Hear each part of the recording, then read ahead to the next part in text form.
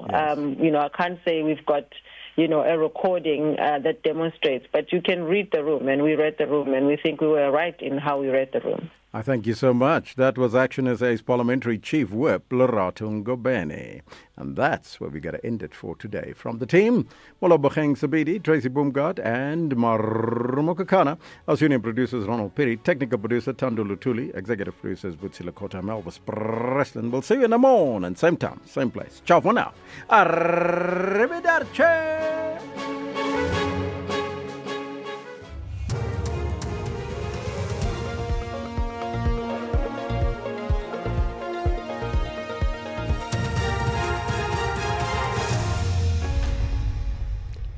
In our top stories, warrant officers Sander to testify before the Matlanga Commission, and protest in Kenya over US plans for Ebola quarantine facility. Good morning. A warrant officer attached to the Hawks in KwaZulu-Natal will continue to testify before the Matlanga Commission of Inquiry in Pretoria this morning. Carl Sanders started to testify yesterday. He focused on the mysterious disappearance of drugs from the Isipingo police station south of Durban in November 2021. It later emerged that over 200 million rand worth of drugs had been taken to a Hawks storage facility in Port Shepstone. The suspended provincial Hawks head Lisija Sinona is implicated in the drug issue. Sibahle Mota reports. The Matlanga Commission will continue with testimony relating to the drug theft in Port Shepstone. Approximately 540 kilograms of cocaine was stolen from the Hawks premises in KwaZulu-Natal in 2021. Evidence before the Matlanga Commission has revealed that the Hawks facility did not have sufficient security detail to house the consignments. The storage facility was picked by suspended KwaZulu-Natal Hawks head General Liseja Sinona. His choice of a storage facility has raised questions about his alleged involvement in the missing consignment. The Electoral Commission says the Constitution allows it to seek clarification when there is a misunderstanding regarding the political party donation mechanism. This is after it announced plans to meet with Rise Mzansi to seek clarity on the terms of its loan, which has now been turned into a donation.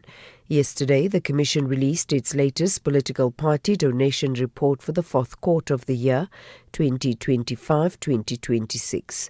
The Commission's funding manager is Matsobane Nkoko.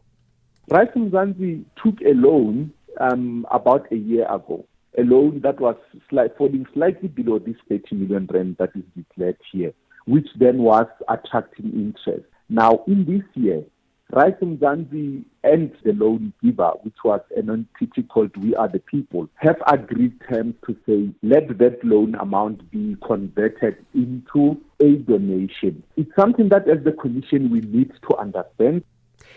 Police are investigating the cause of a crash in which 3 people were injured on the M1 at the Crown Interchange in Johannesburg yesterday. The crash involved 2 trucks and a light motor vehicle. The impact of the crash forced authorities to close the Crown Interchange. Emergency services responded to the scene and transported the injured to hospital. Hundreds of people in central Kenya have blockaded roads with burning tires in protest against U.S. plans to establish an Ebola isolation center at an American military base. The demonstrators in the town of Nanyoki say they believe preparations for the quarantine facility are continuing. They say this is despite a recent court ruling which ordered the suspension of the plan. And finally, 4 people have been wounded after Russia used drones and missiles to carry out aerial attacks on cities across Ukraine. 2 high-rise apartment buildings have been hit and people could be trapped under the rubble. The BBC's Vitaly Shevchenko has more. We heard at least 12 loud bangs and then a Russian drone flying overhead, followed by Ukrainian air defenses trying to shoot it down. This wide-ranging Russian attack, this is something that Ukrainians had been expecting since Russia threatened to carry out a campaign of devastating strikes against Kiev. So residents of the Ukrainian capital have been using the metro as a shelter for the past 2 or 3 nights. Recapping the top story, Warrant Officer Carl Sander, who's attached to the Hawks in KwaZulu-Natal, will continue to testify before the Matlanga Commission of Inquiry in Pretoria this morning. For SAfm News, I am Anne Musa. It's a very good morning to you in your SAfm Sports Headlines. Soccer. Bafana coach Hugo Bruce says the squad has moved on from the visa delays that disrupted their departure to Mexico ahead of the FIFA World Cup. And we bring you good news in rugby as the Springbok prop Thomas du Toit has capped his final season at Bath with a clean sweep of the major honours. We'll find out more at around 6:30. SAfm, guiding you through the rush hour traffic. Good morning. Joburg's N1 a little bit slow getting through the Deepcliff interchange. If you're on the run-up from El Dorado Park, Lenasia, Protea Glen, you'll get into Deepcliff and then you'll just slow as you're trying to link through to the Mike One and join Uncle Charlie's, or via Uncle Charlie's at least. That Deepcliff interchange, very slow. N1 Pretoria down through Midrand, looking good this morning, no problems there. Petermaritzburg to Durban in good time. We're clear at Ashburton, Petermaritzburg, clear Hammersdale, clear at Key Ridge and Cliffdale as well. It's also a good time to be on that N2 ahead of the queues this morning. N2 from Amanzamtoti, moving through to King Shaka International Airport, also clear. Starting to build up, driving into Cape Town along the N2 corridor. That's just pressure of traffic that is noticeable already from Khayelitsha in towards the airport. The N1 just getting busy as well from the R300 heading in towards Plattercliff Hill territory. With your traffic updates, I'm Rob Byrne. The National Briefing on SAfm. Clarity, context, and conversation. This is where the day begins with Kathy Mutlatlana on the National Briefing.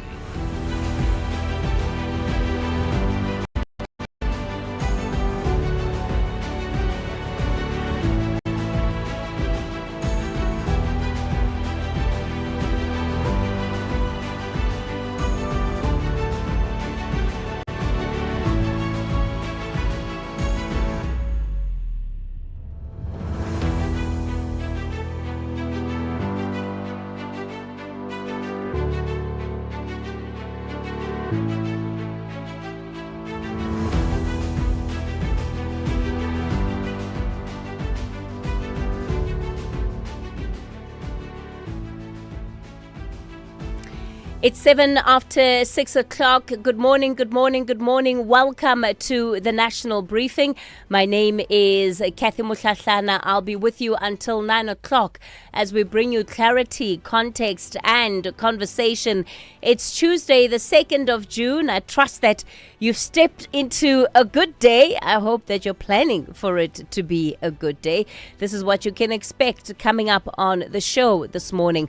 Parliament's Impeachment Committee has elected its chairperson, not an ANC MP, but Arise Mzansi's MP, Makashule Ghana, backed by the ANC, the DA, and other GNU partners.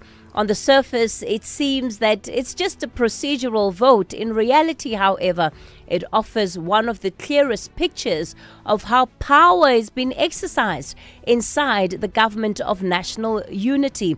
The outcome also laying bare the realities of coalition politics, the bargaining, the trade-offs, and the alliances that are now shaping the decision-making at the highest level of governance. While critics are arguing that the vote also raises a deeper question. Can a process designed to hold President Cyril Ramaphosa accountable remain truly independent when the parties keeping his government in power command the majority? It's one of the questions that we'll explore on the show as it unfolds. Also this morning, South Africa marks 50 years since the June 16 uprising. We ask why service delivery protests continue to erupt in communities across the country.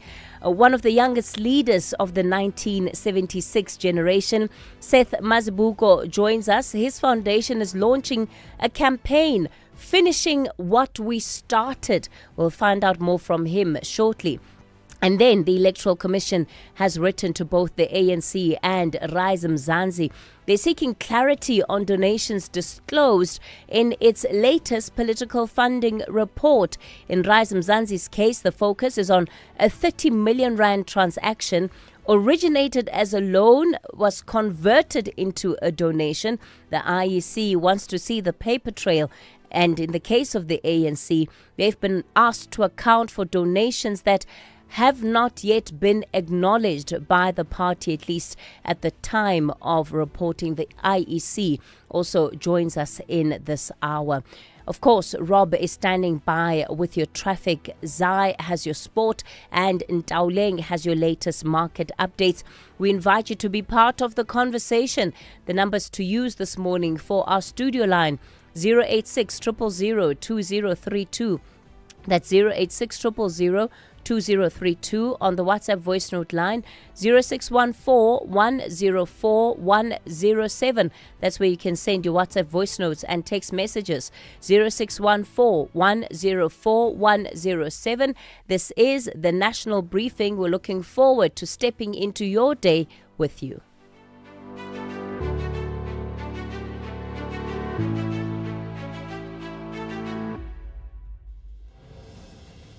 SAFM supports a litter-free South Africa. Play your part in keeping our surroundings and environment clean. SAFM, leading the conversation.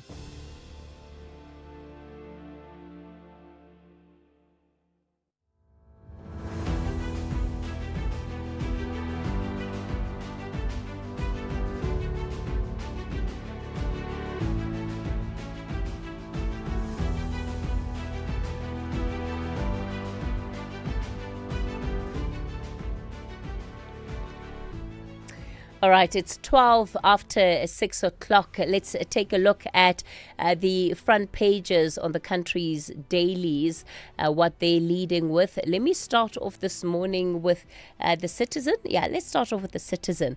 On the front page of the Citizen, the 2 million rand guard hut. And it's an interview that the Citizen has been running, or an investigation rather, that the Citizen has been running into this particular story. Now, this amount, 2 million rand that is, bought a toilet-sized hut that was titled as a renovation. Seemingly only a lick of paint on the roof and a strip of new fencing. But the Mpumalanga Department of Education officials linked to the project may go unpunished, as it was only ordered to recover 200,000 rand after the probe. Now, inside the paper, which I've gone inside to take a look at that story, it's basically a guardhouse that was renovated to the tune of 2 million rand. And when you look at this guardhouse, you realize that there is no way that this structure would have cost anything close on 2 million rand. And there's a demand there for accountability in Mpumalanga. There's also a picture of Bafana unite behind our boys. And that's, of course, as the team left for Mexico yesterday, a day later than expected, after all 26 players secured their visas to travel to the FIFA World Cup. And the president has now called on the nation to unite behind the squad.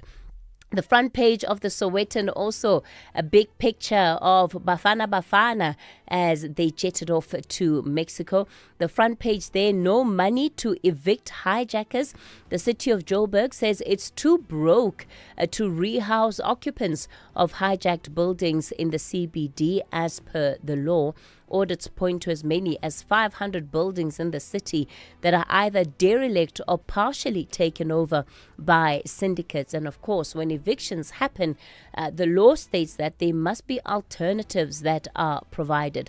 And inside the Sowetan, one of the key stories they're going with is impeachment committee chair Ghana says it will abide by the rules. That's following that announcement yesterday And also just a recap of what came out of the Madlanga Commission. Madlanga told polygraph errors in the 200 million rand cocaine theft. So the evidence around that theft continuing at the Madlanga Commission. The front page of the Business Day, Ozempic maker takes on local firm. Novo Nordisk goes to court over illegal injections. And Ozempic, of course, is the diabetes medication that is also used as a weight loss drug. And, these drugs have taken off. I wonder, have you used Ozempic? Have you heard about Ozempic? Where are you getting your supply of Ozempic from? The reason I'm asking that question is because it's the basis of the front page of the Business Day this morning. A high-stakes legal game between Danish drug maker Novo Nordisk and compounding pharmacy Idexis over weight loss jabs is set to be heard in the High Court in Pretoria on the 10th of June. Novo Nordisk is asking the court to interdict Idexis from manufacturing, advertising and distributing products containing semaglutide, and that's pending the outcome of a regulatory investigation. And it's alleging that compounding and selling a knockoff version of its drugs is posing a public health risk. So that then becomes the big issue there. The legal action, the Business Day says, has potentially far-reaching implications as it goes to the heart of the legal framework governing compounded medicine. So these are products that licensed pharmacists make for patients who require a dose or a combination that's tailored. So Novo Nordisk is arguing that Idexis has been mixing different products and basically competing with its products that are on the market. This is either for treating diabetes, type 2 diabetes, or for weight loss. And that's something then that we're going to end up seeing on the country's courts. Yeah, unfortunately, we've been bracing for it, but there's more pain at the petrol pumps. That's set to kick in tomorrow. We're expecting yet another increase in the price of petrol, and the general fuel levy is now also going to be halved. So we're going to be feeling that pinch a little bit more. There is, of course, some relief for those that use diesel. There's going to be a sharp decrease in the price of diesel, which we haven't seen for a long time, right? So that will be much welcome for diesel users. The price of petrol will increase by R1.43 a litre for both 93 and 95. Diesel will drop by R3.24 a litre and by 21.61 rand. This is all right, yeah. So basically, that rounds it up in as far as the drop in the price of diesel is concerned.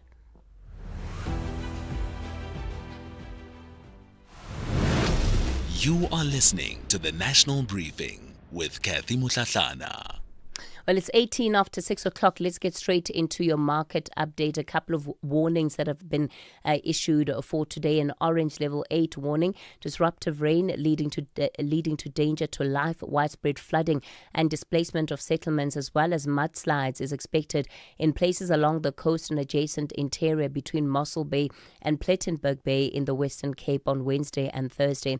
An orange level 5 warning. Disruptive rain leading to danger to flooding, life and displacement of settlements as well as mudslides is expected along the coast and adjacent interior between Plettenberg Bay and East London in the Western and Eastern Cape on Wednesday and on Thursday. A yellow level 4 warning, disruptive rain leading to danger to life, flooding and displacements of settlements as well as mudslides. That's expected over the eastern parts of the central Karoo and the western parts of the Garden Route districts and the Swellendam municipality on Wednesday and Thursday. A yellow level 2 warning, disruptive rain leading to localized flooding of settlements, roads, low-lying areas, bridges. That's expected in places over southern parts of the Eastern Cape on Wednesday and on Thursday. There are no fire warnings issued for today. Advisories: an intense cut-off low is expected to affect the Eastern Cape from Wednesday to Friday. The public and all small stock farmers being urged to ensure that their livestock is protected and prepare for these conditions, which will be a combination of snow, heavy rain, flooding, very cold conditions, and very rough seas. In Pretoria, the weather's partly cloudy, low of 8, high of 20. Expected UVB sunburn index is high. Johannesburg, partly cloudy, low of 7, a high of 21. Vereeniging, partly cloudy, 4 and 18. Mbombela, fine, 10 and 12. Polokwane, partly cloudy, 6 and 21. Mahikeng, fine, becoming partly cloudy in the afternoon, 7 and 21. Vryburg, fine, becoming partly cloudy in the afternoon, 7 and 22. And Bloemfontein, becoming fine, becoming partly cloudy, 4 and 21. In Kimberley, fine, becoming partly cloudy, 9 and 22. In Uppington, fine, becoming partly cloudy, 13 and 24. In Cape Town, cloudy with isolated rain from mid-morning. Wind light to moderate northwesterly, becoming moderate southeasterly from the afternoon, 13 and 20. The expected UVB sunburn index is very high. George, cloudy with scattered rain from the afternoon. Wind light to moderate northerly to northwesterly in the morning. Otherwise light to moderate southeasterly, 14 and 19. In Gqeberha, partly cloudy with isolated showers at night. Wind light to moderate northwesterly, becoming southwesterly in the afternoon, 16 and 20. In East London, partly cloudy, becoming cloudy with isolated showers in the evening. Wind light northwesterly at first, otherwise moderate southwesterly, 19 and 23. In Durban, fine, wind moderate northeasterly, 15 and 26. The expected UVB sunburn index is very high. In Richards Bay, fine, wind moderate northerly to northeasterly, 16 and 28. In Pietermaritzburg, fine, a low of 9 and a high of 27. EFC is live this Thursday. The continent's most dominant women in MMA are set to collide in the Ultimate Champion versus Champion showdown. Reigning EFC flyweight champion Amanda Mad Dog Lino, a force behind some of those moments in EFC history, defends her throne against Nigeria's own Juliet Chukwu, the reigning bantamweight champion. EFC 134, live from the World Sports Betting Arena. Watch it on SABC Sport Channel on DTT Channel 4 from 7 p.m. Brought to you by SABC Sport. We asked rugby legend Francois Steyn what he thinks of the all-new Toyota BZ4X. France, would you say the BZ4X is a rugged all-wheel drive SUV? Yeah. Cool. Was the acceleration and handling good? Yeah. All right. So you think the BZ4X can handle South Africa? Wat dink jy? Well, there you have it. The all-new Toyota BZ4X, an all-wheel drive battery electric SUV made to handle South Africa. The BZ4X. It just got real. The Global Briefing on SAFM. Well, let's get into our global briefing for this morning. We'll start off in Mexico. President Claudia Sheinbaum has accused Washington of meddling in her country's politics and in its courts. A sharp new low for the two neighbors.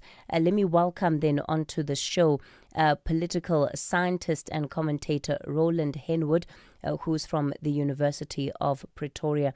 Roland, good morning to you. Thank you so much for your time this morning. Now, if we look at the situation that is unfolding, what has the United States actually done that has pushed the Mexican president to make this very strong allegation, interfering in Mexico's politics and its courts? Good morning, Kathy. Thank you. Yes, what we see is an unfolding situation, but it's not something new. President Trump especially is pushing the limits in a way of the relationship, making all sorts of demands that go beyond the normal engagement between heads of state or between governments. And the latest instance is a demand for 10 individuals to be handed over to the U.S. for all sorts of based on allegations. And I think this is the important aspect that also the Mexican president raised, that these are allegations There's no evidence being provided. There's nothing more than a demand that 10 people, including mayors, one of the senators, be handed over to the US for prosecution.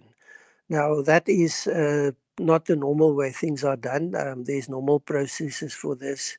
But the issue here is just that the impression is created that Mr. Trump is engaging directly in the affairs of the Mexican state, making demands that are not based on the normal procedures, not providing any evidence, just making claims and expecting Mexico to accept that. Now, we've seen Mr. Trump do this often in a way to put pressure on others. We know that Mexico and the US are in talks to adapt the trade agreements that they've reached in the past. And one of the other elements of this is that Canada, for instance, has been excluded from the talks. So it's a very different context and a very different way of engaging in politics in the region. If we move on to Europe, Britain and France have seized a Russian-linked oil tanker. And, of course, it's also a signal that the West is perhaps done watching sanctions slip quietly through the net. What does it tell us about Russia's so-called shadow fleet that has been dodging sanctions this entire time? I think an important development in the sense that the sanctions have been in place. The shadow fleet has been monitored, but no real action has been taken. And numbers vary, but the indications are that the shadow fleet numbers close to 2,000 ships that are exporting mostly oil, but also other contraband, if you think of it in terms of sanctions being applied. And these ships are moving illegally, not following the normal navigational regulations and legislation. And they've now, for the first time, actually in a combined operation, taken over such a ship and taken control of the ship. Now, the importance of this is that it signals more pressure on the fleet, but there's a lot of unknowns. Taking over a ship like this is not just a question of parking a car somewhere. It's a massive thing. It's difficult, and you have to maintain it. Otherwise, you have all sorts of other problems, especially also environmental problems that start developing. So it's a major development.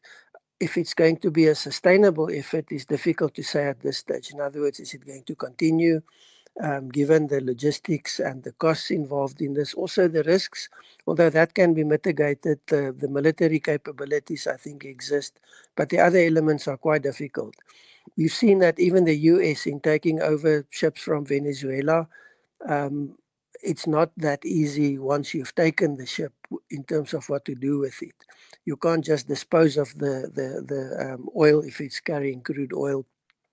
So it's a fairly complex development in terms of the consequences that flows from it. And I want us to look at then finally this youth movement that was born online in India. The CJP, it's now manifesting onto the streets. The fury over jobs and inequality are resulting in protests. And we've seen this, right, in many different parts of the world. Often the question is, what is the momentum that the young people can sustain in these protests? Yeah, interestingly, I think it's a combination of frustration, but also access to technology. And we've seen how that can be used very effectively to develop such a movement, to maintain such a movement for some time. However, long-term sustainability, one would have to see. It's one thing to focus on a particular problem, but once you start engaging in the broader political context, normally you get more attention, and then it becomes more difficult to sustain such a movement. And in the Indian context, you're looking at the dominant political party that seems to be going from strength to strength. And so such a youth movement has, I think, a difficult task ahead of it if it wants to act. However, if it's raising issues and keeps pressure on government in terms of raising legitimate concerns, it may be a force in a way to be reckoned with in the long run. All right. But taking to the streets, that changes the game, for instance, and different pressures will be brought to bear on them. Roland Henwood, political scientist and commentator from the University of Pretoria. Thanks for your input this morning on the global briefing.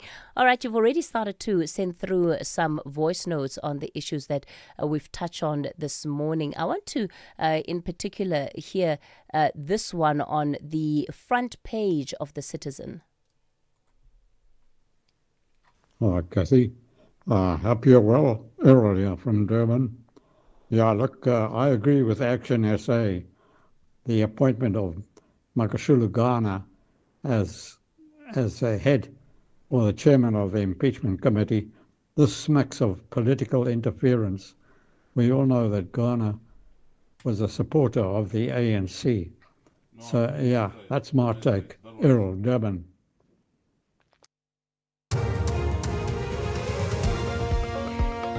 Good morning, I'm Anne Musa. In the headlines, police forensics ballistics expert Captain Lawrence Magoitle is expected to make his second appearance in the Pretoria Magistrates Court today. He allegedly failed to link firearms used in the killing of Vereniging engineer Armin Swart to at least 30 other high-profile murder and attempted murder cases. Warrant Officer Carl Sander, who's attached to the Hawks in KwaZulu-Natal, will continue to testify before the Matlanga Commission of Inquiry in Pretoria this morning. And the US is reported to be planning to drastically cut the number of embassies and consulates in Africa that process visas for foreigners seeking to visit America. I'll have details on these and other stories at 7. SAfm, guiding you through the rush hour traffic. Good morning. Heavy backlogs now out of Pretoria with a crash in on the M1 South, just approaching Rigel Avenue. Traffic already parking back through Garsfontein Road. A bit more of a queue between Brockfontein and the old Johannesburg Road exit. Crash coming into Joburg from the south. You're in from Lenasia, Protea, Glen, Eldorado Park. This collision on the M1 North at the Golden Highway. That's causing a backlog from N12 Podge Highway. And the Mike 1 Boysons through Empire Road looking slow. N3 jammed up this morning from Elons up into the roadworks by Helton. Interchange. Durban, Pietermaritzburg, if you're on that commute, looking generally okay at this stage. Nothing too out of the ordinary. If you're on the N2, there's another breakdown just before you get to Spaghetti Junction. So traffic on the way through to 4 level, just being held with the queue pushing back towards the M7. Cape Town, crash on Ottery Road at the M5. And on the N2, heading out of town towards those early morning flight connections, a crash before Jan Smuts Drive. And that's pushing a queue back in towards the M5 South exit. With your traffic update, I'm Rob Byrne. This is SAfm Sport with Zai Khan. It's 6:32. Zai Khan, good morning to you. So the drama is behind us. The boys have jetted off and it's now ours to really just send them good vibes, positive vibes. Yeah, good news, good vibes. All good, Kathy. At least no goals were conceded during this visa delay. The real match can begin, and Bafana finally having clearance for takeoff. So, Coach Hugo Broos, a relieved man. His team has jetted off the past few days, being stressful for the 74-year-old coach as uncertainty over the team's travelling schedule disrupted their schedule, and Bafana were meant to travel. That was on Sunday, and Bruce just happy that they finally have left. In the meantime, the squad have strengthened their technical department by adding 3 more analysts. Lamontville Golden Arrows analyst Yadan Valodia joins Sean Bishop and Tebogo Modise in supporting the existing analysis team, which is led by Sinasipo Mali and Tinash Shingai Makundatsama. The group will provide detailed opposition reports as South Africa prepare to face Mexico, the Czech Republic and South Korea in the group stages. The move forms part of SAFA's succession planning program, and it is about data analysis being very much part of modern football. Now, the International Cricket Council has approved a trial that could see pink balls being used during test matches to reduce the amount of play lost to bad light. The pink ball, which has been used in day-night tests since 2015 may now be introduced using traditional test matches, and that's if both the teams agree. The move forms part of ongoing efforts to keep more overs on the field and improve playing conditions. Rugby Springbok prop Thomas du Toit has completed a clean sweep of Bart's Rugby Major End of Season Awards. The 31-year-old was named Forward of the Year, Players Player of the Year, and Supporters Player of the Year after another outstanding campaign in England. The World Cup winning Springbok will return to next season after signing with the Sharks, where he's expected to add his experience and firepower. Finally, tennis. The fourth seed Felix Auger-Aliassime has reached the French Open quarterfinals for the first time, defeating Chile's Alejandro Tabilo in straight sets. And staying with the men's draw, former Wimbledon finalist Matteo Berrettini advancing, beating Argentina's Juan Manuel Cerundolo in straight sets.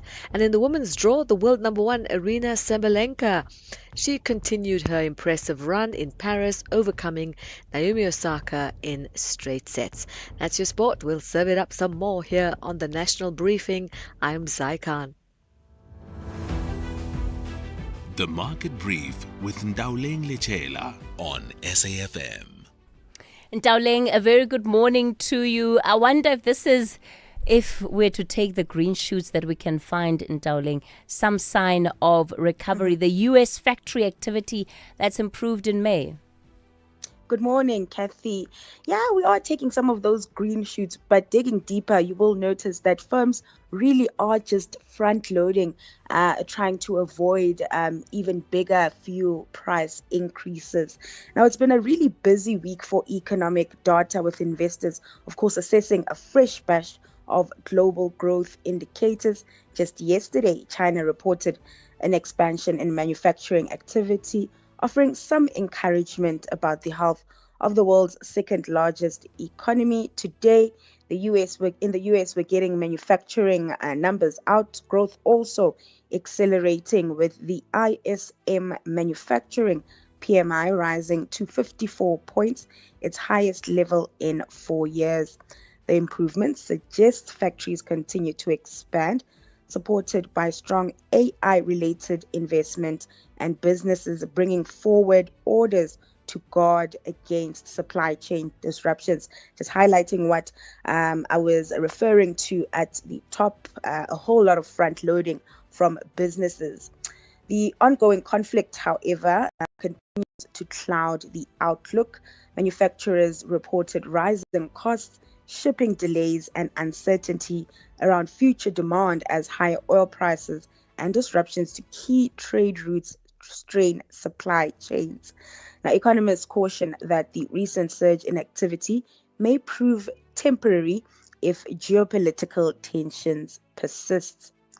Now, moving over to company news, Anthropic has moved ahead of her rival OpenAI in the race to public markets.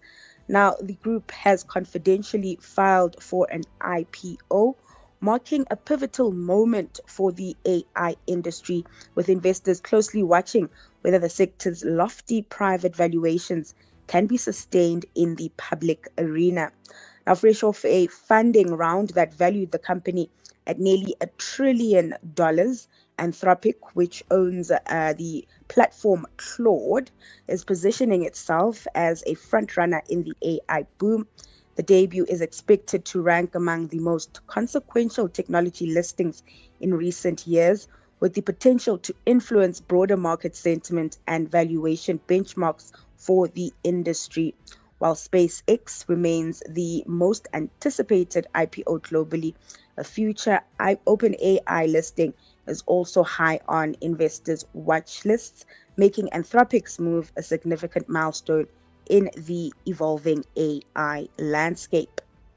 Now, that AI-driven rally continues to power U.S. stocks, with markets stateside closing the first trading day of June in positive territory.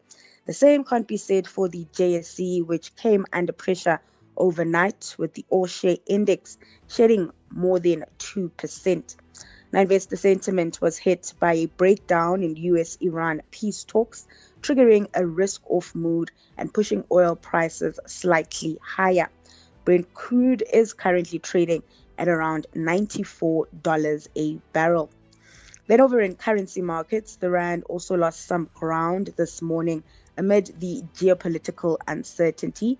It is trading at 16.29 to the dollar, 21.93 versus the pound, and 18.96 to the euro. And that's your market brief this hour. Catch you back just after 7:30.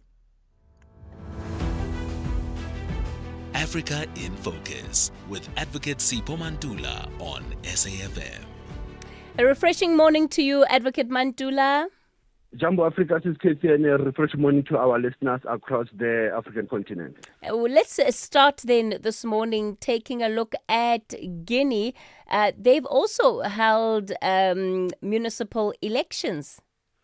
That is quite true. Voting, it is underway. That the legislative and municipal elections were held over the weekend to elect 147 members of parliament out of 7 million eligible voters. You'll recall that since 2021, there was a military coup led by the General Mamadi Doumbouya, who came into power. So others are saying there was low turnout. I mean, the voter turnout was very low over the weekend. And again, you'll recall in March, there was issues around opposition parties being dissolved by the government of Doumbouya.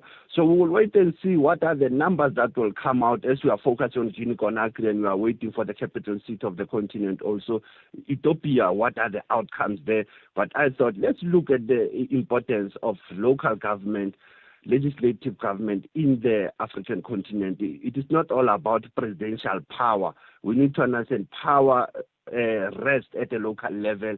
It rests in parliament, and it is important to constantly look at this political power shifts in the African continent. Another area raising concern, at least that of the international community, is Mogadishu, Somalia. And you know, Advocate Mantula, one looks at countries like Somalia and it seems to come in waves, right? That even the reprieve that might be there, it doesn't hold. And there are now new questions and concerns over the political situation in that country. Absolutely, and there is a planned protest actually this week. Probably it will happen on the 4th of June by the opposition, lamenting on the political system of that country, the electoral process, the disagreements between government of Somalia as well as the opposition. But for me, my probe this morning is always this international community. What constitutes international community when it is an African issue here? The international community in this sense, I might say, probably the UN transitional mission in Somalia that have been struggling to arrest this current situation. Then you have embassies from European countries that are the so-called international community, and you ask yourself why the international community always leaves the continental community out. For me, that question that is Kate, I will always probe, that the international community rests on the African continent also to deal with the question of the Horn of Africa. Somalia, Somaliland, the Horn of Africa, there have been tensions for many years. And some of these international community countries, they've got a vested interest on any outcome because of the natural resources that are in those areas. And the president of Ghana is in the United Kingdom. He's being hosted by King Charles III. That's quite true. You know, they say the colonized always remember the colonizer. John Dramani Mahama, be dramatic. And Advocate Mantula. For me, that he will be ending this mission tomorrow. And that trip, he will be at the Chatham House delivering the 12th Africa debate. And we know these squabbles with Ghana now, continentally and internationally. Yes, they've played the key role, but visiting the former colonizer, being given the red carpet, engaging with the Ghanaian diaspora, definitely we know he will also talk about the issues of immigration and issues of the migration in the former colonizers' terrain. As I said, the colonized always remember. Advocate Mandula, I want you to remember these words the next time President Cyril Ramaphosa gets on a flight to go to the United Kingdom. You must remember what you said today. Absolutely. I will still say the same, that always we remember the colonizer. Maybe they are giving us the sweetness and the sweets. We don't know what is it that they're giving us, but we are having our own challenges. But let's hope this meeting, as they say, it's a long-standing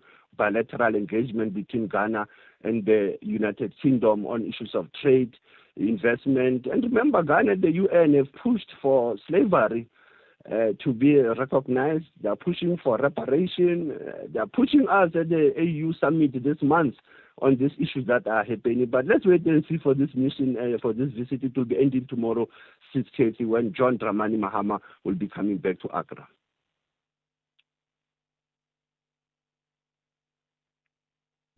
All right, and that is Advocate Sipho Mandula with the latest Africa Brief. EFC is live this Thursday. The continent's most dominant women in MMA are set to collide in the Ultimate Champion versus Champion showdown. Reigning EFC flyweight champion Amanda Mad Dog Lino, a force behind some of the most brutal moments in EFC history, defends her throne against Nigeria's own Juliet Chukwu, the reigning bantamweight champion. EFC 134, live from the World Sports Betting Arena. Watch it on SABC Sport Channel on DTT Channel 4 from 7 p.m. Brought to you by SABC Sport. SAF's winter win-back has officially landed. For 60 days straight, one lucky traveller every day will win the value of their flight back. Simply book flights in June or July for travel anytime and stand to win the value of your airfare back as a SAF voucher. Don't just chase the sunshine, chase the win this winter. Book at flysafair.co.za and you could be getting your bucks back soon. Excludes taxes and fuel surcharges. SAFmRadio, for the love of flying. T's and C's apply. SAFM, guiding you through the rush hour traffic. All of a sudden, it's got very busy on the highways around Gauteng. There's a breakdown. Stationary truck N1 South coming through Pretoria at Linwood Road. There's a queue that's pushing all the way back to Stormful already. There's some delays on the N1 North coming through Brockfontein up to John Foster Drive. That looks like potentially a crash. And in Joburg, if you're Sandton bound, doesn't matter which way you're going. Southbound a crash at Marlborough Drive. Big delays from the N1 Buccleuch. Northbound a crash between Corlett and Grayston, and that's a big queue coming up from the Houghton Estate area. N1 North from the Deadman's Bend passing Eldos and Devlin into Deepcliff. Very heavy backlogs there as well this morning. Durban, a breakdown on the N2 going north before Spaghetti Junction. That is being cleared, but it's left busy traffic conditions. And Cape Town, if you're heading out towards the airport this morning via Hospital Bend, there is a crash just before Jan Smuts Drive, causing a bit of a backlog. With your traffic update, I'm Rob Byrne. It's not about the score. It's about the moment. The sun sitting heavy on our shoulders. The lights humming above us. All that matters is this. The crowd lifting together. Strangers becoming friends. Family being family. This is what it means to be a cricket fan. We share the moment. And in that sharing, we become something more than the result. We become unbreakable. The Proteas 2026-27 tickets are now available. Book today at cricket.coza. Unbreakable spirit lives here. SAFM values your views. Be an active citizen. It's 6:48. You're listening to the national briefing as we bring you clarity, context, and conversation. So let's get then into this particular story this morning. And it goes back to marking 50 years, right, of the Soweto uprising, finishing what we started. That's the powerful challenge that is being put before South Africa. One, not only to remember the courage of 1976, but also to ask whether the promises that young people fought for then have been truly fulfilled. So, What is it 50 years on that remains unfinished? And what would it mean to complete the work that began in 1976? At the time, Seth Mazibuko was one of the youngest leaders to organize those marches. He joins me on the line. His foundation is the one that's running this campaign, calling on all South Africans to reflect on the journey. Dede Mazibuko, good morning to you. Thanks for your time this morning. So what exactly are you finishing? What is it that has not been done? Good morning, and good morning to all the listeners. I always say, if we had finished off the 1976 June 16 March and the mandate thereof, we wouldn't, after 1994, have had #Fees Must Fall movement. And we wouldn't be having many of our children still singing Senzenina, Senzenina. That was the song that belonged to us under apartheid, and that expressed the pain of oppression, discrimination, in unequal education, that oppressed discrimination and other forms of oppression. Now the question is, have we achieved in those areas? I'll be the quickest to say, we watered this tree of liberation with our blood then. And let me assure you, very few of our young people or of even Black people in South Africa enjoy the fruit of the tree, never mind the shade. This is unfinished business. What was intended to free our country and to do away with education system that is colonized still continues. So we still have a project, maybe a project that might not be finished by us, but by the new generation 50 years from hence. How do we reconcile ourselves with the contradictions in Dede Mazibuko? Because, and it's sad to say, but it's part of that generation, right, of 76, that today is in power. So that means that it is also part of that generation that is failing the very communities that we have today. So the people that have brought about the liberation are also the ones that are behind the failure. Let me be quick again, Trace, and also and say to you, I apologize, and on behalf of many of those who led June 16 and after. When particularly this apology goes to our young people, because when 1994 came, those who were supposed to remain and lead and be a symbol of hope and to our younger generation that came post-1994, unfortunately, we all, if not most of those leaders, got preoccupied by BEE, got preoccupied by rushing to become members of parliament. And we left a big gap in our communities, a huge one, where our children later had to take up this struggle on themselves. And that we cannot deny as those who are the class of 1976 and around that time. We enjoyed, and for that matter, even became so corrupt that we took from those that we fought for. And it is such a sad thing. I'm in Orlando East, Soweto. I sit around and look around and work with those communities, fight on issues, ESCOM, fight on issues, water, fight on issues that are basic to be supplied by our constitution that is 30 years now. But there are still so many gaps in that. Then I said, what did we fight for? And the truth of the matter, we failed our people. And there must be a way that someone or some people stand up and be bold enough to say, we apologize. And we start gathering stones together and build a new South Africa. At the moment, let's accept we've failed our people.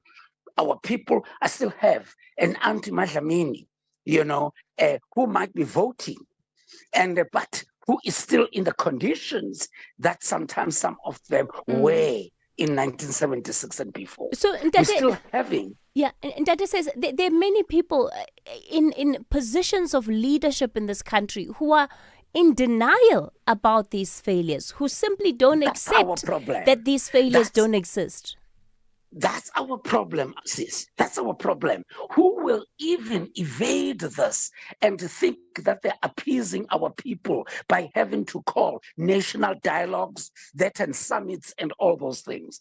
That doesn't answer the question of a Koko Madlamini. That doesn't answer a question of a Sipo or somebody in the street. And we are trying to buy time. We are trying to do things that and I'm saying exactly, and I agree with you, that we avoid having to say we have done our people wrong. We avoid to say that, but we want to say, no, yes, whatever, but now let's do this and that and that. Let me ask you, you will find my home was a two-room house built under apartheid. We're 13 in that family, and it was 1 bedroom and a kitchen, dining. At night, my home was sort of a hostel, if you want to say. And let me tell you something. I see many of those houses still existing. I even see worse called RTP houses still existing now. And then when giving figures would say so many million houses have been built. We're not asking what kind of houses have we built for our people. Okay, Seth Mazibuko. We will. I know you've got a lot to say, so unfortunately we're going to have to leave it there. So as you can hear, there's a reason why the work then is not done, and the campaign that they are running this month is finishing the work of 1976. Well, let's move on to this story now. Rise Mzansi has been asked to explain a 30 million rand donation from an entity known as We Are the People. It's a transaction that began as a loan before being converted into a donation. The ANC also set to answer questions. This is on its declarations, even though the governing party does not appear on the latest list of declaring parties. The IEC says it has identified more than 10 million rand in donations donated or declared rather after the deadline. Joining us this morning is Matsubane Nkoko, who is the IEC Political Funding Manager. Matsubane, good morning to you. Thanks for your time. So what in particular has been red flagged, if that's even the appropriate term, on the part of Rise Mzansi and the ANC that the IEC wants to ask further questions? Good morning, Kathy, and good morning to the SAFM listeners. Kathy, I think let us be very fair to Rise Mzansi. The issue of the loan that we're talking about, which was converted to a donation, is not outlawed at all. It's not outside of the regulations. It's not outside of the Political Funding Act and its regulations. However, it is just that it is, there's a number of individual donations that were made between the months of February 2024 and August of 2024, which amounted to, slightly above 30 million if you add all the amounts. However, for the specific financial year, the amount is sitting at about 23.4 million rand. Now, would like to understand which of those loans have been converted into donations. And because loans have got their own conditions vis-a-vis the donations, which of the conditions have been amended and so forth and so forth. So that's really what we need to establish with Rise Mzansi. So you're saying that you're not reading this necessarily as accounting gymnastics that has an impact on the way in which declarations are supposed to take place? Not at all, Kathy. Of course, the devil will be in the detail, so to speak, in that once we identify which one of these multiple loans that have been extended to the party. Once we understand which ones are those have been converted into donation, we'll then be able to clarify the nation on which aspect and which one of those remain loans, as it were. Kathy, I'll take you back slightly back to the period leading up to the 2024 elections. The nation was very curious as to how does a party that is as new as Rise Mzansi have so many posters all over the country. I don't know if you remember that debate. Yes, of course. The We the People NPO itself came under immense scrutiny. Absolutely. Now, during that period, the maximum donation limit was about 15 million rand. Now, We Are the People had donated that maximum of 15 million rand to Rise Mzansi, and I think the other donor was Rebecca Oppenheimer, who donated the same amount. So in short space of time, Rise Mzansi was sitting on over 30 million rand in donations, but they had reached the ceiling. So you can tell now that Rise Mzansi, to try and expand the purse, they then went on to take loans, but those loans happened to come from the same organization called We Are the People. Matsubandi, you're cancelling everything that you've just said now in the past minute. I asked you about accounting gymnastics. You say no, but your explanation, it's leading us somewhere else, right? Certainly not. I'm just giving the nation the facts as they stand to say, it's those things that we really would like to understand. And I'm loath to call it an accounting gymnastic, but rather to say we need to understand what happened in that space. I'll call it accounting gymnastics until you tell me otherwise. Let's quickly touch on the ANC. There were no declarations, but you quickly picked up this 10 million rand and other monies that had not been declared. Correct, yes.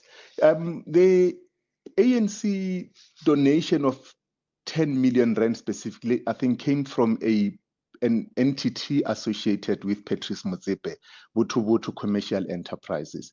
This donation, I think, was made last year, December or thereabouts, but it was never declared by either the donor or the ANC itself. It only came to us now in Q4, which is in the period between January and March. So it's late by all accounts because it should have been declared earlier in January. However, the other complication is that only the donor made this declaration to us. The law requires that both the donor and the recipient must report the donation so that there is confirmation on both sides. Now, the ANC has not declared this donation to us. Only the donor has, and they did so late. So the ANC is required to explain what is happening in this regard. Maybe the donation was not made because ANC doesn't know about it, or rather, something else there I think needs to be explained by the ANC. Matsubani, we could go on and on. Let's leave it there. Thanks for your insight this morning. He's the IEC Party Funding Manager. It's time for your latest news headlines, or news update rather. Anne Musa standing by. Anne, good morning. Outsurance is in the business of saving you money on your car insurance premium. If they can't, ask for 500 Rand. SMS out to 30754. That's out to 30754.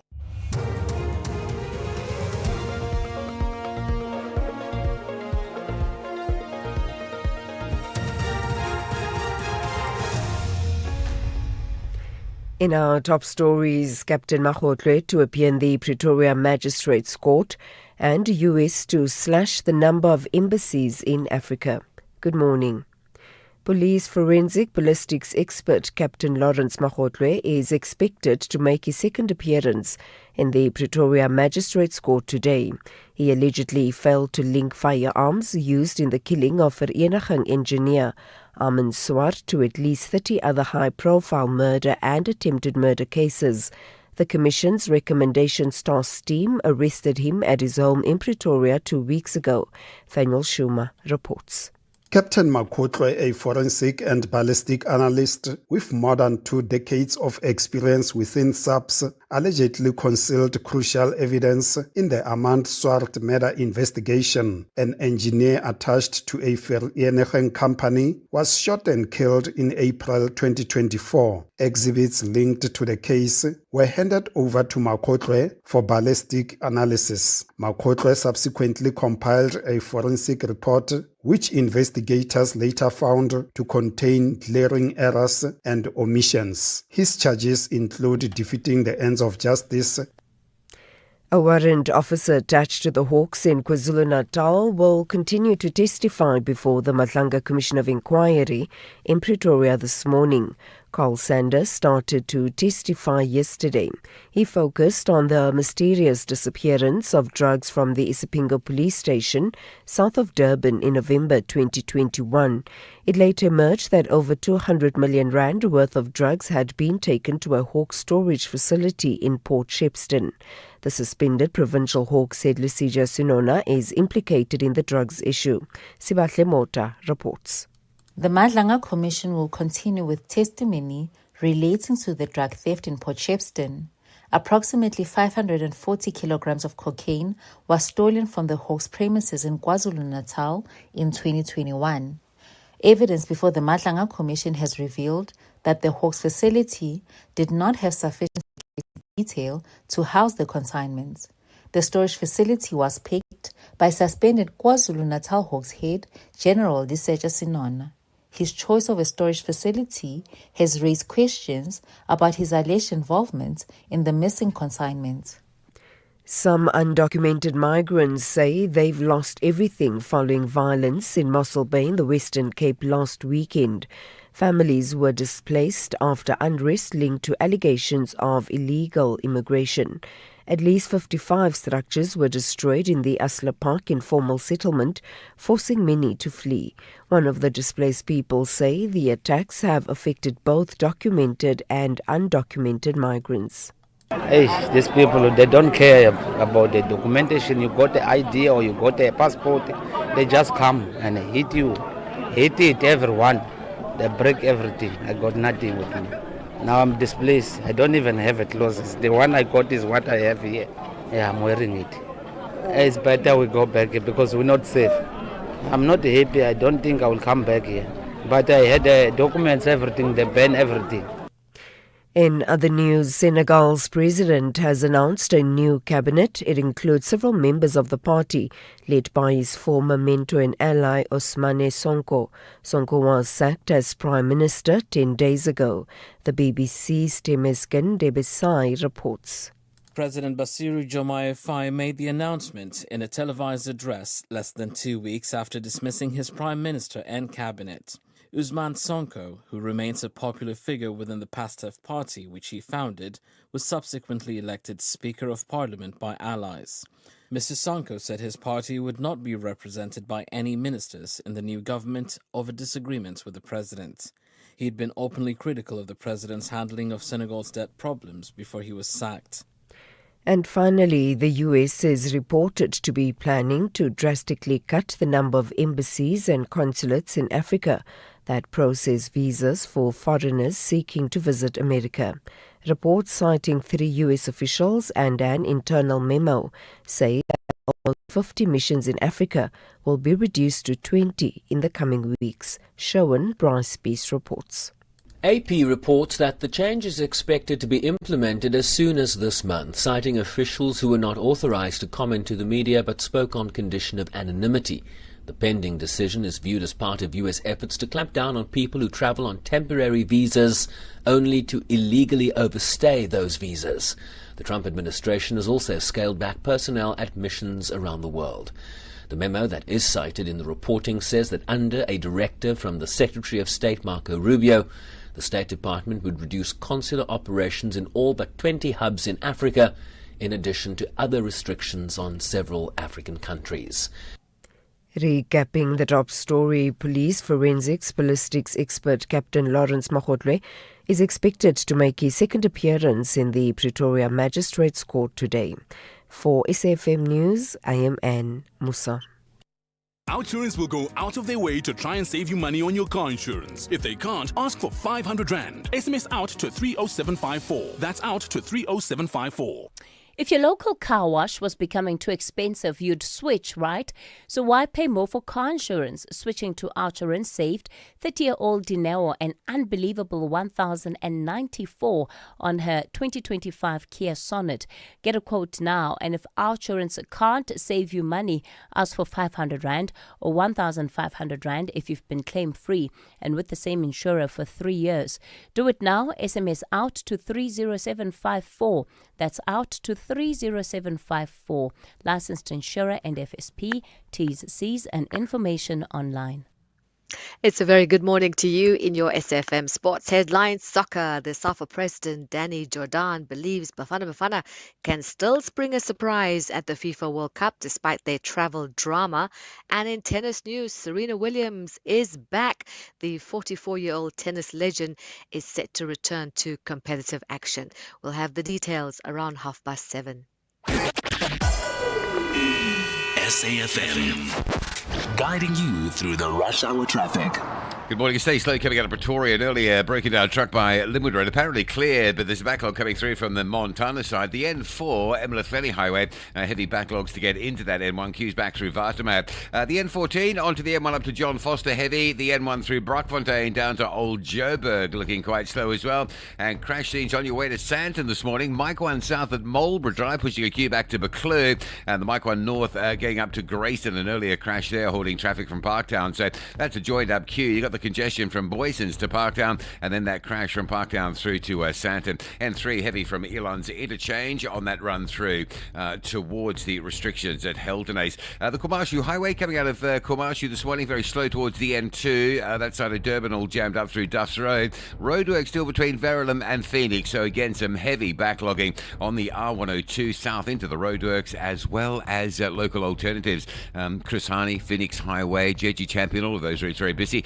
Breakdown on your way into Pietermaritzburg before Market Road, heavy queues from Ashburton already. And Cape Town, the crash on the N2 out of town at Jan Smuts, that's being cleared. The N1 inbound from Plattercliff slow, and the R300 again, big traffic there as we saw yesterday, sitting from Kales River up through towards the N1. With your traffic updates, I'm Rob Byrne. The National Briefing on SAfm. Clarity, context, and conversation. This is where the day begins with Kathy Mutlatlana on the National Briefing.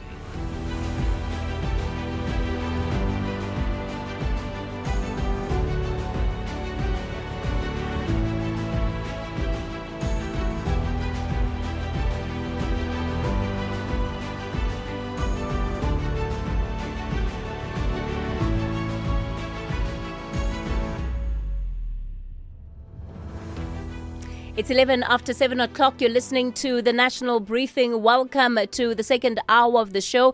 If you've just tuned in, it's a great pleasure to have you with us. Coming up in this hour, the committee that will decide President Cyril Ramaphosa's political fate over Phala now has a chairperson.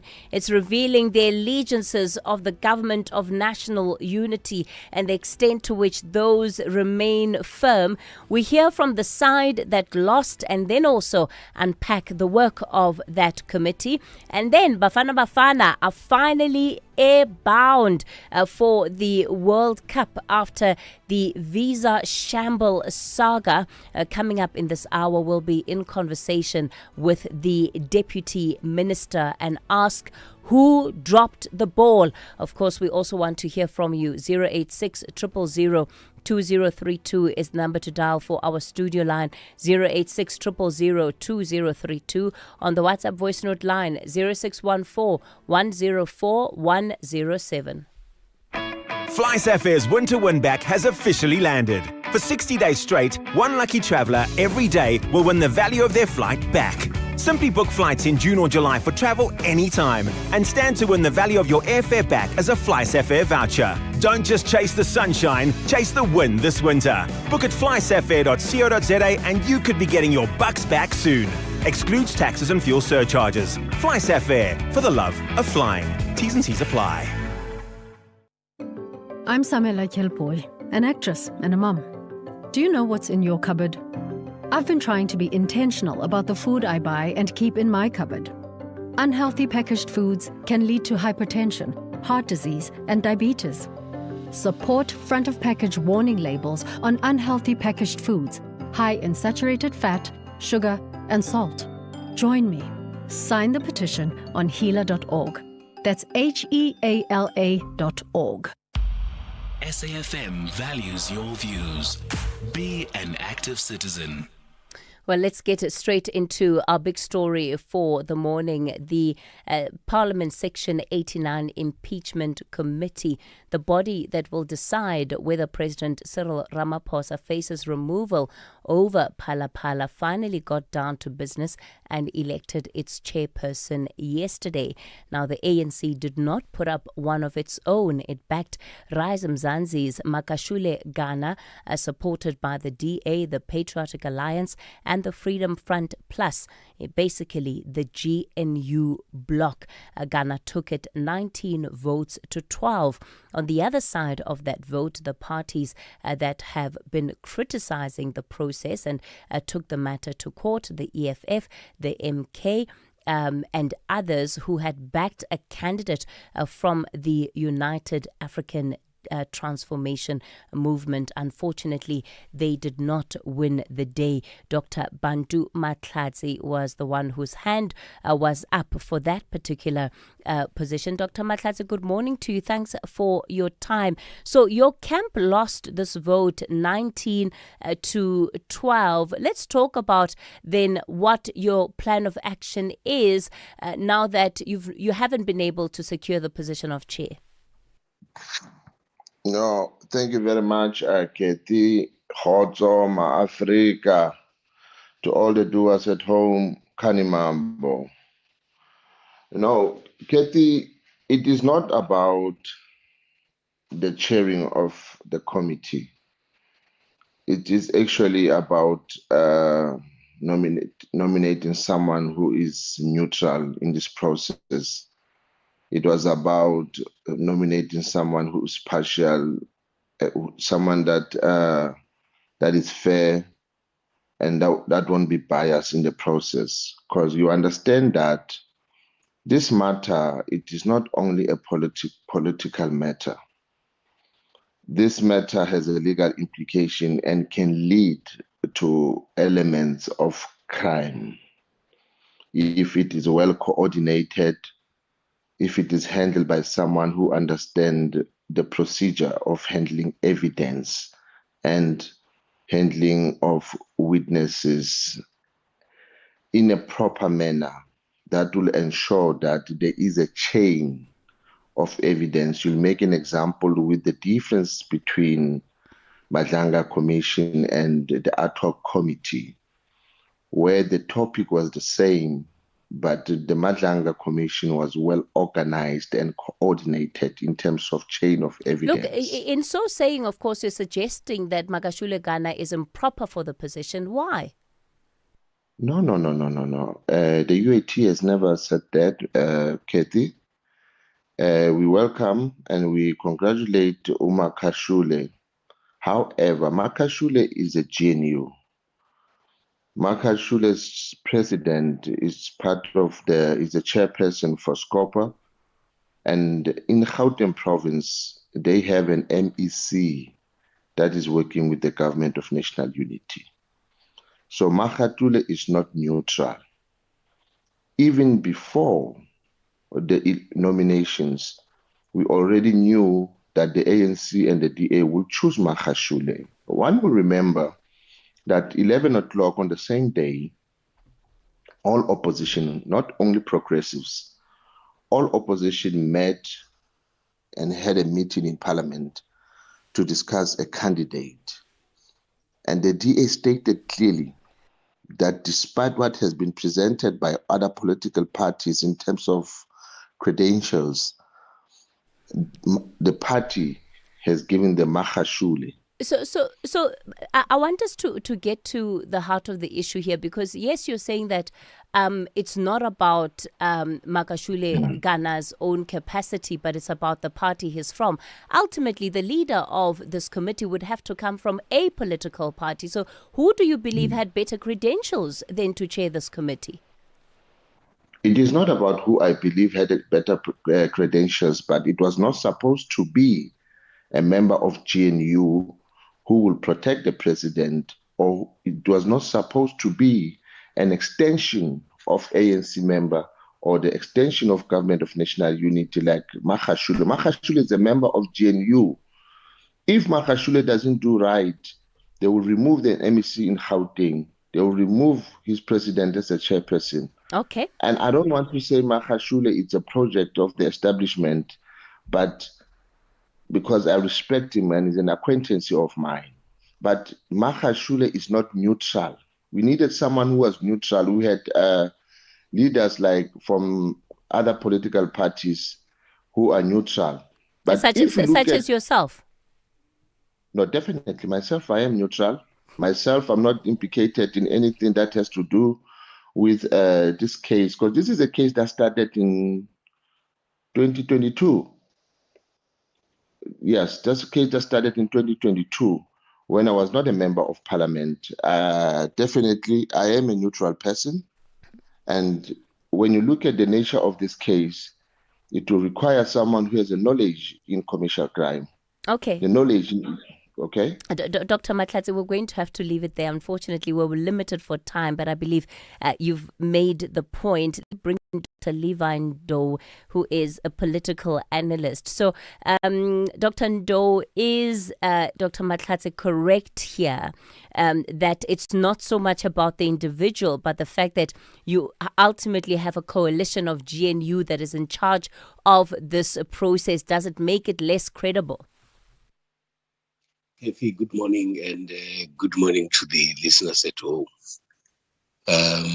I think it's important to note that the ad hoc committee has to be constituted by members of parliament, and parties have to send members to go into this committee.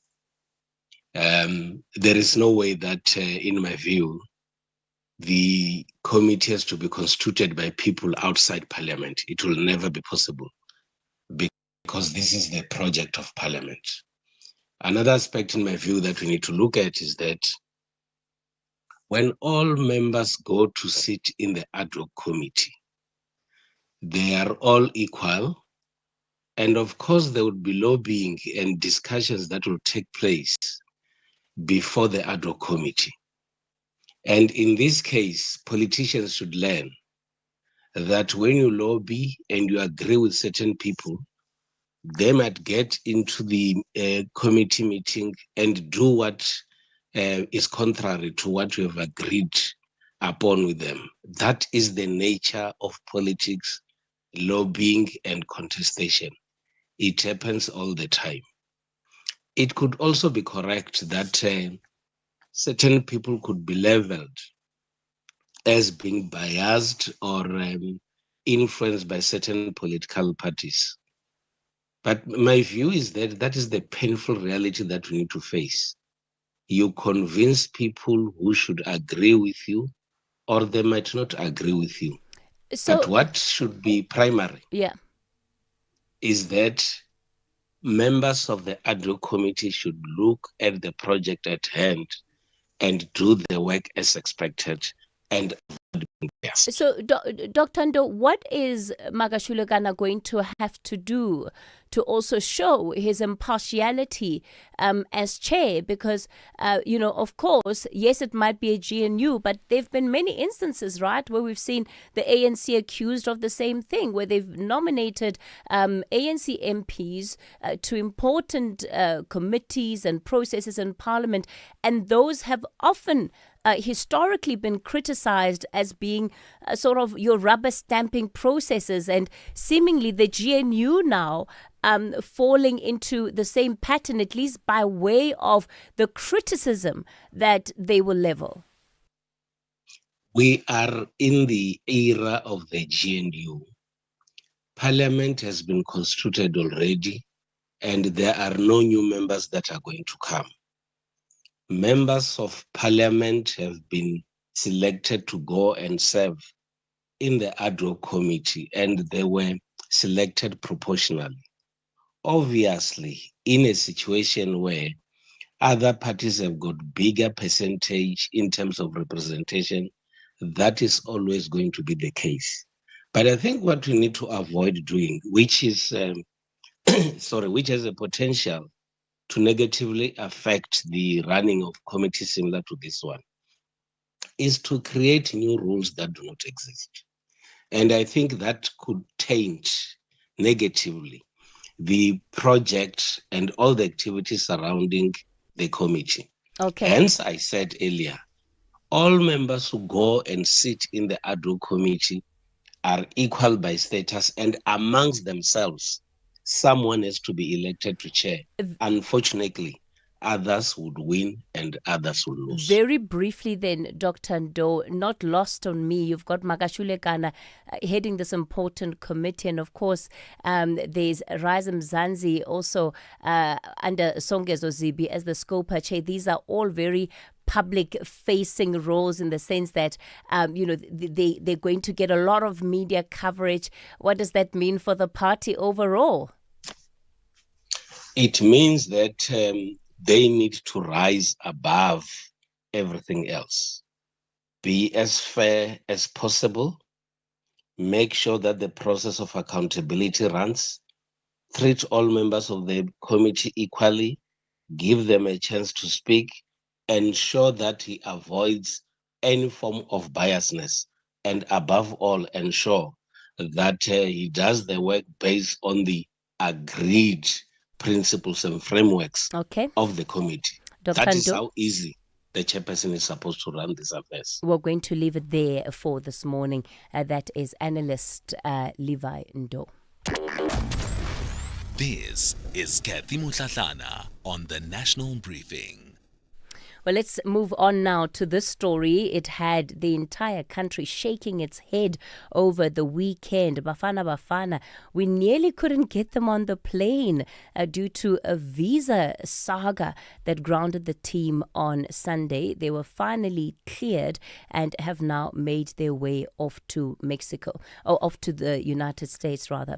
The sports minister called it embarrassing and said we were made to look like fools.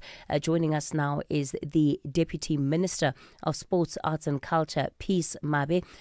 Peace, good morning to you. Thank you so much for your time this morning. So let's start very plainly. Whose job was it to secure these visas on time, and what went wrong? Good morning to you, Kathy, and good morning to your listeners. Of course, it is SAFA's management's responsibility could have made sure that they apply for the players. We really don't know what went wrong, who was responsible for this. We're still waiting for the report.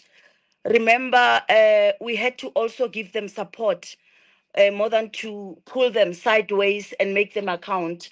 What was at stake was to make sure that they get the necessary support that they need so that they can live at least and cover for the time that they have lost. As predicted, we said if there's an intervention, 72 hours will be more than enough for DERCO to can assist. So it has been resolved. We are still quite very unhappy with what transpired. After all the hype, the happiness, and we are then told that the boys cannot travel because of an administrative error.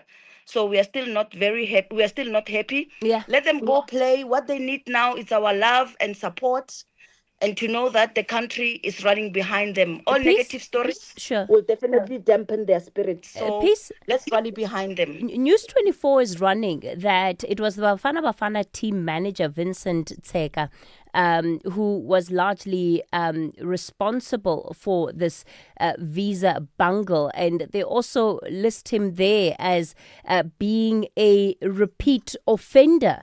Effectively, when it comes to some of these challenges, that it's not the first time that this has happened. And in fact, SAFA was looking at removing him with immediate effect. Well, as said, we are still yet to receive a formal report.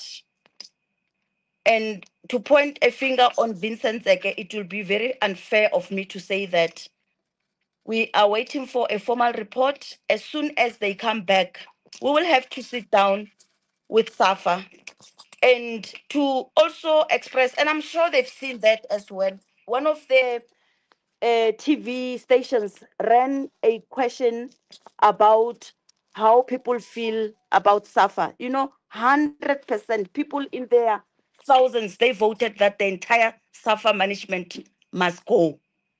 So that's a reflection. It's not the Peace Mabi or Gayton Mackenzie who's saying that, but it is how South Africans feel about SAFA. So we want them to come back. We want them to come back and account not only on this one, on many issues as well.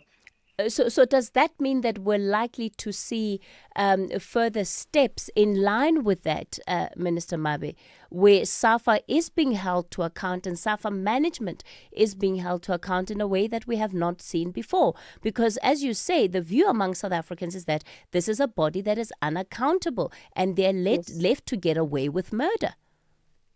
Look, we just have to bite the bullet and provide leadership. SAFA management must account.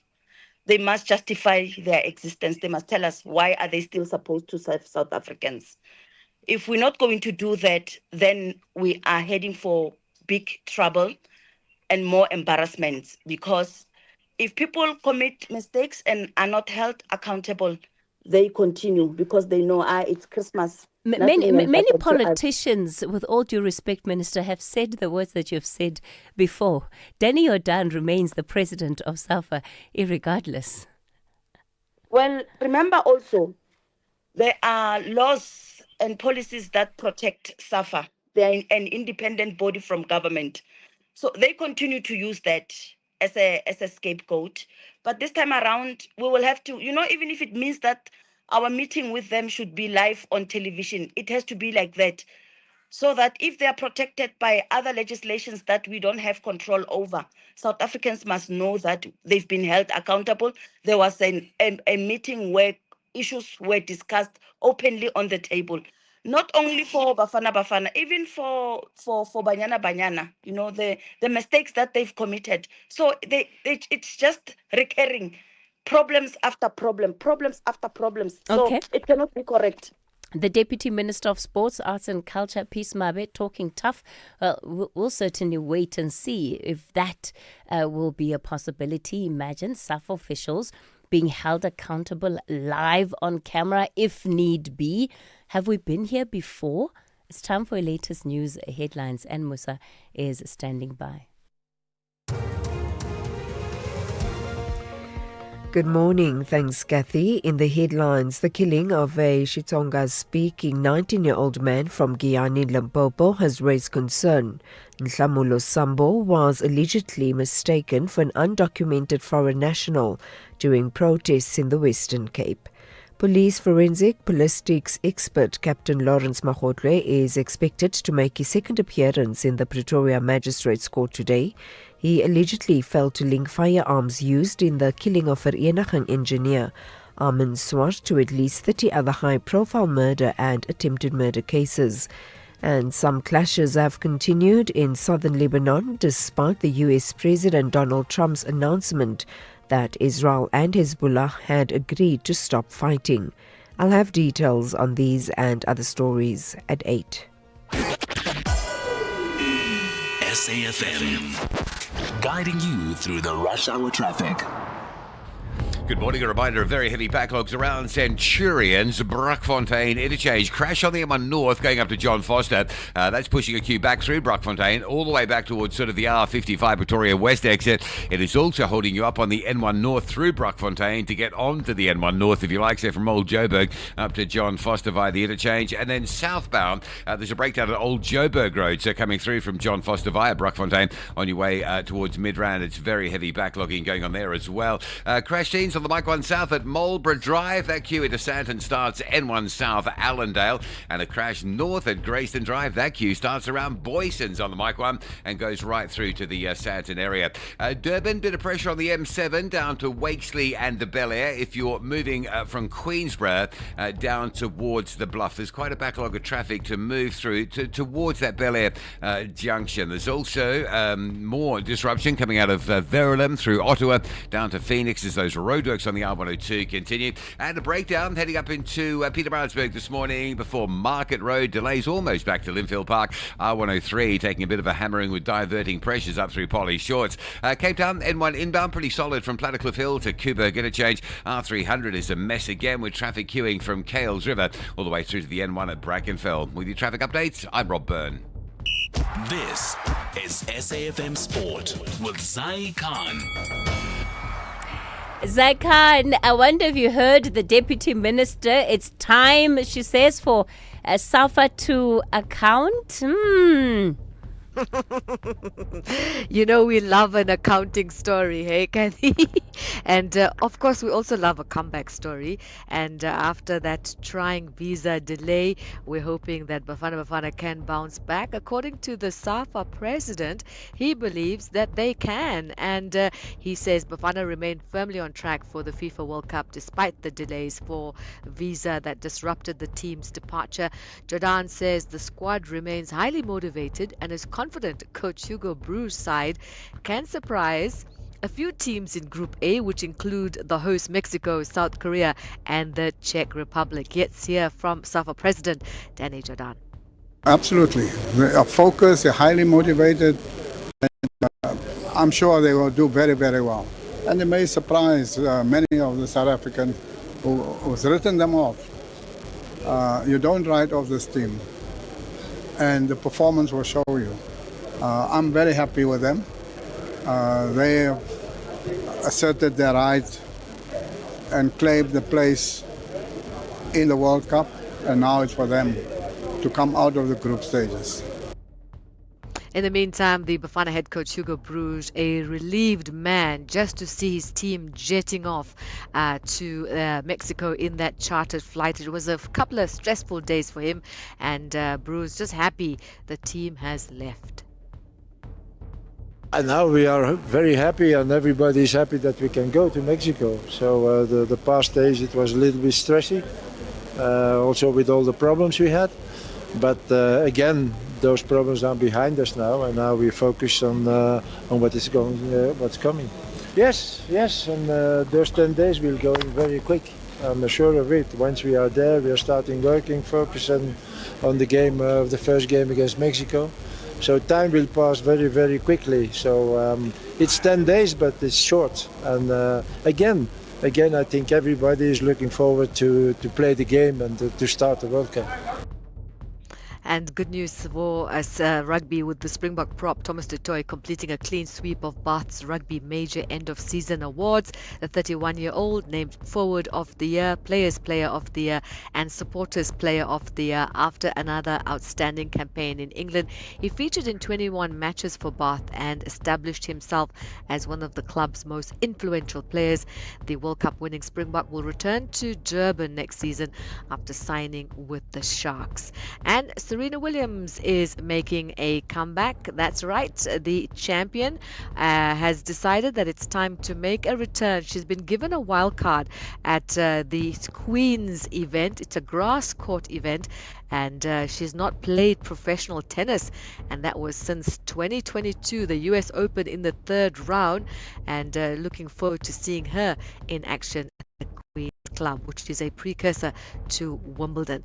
We'll bring you more sports, serving it up at the top of the hour for the national briefing. I'm Zai Khan. The Market Brief with Ndauleng Lechela on SAFM. Ndauleng, good morning again to you. Well, we're seeing new vehicle sales hitting a 13-year high in May. That's right, Kathy. The vehicle market continues to defy expectations with strong sales momentum persisting despite mounting pressure on household finances. New vehicle sales rose 12.8% last month, to just over 51,000 units being sold, marking the strongest May performance in more than a decade. Now, the resilience comes even as consumers face higher fuel costs and rising borrowing expenses following last week's interest rate hike. Passenger vehicle sales led the gains, while commercial vehicle segments also posted solid growth. Industry body NAMSA says the market is still benefiting from momentum built earlier in the year when low inflation and stable interest rates improved affordability. However, it warns that tougher economic conditions are beginning to emerge. One notable trend is the rapid adoption of new energy vehicles, with sales of hybrids and electric vehicles more than doubling compared with a year ago. Now, that resilience in the vehicle market is set to face a fresh test, with motorists bracing for another increase in fuel prices set to kick in tomorrow. Now, petrol will rise by R1.43 a litre, adding further strain to household budgets already under pressure from higher borrowing costs and rising living expenses. The increase, of course, largely driven by elevated global energy prices on the back of the conflict involving the US and Iran. While diesel prices are set to fall, offering some relief for transport operators and industry, economists warn that the petrol hike will continue to feed through to inflation and consumer spending. Moving over to equities, stocks are likely to remain choppy as investors continue to track geopolitical developments. Back home, traders will also be keeping an eye on local data, including the RMB BER Business Confidence Index, which will provide insight into business sentiment during the second quarter. Ahead of that release, the rand is relatively steady at 16.26 to the dollar, 21.90 to the pound, and 18.93 to the euro. In commodities, oil remains range-bound, with Brent crude trading below $95 a barrel. And then back to global equities, Asian markets are mixed as investors assess the economic fallout from the conflict, while US futures are pointing higher, buoyed by continued strength in the AI sector. And that's where I leave things with you this morning. I'll be back bright and early with the latest developments and market moving news tomorrow. I'm Ntaoleng Lechela for the National Briefing. Do you ever call you like to sell, but don't trust your uncle or your pal? Then we buy cars, it's just for you. Buying cars is what we do. We offer service with a smile. We always go the extra mile. Use a place that you trust and sell your car to us. We Buy Cars, the easiest way to sell your car by far. It's not about the score. It's about the moment. The sun sitting heavy on our shoulders. The lights humming above us. All that matters is this. A crowd lifting together. Strangers becoming friends. Family being family. This is what it means to be a cricket fan. We share the moment. And in that sharing, we become something more than the result. We become unbreakable. The Proteas 2026-27 tickets are now available. Book today at cricket.coza. Unbreakable spirit lives here. If your rent was becoming too expensive, you'd switch, right? So why pay more for car insurance? Switching to Outsurance saved 27-year-old Lynn a mind-blowing 638 Rand on her 2025 Haval Jolion. Get a quote now, and if Outsurance can't save you money, ask for 500 Rand or 1,500 Rand if you've been claim-free and with the same insurer for 3 years. Why wait? SMS out to 30754. That's out to 30754. Licensed insurer and FSP. T's, C's and information online. In case you missed it.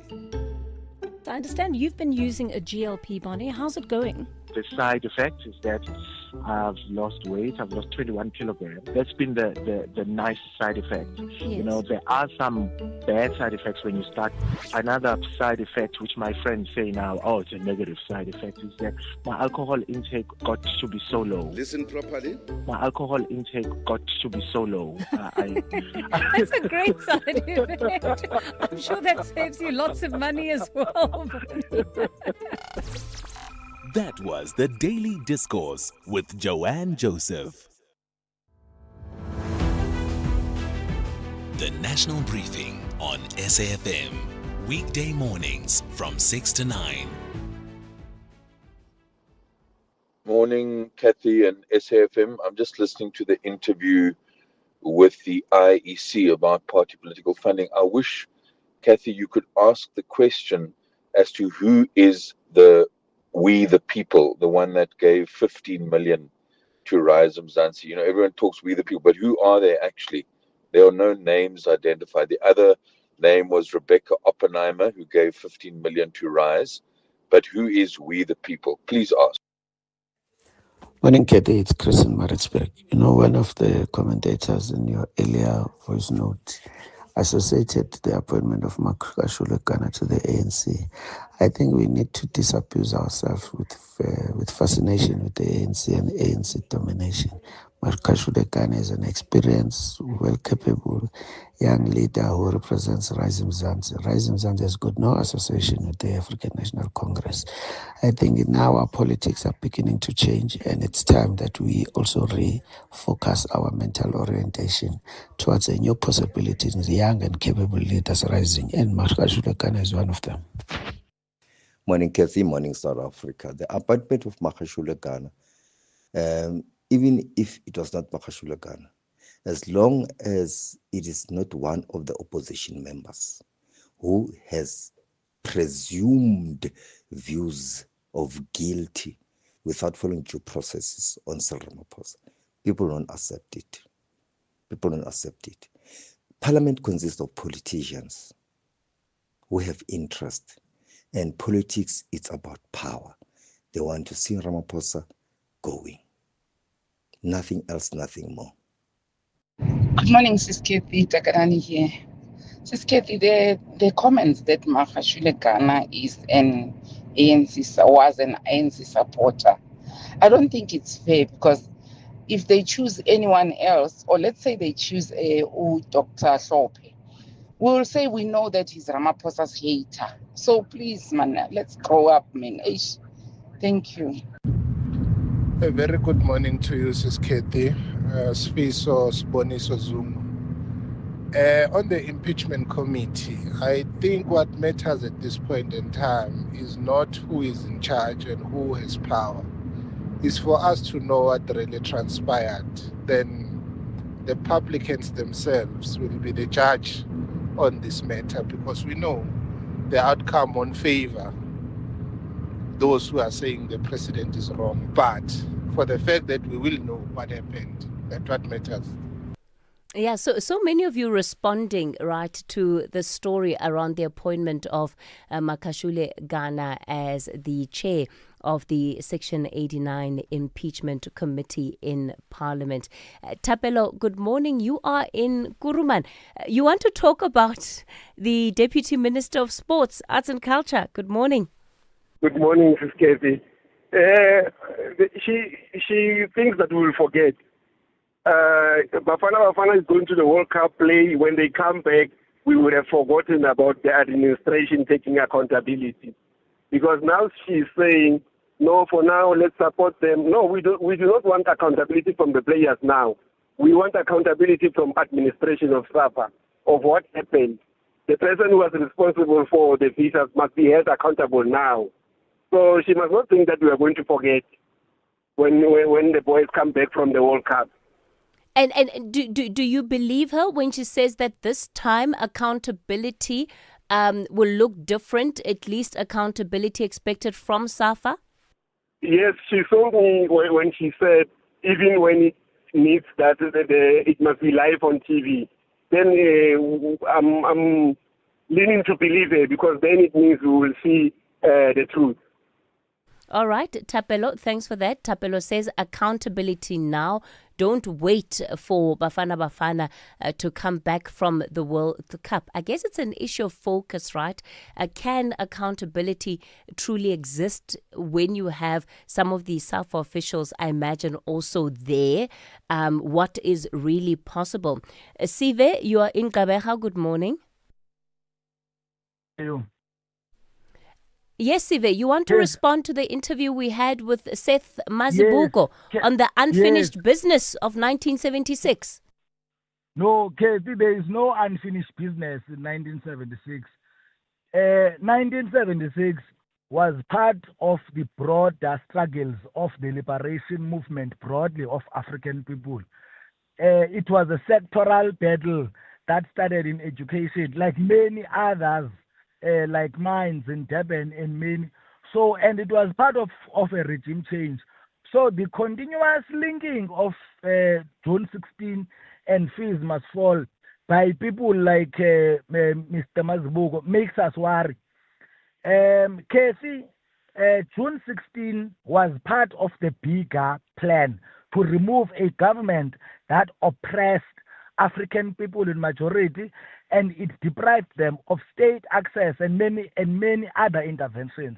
So to say in 2026, June 16 is unfinished, you are therefore saying there is an agenda again to remove this government that has created NSFAS for access for our people, this government that has created the National Development Youth Agency, and many of these interventions he's also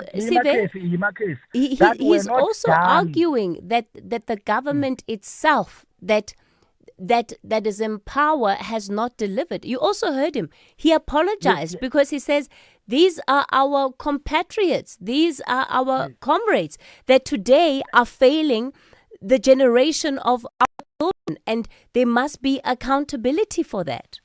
He's correct, Casey, to say that some, in fact, in terms of the economic scales of our country, the state has not fully delivered in terms of the demolition of the dominance of capital. We agree there. And we must not therefore forget that, Casey, part of the broader struggle of our liberation movement is issues of class, issues of gender, and issues of race. So we are in a struggle for that. Therefore, to link 1976 to fees must fall, for some of us, we begin to open our eyes and think, was fees must fall part of a regime change? I'll tell you why. Because historically, for example, I'm part of a generation that every year when SASCO started to march for free education, we would go to parliament and so on. But you never saw that those marches being elevated the way fees must fall was elevated. Not to take anything away from it, but to link it to something that was intended for a regime change is therefore eye-opener for us and say, oh, okay. And you don't see it in the context of just young people rising up? No? Young people must rise up. Young people must rise up for unemployment because it's a broader struggle. Ne? But to elevate these sectoral battles and also make them bigger than any other battle, which is unemployment, it becomes a worrying factor because people have benefited. People have benefited in some of these things. They are going to benefit now in the 50th anniversary by getting tenders. You are going to get a big celebration, money that can be used for creating jobs and so on. Let's leave it there. Let's leave it there, Sive. Rob is standing by with your traffic. Rob, good morning. SAfm, guiding you through the rush hour traffic. Pretty heavy on the way to Pretoria today on the N14, the Krugersdorp Highway. It's only a crash as you get through Brockfontein up towards the John Foster Drive exit. So technically a crash on the M1 North, but the backlog right through to that R55 Pretoria West exit. N1 South pretty slow through Brockfontein as well, from John Foster through to a breakdown near the old Joburg Road exit. Midrand's Olifantsfontein from Blue Hills across towards the M1 highway. That is absolutely jam-packed. A crash now on the Mike 1 North just through Crown near Carr Street. So that run from Boysons and Gold Reef City remains very heavily backed up. If you're driving up into Pietermaritzburg, there's a queue and a half this morning. It's a breakdown between Ashburton and Market Road, one lane open. Queues back through Ashburton and almost back towards Linfield Park territory. Verulam through Phoenix, again very heavy. Roadworks on the R102 and a big sort of spillover onto alternative routes through that Ottawa area. An incident on top of the roadworks, N2 North near Clare Road Bridge. So from the M7 up towards Umgera Road, the N2 North under some real pressure today. And Cape Town quite heavy on the R300 running south. There's a crash before the N2. Backlogs to almost Stellenbosch Arterial Road and a crash coming out of town on the N1 at Plattercliff Hill. With your traffic update, I'm Rob Byrne. Sanmuran, this is Shugela from Amalanga Wafani. Hi, my name is Sipho Mbele, playing the role of Mahlangu on Amalanga Wafani. Sanmonani, hello, my name is Zazi Kunene, and I play Untando on the new season of Amalanga Wafani. Catch Amalanga Wafani on SABC 1. Do yourself a favor, tune in every weekday at 6:30 p.m. only on SABC 1. That's the show.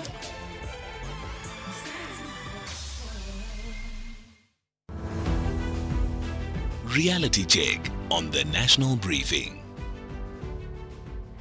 All right, you're listening to the reality check coming in a little bit later in the hour. Remember, this is our moment where we pause, we reflect on the state of the country, right? Not just what is happening, why it's happening, what it's costing us, and what must be done to change it. All of it in an effort to deepen the national conversation.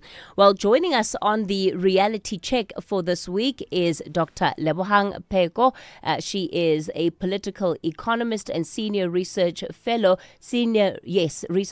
at Trade Collective. Dr. Pheko, good morning to you. Thanks for your time this morning and also for this week. So it's effectively day one for us, and you want us to explore AI, energy transition, strategic minerals. These are all of the things that make many of us cautious. We're unsure about what this new world effectively might hold. And these are things that we need to actually start actively engaging with. So, yes, exactly. Good morning, Kathy, and to the listeners. Basically, South Africans are still speaking about the economy as though we're living through an ordinary domestic crisis of load shedding and coalitions and unemployment. But there's something that's bigger that's happening underneath all of this. And, the global economy is organizing itself around things like artificial intelligence, critical minerals, logistics corridors, industrial policy. And suddenly the continent matters again, and not in a way of charity and peripheralization, but because the world needs us out of strategic necessity. And it's not a question of whether or not South Africa is an important pole, but the question is important for whom and who captures value out of this importance. So yes, indeed, we have to remember that the world is being built through cobalt, through platinum, through ports, through rail corridors, electricity grids, shipping routes, and so on, and that the world is actually returning to industrial policy. And that's really clear, especially because of the collapse of the old neoliberal consensus. It's just clearly not working.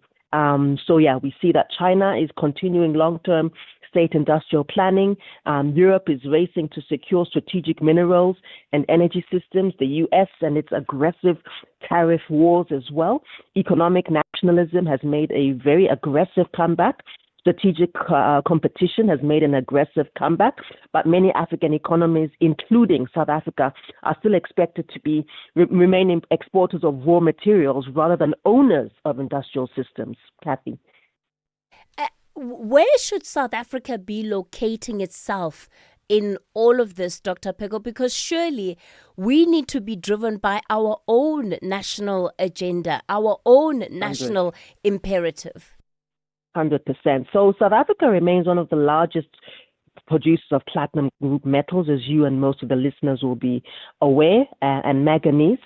So in other words, where we need to be is central to our own future economy materially. And being central is not the same thing as owning as the future economy. And that's the political economy question that I'd like us and the listeners to go through this week. But if we think in reality, things like AR, they're not immaterial. It's spoken about as though it floats through somewhere above the real economy, but it's right here and now. And I mean, there are many controversies around it, but data centers in reality do require enormous amounts of electricity, water, battery systems that require cobalt, manganese, and so on. The Democratic Republic of Congo, Kathy, supplies about 70% of global cobalt production as we are speaking. And added to that, that South Africa's crisis is not just a logistics issue. I mean, the Red Sea disruptions over the last 2 years have redirected lots of shipping traffic around the Cape route again. I mean, the Strait of Hormuz has meant that places like Richards Bay, the Western Cape, our own coastal areas are very strategic, economically and politically strategic. Our geography matters. Our rail systems, our ports, our logistics corridors are not just secondary issues. They are part of our geopolitical and our economic infrastructure. And then when you look at the fact that Transnet's deteriorating, has really weakened export systems and export competitiveness, industrial production and logistics. So South Africa sits inside a huge contradiction, strategically important globally, but very weakened internally. And that's just not good enough. So we also know that the BRICS, for example, are not quite sufficient. So we need much more sophisticated conversations about what it means to weaken Western monopoly power while also creating our own geopolitical sovereignties and knowing that being multipolar doesn't automatically transform our economic models, our employment patterns, and so forth.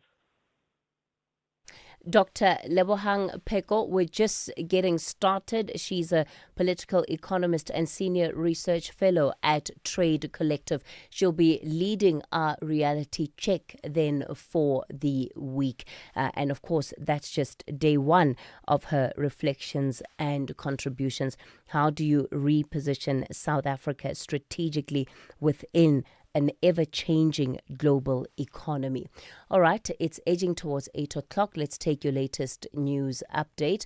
On the other side of this, we'll get into Municipal Watch, and today we're heading off to Nelson Mandela Bay.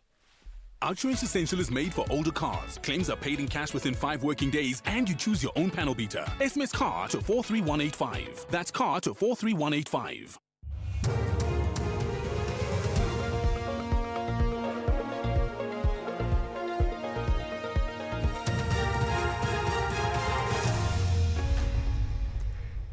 In our top stories, concern over killing of a Guyanese teenager and a cold front warning with snow to hit parts of the country. Good morning.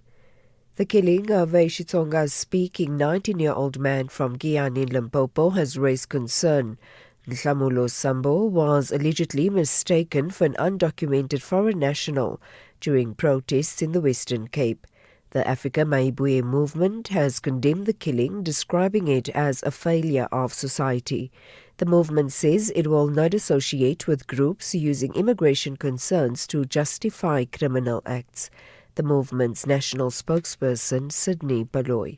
The whole thing about xenophobia, vigilantism, these are the challenges that South Africans have been experiencing quite a lot.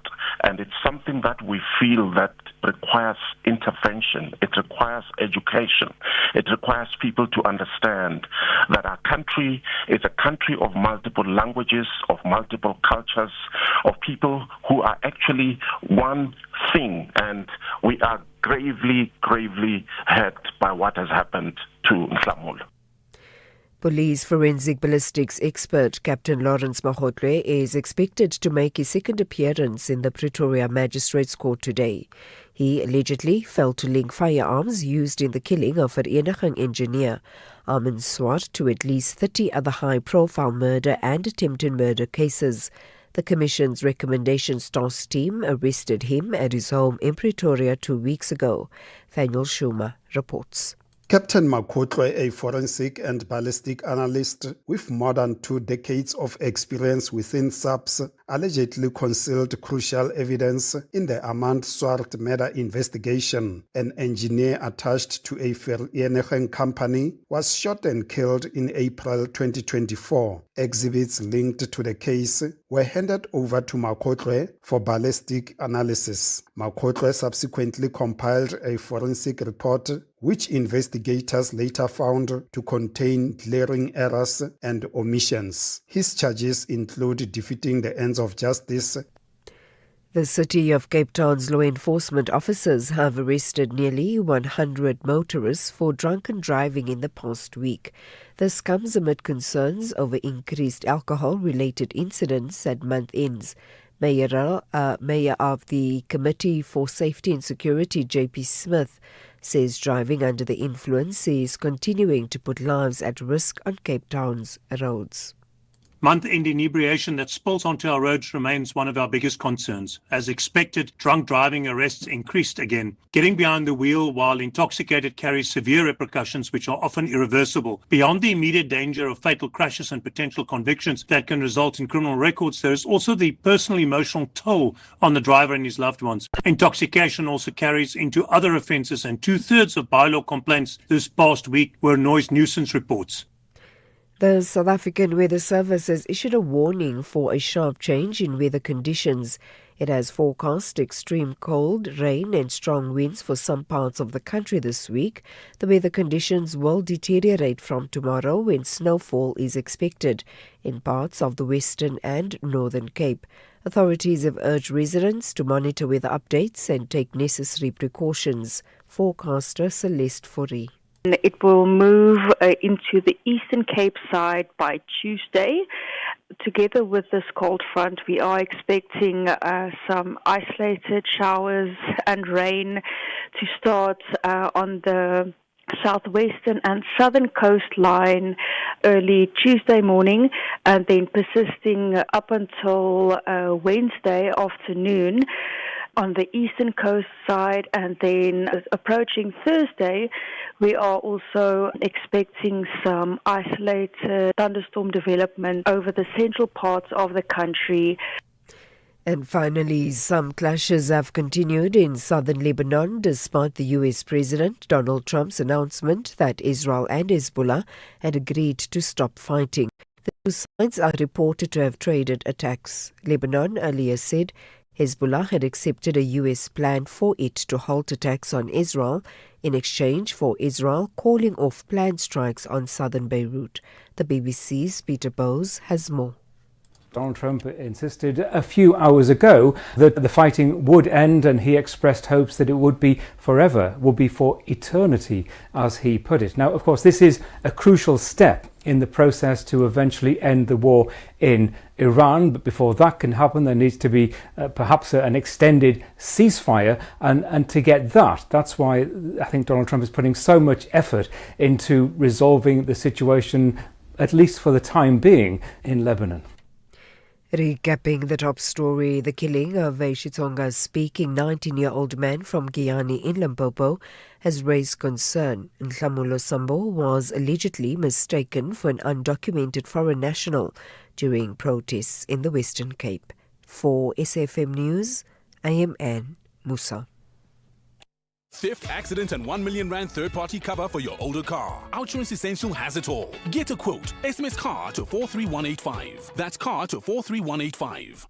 Switching off the geyser saves money, but you could really save by switching to Outsurance Essential car insurance made for older cars.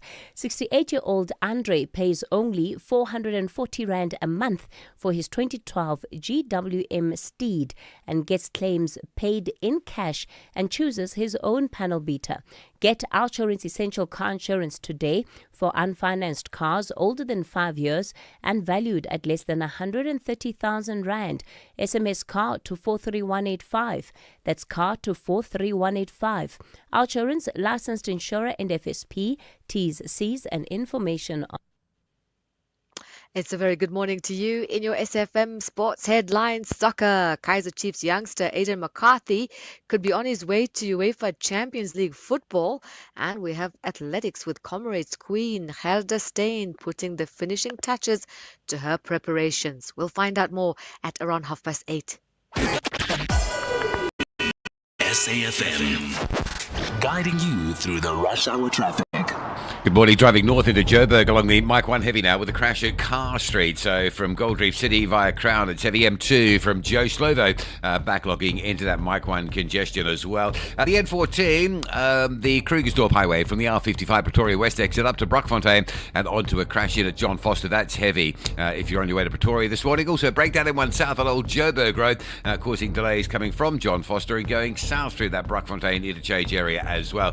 Power outage Menlo Park side of Pretoria, so it's going to be a little bit stop-start and sluggish through that part of town. Durban, N2 North is heavy from the M7 up through to Umgeda Road. Not only the roadworks that are in place, but also an incident causing a left-lane closure around the Clare Road Bridge area. M4 Southern Freeway from Umbilo up into city centre is heavy, and that breakdown between Ashburton and Pietermaritzburg still there. 1 lane open, major queues if you're going up from Linfield Park through Ashburton.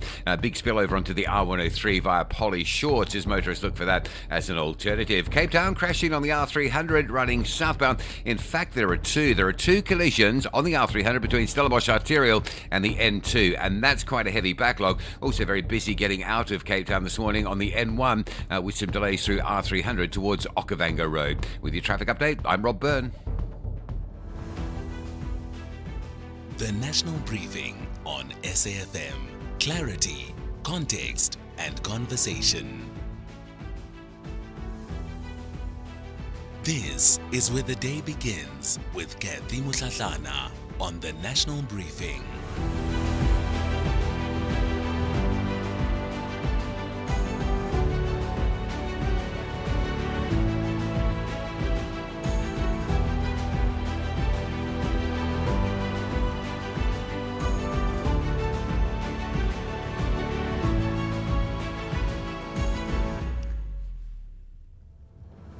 It's 9 after 8 o'clock. You're listening to the National Briefing. Welcome to the final hour of the show. If you've just tuned in, a pleasure to be in your company this morning. Here's what you can expect coming up in the next hour. The Nelson Mandela Bay is once again at the center of political turmoil. A struggle veteran has walked out of the mayoral committee, accusing the coalition government of failing residents. Civil society groups have been protesting in the streets, claiming that basic services are collapsing. We'll speak to all of the players involved, including the mayor. And then later on in the hour in Bilton Mzansi, we'll meet a grade 11 learner from Limpopo who helped build a robot that specifically addresses the needs of blind people, and it helps them move through the world with dignity. We'll find out exactly how he managed to do that. Of course, I'll also be taking your calls in this hour.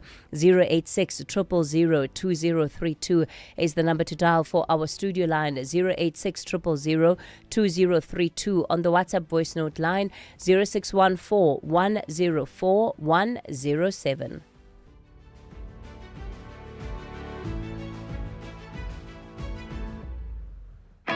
FlySafair's winter win-back has officially landed. For 60 days straight, one lucky traveller every day will win the value of their flight back. Simply book flights in June or July for travel anytime and stand to win the value of your airfare back as a FlySafair voucher. Don't just chase the sunshine, chase the win this winter. Book at flysafair.co.za and you could be getting your bucks back soon. Excludes taxes and fuel surcharges. FlySafair, for the love of flying. T's and C's apply. No one gets fit overnight. It takes discipline, and your money is no different. A Nedbank 32-day notice account helps you build financial strength with up to 7.3% interest and zero maintenance fees. The higher the deposit, the higher the return. Invest in under 2 minutes on the Money app and get money fit with Nedbank. For more information, go to nedbank.co.za. See money differently. Nedbank, we're a licensed FSP and registered credit provider. T's and C's apply. Babe, I'm getting extra cash from my insurance. I was thinking romantic getaway or a treat for the kids. You're getting money from your insurer? Yes, my cash back from my way. I'll get back 10% of my monthly premiums for staying claim-free for 2 years. I'm getting 5,680 Rand. Now that's real cash. Real people, real cars, real rewards. For a quote, visit myway.co.za. My Cashback is a feature on qualifying products paid after 2 claim-free years and all premiums paid. Premiums are risk profile dependent. MyWay is a licensed non-life insurer and FSP. T's and C's apply. MyWay. Live your way.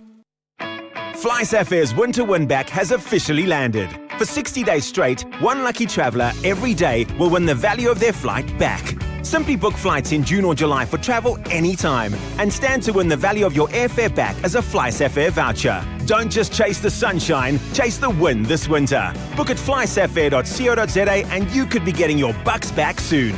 Excludes taxes and fuel surcharges. SAFmRadio, for the love of flying. T's and C's apply. Municipal Watch, bringing your local issues on the national agenda. SAFM, leading the conversations that move us. All right, Municipal Watch then focusing on the Nelson Mandela Bay Metro this morning. Last week, anti-apartheid stalwart Mkhuseli Jack, also known as Kusta, he resigned from the mayoral committee, saying governance had collapsed and that residents are being cheated. The mayor, Babalwa Lobishe, hit back, saying she was just about to fire him for non-performance. At the same time, civil society has been out in the streets calling the metro a story of systemic failure. Let me welcome onto the show this morning Zukile Madikane, spokesperson for the Nelson Mandela Bay Civil Society Coalition. Zukile, good morning to you. Good morning, Kathy. Good morning to your listeners. Mkhuseli Jack is the former MMC for Corporate Services at Nelson Mandela Bay Municipality. Good morning, sir.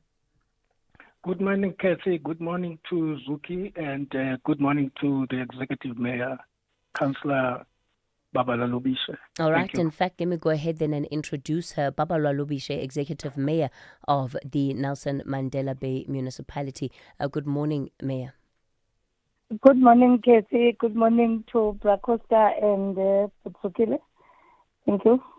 So, Zukile, I want to start with you because clearly there is a lot at play, whether it's political or what really is driving it. And as far as the tensions that we're seeing now, we'll get to fully understand as we continue with this particular program. But speak to from the perspective of residents, Zukile, as you represent civil society.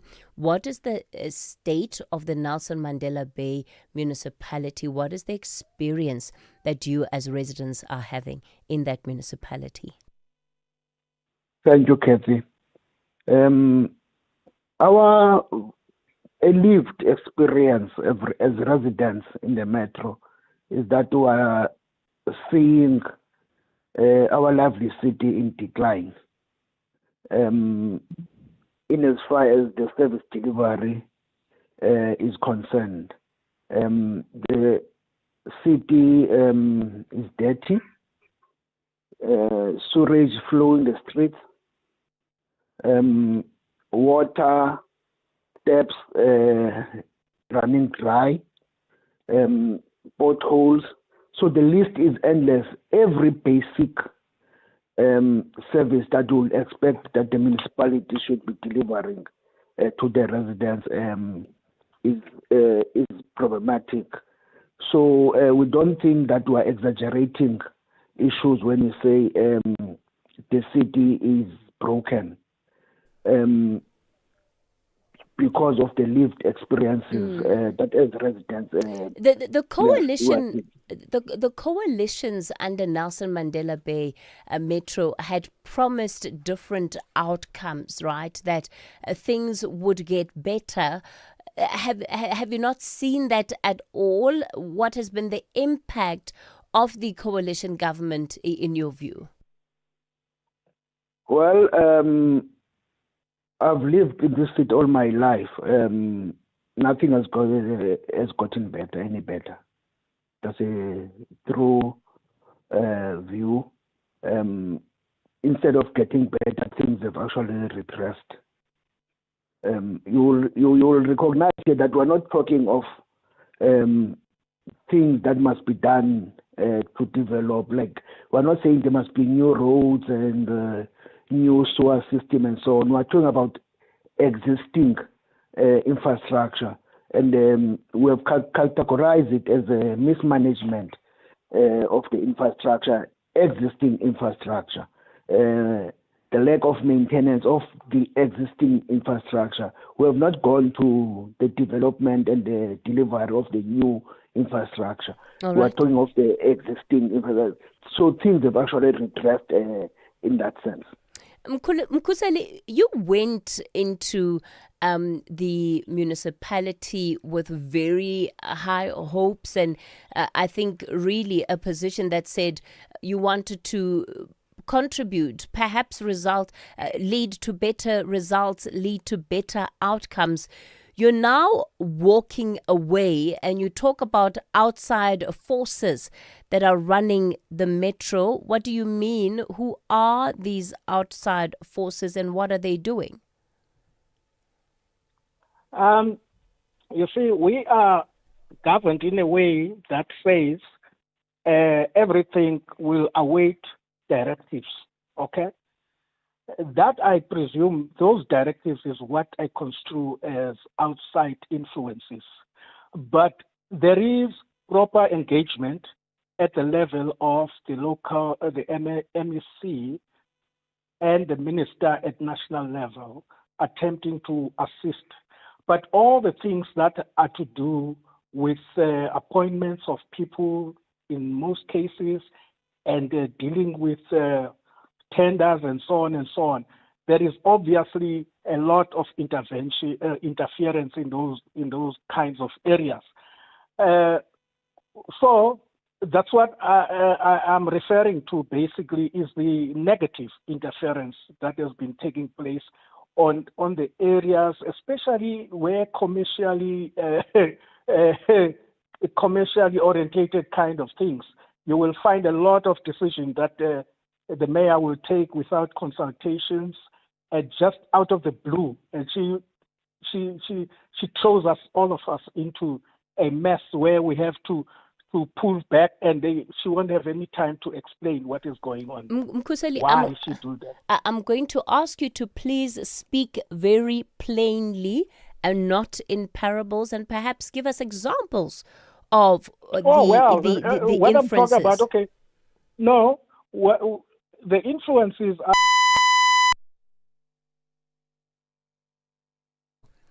All right, it looks like we've lost Mkhuseli Jack.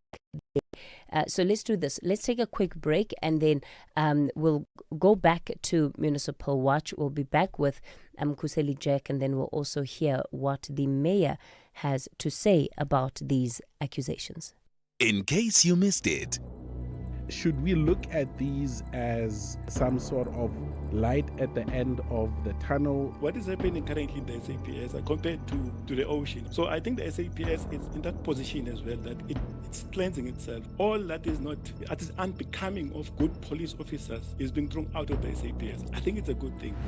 Crime and policing expert Dr. Mkolisi Matebula. That was The Meeting Point with Koketso Sachane.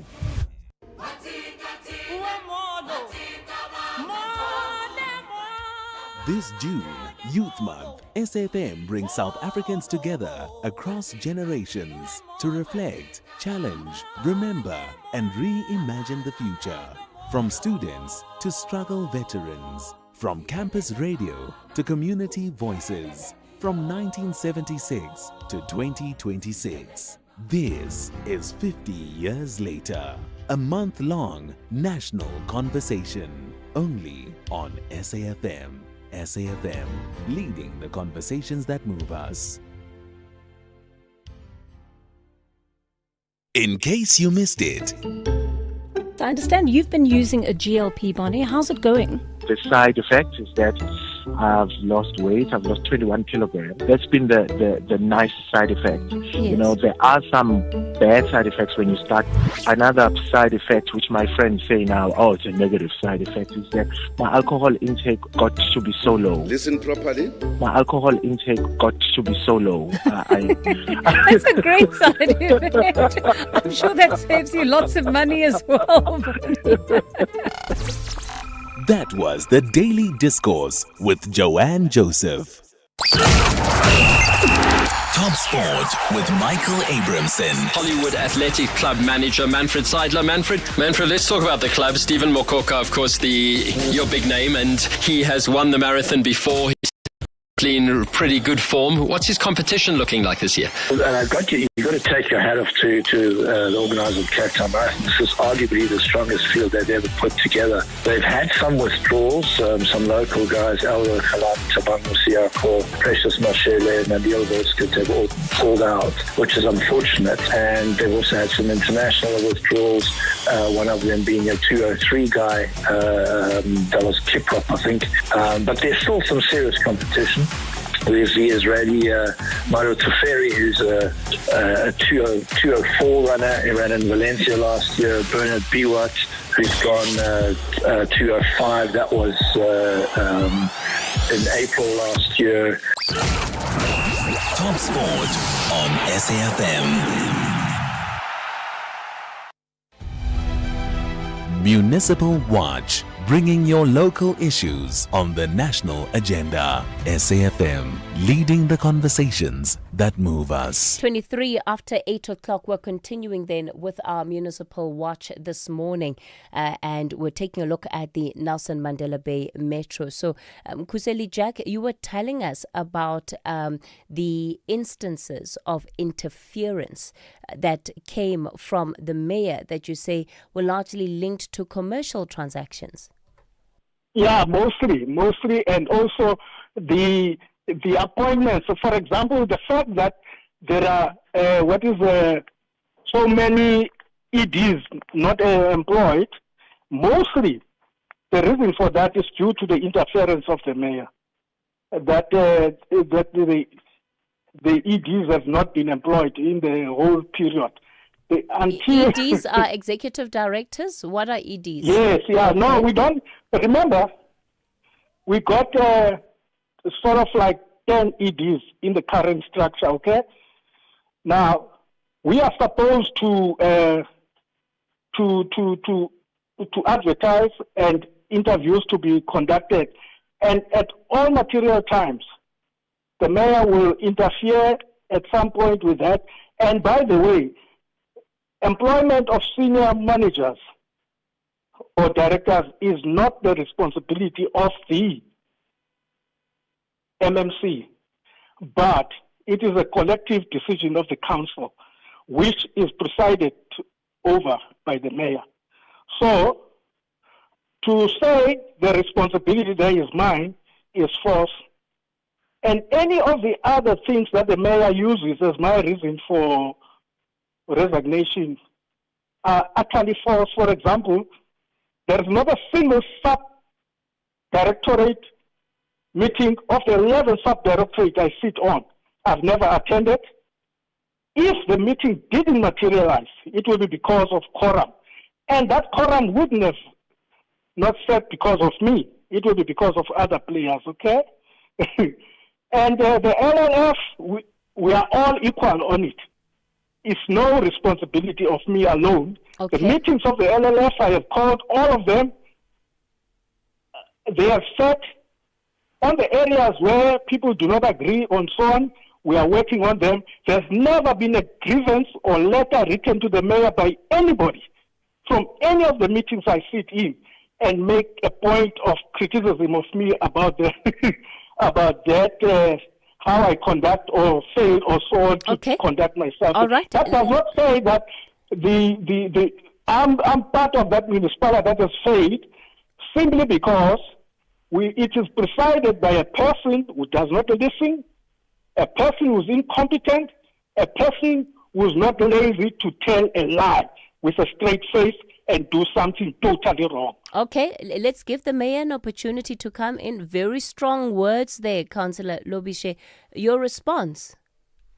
Hi, Kathy. Good morning to you again and listeners. Kathy, I'm quite stunned by the accusations leveled against me by Bracosta in terms of the interference on executive directors. Clearly, the man has no clue of what he was discharged to do. Remember, mayoral committee members must assist and advise the mayor. They must oversee specific portfolios, evaluate the department, make recommendations, monitor the implementation of council decisions, and support oversight of the municipality. He has done none.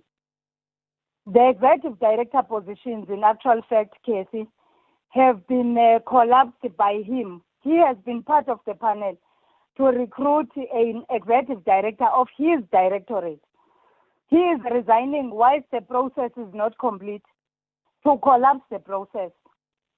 There has been no day. The true fact about us not having executive directors is that I came in with 3 departments that do not have executive directors since 2022.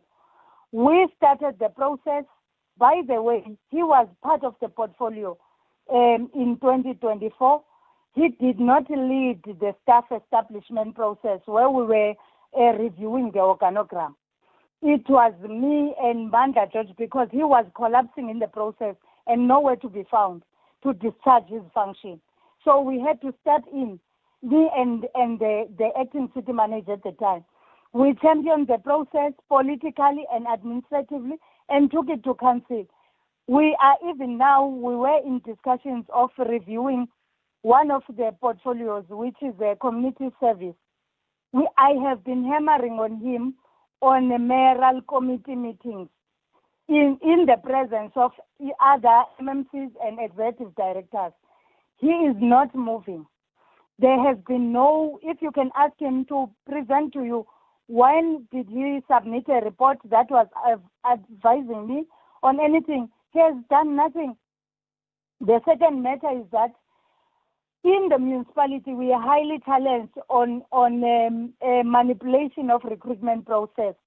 In 2024, I have requested him and the executive director that we go the electronic way of recruitment to curb manipulation of recruitment. So he has failed. So Mayor Babalo, why then do you think he would come on and lie about these things, and as you say, lie about you?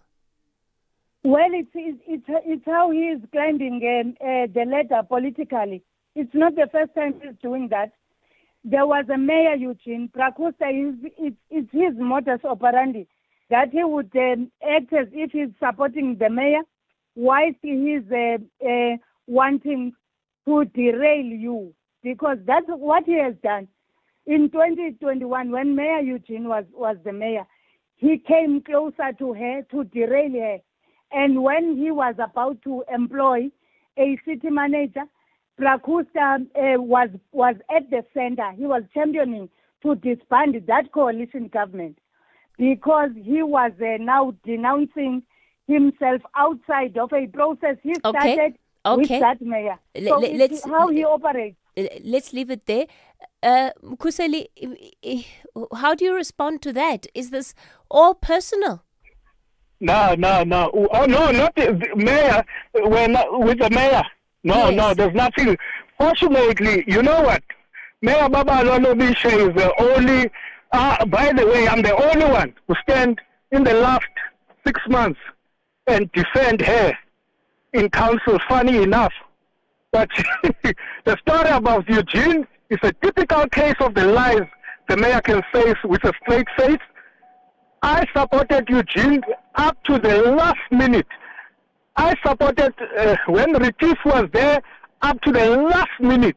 The mayor doesn't know at all what she talks about. Okay, I'm going to ask us just to pause it here. Let's take the 8:30 news headlines, because I also want to hear from Zukile, our representative of civil society. What do you do in the midst of all of this finger pointing? This is why there's no progress. It's time for your latest news headlines, and good morning.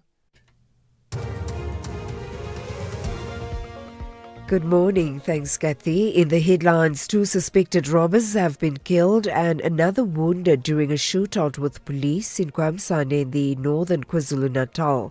The killing of a Xitsonga-speaking 19-year-old man from Giyani in Limpopo has raised concern. Nhlamulo Sambo was allegedly mistaken for an undocumented foreign national during protests in the Western Cape. And Action SA has strongly described the election of Makashule Gana as Parliament's impeachment committee chairperson as a bad outcome. I'll have details on these and other stories at 9. SAFM, guiding you through the rush hour traffic. Good morning. If you're on your way out of Pretoria down to Joburg, still quite slow around Brockfontein, N1 South, John Foster through the interchange and down to a breakdown around the old Joburg Road exit. A bit of a clog up through Buccleuch as well. N3 North, N1 North into Buccleuch onto the N1 Midrand up as far as Allendale. And an earlier crash on the Mike 1 of the double deckers being cleared, but it's left a backlog of traffic from Boysons through to about Oxford Road in Parktown. The N12 and R24 roads backed up as you line up into Galuli's coming out of Ekurhuleni. Durban, a crash on the N2 and amongst the roadworks by Westwood Mall. Traffic coming through Spaghetti Junction, all very, very slow on your way up towards Umgeda Road. There's also been a crash on the N2 southbound after the ramp from Sibaya. So between Sibaya and Gateway, if you're arriving in from the airport, some delays there. The breakdown between Ashburton and Pietermaritzburg, that is cleared. Traffic busy recovering in that area. And Cape Town, rain and mist this morning. And the collision scene, the count just starting to spike. There's a crash on the M1 inbound at Brackenfell. That's causing a big delay in from Kraaifontein. Crash on the R300 south after Stellenbosch Arterial, delaying you through Delft towards the N2. A crash on the N2 out of town at Broadway Boulevard, causing a big backlog there from Macassar heading out towards the Somerset West area. And everything else around Cape Town just goes slow on account of the weather. With your traffic update, I'm Rob Byrne. This is SAFM Sport with Zai Khan. All right, Zai Khan. Well, a final look then at our sport for this morning. And this is a really nice one. We've got a youngster from Kaizer Chiefs, Aiden McCarthy. He could be on his way to the UEFA Champions League football. Yeah, Kathy, the boy wasn't selected for World Cup squad, but you know what? A Champions League opportunity is a pretty decent consolation prize. I know Kaizer Chiefs fans are disappointed that they'll be losing him, but the Chiefs defender McCarthy could soon be taking his talents to Europe. Now, there are reports the 21-year-old is closing in on a move to Azerbaijani champion Sabah FK, who have qualified for the UEFA Champions League preliminary rounds next season. Now, McCarthy is the son of former Kaizer Chiefs defender Fabian McCarthy and was one of Amakozi's standout performances last season. Let's go now to South African Football Association President Danny Jordan, confident that the 3-member organizing committee they've put together will handle Bafana Bafana's administrative affairs during the 2026 World Cup. Now, this is in preparation for their base camp in Pachuca. Bafana's departure had to be postponed as half of the team, including players, didn't have approved visas. Jordan says NEC members Mkolisi Sbam, David Molantwa will work with head coach Hugo Bruges and team manager Vincent Seka to handle the admin affairs. We said that Mr. Sibam, the HOD, Molantwa, Vincent Seka, and the coach, they will form a committee and they will make sure that everything runs according to the book. So it's now the responsibility of not just one person, but 4 people, including the head coach. Let's go now to tennis action. Italy's Flavio Cobolli battled past the American Zachary Svajda in 4 sets to reach the quarterfinals at Roland Garros. He now faces the 4th seed Felix Auger-Aliassime for a place in the semi-finals. In the women's draw, Anna Kalinskaya showing resilience to reach her first Roland Garros quarterfinal. She edged Anastasia Potapova, and we also have Kalinskaya facing another Polish qualifier, Maja Kwalinska, or that's going to be an interesting place for one to look forward to the semi-finals. And finally, cycling, Italy's Elisa Balsamo continued her dominance at the Giro d'Italia Women, sprinting to a 3rd consecutive stage victory. And that's your sport. We'll cycle back with John Heliger around 12:30 with more sport. For the National Briefing, I'm Zai Khan. Municipal Watch, bringing your local issues on the national agenda. SAFM, leading the conversations that move us. Well, we're going to continue shortly with our Municipal Watch. The focus on the Nelson Mandela Bay Metro. On the line, Zukile Madikane, spokesperson for the Nelson Mandela Civil Society Coalition. Kuseli Jack, the former MMC for Corporate Services at the Metro, who's just walked out of his position, and Babalwa Lobishe, who is executive mayor at the Metro. So, Kuseli, let me come back to you. And I know that you are saying that this is not personal, but certainly there is a lot of finger pointing between you and the mayor.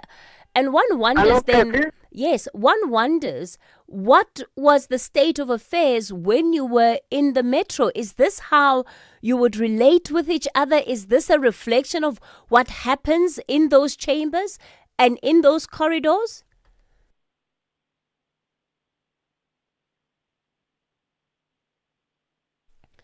Hello, Mkuseli. All right, I'm not sure what has happened to Mkuseli there, but let me give Councillor Babalwa an opportunity to respond to that. Mayor, do you want to answer that?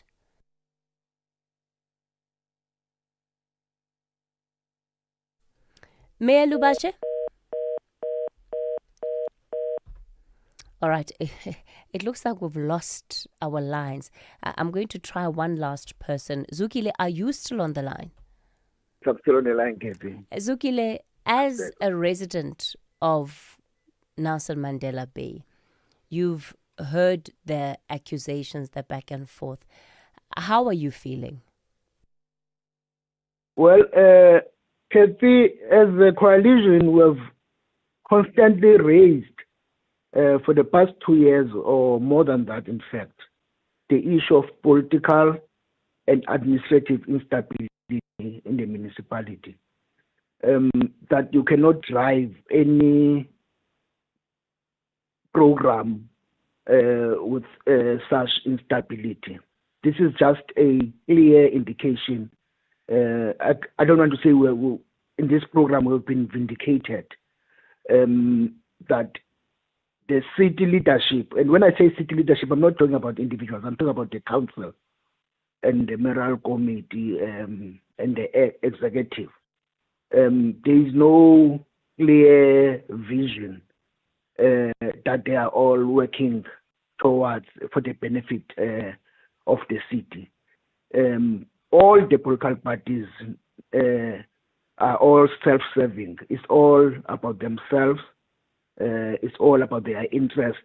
Nothing about the residents, nothing about the city, nothing about the economy of the city. Currently, the economy of our city, a city that is anchored on manufacturing, is losing jobs.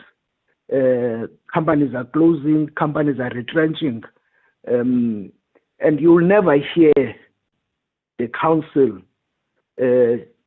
speaking about that. There's no clear strategy to rescue the city from the job losses that we are seeing.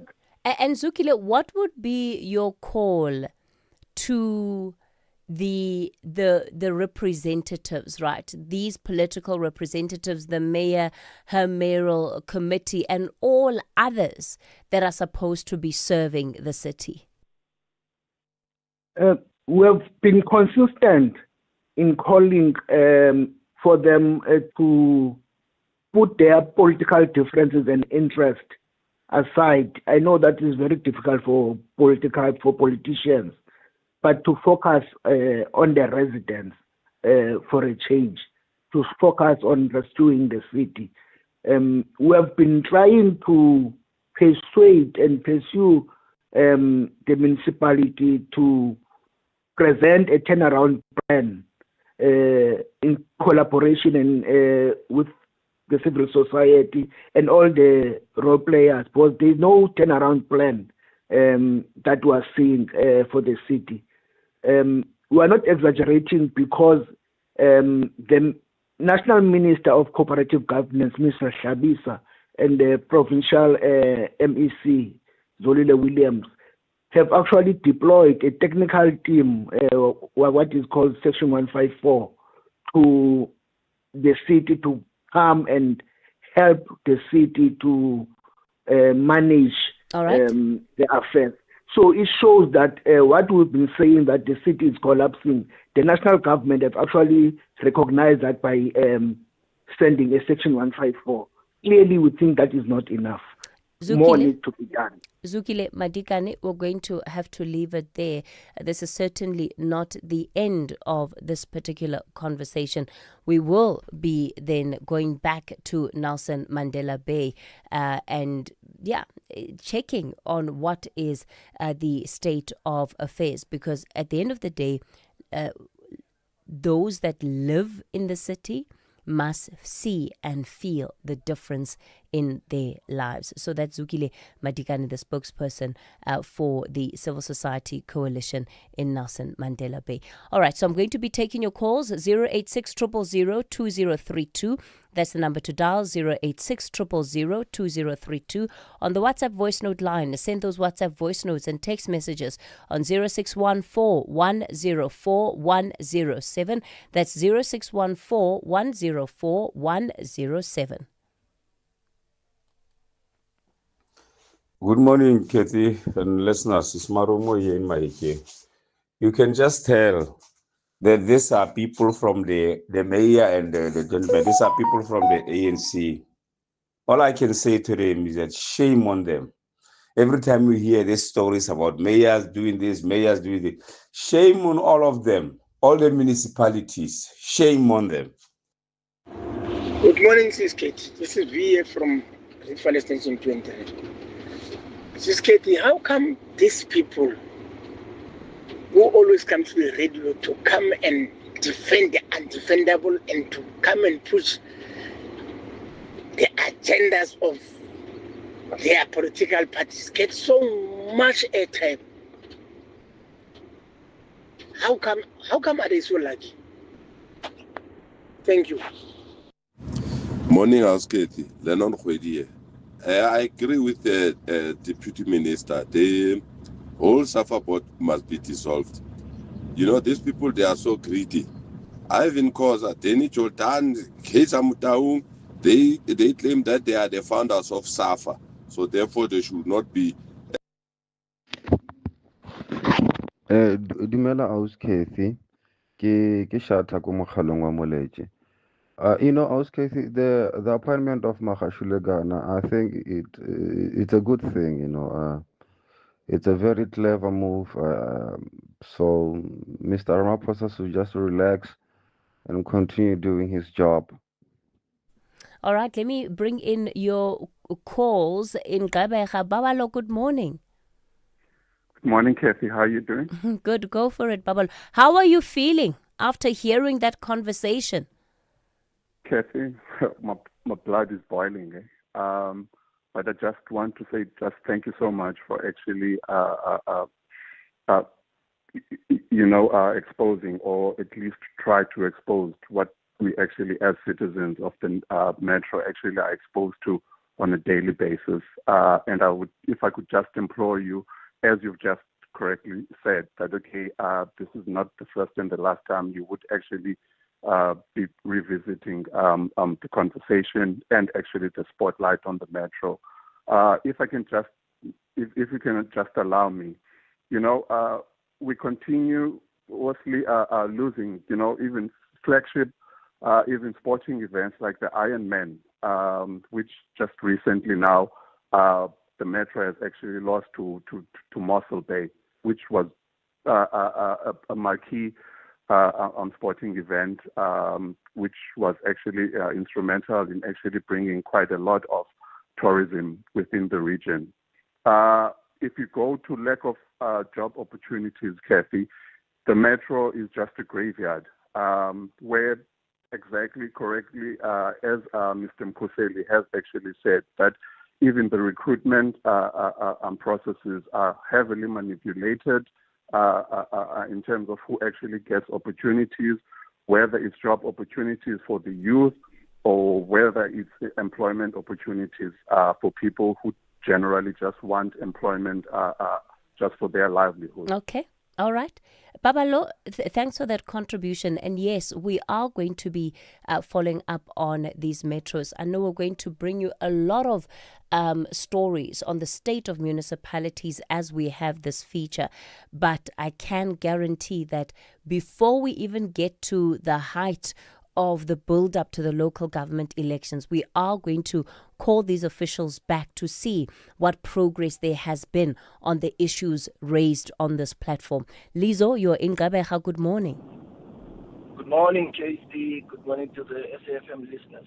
You see, I'm going to sound like a stuck record in trying to sort of state the obvious with what the other guys have stated, starting with Zugile. Such a city with so much potential, it has been destroyed by these politicians who don't even know what they're doing. I'm not lying to you when I say that. I would have wanted to ask one question from the mayor. What have you done since you've taken over?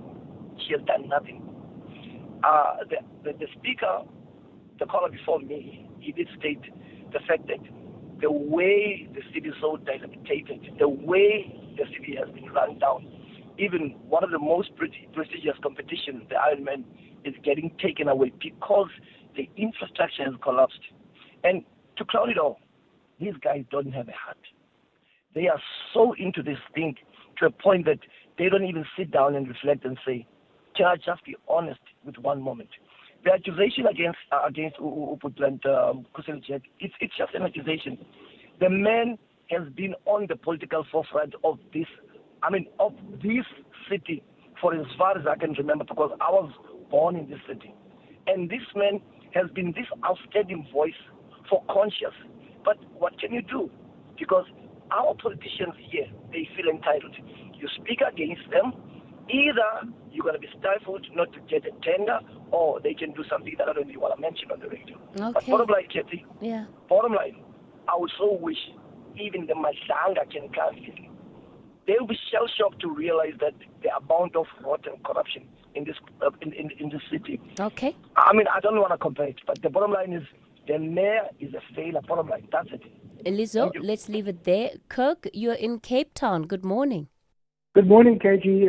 I'm calling this morning to discuss or to talk about the politician, Mr. Jacobs, who has left the PA and moved back to his roots of the DA. Yeah, Kirk, we wanted to have him on the show this morning, but it couldn't happen. The stars didn't align, as it were. The PA stars are overshadowing the DA stars, I think, to keep him out of the limelight. But, Geji, my point is that nobody should be surprised at the flip-flopping of politicians. It is the nature of the beast that integrity and a code of ethics is led by the purse strings. We've seen it in every government, in every country in the world. It is no different. And the young man has exposed himself as being highly vulnerable to his employers. What is sad is that no lessons are learnt from the old adage, do not burn your bridges. He left burning bridges, and now he is trying to rebuild the bridges he's moved previously. So, Yeah, look, no surprise. like I said, we wanted to speak to him, and hopefully we will have him on the show sometime tomorrow, so we can hear, in his own words, what has led to this decision. But I take the point that you make, Kirk. Let me round up with, is it Tseo in Kabeja? Good morning, Tseo. Good morning, Tseo. Is it Tseo, Cheo? I'm not 100% sure how I pronounce that name. Hello, good morning, Joe. All right, I'm not sure what has happened to Jay. It looks like we've lost him on the line there. But yeah, thanks for all of your contributions. Our lines are still going off. I know it never feels like we've got enough time to have the conversations that we need to and take the contributions, at least as many of them as we can. Let's go over to the traffic desk. Rob Byrne is standing by. Rob, good morning. SAfm, guiding you through the rush hour traffic. Good morning, Kathy. All right, if you're coming out of Pretoria this morning, still that breakdown at the old Joburg Road, exit M1 South. Been there all morning. Traffic still back through Brockfontein and back to John Foster. Bit of pressure on the M1 North coming from four ways. You'll get into sort of Sunninghill, Woodmead. You'll sit into Buccleuch, and then you'll sit as you pick up the M1 North towards Allendale. Possible breakdown there as well. Traffic lights are down if you're on your way between Rosebank and Sandton, Oxford and Bompas. So that run up along Oxford Road towards Rivonia Road. Quite slow. N12 and R24 routes into Galulis remain backed up, arriving in from the Ekurhuleni side. Durban, crash scenes on the N2 North near Westwood Mall, so it stays heavy on the run from the M7 through Spaghetti Junction into that scene. And a crash on the N2 South between Sabaya and Gateway. Traffic is starting to move through there now. Still very busy. Verulam through to Phoenix as the roadworks bite again today on that R102, and the delay spread to alternative routes through the Ottawa area generally. And Cape Town, it is wet. It is misty, proper sort of inclement weather conditions for driving. Take it easy. In the last hour, we've had a spike in the accident and collision count. There's one on the M1 inbound at Brackenfell causing a delay, one on N2 inbound Nelson Mandela causing delays from Langa through Hospital Bend, and just wrapping up a crash in on the N2 outbound at Somerset West approaching Broadway Boulevard. Rob Byrne, SAfm Traffic. Let's have the conversation. WhatsApp voice notes on 0614 104 107. Good morning, Kathy and the listeners. Donovan here in Kabeja. My mother stays in Kariga. After the storm 3 weeks ago, there's still no power, no water. I have to drive from dispatch to take her water, and nothing is happening in the Nelson Mandela Bay area. In dispatch, Reservoir Hills area, the water is off, then it's on, then it's off, then it's on. Good morning, Kathy. Deputy Minister must walk the talk. There is a serious administration crisis at SAFA. This time around, the heads must roll. Deputy Minister, please, the heads must roll at SAFA. This time around, someone must be held accountable. Shoti Signolo and Mafefele Mpopo. Thank you, Kathy. Built in Mzansi on the National Briefing. All right, it's 8:54. Let's get into our Built in Mzansi segment. I know sometimes the news can drag us down, right? And let us think that it's all going up in smoke. But this segment exists to remind us that, in fact, that is not the case, that hope can be built right here at home. And today, we're tracking a grade 11 learner from Radira Secondary School in Limpopo who looked at the world and decided that no one who loses their sight should also lose their freedom or their dignity simply because they cannot see. So he's built an app. It's called, or a robot rather, it's called NaviBot, that gives you real-time navigation. He joins me on the line. Lefa Munyebudi. Lefa, good morning to you. Thank you for your time this morning. Are you missing class? Which class are you missing just to take this interview? Hello, Lefa. Physical sciences. Hello. Yes, we can hear you now. Okay. So, Lefa, which class are you missing so that you can take this interview? Physical sciences. But your teacher was more than happy to let you go, hey? Yes. So tell us about this robot that you have built. So it's a robot designed to help visually impaired individuals navigate around independently and to navigate safely without any other human help. And how does it work? So it uses sensors to detect obstacles around the user and give real-time feedback to help the user avoid obstacles safely.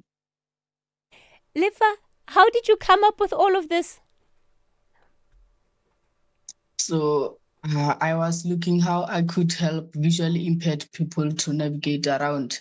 So I studied how humans navigate around. So I saw that there are the eyes to see the obstacles and there is a brain to decide which way to take in order to avoid those obstacles, and there are legs to move around. So I took that and look for sensors that could work the same way in robotics. So I decided to choose ultrasonic sensors and LiDAR as the eyes to see the obstacles, and the microcontrollers such as Arduino and Raspberry as a brain in order to decide which way to go when there is an obstacle, and also the motors as the legs in order to avoid those obstacles. And it uses AIs and machine learning algorithm to avoid the obstacle safely. Okay, Lefa, you sound like a very smart young man. You've got to tell me, how did you get to be so smart? So there was another boot camp of Nkatuto that was based on electronics and robotics, and I had a chance to attend that. So I learned how to code and how to use electronics in order to solve real life problems. So that's where I took the knowledge. And when you had to think about the problem that you would solve, what led you to people who are blind? Is it because you see them in your community?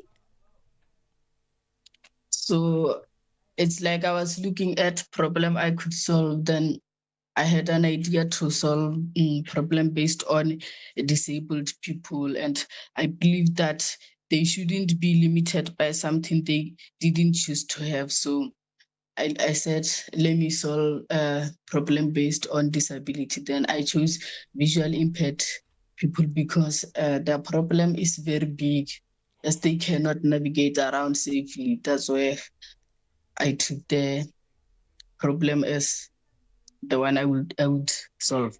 Lefa, your parents and your teachers, everybody must be so proud of you. Yes. You won the top prize for Techno Propeller 2026. How did that feel? So I felt very excited, proud, and grateful when I was announced as the winning innovator. And it was a special moment because all the hard work, research, and effort I put into the project was recognized. And mostly importantly, I will be able to change the world and help visually impaired people. Lefa, you are absolutely going to change the world. Something tells me that you are just getting started. Lefa Munyibodi, can you believe it? He's in grade 11 learner from Radira Secondary School and the inventor of the award-winning NaviBot. Now, if that doesn't give you a reason to hope in this country, I don't know what will. That's where we leave it for today on the National Briefing. Up next, the Daily Discourse with Joanne Joseph.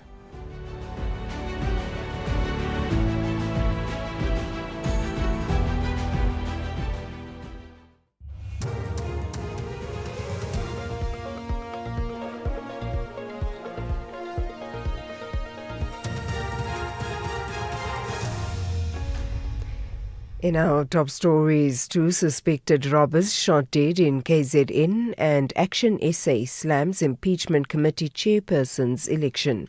Good morning. 2 suspected robbers have been killed and another wounded during a shootout with police in Kwamsane, northern KwaZulu-Natal. The incident happened when officers responded to a report from a man who had been robbed in the area last night. Police managed to trace the suspects who opened fire on them. Police spokesperson Robert Nechihunda says no police officers were wounded during the exchange of gunfire. Police responded swiftly, and the vehicle which made the description as led by this victim was spotted driving along the N2 southbound. Police gave chase and the Umkhanyakude district task team officers provided backup. The chase continued from Hluhluwe policing area to Kwamsane, where a shootout ensued between police and the suspects. 3 suspects were believed to have been fatally wounded. However, the 3rd suspect woke up when forensics were taking photographs and was right to hospital under police guard. 3 firearms were found in the possession of the suspects, and the police are searching for 3 more suspects who narrowly evaded arrest. The killing of a Xitsonga-speaking 19-year-old man from Giyani in Limpopo has raised concern. Ntlamulo Sambo was allegedly mistaken for an undocumented foreign national during protests in the Western Cape. The Africa Maibue movement has condemned the killing, describing it as a failure of society. The movement says it will not associate with groups using immigration concerns to justify criminal acts. The movement's national spokesperson, Sydney Beloy. The whole thing about xenophobia, vigilantism, these are the challenges that South Africans have been experiencing quite a lot. And it's something that we feel that requires intervention. It requires education. It requires people to understand that our country is a country of multiple languages, of multiple cultures, of people who are actually one thing. And we are gravely hurt by what has happened to Ntlamulo. Action SA has strongly described the election of Makashule Gana as Parliament's impeachment committee chairperson as a bad outcome. Action SA says Gana is compromised and there's a risk of the ANC influencing him.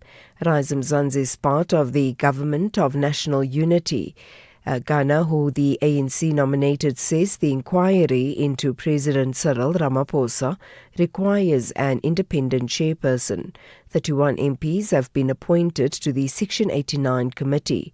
It will determine if there is enough evidence for Ramaphosa to face impeachment over the theft of approximately $580,000 from his Palapala farm in 2020. Action SA's Chief Whip Lerato Ngobeni. The chairperson has a huge responsibility. The chairperson also is very involved in the evidence leader selection, the decisions on to when a committee has to meet. Suffice it to say that we believe that we didn't get the worst possible outcome in that it could have been an ANC chairperson, but we did get the second worst outcome because he is a member of the GNU, and we all know that the ANC doesn't dish out positions for free. The South African Weather Service has issued a warning for a sharp change in weather conditions.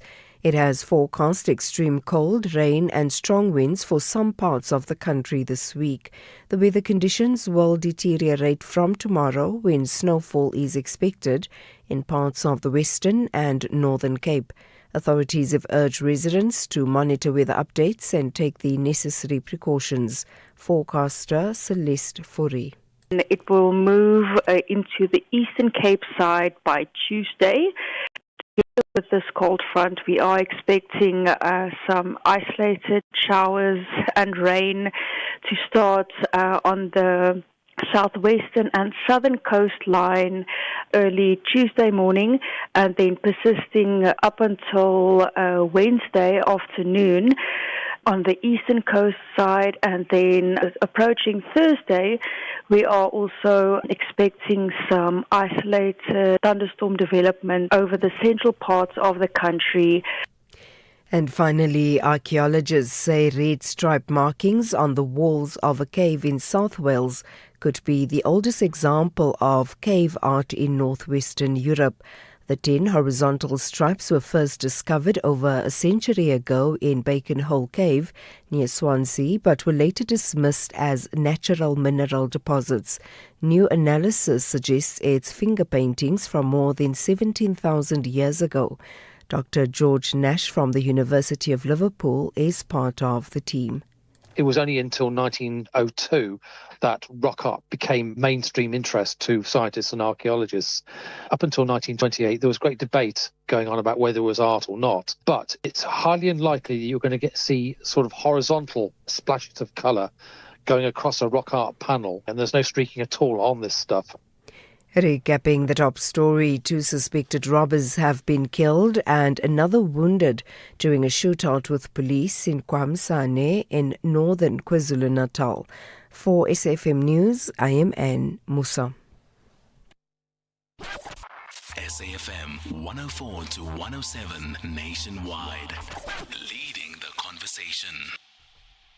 The public is invited to nominate persons who have expertise or knowledge in the field of broadcasting, journalism and media and or broadcasting law and related fields for an ad hoc appointment to the Appointment Committee of the Broadcasting Complaints Commission of South Africa. 3 committee members will be appointed to serve a 4-year term from August 2026 to 31 December 2029. Persons with a financial interest in the broadcast or printed media industry are not eligible. Motivated nominations, nominees' acceptance and a short CV should be addressed to the registrar email bccsa@nabsa.co.za. Nominations close on the 17th of June 2026. For more information on the tasks of the Appointment Committee for the Broadcasting Complaints Commission, visit www.bccsa.co.za and see the Constitution. Only the best qualified nominees will be called for an interview. 50 years later, Youth Month. The Voices.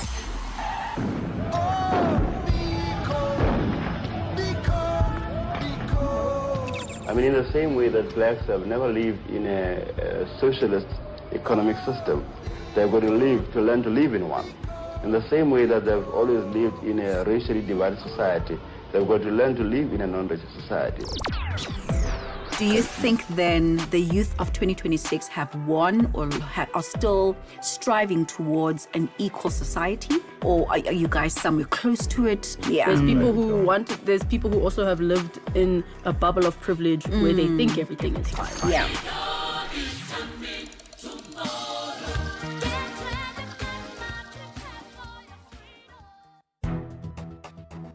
The Daily Discourse on SAfM with Joanne Joseph, unpacking the issues that matter. The Daily Discourse on SAfM, weekday mornings from 9 to 12. It's just about to turn 9 minutes past 9 here on the Daily Discourse. Thank you for joining us. Good morning and welcome. Great to be with you. I'm Joanne Joseph, and I'm going to be in your company for the next 3 hours, bringing you all the latest news and analysis that you need to know from our country and other parts of the continent. The team is with you. Melissa and Genil, we're producing the show and taking your calls. Patrick is on sound, and Duduzo is behind the camera today. Remember, apart from listening to us on the radio, you can also listen live on DSTV channel 814 or go to our website and listen live there. We're also streaming our broadcast. You can watch us from anywhere in the world on YouTube, Facebook and X. And don't forget that if you haven't managed to catch the show in its entirety, our digital team loads the podcasts onto our website so you can catch up on all our interviews there. Remember, we always start with an open line at this hour. Let me just remind you of our studio line number 086 000 2032. our WhatsApp line 0614104107. We had absolutely fantastic voice notes from you yesterday. Short, sharp, very clear on your stance, and very audible as well. So thank you for that. Keep doing it, and let's keep having the important conversations here on the Daily Discourse. Some of the stories that we are watching for you at this hour. The Gauteng Social Development Department is cutting funding for social workers who are non-South African. We're going to have a conversation with the People Opposing Women Abuse organization. It is a civic organization, and they are commenting on the consequences of that for them. But we're also speaking to social development to find out why they have introduced this new policy. We'll catch up with them in just a short while. And then also coming up in this hour, the issue of the South African National Defence Force. You know that a large contingent has been sent to the Western Cape. They've also been sent to other parts of the country. But the angle to this story that we're looking at is happening in the Eastern Cape. They are living in the most appalling conditions in the Western Cape. And we want to have a conversation with them because the union, the South African National Defence Union, is now looking at potentially taking legal action against the Defence Ministry because they're just finding that their people are being put up in the most awful conditions. They're not really inhabitable for people who are doing the work that they are doing. And we know that the Defence Department has had issues with their budget, but to treat our soldiers this way when they are carrying out a national function and protecting people on the ground, or trying their best to protect people on the ground, is really not acceptable.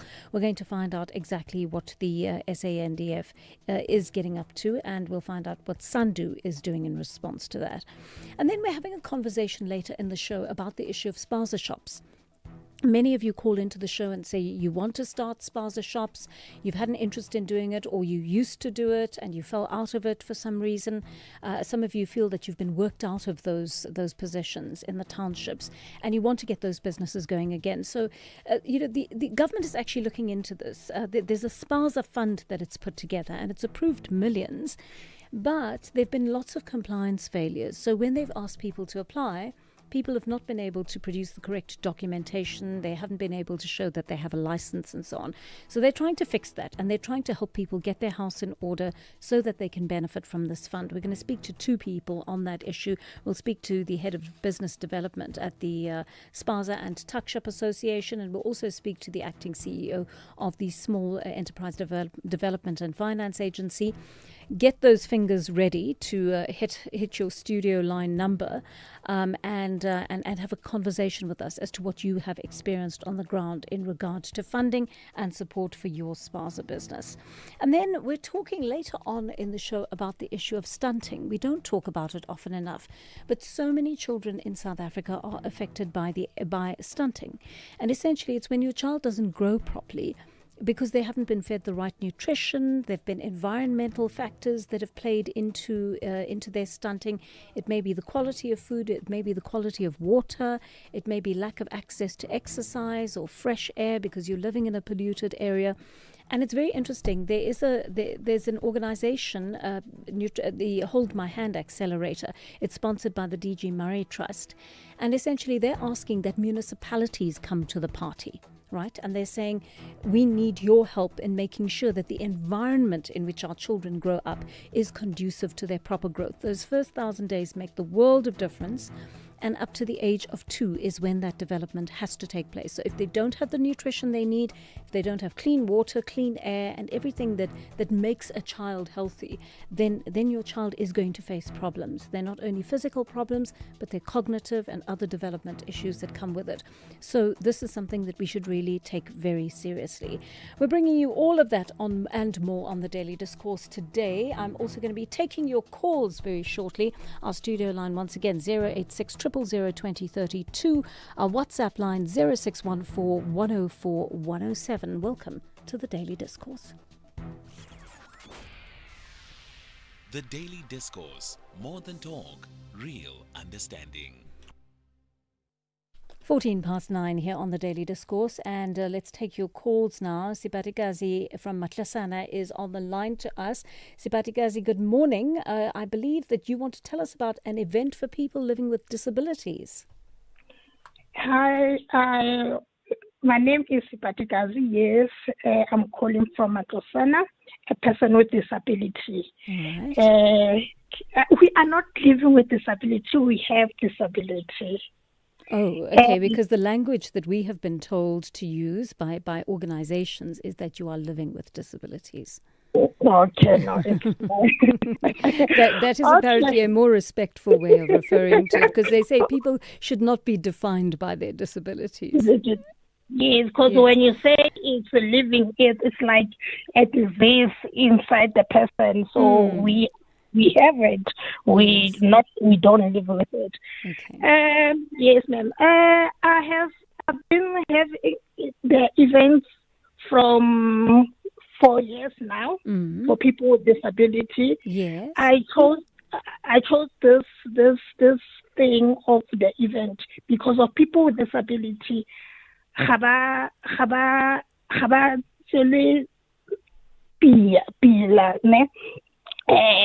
going to use it because English here in a local English.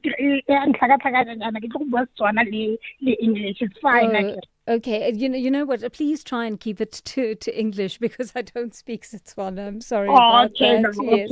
okay. I will try. I will try. Okay. Thank you. Yeah. Thank you.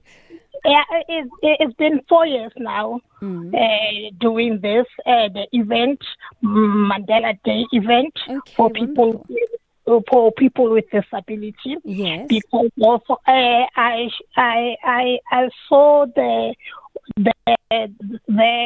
mean of it, making it because of people with disability. They don't take it for they don't take them for serious.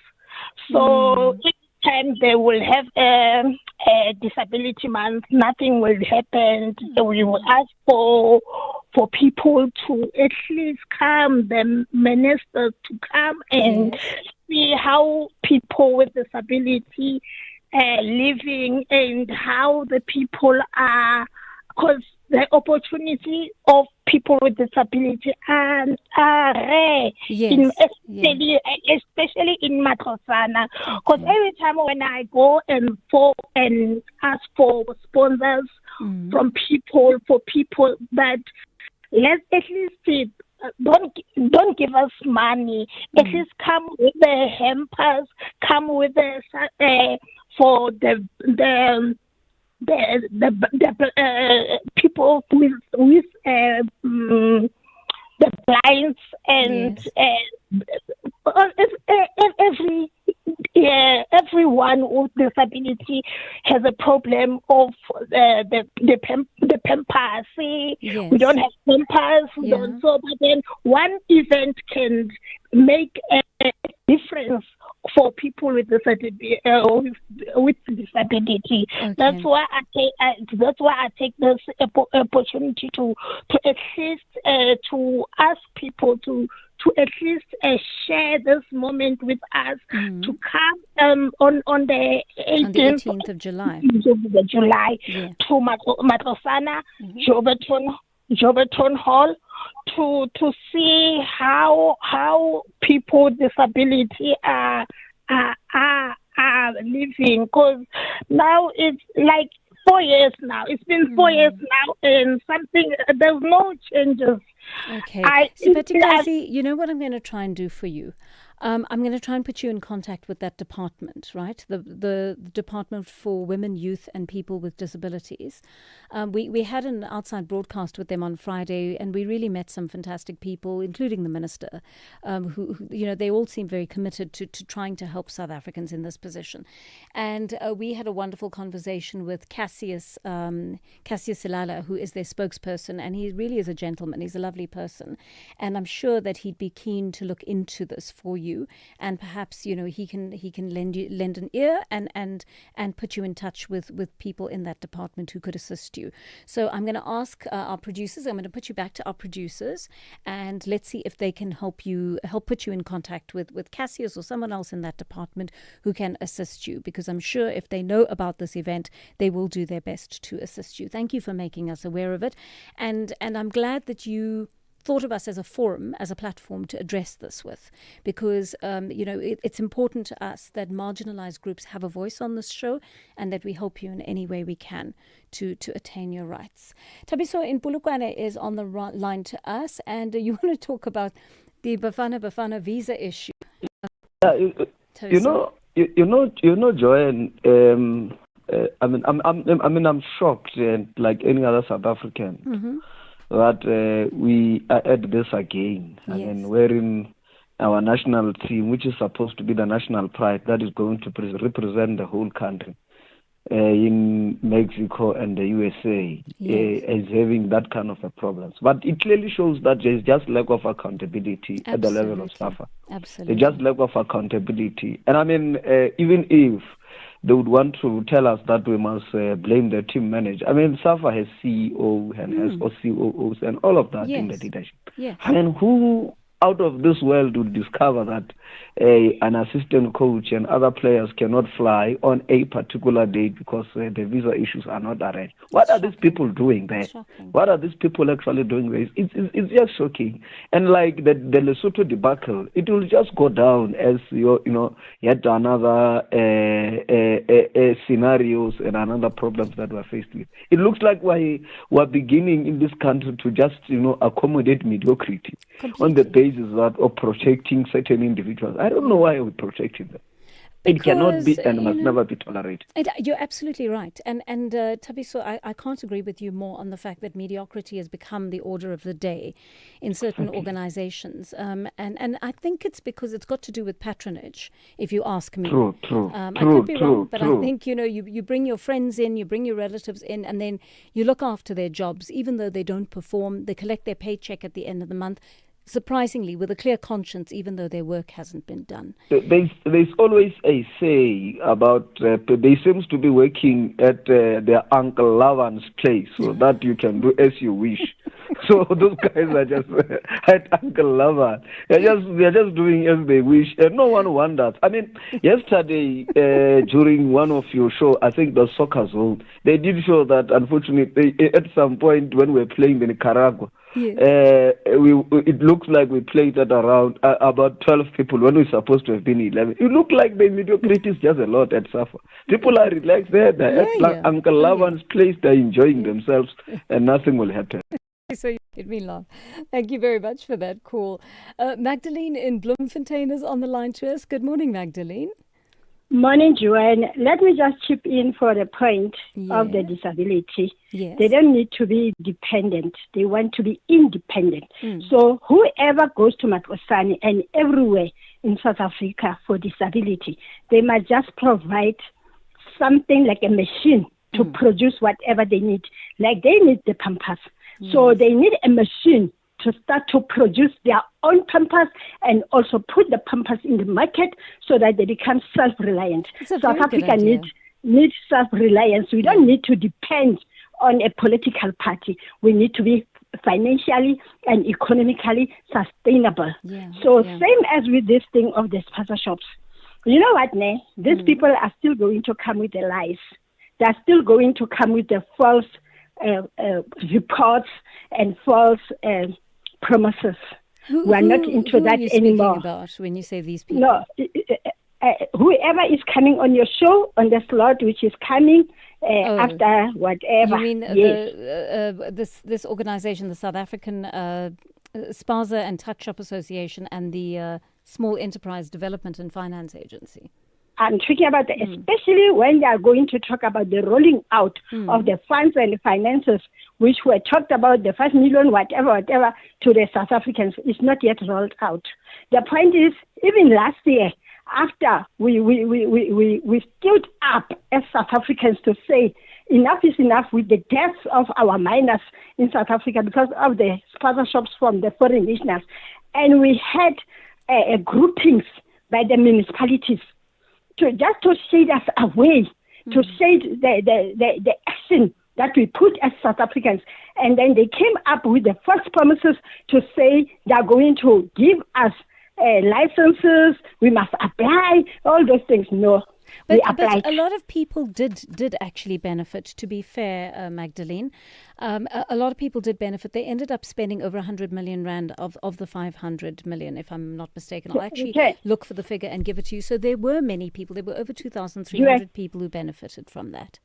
Juan, Yes, I'm yes. talking from Mangaung. I'm in Mangaung. Yeah. I'm with Poto Mutoko. We were called by the mayor for the whole week. Yeah. All the stakeholders and the forums to come and talk for the whole week and plan way forward how to do the things. Yeah. None of our members benefited. Let me tell you. So you're This saying is pure lie. your people handed in their documents, and their Definitely documents so. were verified as being Definitely so. being legitimate, and they still didn't get help. Yeah, instead, foreign nationals, their shops were extended and they were painted, and then they are the ones who were supported. No, who were not but supported. government is not supporting them that's what through I'm- this. The government is not supporting foreign nationals. I'm talking what I know, what I saw. Okay, I'm okay. talking what I know and what I saw. Okay. I I will cannot ask come about and that. tell lies. No, Magdalene, I'll ask about it, because if that's what you saw, I don't deny your experience. I will ask the officials about it, and find out what exactly happened in that area. I'll refer to Bloemfontein in my interview with them.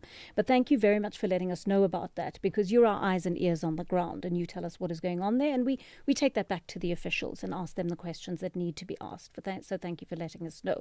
Bonakele in Cape Town is on the line to us. Bonakele, you're talking about this very, very sad story indeed, about this young, this 19-year-old who was killed. Horrible story. Horrible, yes, Bonakele. terrible, of course. Terrible, something that is not accepted at all. Yeah. I think they need to check what they need to do with regard to chasing away the foreigners now. This comes as a sad news and something that one cannot really say yes to that. I mean, you're talking to someone who's got a dark skin, but born in South Africa, born and bred in South Africa, of course, Yes. a Xhosa-speaking someone, you understand? Yeah. But for someone who approached me, jokingly, one of my colleagues, the guy that I'm working with, was saying to me, Prabomba, you and so, was referring to me and the other guy with dark skin, so we need to carry our IDs at all times, because, I mean, it's something that we cannot do. No, I mean, it's you cannot crazy. just approach someone because of dark skin and you start beating up and do all this nonsensical kind of thing. It's not acceptable. No. It's something that we need to shout out and say, no, hold on to this. I fully understand the frustration and the manner in which they're doing away with the foreigner must go away. I'm not against that. But beating up because you look at the color of the skin of someone and you start being, look, this is a 19-year-old Tsonga speaking someone. Yes. You'll be It's killed such because a- of the dark skin. Look at someone and you suspect he's a foreigner. It's not acceptable. No. It's absolutely wrong. It's not, and these are the dangers of vigilantism, right? And this is what I was talking about when a lot of callers phoned in and they wanted to have a go at me, but I Quite warned, and as many people have been warning about why it's important to respect the rule of law. You get the police involved if you feel that people are not, if you have some sort of proof that people are not documented. You get the authorities involved. You report those people. The authorities take care of that. Hopefully, if they're not corrupt, they take care of that and make sure that people are deported if they don't have the right papers. But to take the law into your own hands is a very, very dangerous thing. And now it's resulted in the death of one South African person. And I hope we're not going to see more of this, but this is the result of vigilantism. Bonakele, do you feel threatened as a dark-skinned person moving Not at around all. now? Not at all. I was just taking from what my colleague, the guy that I'm working with, was Yes. just jokingly and say we need to carry our IDs with us Yeah. at all times, Yeah. referring to me and the other guy Yes. with dark skin. I'm not going to do that. If you want to know me, you stand and talk to me. Who are you? Blah, blah, blah, and all that stuff. You So hope you'll you be hope able- they would talk to you, but in a frenzy, you don't know what people are capable of if they're wound up. That's what worries me, Bonakele. No, but for me personally, I'm a very cheeky someone. I'm expecting anything. If you come and approach me in a manner that I will deal with you. I'm someone who can stand on my own. You don't just take chances with me. No, I'm glad. I'm glad you can protect yourself, but I do worry. I worry about people out there who are. I mean, these are apartheid-like tactics, right? Looking at the color of someone's skin and saying, "Oh, because you're dark, you must be foreign. Therefore, let me attack you and kill you." I mean, that's what worries me. That we are returning to apartheid-style thinking and colonial-style thinking without realizing it. Yeah, the colonials did a number on us. They sure did. Bonakele, thanks very much for that call. That brings us up to 9:30 here on the Daily Discourse, and we'll have more of these conversations right after your latest news headlines. Good morning, I'm Anne Musa. In the headlines, a warrant officer attached to the Hawks in KwaZulu-Natal is set to continue to testify before the Matlanga Commission of Inquiry in Pretoria shortly. Carl Sanders started to testify yesterday. He focused on the mysterious disappearance of drugs from the Isipingo police station south of Durban in November of 2021. The Secretary to the National Assembly says there are no rules preventing the Mkhonto weSizwe parliamentary leader Dr. John Hlophe from participating in the recently established impeachment committee. And 2 suspected robbers have been killed and another wounded during a shootout with police in KwaMsane in northern KwaZulu-Natal. I'll have details on these and other stories at 10. You are listening to Joanne Joseph on SAFM. 9:31 here on the Daily Discourse. Thank you for joining us. If you just tuned in, remember the open line is on the go. Our studio line number 086 000 2032. I want to play some of your voice notes as well. I would like to hear from you on this one. One of you is saying, in regard to the Spaza shop issue, we need a list of beneficiaries. Morning, Joanne. Can you please investigate? You'll see we've been asking Stella to show us the beneficiary of all the money was spent. Even today, we haven't seen it. All we heard is that 79 million was spent, but all the South Africans have evidence that they've been rejected. No South African have benefited on that Spicer shop money. Okay, so I think it's important for government to be transparent about how, who's benefited from it. I think that is really important, and they've done it before, right? For example, they released a list of beneficiaries in regard to who the Department of Arts and Culture funded during COVID, right? So it's been done before. I don't know if there are popular issues with that. There might be, but I think you've got a point about asking who benefited from this, because with government one is always rather skeptical. You worry about whether people they were linked to got funding and people who did not have government contacts, whether they managed to get funding or not. But the other issue is we cannot say no South Africans got funding. That's factually incorrect. There were many South Africans who did get funding, and there is a list. There's I think the actual organization that deals with that has spoken about it, saying that 2,300 people did receive funding, and they have to submit documentation and so on. I think what you're going to find is that a lot of people submitting documentation did not submit a valid license, or when the officials went to the site to verify it, they were not able to find any businesses there. So we've got 2 things happening here potentially. Either government hasn't done what it's supposed to do, which may be part of the story. The other part of the story may be that some of the people who applied for the program were not compliant. And government has to jump through those hoops, right? People have got to be legally compliant to benefit from funding. So it could be those 2 issues that are at work there. Good morning, Joanne. This is Matubula. John, it is painful to hear about Intamolo, who is 19-year-old, was killed by a mob, criminals who used the March and March as something that they are working for. March and March, they never killed people. They are marching all over, demanding what they demanding. But those people are criminals. But I'm from Guyana. I'm a Muchangana also, Mutsonga.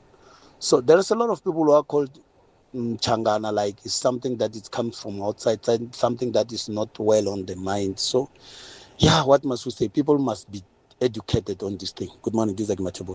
Thank you very much for that. Absolutely, we do need education on that issue.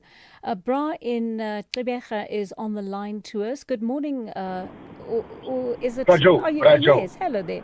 Hello there, Brajo. Yeah, it's Brajo. Go for it. Hi, Tell me what's how on are your you? mind. I'm so well, thanks. Well, yeah, I was listening earlier on to our executive mayor, throwing toys with a former member of her council. Yes. And it speaks to the nature and the situation that's in Kader. I live in Kader. I grew up there, and I went all over the country, but I'm back in Kader. The city is in a state of decay, and it is the fault of the leadership. If you have an opportunity, or people in the SABC who work in Kader, ask them to take a walk around the city. The places you'll find clean will probably be Greenacres or Newton Park area. Yeah. And that's it. Sure. And maybe warmer in certain areas. Maybe at that. The CBD is in a state of decay. It has been for years. And you ask the question, why is it in that way? I'll tell you. There is gangsters who infiltrated municipal processes in Kader. Gosh. They are criminals who collude with exactly that. I would make even an allegation to say potentially with the executive mayor and her members of the NEC, and run the municipality and the tender processes from prison cells. This is known within Kader. There are criminal syndicates who collude with our politicians.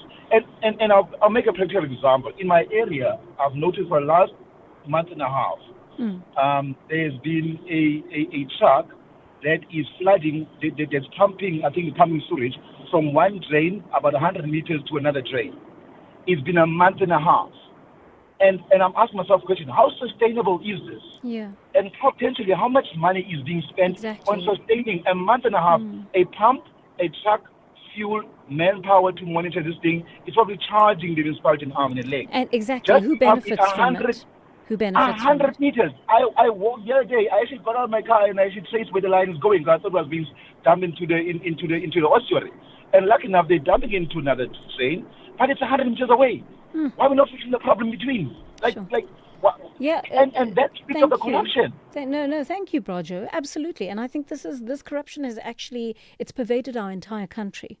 So I'm not surprised by what you tell me. We're experiencing exactly that in this part of the country, and I tell you that people all over the country will tell the same stories. The municipalities have been, in many instances, taken over by criminals, and we've really got to root them out in order to give our people what they're entitled to. 9:37 it is on the Daily Discourse, and it looks as though government is finding ways to respond to the outcry among South Africans. Ground Ups made us aware that the Gauteng Social Development Department will no longer be funding non-South African social workers. It says GDSD introduced new laws preventing organizations from using grants that the province provides to pay non-South Africans. Let's find out more from the Executive Director of People Opposing Women Abuse, Fatima Sheikh. Good morning to you, Ms. Sheikh. Thank you for your time on the program. Is it clear to you at Power what the new funding clauses that Gauteng DSD has introduced actually mean for the sector? Good morning, Joanne, and thank you very much for this opportunity, and good morning to your listeners.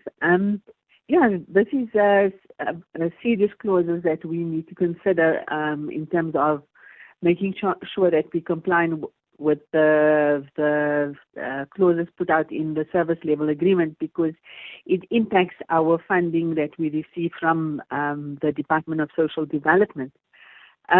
We are, we're not opposed to South African social workers receiving jobs, but we are sitting with a rather complicated matter of a social worker who has worked at Power for 15 years. She is a foreign national. She has a valid work visa. She's been with us as a loyal, dedicated staff member, and now we are sitting with this problem of what do we do, because we are largely funded by the Department of Social Development. And so if they're saying that we're not allowed to pay a salary of this staff member, we don't have other resources to cover her costs. So it's not that she did anything wrong or that there was misconduct. It purely states that because she's a foreign national, we're not able to cover her salary from their money. So we're now wanting to know from the department, how do we then proceed? Because this is a DSD-funded program. We respect the fact that, yes, every South African should have the fair and right opportunity to employment. But we also believe in fairness in terms of the fact that this woman has worked at Power, and that as a human rights organization, we can't just simply say, okay, thank you, and goodbye. So we're asking the department, how do we deal with these things? Because there are concerns legally, constitutionally, how do we deal with this matter? This is an important question, and I think in a moment we will ask the spokesperson for the Social Development Department in Gauteng exactly what the issue is in terms of, or how you proceed in terms of this. But tell me, in terms of labor law, do you think that if you let your Zimbabwean social worker go now, that you're going to face some kind of legal consequences for that? Because do you think I do suspect this has not been harmonized with labor law properly? No, it hasn't been, and the labor law does dictate that there is a particular procedure that you follow. So we have consulted in terms of legally how do we do this, and we're trying to resolve this matter amicably with the Department of Social Development, because this staff member has rights like every other person working in South Africa. They have rights. She has paid her taxes. She has her, she is vetted. She has her work visa. She is now eligible to apply to become a permanent resident, because she's married to a South African. Yeah. But we're not able to, to give her any assurance that we can continue because of this particular clause. So, we have to tread very carefully. And if she, by chance she does go to the Department of Labor, it's not DSD that will have to answer for this. It is us as Power. Yeah. And we don't have those resources. Should she be eligible for a payout. So this is what we're trying to avoid as well. But we also value her as an employee, as a women's rights organization, as a human rights organization. You don't treat people that way. And, I'm asking for guidance. I'm not trying to be difficult, but I'm also saying, we should have had this conversation in terms of, this is not just a new hire. This is somebody that's been with the organization for 15 years. How now do we proceed? Okay, it's a good question, and let's actually put that question to Dloze Matuane, a spokesperson for the Social Development MEC in Gauteng. Mr. Matuane, good morning, and thank you for making the time to speak to us on the Daily Discourse. Here we have Fatima Sheikh from Power asking a very interesting question, because I assume that this is going to apply to a lot of organizations who have foreign nationals in their employ right now. She's asking a question that pertains to labor law, really. There she has an employee who is Zimbabwean, who has been vetted, who has been working for her social organization for 15 years. And if she lets her go now, there are labor law implications. How is her organization, and how are other organizations in the same position to manage this dilemma? Thank you very much. Greetings to you, greetings to your listeners, and greetings to Ms. Fatima once again. I think we would want to place it on record that part of the information that came out yesterday in the media is a bit economical with the truth. Okay. Do you want to set us right on exactly what the new policy entails? Yes. The reality of the matter is that we have not introduced any new legislation. Okay. We are enforcing old legislation, which is the Criminal Law, Sexual Offences and Related Matters Amendment Act 32 of 2007. All right. And the Children's Act 38 of 2005. And both laws place a responsibility on the department to ensure, firstly, the Children's Act places a responsibility on the department to ensure that anybody that operates within that sector of children complies with the National Children Protection Register. Absolutely. Meaning yes. that every social worker that we employ or that is employed by NPOs that we work with should ensure that everybody that is in that sector is vetted against the National Child Protection Register. Same goes with other sectors, be it GPV and so on. Right. That requires that everybody that is employed within that sector is vetted against the National Register for Sexual Offences. Right, and that is wonderful. I mean, I think it's great legislation and a wonderful precaution to take. Most definitely, because we are dealing with very sensitive cases. Absolutely. Therefore, you need to ensure that if a person is working within the sector where they are dealing with GBV victims, for example, they should not be malicious in character, and they should be compliant with the law in every aspect, and their history should also be vetted. Yes, but now let me just ask you in relation to that. Ms. Sheikh is telling us that her employee has been vetted. So this is a question of, is she going to have to vacate the post because she is a foreign national? Well, when we process legislation and policies, we do so not on the basis of one organization, but we look at the situation holistically. So this is why I asked you, because this applies not just to her organization, but I asked you earlier about how this is going to apply to all organizations in which social workers from other countries are employed. So just can you answer my question, please, in regard to whether those organizations employing foreign nationals will now have to let them go according to this law that you are now enforcing? We are not enforcing this law now. This law has always been there. No, I know you said it's always been there, but you said earlier that you're now enforcing it. So And now that I'm means asking you, anybody yes. So I'm asking that a means simple anybody- question now, which is, are you going to decide now that if there are foreign nationals within these civil society organizations who are working for them as employees, are you going to insist that these organizations remove them as per your policy? Let me put it this way. Ours is not to design the law, but to implement. And it's unfortunate that wherever we have to enforce the law, we would enforce it without any negotiation or any hesitation. These laws have been there all along. Anybody that did not comply with these laws in the past clearly would have violated the law. But in the case of Power, Ms. Fatima's case, yes, a person that has been in South Africa and working in South Africa for 15 years qualifies to be naturalized and to be accommodated in line with that law. So this actually doesn't apply to her at all?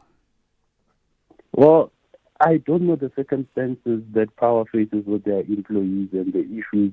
I mean, and I'm sure she cannot disclose them on this platform because of the POPI Act, and we don't want to violate also the law. We're not naming anyone on this platform, Mr. Matuane. Yes. Yeah, we're speaking about an individual without actually giving any of her details in the public domain. So, but I'm mentioning the POPI Act to say we do not understand all issues that are related to the third employee of Power.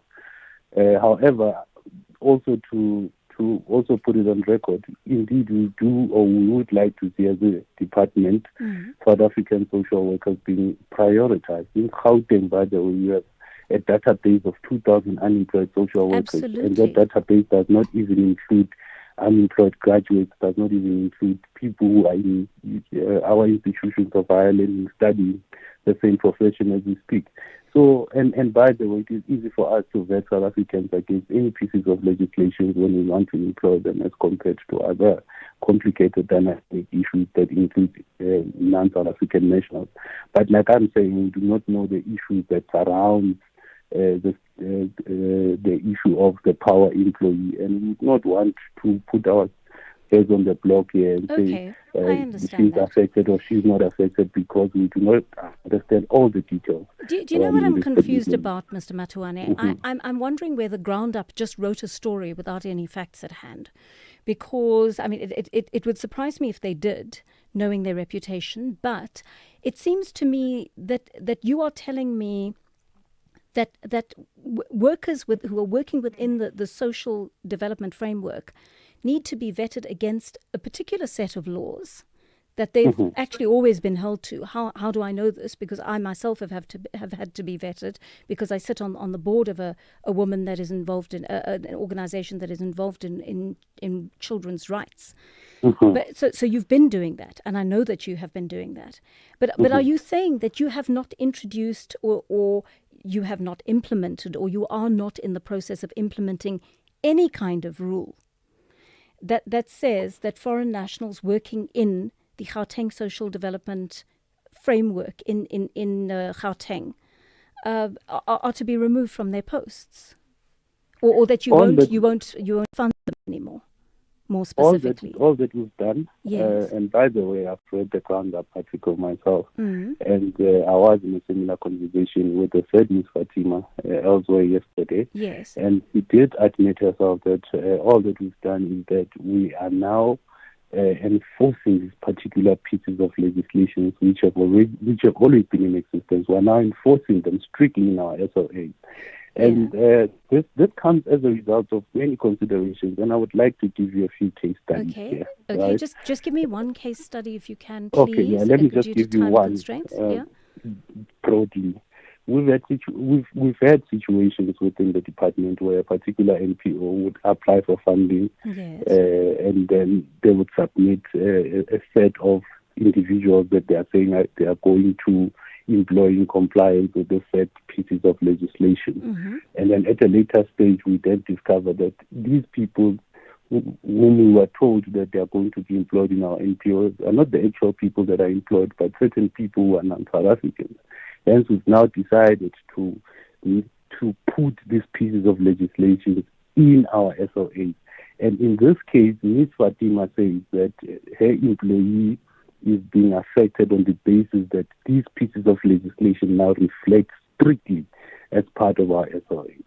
So what part of what she's saying is that there will no longer be funding for this Zimbabwean employee of hers, and I presume because we don't just want to make it about one organization, right? There are organizations all over the province that may have one or two foreign nationals in their employ.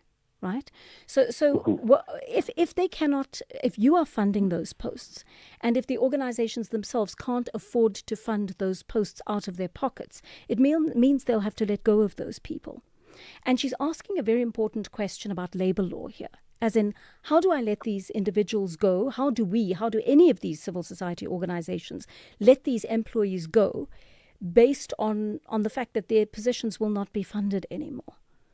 Is that harmonized with labor law? That's the question that she's asking.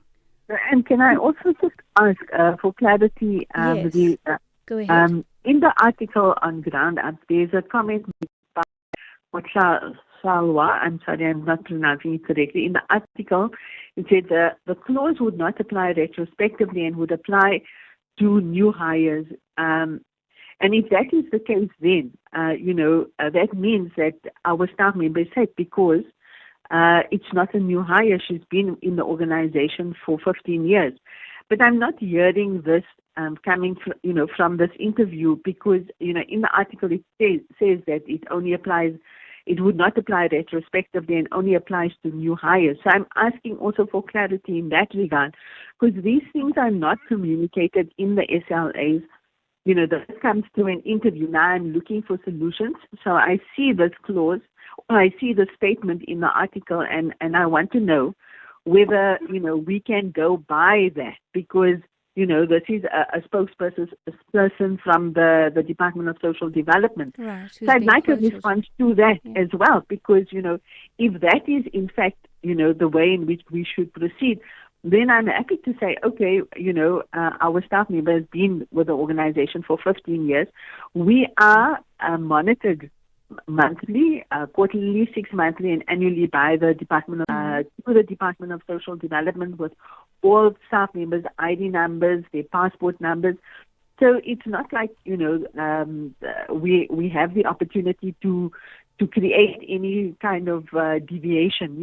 These deviations are picked up because we are monitored very closely by the department. So the issue of, us getting up to no good, I would be very, very concerned, if the level of monitoring that happens with DSD has happened, and that you didn't pick up on that, because I think that is I don't believe it to be actually true because of the level at which we are vetted and monitored.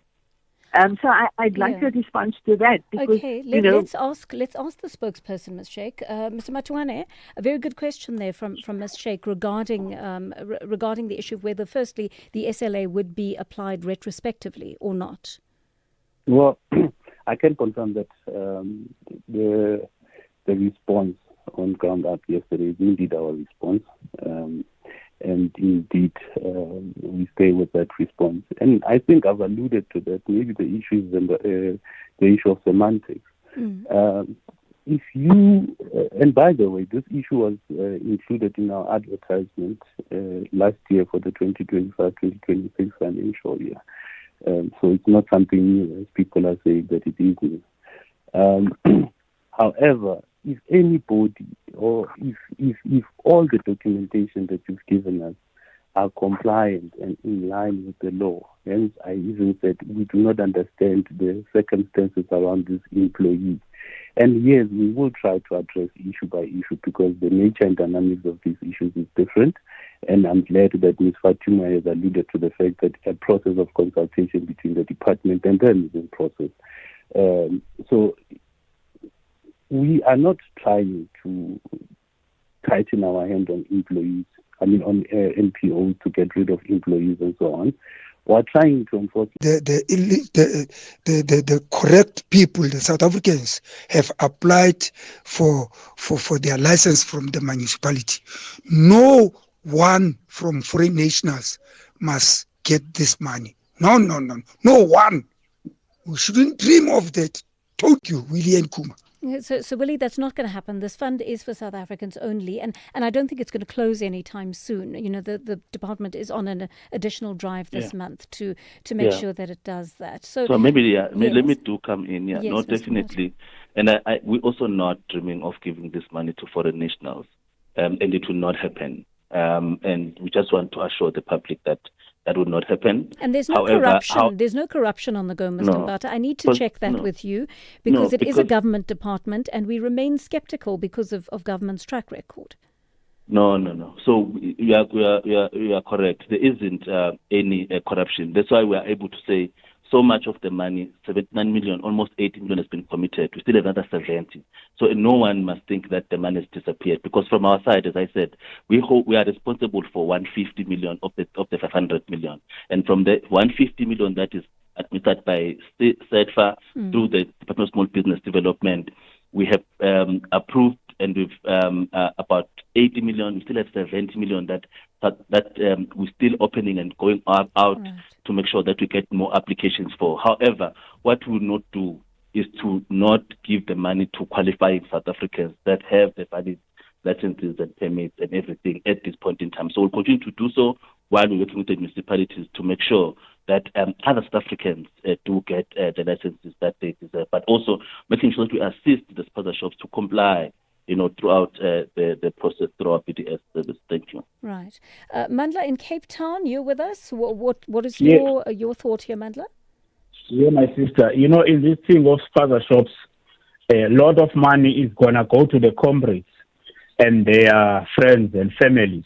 It's not going to do the purpose that it's supposed to do. In sponsor shop, what you need is a transport. A bucket that is not more than 100,000 rand of a value. What you need is a building. Maybe new or refurbish the building that is already there. What you need is stock and training to use technology, not sophisticated training, whereby you'll be sitting in the training room taught about, how to market and all that stuff. You don't need to market as part of the shop. You need just a basic training, and also what will happen is, like I heard him talking about when they visit the place that a person said my building will be there, only to find out it's not there. When you negotiate with a person for a space, that person can change your mind anytime.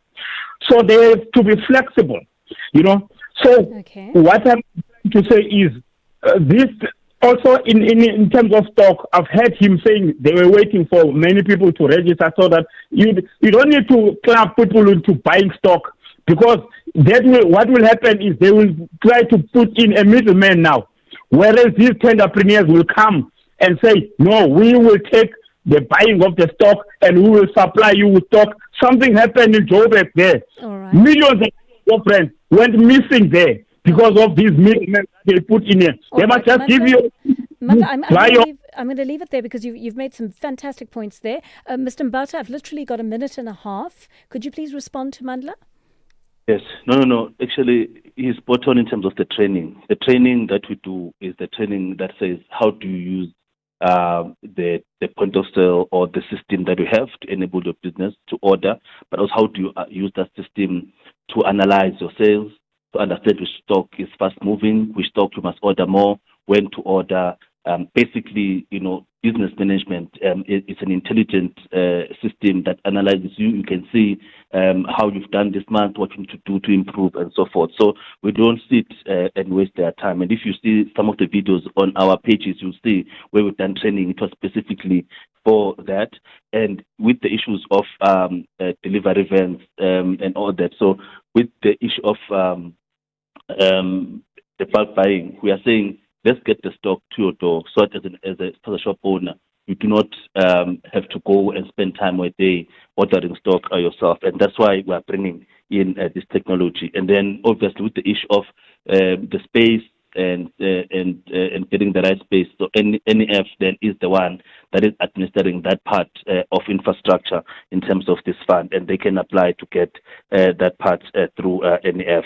And I want to also say that even with what you were saying on the building, it is true that you may find that the landlord has given that space to someone else. But where we are talking about, what we found is that there was nothing even of that nature. It was just people who are trying to simple money. This morning I was dealing with a case, for example, I won't disclose much, but in Mpumalanga, yes, where, for example, a shop owner is calling and saying, no, all they want to buy is cooking oil for 40,000 rand. That's the product that they are selling.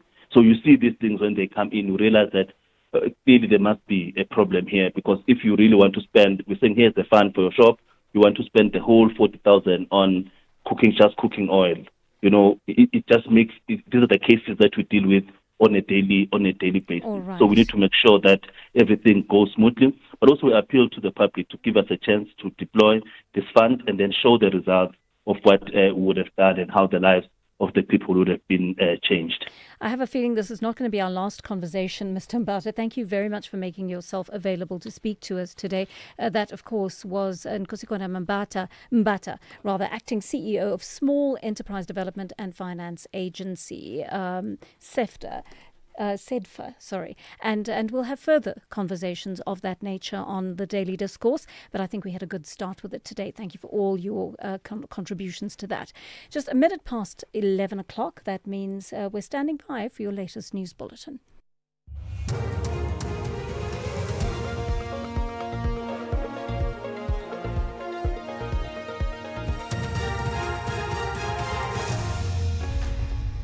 Thank you, Joanne. On the top stories: 4 killed in a taxi shooting in Nyanga and weather warning issued for Nelson Mandela Bay Municipality. For SAFM News, I am Onde Lambana, and a very good morning. 4 people have been killed and 2 others wounded in a taxi-related shooting in Nyanga on the Cape Flats. Police spokesperson Andre Trott says the incident happened this morning. The wounded were taken to a medical facility. No arrests have been made. A warrant officer attached to the Hawks in KwaZulu-Natal says intelligence officers do not generally engage in processing crime scenes. Carl Sander is back to testify at the Madlanga Commission of Inquiry in Pretoria. He says if intelligence officers were to participate in crime scene processing, their identities would be exposed. Sander, who has extensive experience in drug bust operations, has focused on processes that police officers need to follow when called to crime scenes which have illegal drugs. We do have crime intelligence operatives that will come and observe what is happening. There's a reason for that. They've got to do feedback to their protocols that need to be observed. But there are also times when the information is passed here where the operative doesn't want to be there. They're ghosts. So they don't want to be seen or located there. Secretary to the National Assembly, Masibulele Xhaso, says there are no rules preventing the Umkhondo Wesizwe parliamentary leader, Dr. John Hlophe, from participating in the recently established impeachment committee. The committee has been established as part of complying with the Constitutional Court's ruling to look at the report of the Section 89 independent panel that found a prima facie case against President Cyril Ramaphosa regarding allegations of theft of foreign currency at his Palapala farm in Bilabila, Limpopo in 2020. Xhaso says National Assembly Speaker Thoko Didiza received a request for Hlophe to be prevented from participating in the process. Honourable members, we received a letter, I think it was 27th of May, challenging the eligibility of Dr. Hlophe to be part of this meeting. We thought we should just clarify that matter before we start, that currently there is no impediment in our rules for Dr. Hlophe to be part of the impeachment committee. And for that reason, Speaker does not find it necessary for Dr. Hlophe to be excluded from these proceedings, and therefore we are proceeding as such. NFP caucus manager in the KwaZulu-Natal legislature, Innocent Shezi, has criticized his party's expulsion of Mbali Shinga. Lawyers representing Shinga, who was Social Development MEC, will today file court papers to challenge her dismissal from the party. Her legal team says the process was procedurally unfair and will seek to stop the Speaker of the legislature from removing her. Shinga was found guilty on charges of misconduct and gross insubordination. They emanated from her defiance of the party's directive to support the Umkhonto Wesizwe Party-sponsored motion of no confidence against Premier Taminduli last year. Leader Irvin Barnes is set to be sworn in as an MPL following the removal of Shinga. Shazi elaborates. Politically, we are saying that the party must ask whether the action strengthens or weakens the NFP.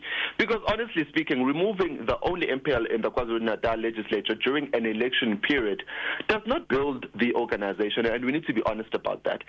It only creates instability, and it also undermines the province, where the NFP only has representation in this province alone across the country. The Nelson Mandela Bay municipality in the Eastern Cape says it has placed its disaster management centre on high alert ahead of another spell of severe weather conditions. It is still trying to recover from last month's effects of heavy rains and strong winds. The South African Weather Service has issued a warning for disruptive rainfall over the Nelson Mandela Bay and surrounding areas tomorrow and on Thursday. This could result in flooding. Municipal spokesperson Sitembiso Soyaya has this message for the residents. We urge residents to avoid flooded roads and low-lying areas, to secure their property, stay informed through official communication channels, and report emergencies immediately. Municipal disaster management and emergency response teams remain on high alert and are ready to respond to any incidents arising from the severe weather conditions. Recapping the top story, 4 people have been killed and 2 others wounded in a taxi-related shooting in Nyanga on the Cape Flats. Police spokesperson Andrew Trott says the incident happened this morning. I'm on Lambada for SAFM News Headlines at 11:30. SAFM 104 to 107 nationwide. Leading the conversation. The public is invited to nominate persons who have expertise or knowledge in the field of broadcasting, journalism and media and or broadcasting law and related fields for an ad hoc appointment to the Appointment Committee of the Broadcasting Complaints Commission of South Africa. 3 committee members will be appointed to serve a 4-year term from August 2026 to 31 December 2029. Persons with a financial interest in the broadcast or printed media industry are not eligible. Motivated nominations, nominees' acceptance and a short CV should be addressed to the registrar email bccsa@nabsa.co.za. Nominations close on the 17th of June 2026. For more information on the tasks of the Appointment Committee for the Broadcasting Complaints Commission, visit www.bccsa.co.za and see the Constitution. Only the best qualified nominees will be called for an interview. 50 years later, Youth Month, The Voices.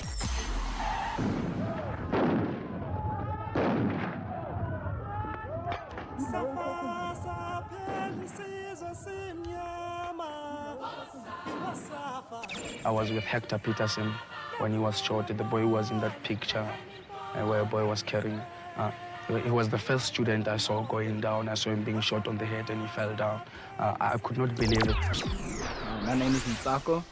For me personally, 50 years is a long time ago. Yeah. But, I'm sure we all know that image, Hector Peterson being carried in, that other man's arms. And I'd like to say that I'm personally very grateful, to see such bravery, such courage in the face of danger.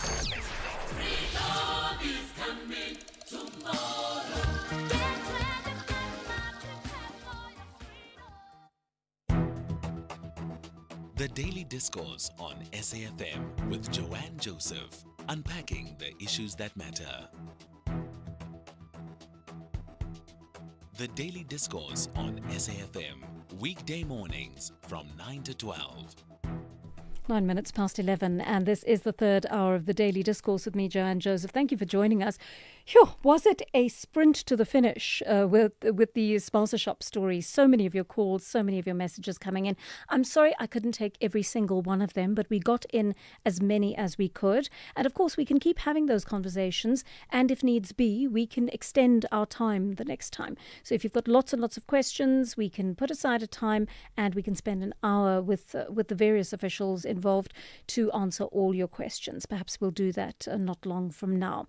But let me tell you what's coming up in the next hour on the show. We were talking about the issue of stunting in children. It's a very serious problem that affects a lot of South African children, and we really need to make an intervention as a country. What I thought was interesting about this story was that the organization that is involved in trying to end stunting in the country by 2030 is actually calling not just on families or government officials, but on municipalities at a lower level, right?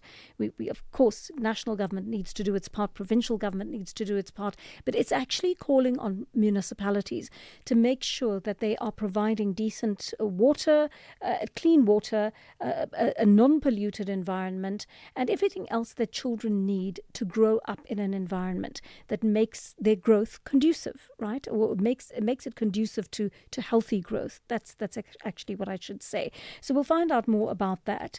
And I wonder if you have a relative who is dealing with a child with this problem, whether your children have experienced this problem due to lack of proper nutrition and so on. Share your personal stories with us of stunting and what you have done to mitigate against that. I'd love to hear from you. Remember, our studio line remains open throughout the show. 086 2032 086 000 2032 is the number, 086 000 2032, and you can also get hold of us on our WhatsApp line, 0614 104 107. Send us a voice note or a text if you prefer, and talk to us about this issue as well as the one that's coming up at 20 past. This is about the issue of the South African National Defence Force. They are apparently being put up in appalling conditions at Ikapa in the Western Cape, where they've been deployed to assist with the issue of gangsterism. So we're going to find out from the South African National Defence Union what they plan to do about it. I'd love to hear from you on either of those stories or any of what we've been talking about on the programme since 9 o'clock this morning. In the meantime, the DG Murray Trust says it's trying its utmost to prevent child stunting. And this, of course, refers to that condition I was talking about, where the growth of a child is impeded and their cognitive development is often impaired. That's an important thing. It's not just a physical thing, it's a mental thing as well. And it's usually caused by a lack of good nutrition, infections that occur regularly, and inadequate social stimulation. So children need so much in order to develop properly. Let's get a bit more detail on this. We're speaking to nutrition lead of the Hold My Hand Accelerator, Liesel Engelbrecht. Liesel, good morning to you, and thank you very much for your time on the program. Firstly, let's go into a little bit more detail on what actually causes stunting, please. Good morning, Joanne, and good morning to the listeners. So as you mentioned, stunting is when a child is too short for their age, and we measure that on a population level, and we usually measure this for children under 5. So in South Africa, about 1/4 of children are stunted. So under the age of 5, 1 in every 4 children will be stunted. And if you go even lower, under the age of 2, it gets to about 1 in 3 children being stunted. So that means that child's development and potential is already, stunted from a very young age. So things that cause stunting is, as you mentioned, it's chronic malnutrition. So it's a condition of chronic malnutrition, and that starts in the womb already. So if a mom, for example, during pregnancy already doesn't have the right nutrients, she's more likely to give birth to a low birth weight baby or baby that's already stunted, and that already puts a baby at a huge disadvantage. Also, we know if the baby is not breastfed adequately, and also if the mom then, for example, starts providing a formula feeding in especially informal areas where there's potentially not enough or easy access to clean water or sanitation, it means that the child often drinks from a bottle that is infected already with some kind of a pathogen in the area, which then means that the child is more likely to get diarrhea. And we know if a child gets diarrhea, whatever you put in comes out again, and that means that the nutrients are not well absorbed. And if a child gets that and repeatedly, it means that chronic malnutrition still will persist. So it's two-pronged. It's malnutrition, so chronic malnutrition, not having enough food, but then also we should look at the environment. So what are the water and sanitation services? The water and sanitation services in the area to prevent that child from getting this disease, which we call environmental enteric disease, which really prevents the child of absorbing nutrients. Also, children often play in dirty or areas that don't have access to a lot of services. They're also more likely to get worms. And of course, we also know that is also then one of the reasons that they're not able to utilize those nutrients. And that means, as you said, not only the body but also the brain becomes stunted, and that leads to reduced school readiness, sooner dropouts, less access to economic opportunities later in life. So really a knock-on effect that could be prevented in the first 1,000 days of life already, but we're not doing enough. That is worrying indeed. So tell me, what critical interventions are you hoping will be made in the coming months, Ms. Engelbrecht? So I think there are a few key interventions that I think specifically, if we look at a very local level, that can be done. So we definitely need to look at trying to improve sanitation and water services, especially in the most vulnerable areas. And then also we need to look at how can we make food more accessible. So, for example, municipalities, they have a say in zoning rights. So, our land being made available for agriculture, etc. Is there enough support for local production? Also, are we mapping where the vulnerable communities and the ECD centres are? And are we looking at innovative ways in which we could, for example, redistribute food, surplus food from certain suppliers to those ECD centres?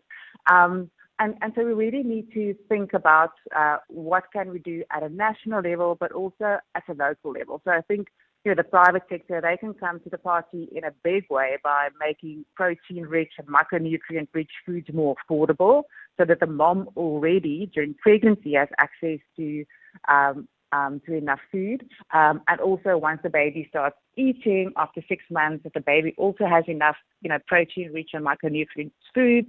But then also, locally, what are we doing? Are we making sure that there are, support for local markets and for local farmers, and access to fresh fruits and vegetables, and also protein-rich foods that are actually good for the development of the child. Right. And then Yes. Yeah. We are running out of time here, Ms. Engelbrecht. I mean, I'm so interested in this, but could you quickly just tell us more about the Kalisa Care Program that appears to be doing great work in this field, and that other communities or programs could perhaps emulate?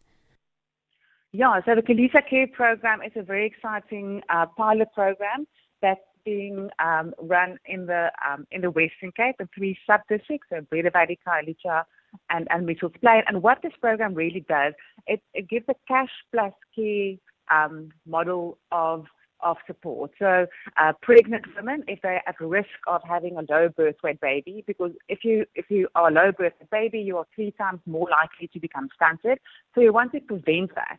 So then we provide that pregnant woman who's at risk, we provide her with a food voucher. So it's a food benefit loaded onto an extra savings card from ShopRite, and they can then buy a basket of 10 protein-rich foods and micronutrient-rich foods, and they then have that food support monthly. In addition to that, they also get very high-frequency visits from a community health worker. The community health workers are people that are linked to the primary health care services, and they go out to families, and then they support them with a variety of things, but in this instance, they're looking at specifically maternal and child nutrition. So they then support the mom to encourage her to go for antenatal appointments, to breastfeed once the baby is born, and to reduce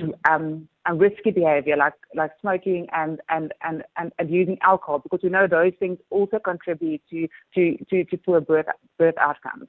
And then that package of care is then provided to the mom until the baby is 6 months old.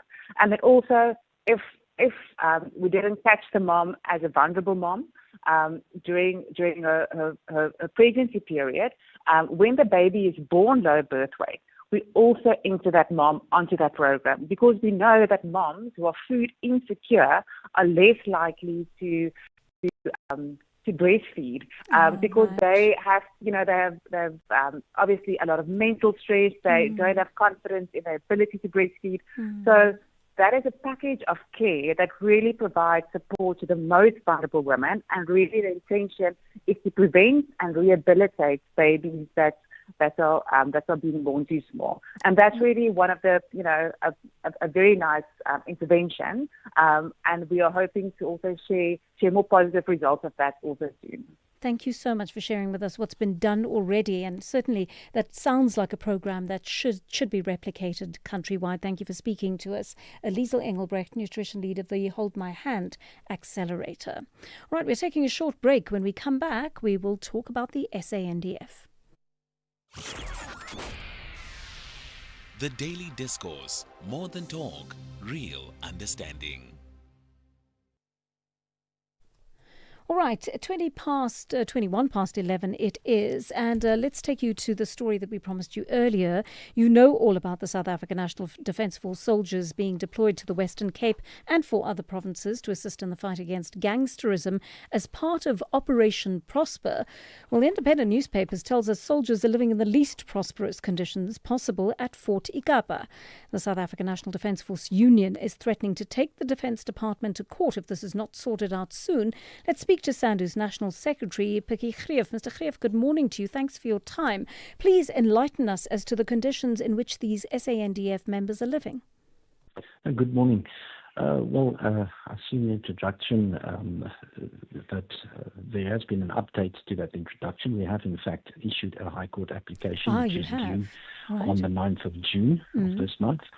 But to get back to your question about the conditions that we complain about in that application is about the fact that the accommodation which the soldiers were given in Fort Ikapa is inadequate, in the sense that there are heavy roof leaks. And so when the rainy season comes, like it is upon us now, those soldiers are actually have sleeping arrangements where they are exposed to the elements completely, instead of as one would expect in a fixed structure in a base, in a metropolitan area where you would have adequate shelter.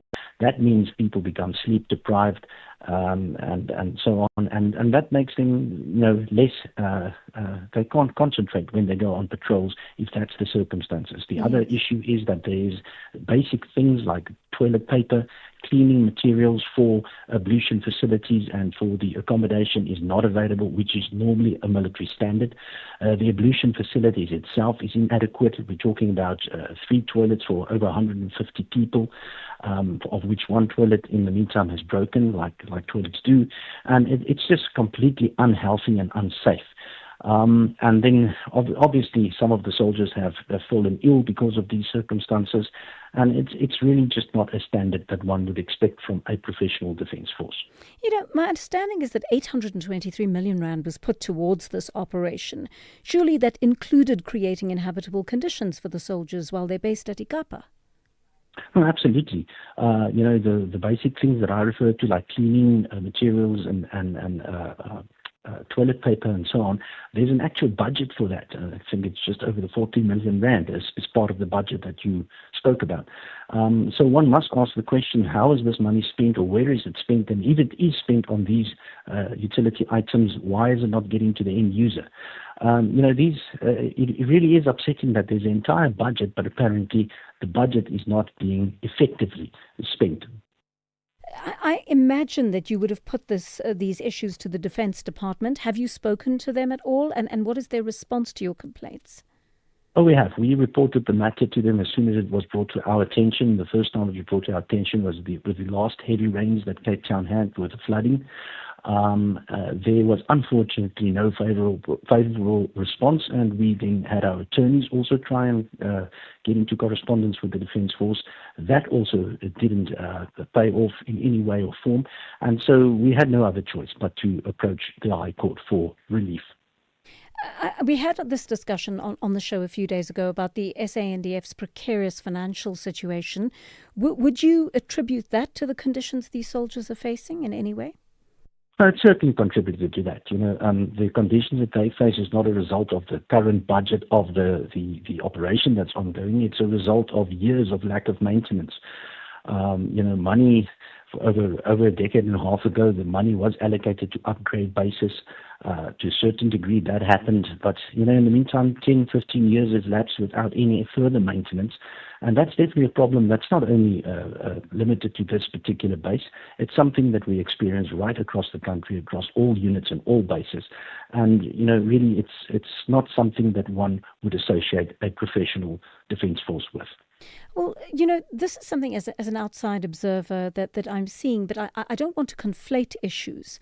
But I worry about how our soldiers are looked after in the SANDF, whether it is they work on the front line in countries like the Democratic Republic of Congo, where they're sent into combat without adequate ammunitions and protections there, or whether they are living at a base in the Western Cape, where their hygiene conditions and other health conditions and sanitary conditions are not being respected. Would you say this is a general trend in the SANDF, where soldiers are just not being looked after? That's absolutely a general trend. What is quite telling is that senior commanders, for instance, would never be exposed to these kinds of elements, accommodation and ablution facilities and etc. And that's quite telling. The ordinary soldier on the ground, the one who's expected to carry the operations and execute their tasks, they are, unfortunately, it becomes more and more apparent that they are, and that's a feeling they have on the ground as well, is that they are disposable assets, that they are not, they should be treated as assets to this country and be looked after and cared for. No soldier expects to be pampered, not at all. But what one can at least expect from a professional military is a certain standard should be met. And even those basic standards are not met. So one can really hardly come to any other conclusion than the fact that there's general neglect of the troops. And there's a bit of a disassociation between the leadership in the SANDF and the way that troops are looked after. After the issuing of this current urgent application last week, suddenly the troops started getting visits from higher ranks and from generals, etc. In fact, today, a parliamentary delegation, we understand that parliamentary delegation is going to visit with the base. Now, the question is, why did it have to go so far? If there was no neglect, then, this whole situation would not have occurred. No, you're posing a very good question indeed, Mr. Greef, and thank you very much for speaking to us. Pikkie Greef is, of course, the South African the National Secretary of the South African National Defence Union, telling us about the kind of inhumane conditions in which soldiers are expected to operate. And I'm a bit taken aback because, of course, part of the conversation we had last week had to do with the fact that the Defence Department does not have an adequate budget. I think the military analyst we spoke to, Dean Wengren, made that quite clear to us. But he did say to us the equipment and the infrastructure is falling into ruin because salaries have got to be paid and the actual soldiers have got to be looked after. So, I mean, from that conversation, I was able to extrapolate that the people are being looked after while the infrastructure is not. And I was quite surprised to see this latest development. And now Pikkie Greef is confirming that they've decided to take the Defence Department to court over the conditions in which the soldiers are staying at Ikapa. But it seems there's general neglect across the board at all bases. How do you expect people who are fighting criminals with firepower to go into these situations unprepared for them, exhausted, not being looked after? How do you expect them to perform under those dangerous conditions? We gave the Defence Department the opportunity. We gave them right of reply before we went on air today because we thought that whatever Sandu said, we should give the Defence Department the opportunity to respond to it. We were told it wasn't a good time for them. I'm not sure when it is a good time to respond. Maybe after you've had a lawsuit filed against you. Maybe then you want to talk about it. Defence Department, we are open to speaking to you again. We'd like to hear your response to this lawsuit being filed against you. We'd like to hear your response to the allegations that the union linked to your organisation has made, that you are not looking after the soldiers, that you're expecting superhuman things of them out in combat and out in the field, but you actually cannot look after them as human beings, first of all, and that there is some kind of disconnect, allegedly, between your top management and the people who are on the ground potentially losing their lives for this country, for all of us in this country, I might say. So let's have that conversation if you would like to give us your time. 11:30 on the Daily Discourse. It's time for your latest news headlines. Here's Anne Musa. Thank you, Joanne. On the news headlines, 4 people have been killed and 2 others wounded in a taxi-related shooting in Nyanga on the Cape Flats. And the Congress of Traditional Leaders of South Africa has warned initiation school owners against enrolling young boys without the permission of their parents. And the Civic Engagement Forum of Zimbabwe is calling on the country's government to help it repatriate citizens amid what it describes as a growing humanitarian crisis. A full update follows at the top of the hour. To Joanne Joseph on SAFM. 11:30 it is here on the Daily Discourse. Sorry for that, Undela. Sometimes I lie and say it's the wrong person. So I apologize for that. That was, of course, Undela Mbana with our latest news headlines. All right. We are reminding you at this time of day, as we do every day, as to what is going on at the Madlanga Commission. Yes, it resumed again this week, and I'm sure you Madlanga junkies are once again in your element. It is day 111 at the Madlanga Commission, and it is the second day of testimony by KZN Hawks officer, Warrant Officer Carl Sanders. It actually ended quite emotionally, I might tell you. If you were watching, you would have seen that. They started the day looking at the role of operatives, CIs, who give insight or information leading to a drug bust. And Carl Sanders said operatives don't get involved in crime scenes because that would expose them in court. But he went on to detail the procedures that followed during a suspected drug bust, where they had to open the container in a holding yard. Sanders said the container is essentially searched on camera and with witnesses. This is their modus operandi, right? They what do you call it? A standard operating procedure, their SOP. So the container searched on camera and with witnesses in attendance. At the holding yards, they scan your vehicle when you come in. They escort you to the suspected container, and then they reseal the container once you're done for insurance purposes. Justice Madlanga asked about a way of surveilling the consignment of the container so that they can get to the consignee of the container so that they can get to the kingpin. And Sanders said they did, and they had to divulge that they swap out the drugs and include tracking devices. The devices are the challenge because it's not a human surveillance event, but rather crime intelligence becomes the unit that has to monitor the ping that's coming out of the location, right? He also divulged that syndicates control access to the port, which then makes sure that they know that the police brought back the drugs, so the criminals know there are possible tracking devices in the consignment. Imagine how this thwarts the work of police who are working in this area. They also explored the types of exhibit bags used to store evidence, and Sanders said each bag can carry 20 kilograms without breaking. He said it took almost a full day to bag all the drugs they had retrieved from the container, so you can well imagine the amount that was held there. He said the holding yard provides the police with forklifts to move the evidence. Sanders then went on to detail that they seal the exhibits at the site because drugs degrade if they're not sealed away. He gave an example about Mandrax tablets, which are not stored properly, and he said they become powder if they're not properly stored. He then went on to say the courts say the evidence has been tampered with if that happens.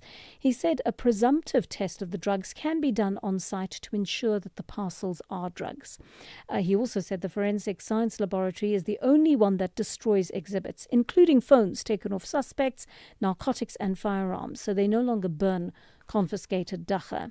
He went on to detail the nature of the corruption accusations that he himself faced, which led to his allowances being withdrawn and his being moved temporarily to the supply chain department. And he said he was being victimized for just doing his work and stepping on the toes of drug kingpins. He was also questioned about the polygraph test, which he allegedly failed. The test was used to justify his removal from active operations. He said the process in the DCPI is that a failed polygraph would mean that you are essentially dismissed from the Hawks. But during this questioning, the evidence leaders received an email from the KZN Polygraph Department saying he was exonerated, and he actually started crying on the stand in that moment. He concluded his testimony today, and the commission adjourned at just before 11 o'clock, and then it resumed a few minutes ago. So what we're seeing right now is coming live to us out of there. And of course, as always, it is continuing for the rest of the day. So wow, what drama on the stand today. That particular witness finding out that he had been exonerated, which presumably means he would likely be moved back into his position. And it reminded me, actually, of all the government departments where there is corruption right now, where people are using the processes that have been put in place to investigate corruption. They are using those against whistleblowers right now. And so many people have stories about that, about how they've been accused of all kinds of corruption and breaking the law. And those regulations have been used to bring disciplinary hearings against them, to charge them with criminal behavior which never took place, and to eventually dismiss them. People's lives have been ruined by this. And I've interviewed some of the people who have been victims of this, and their entire reputations and their entire careers have been ruined by this, not to say their private lives and their health and their sanity in so many ways. It really is very sad. So that was what was witnessed on the stand at the Madlanga Commission today, which is still continuing. There's another story that we're watching that SABC News is breaking right now. We understand that 4 people have been killed and 2 people injured in taxi-related violence. It was a shooting that took place in Nyanga. The injured people have been taken to hospital. They're being treated at a medical facility. There have been no arrests made yet, but 4 people have been killed in that taxi-related shooting in Nyanga. We'll try to bring you an update on that if we can before time runs out for us today. Let's take some of your calls now. We're back to the open line, and that number once again is our studio line number, and it is of course 086 000 2032. Mkiti in Cape Town is on the line to us. Good morning, Mkiti. What's on your mind? Joanne, and thank you for taking my call. Sure. I just want to speak on your earlier Mossel Bay issue, when it's said to be a xenophobic attack or something like that. Oh, right, on the young man who died. On the young man who Yes. died. Yes. And what I would like to say is that sometimes it's not because I'm staying in the township, and our kids are problematic, and we won't say as parents, and the parents now, you find that they are not honest enough with their kids' behavior. So the SABC says it's xenophobic, but me staying in the township, I want to look it in another view of saying that child was problematic to the community. And now it just happens that on that day when they hit him, it was his last day, and it had nothing to do with the xenophobia, because the March and Pagelum Takati, if you listen to Pagelum Takati, he says on the 30th it will be 1 million men marching, and there won't even be a paper that will be burning. So that's how they want it to be. So if any incident happens, we should not say it's xenophobic. We should look at, because in the township there's always 2 possibilities or 3 possibilities. I don't know if you get what I'm saying. I get what you're saying, but I think you're surmising entirely in this case. You have no idea. You're not even in the community that we're talking about, right? So the information you're sharing with us is not even reliable. There could be 100 reasons that they killed him, but one of those reasons could be that it was an alleged xenophobic attack. So Ngiti, while you may have examples of that in your community, I don't think we can apply that to the situation. There's a reporter who actually went into that community to do the story. And they wrote their story and they covered it based on what they saw and observed and on the interviews they did with the community and with the family. And so to surmise that the child was a naughty boy and he got killed for it, I think it's actually quite insensitive to the family, if you ask me. Sensitive. Me and you are speaking from the same position, because you're also not from that part of the community. No, I'm not, but we have reporters there. Wait for me to finish. We have reporters there. And they've brought back this information, which is more reliable than the information you have. It's being said in Mossel Bay. Don't forget we've got people in families in Mossel Bay also. So is it relatives of yours who told you this? That are giving us another point of view. So your relatives in Mossel Bay told you this. Is that what you're saying? Yes. Okay. So I mean, we can certainly get our reporters to look into that. But if you're having a problem with someone, you don't kill them. That's the bottom line, right? No, man. What I'm saying, I don't say kill. But I was just showing you another possibility, another point of view. Because in a story, there's always many possibilities. We are agreeing on that, right? Yes, absolutely. Yes. So we're not arguing, Joanne. We're speaking the same thing. We're not. But I'm saying...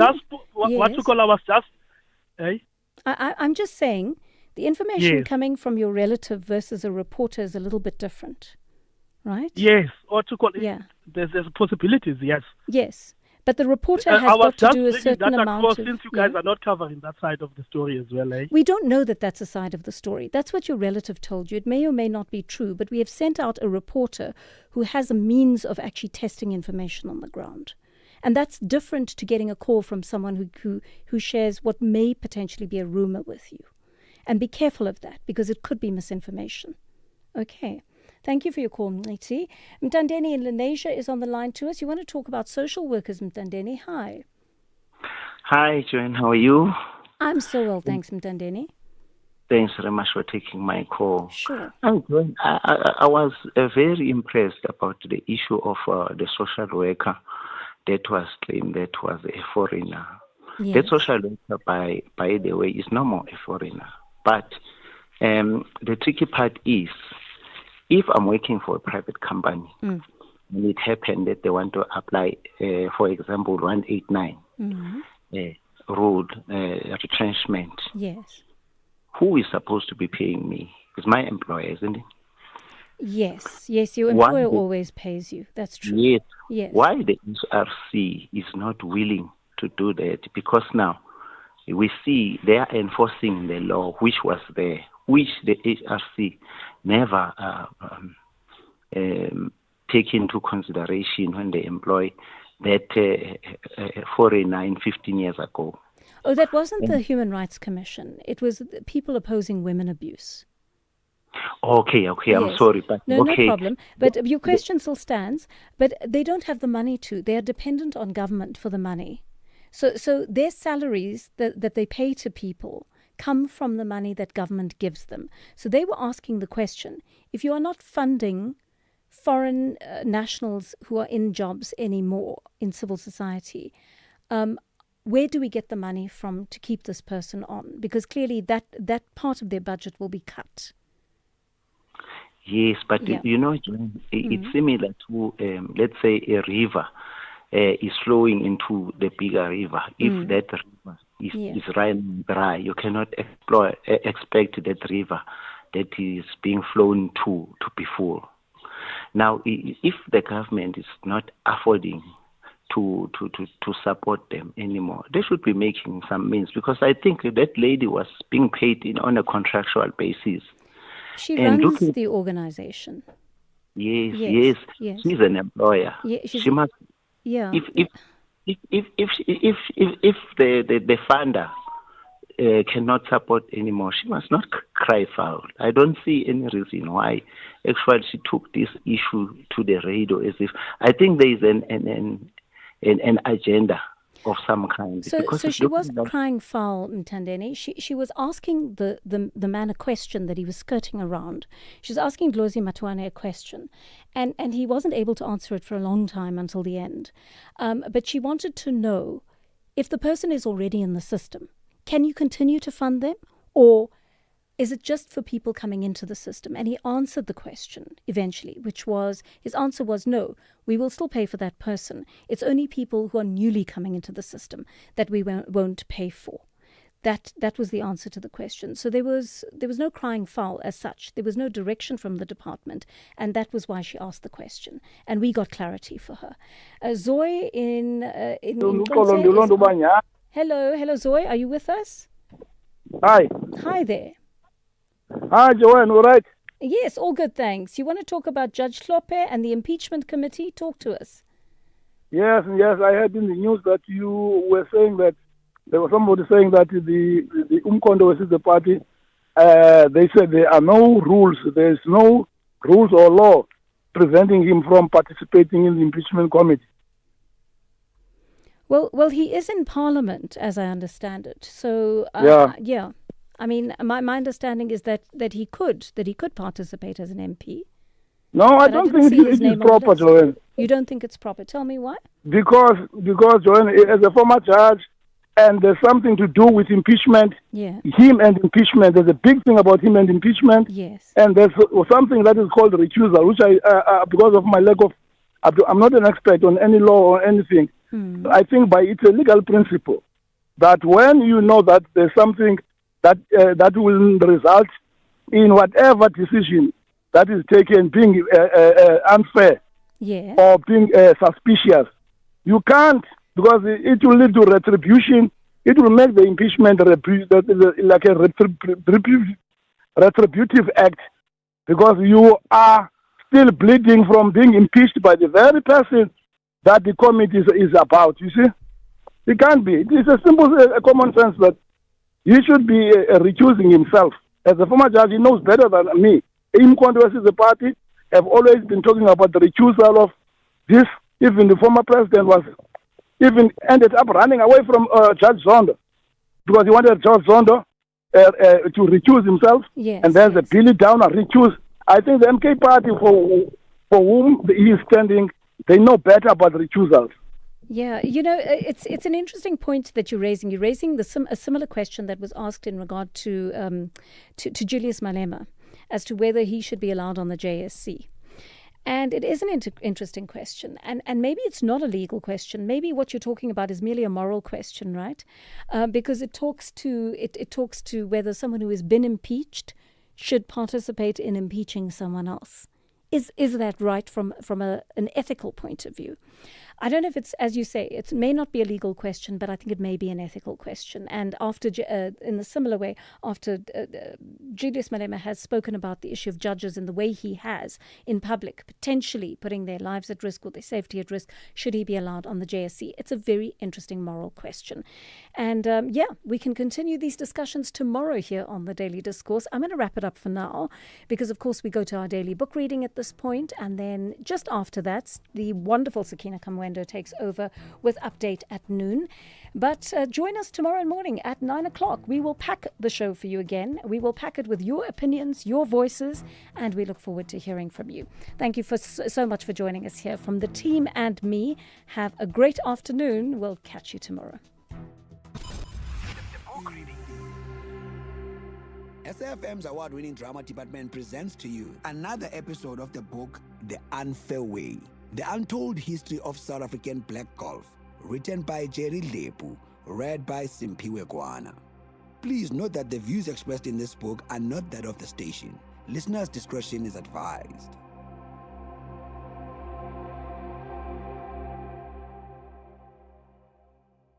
Chapter 7: Participating in International Tournaments. Many black golfers dreamed of playing golf professionally, not only in South Africa generally, but also internationally. However, realizing such a dream would take treacherous routes, beginning with black golf players being allowed to play on white golf courses whose standard matched and equaled that of other countries. At some point, this hope was kept alive by at least two issues.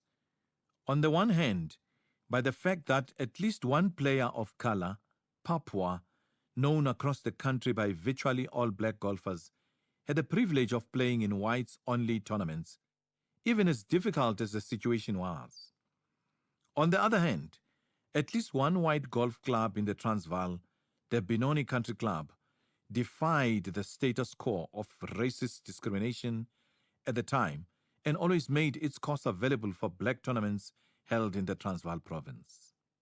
An incident in 1966, however, saw Papua's privilege of playing in whites-only tournaments ending abruptly, after the Sport and Development Department halted his playing concession due to the Liquor Act law that prohibited clubs, restaurants and hotels from serving black liquor on their premises or face forfeiture of their license. In fact, the event almost dashed black golfers' hope of ever playing on proper golf courses used by their white counterparts. After all, Papua had become an important beacon of hope, as no other black golfer had hitherto been allowed such privilege. Many had thought his being tolerated at white golf courses indicated better days to come. Yet, the struggle which Papua symbolized had come to an abrupt and undignified end. After the Papua incident, although now resigned to their fate of having to play at their felt courses, the yearning by black golfers to play at white courses endured, as would be their other dream to play in international tournaments. The latter would eventually occur in early 70s through various machinations involving some of the top black golfers at the time, assisted by associates and contacts they had established abroad. This activity took place at about the same time as the Sunshine Tour was established in South Africa, but exclusively for white players. It would take another 20 years before black golfers were allowed to play in the Sunshine Tour tournaments. The British Open. Black golf administrators were not discouraged by the situation in which black golf found itself. They were forever looking for ideas to develop black players. In 1970, they had come up with the idea of sending some of the top black players to Britain and Europe, where they were to play in major tournaments. This included playing in the prestigious British Open. This became the single breakthrough and a unique achievement for black players. The list of top black players selected for the tour was made up of Vincent Chabalala, Martin Dupree, Richard Mohorwane, Ismail Chaugley, Lawrence Buthelezi, Jangbadu Ranjit, Taini Rampal, Jay Chetty, and R. Anuplal. In addition, two independent players, Robert Njingila and myself, Jerry Lepu, the author of this book, also went along, even as our travel and participation was self-financed.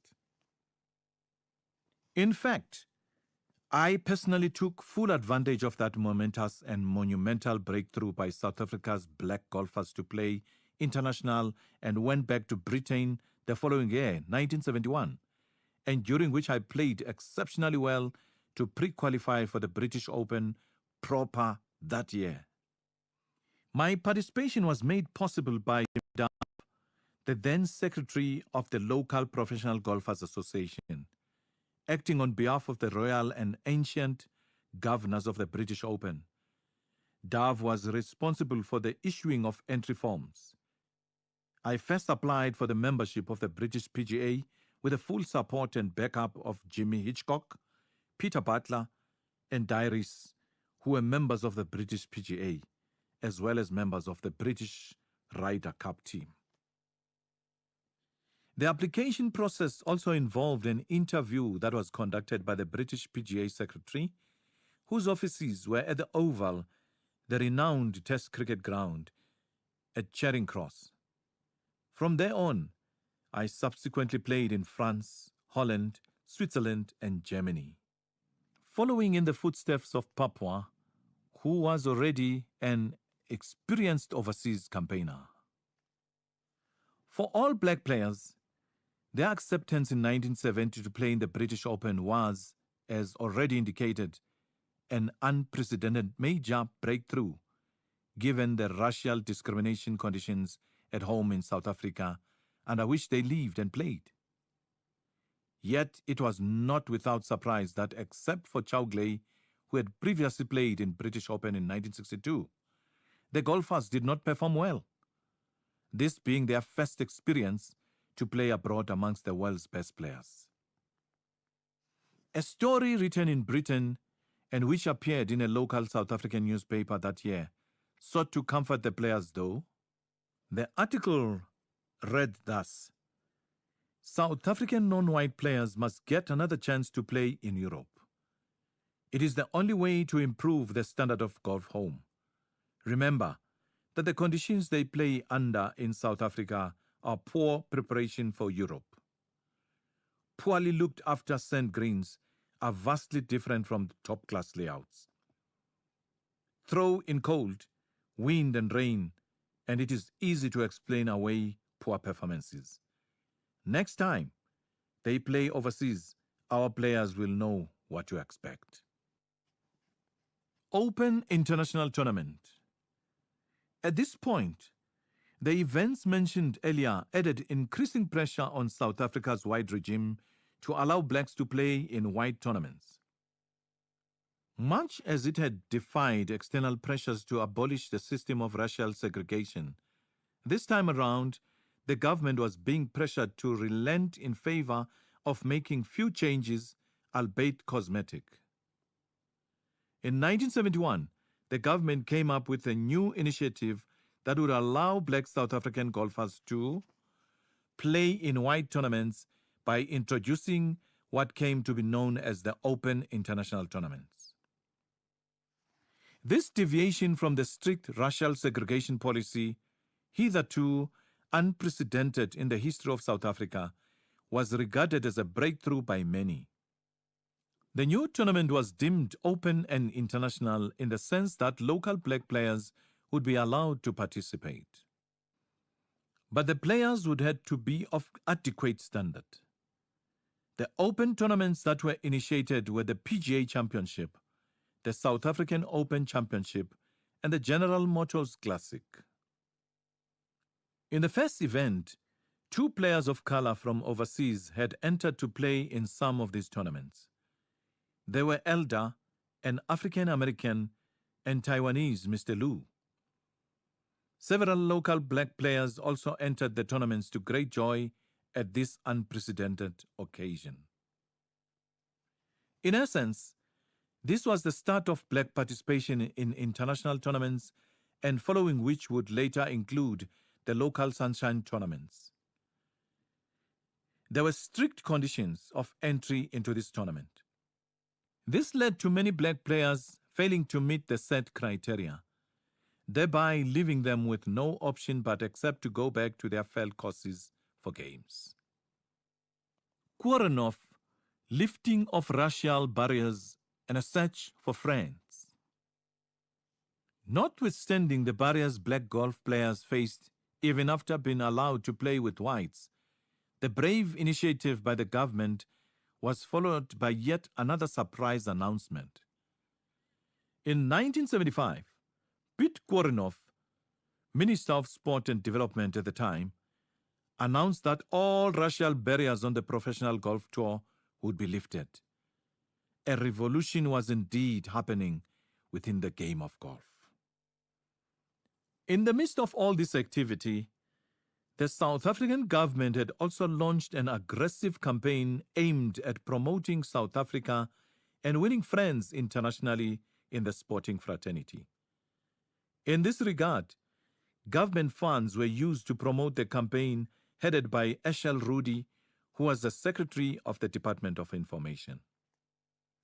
South African multimillionaire Louis Late was part of this campaign and is believed to have donated graciously towards it.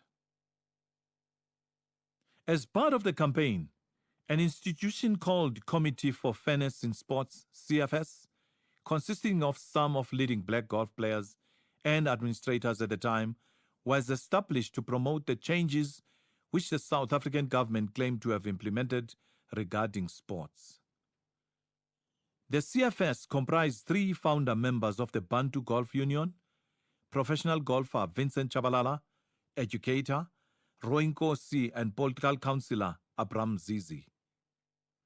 They were joined by renowned sports writer and editor Leslie Sihume and Martin Dupree, also an educator and administrator of the Transvaal Non-White Golf Union.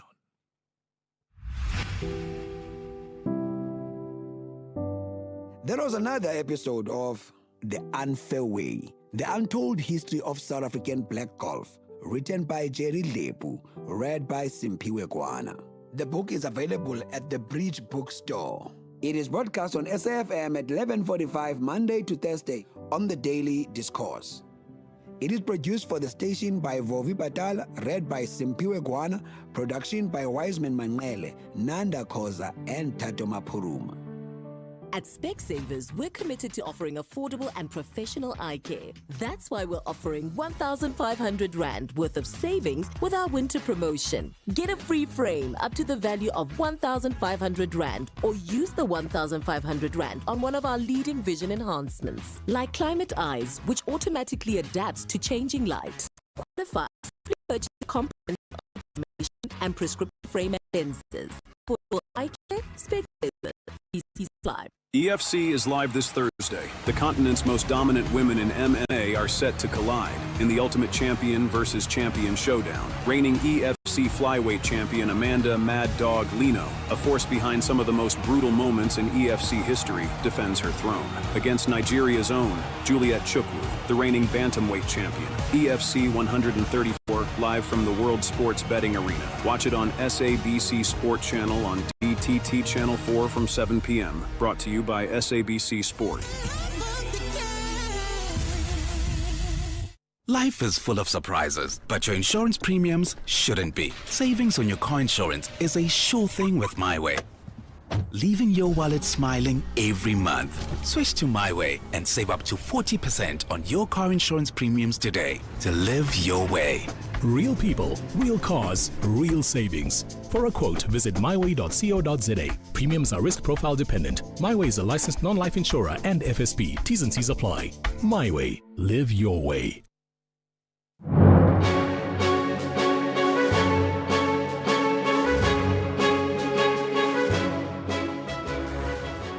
It's 12 o'clock on Tuesday, the 2nd of June, 2026. A very warm welcome to Update at Noon here on SAFM. Leading the conversation, I'm Sakina Kamwendo.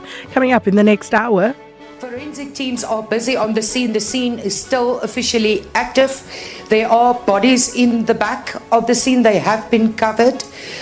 So they are busy investigating at the moment. 4 people have been killed, 2 others injured in Nyanga in Cape Town, and... The handler who's a foot soldier, he gathers information, he compiles intelligence reports, he submits to the commander.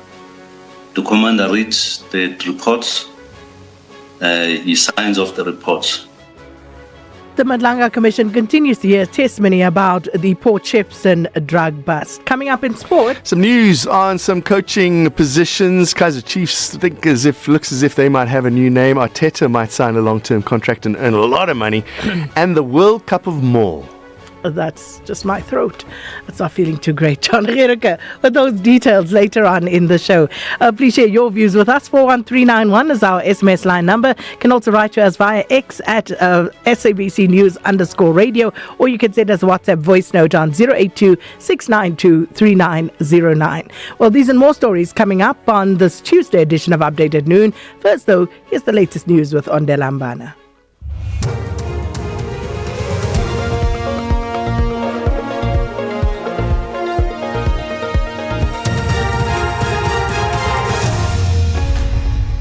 Thank you, Sakina. On the top stories, security tightened in Nyanga taxi rank after a fatal shoot, and Kokta sends a stern warning to initiation schools. For SAFM News, I am Ondela Mbana, and a very good day.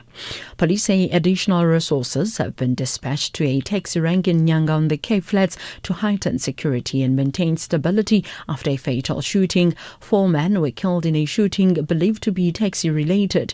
2 others were wounded in the incident this morning. Police spokesperson Andre Trott says detectives attached to the Provincial Serious and Violent Crimes Taxi Unit are pursuing all leads to track down the suspects who fled the scene. SAPS is investigating the attack, which is believed to be taxi-related, and detectives are following up on all leads to identify and arrest those responsible. Additional police resources have been deployed to the area. The George municipality in the Western Cape says it has activated its contingency plans and placed all relevant services on high alert. This follows an orange level 8 weather warning for parts of the Garden Route and Little Karoo. Heavy rainfall and severe thunderstorms are expected from tomorrow in George, Knysna, Plattenberg Bay and Oudtshoorn. These areas are still recovering from damage caused by the level 8 storm last month. George municipality spokesperson Ndobeko Mangwengwe. All relevant municipal services are on high alert and response teams are on standby. Residents are urged to clear gutters and drains, secure loose outdoor items, avoid unnecessary travel during severe weather, and stay away from flooded roads and low-lying areas. The Congress of Traditional Leaders of South Africa, Contralesa, has warned initiation school owners against enrolling young boys without the permission of their parents. Contralesa President Mukwena has alleged that some of the young boys are ill-treated. He says they have also discovered that the initiation schools that forcefully take the young boys are not registered. Mukwena has advised parents to report such incidents to the police. Contralesa, it's surprised to learn that there are some Ingoma holders who are abducting young boys and take them to initiation schools without the permission of their parents. Some are even ill-treating those young boys. Some of the schools are illegal. Some owners also charges exorbitant amounts. Contralesa condemns all the above with the strongest terms that it deserves. Parents are advised not to take their young boys to such schools. The Civic Engagement Forum of Zimbabwe is calling on the country's government to help it to repatriate citizens amid what it describes as a growing humanitarian crisis. The group estimates that 146 Zimbabwean nationals have been displaced in Daggafontein Springs, east of Johannesburg, following protests against undocumented migrants.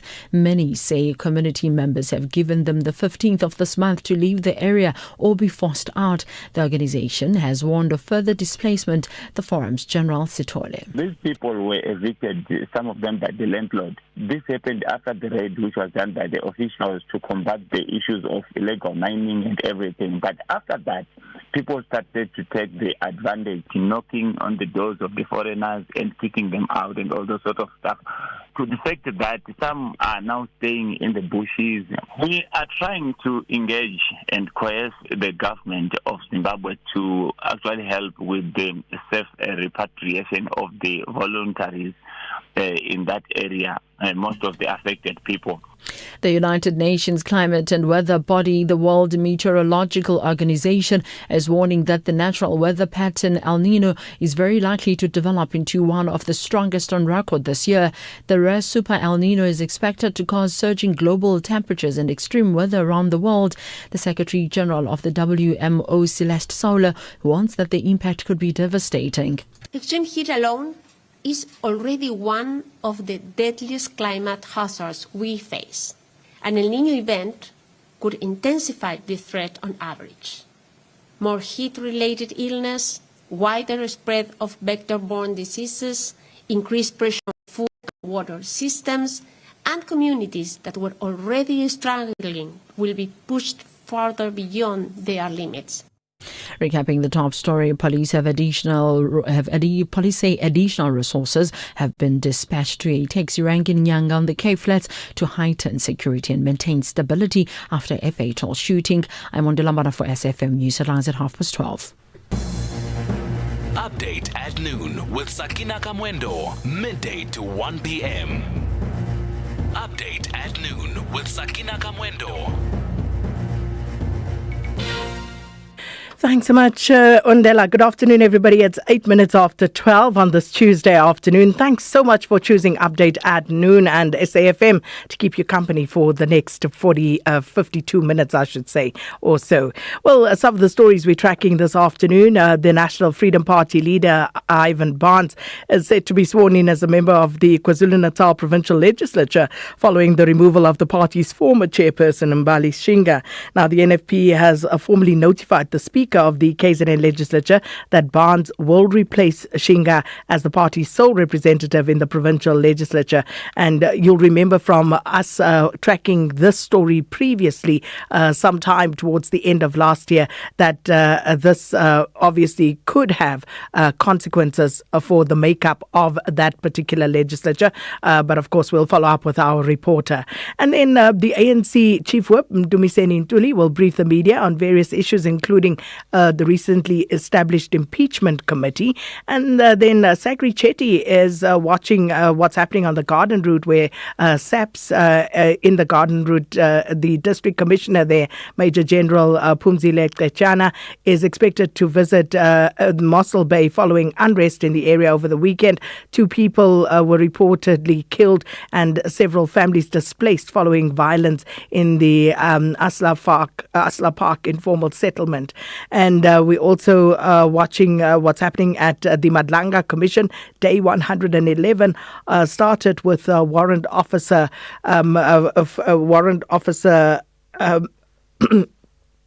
excuse me. I'm just coming down with something and I'm trying to speak through it. But of course, it just catches me off guard. So my apologies for that. And I was going to say that continuing at the Madlanga Commission with that thread about the drug busts in KwaZulu-Natal and in Gauteng. And obviously just listening to a new witness at the moment, a witness appearing in camera. And we will, of course, later on in the show, take you to that. And then the SIU, they will be briefing the media on investigation into the Free State Provincial Government's bursary scheme, and also just keeping an eye on what's happening in East Africa. This is where health ministers are meeting urgently to coordinate a regional response to the Ebola outbreak. So those some of the stories we're covering. 50 years later, Youth Month, The Voices.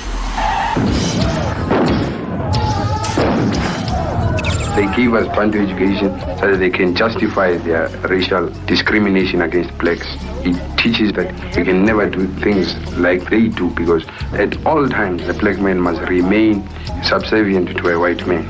That the black man must never be able, to compete with the white man in job situations. I'm Vyoga Zitebe, and I'm a 37-year-old living in 2026. Sometimes I think we underestimate how brave the youth of 1976 really were. Many teenagers were carrying responsibilities bigger than themselves. As adults today, we should be creating environments where young people can dream beyond survival.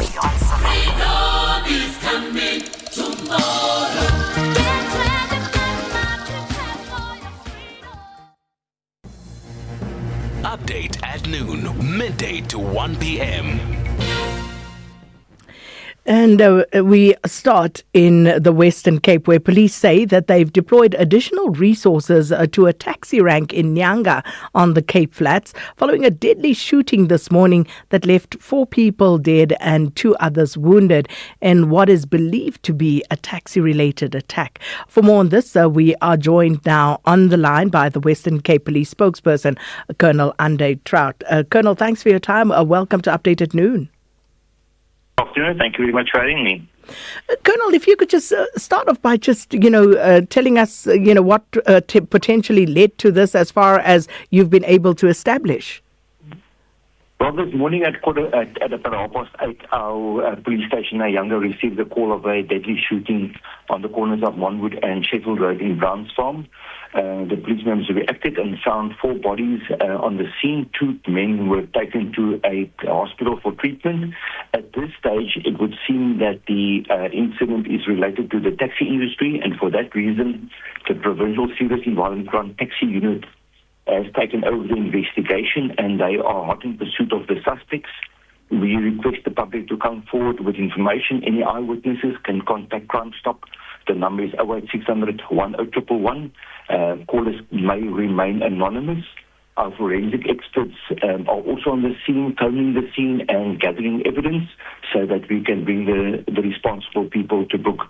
At this stage, we are still investigating the exact motive, what led to the shooting.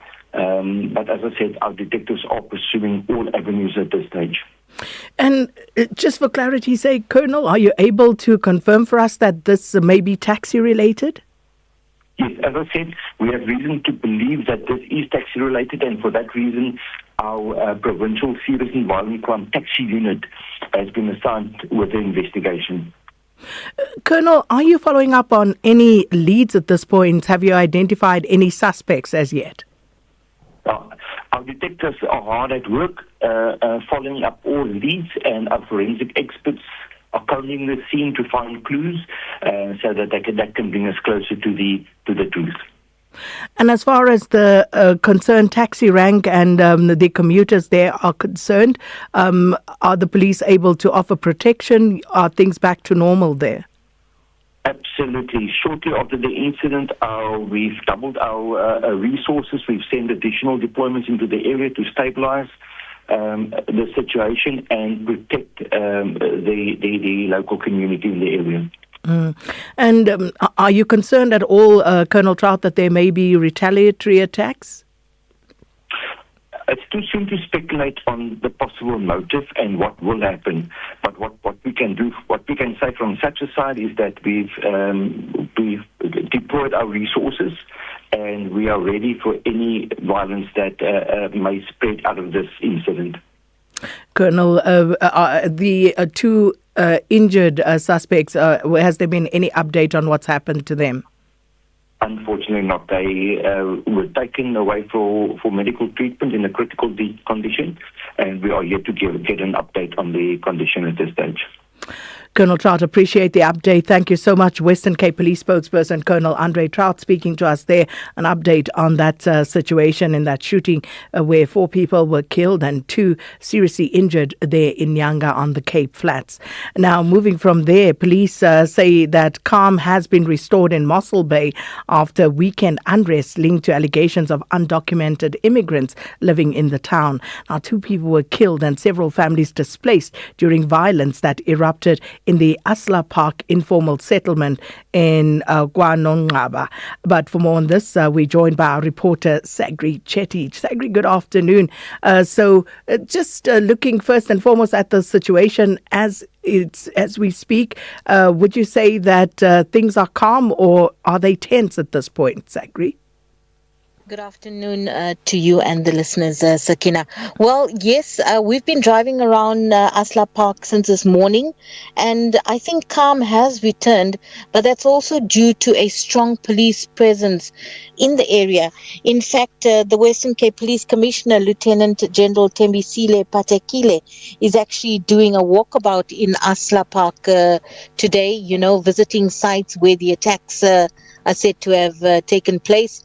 And I'm sure he's also going to meet with some of the people. I'm told 400 foreigners that actually fled their homes and are being housed in and around Mossel Bay at undisclosed areas.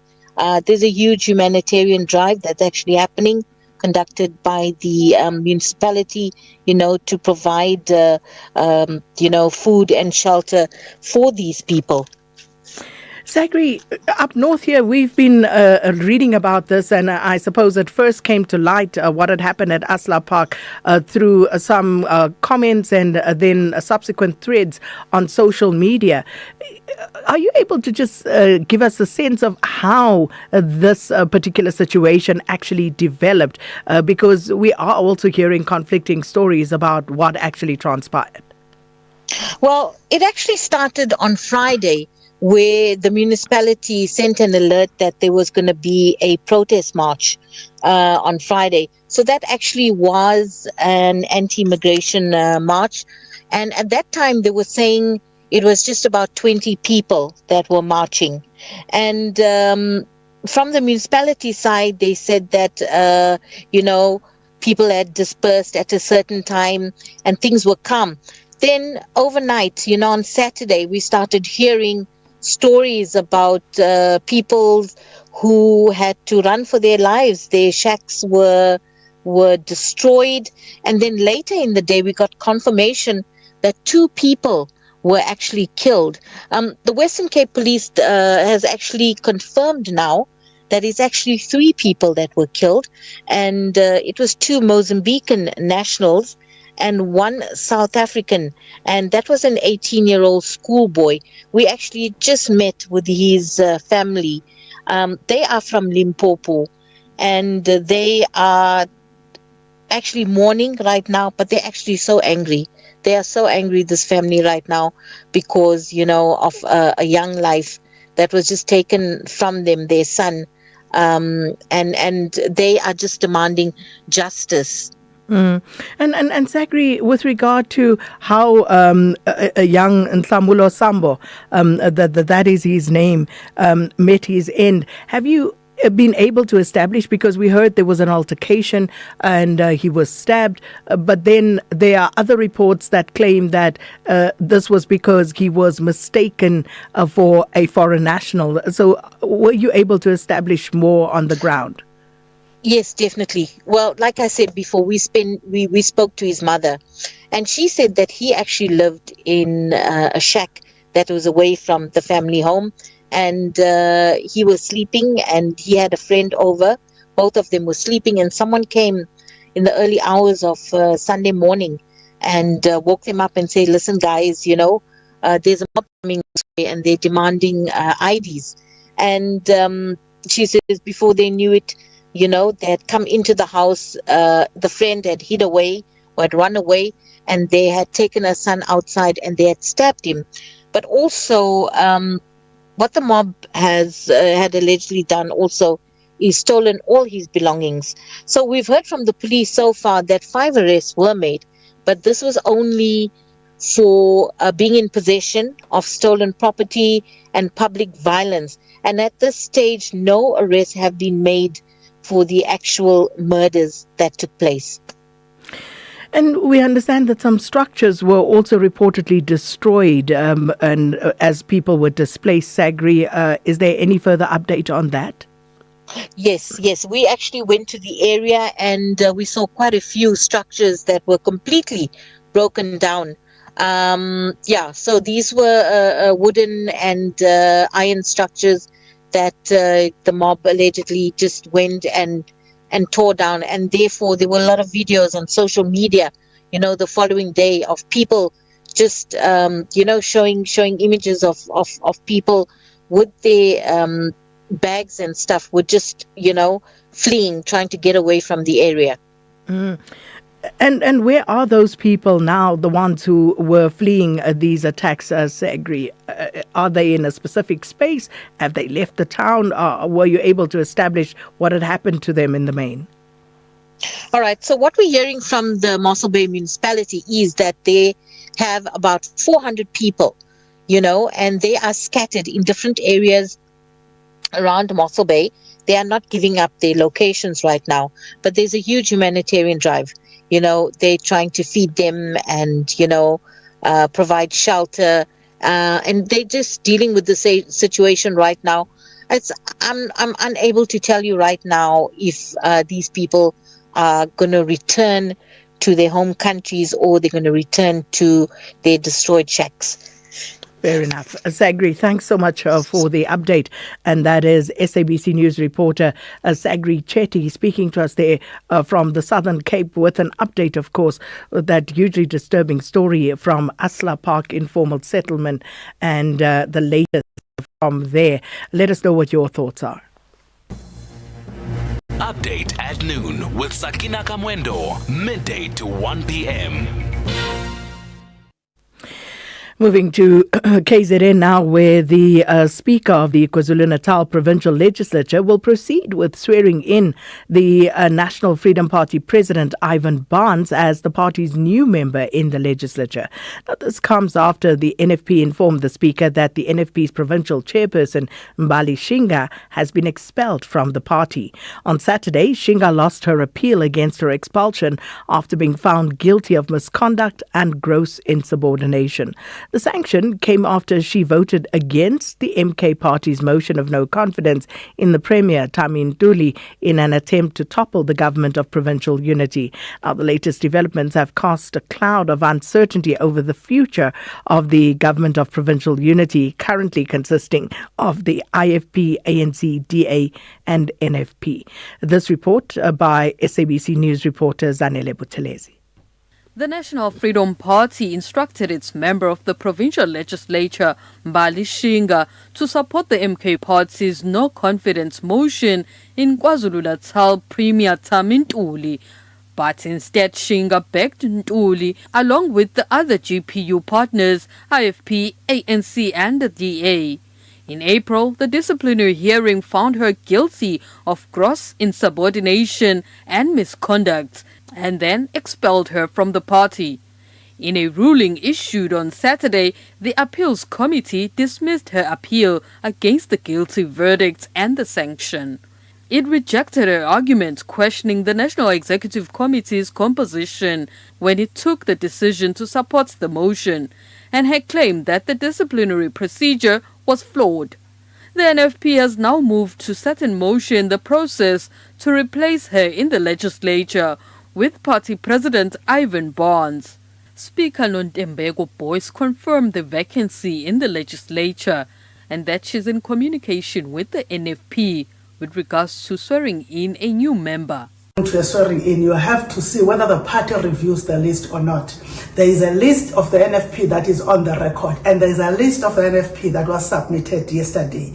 We are going to look at, compare on these two letters, and then I believe that we would be responding to the NFP tomorrow probably, because some of the letters came in now after working hours. We would be responding to them, and we can set from tomorrow the date of the swearing in, unless it is a list that has been published, and it is a list that has been with us which was published. If it is any different list, then we'll have to go through the process once more. However, political analyst Zakhele Ndlovu believes Shinga may not go quietly, saying the fight may be settled in a court of law. This whole process is going to drag on for quite some time. So it's not just a matter of these decisions after being made, she's going to be kicked out. The NFP has stripped Shinga of her party membership and removed her as the party's representative in the legislature.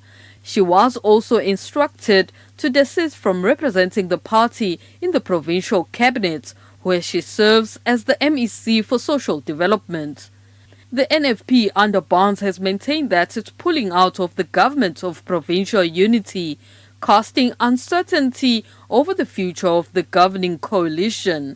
The latest developments are likely to give the MK party a second bite at trying to topple the GPU. The MK party cannot just go ahead and try another motion of no confidence as long as Shinga is there. It will only be when she is no longer there and she has been replaced by someone that would listen to the instructions of the party. The legal team representing Shinga was expected to apply for an urgent court interdict in the fight to keep her in the legislature. But Speaker Boyce informed Shinga in a letter that she's going ahead with implementing the changes made by the party, as no court interdict has been served against the move. Meanwhile, the NFP has also written to the Independent Electoral Commission confirming the changes in the legislature.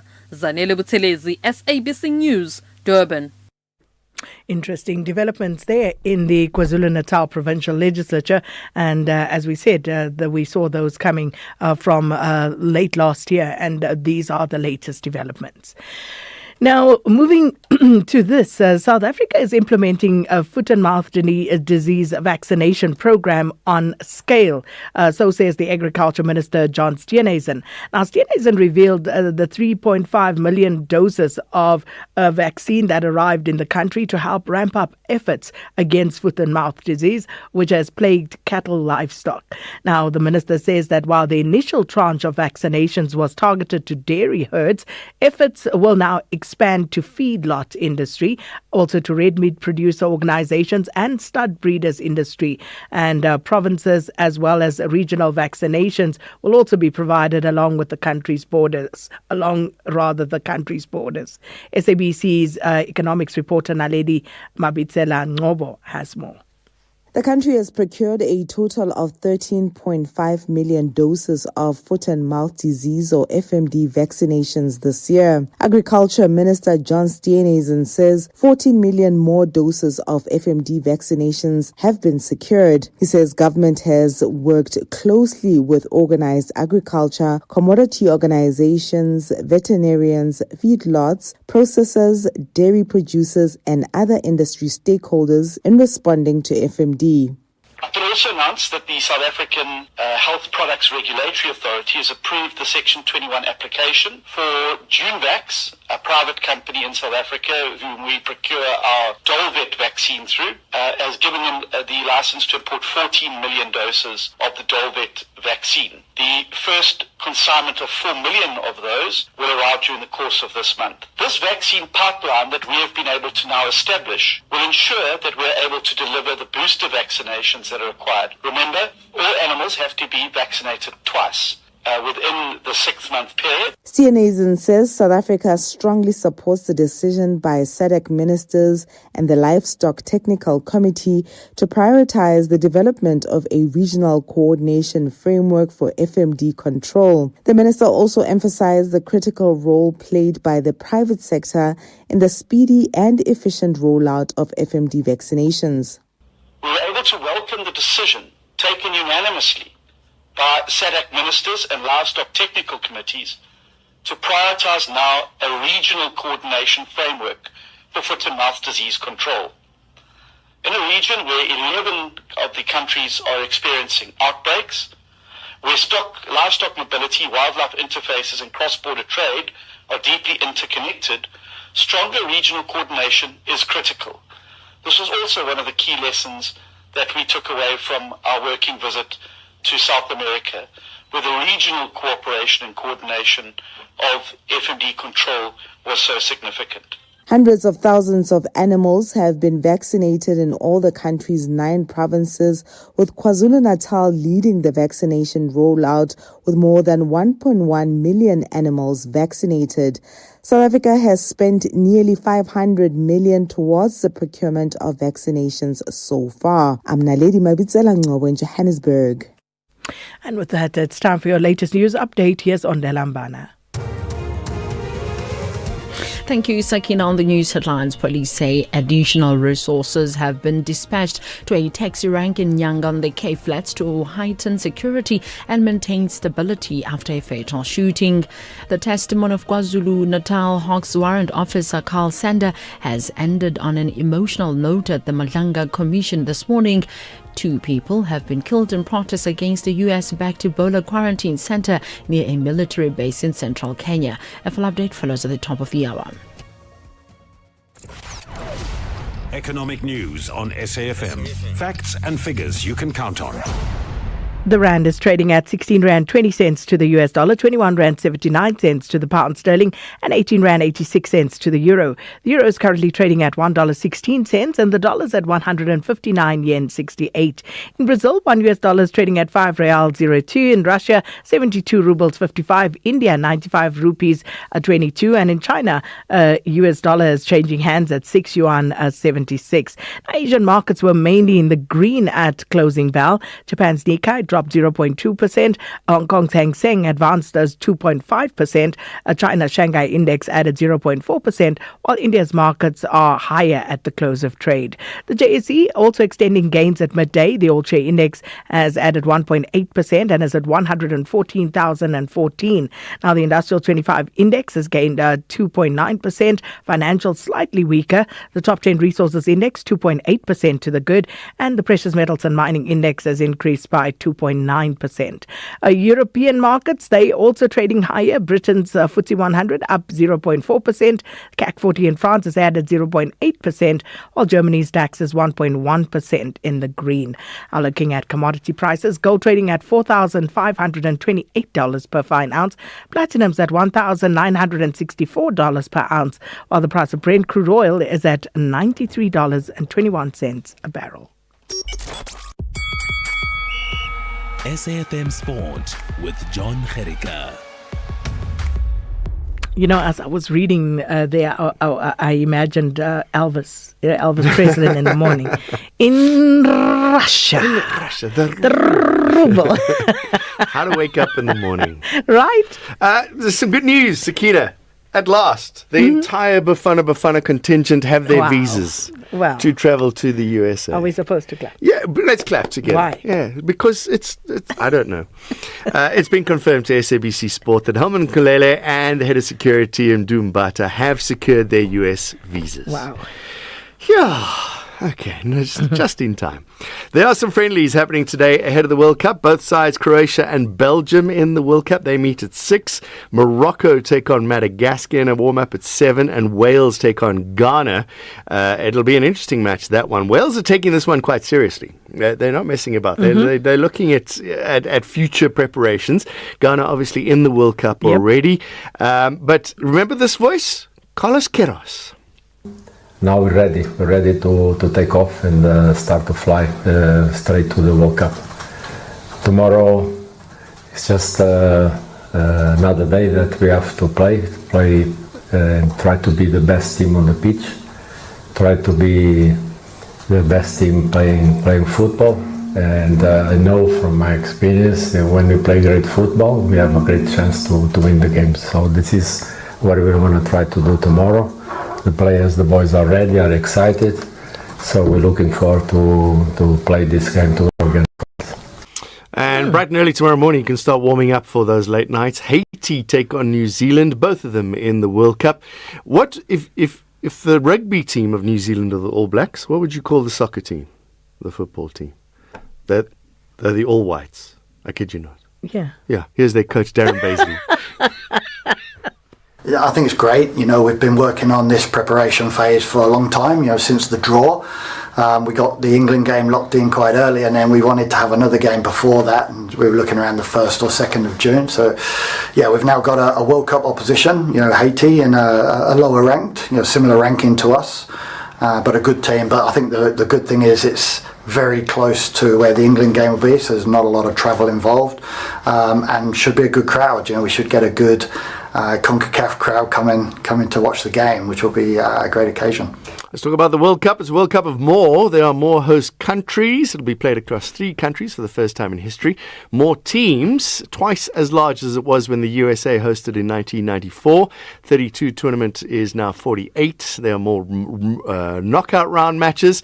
In the 32-team World Cup format, the process to make the knockout was pretty simple. As it's progressed from 16 to where it is now, it's doubled. It'll have 104 games. There will be more breaks.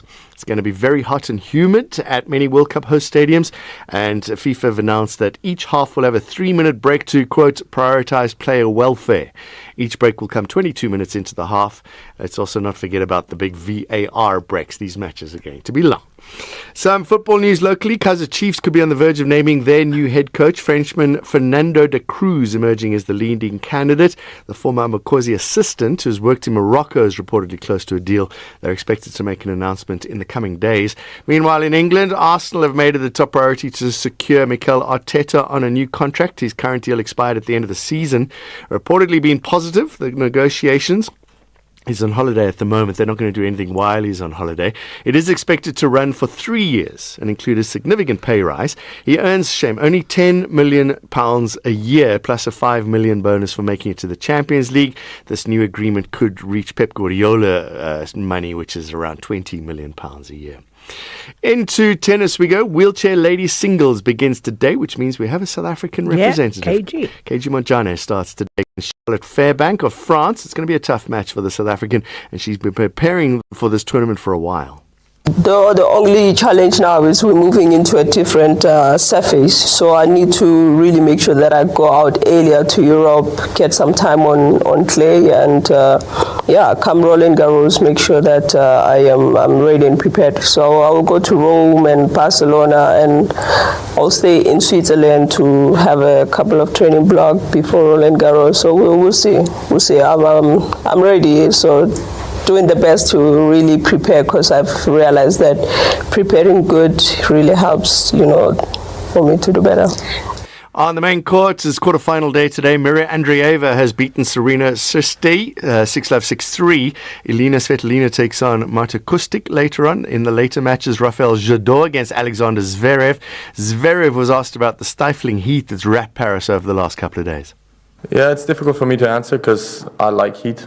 I've always did. I always felt comfortable in the heat. The only time I really didn't feel comfortable was in Tokyo at the Olympics, and at that moment it was different kind of heat. We were all dying on the court. But overall, I don't know. I think there has been brutal matches. There has been very tough conditions, but those kind of matches I think would have been brutal anywhere. Late match today, Jakub Mensik up against João Francesca. Wide open tournament after all the big seeds were out. And 26 and 28 seeds are making it to the quarterfinal. Lots of Ukrainians in the tournament as well. Mm-hmm. And finally, some cricket news. It's the second of 3 ODIs in Lahore between Pakistan and Australia. Starts in an hour's time. Pakistan won the opener. Yeah. Interesting there in the tennis. Watched Marta Kostyuk against Iga Swiatek on the weekend. And I don't know. At the moment, I'm not seeing who's going to topple Sabalenka. I can't see it. And after her, she ran all over Coco Gauff yesterday. Was it Gauff yesterday? Naomi Osaka. Osaka. She ran all over Osaka yesterday. So and I stayed up for that one because I thought it was going to be good. Didn't expect a straight set. But she's in a good vein of form. Yeah, no. But this men's tournament, I'm fascinated because, as you said the other day, who will step up to the plate? Yeah, is this an opportunity to say, okay, I'm a Roland Garros winner, Grand Slam winner. What will happen in the next tournament? But you see, even that, if you've watched how people's careers have progressed, once you win a Grand Slam, you're in a different league. So, and Roland Garros has been traditionally one that has escaped many of the greats. There are a few greats who've never won Roland Garros. Yes. Because this tournament does tend to open up.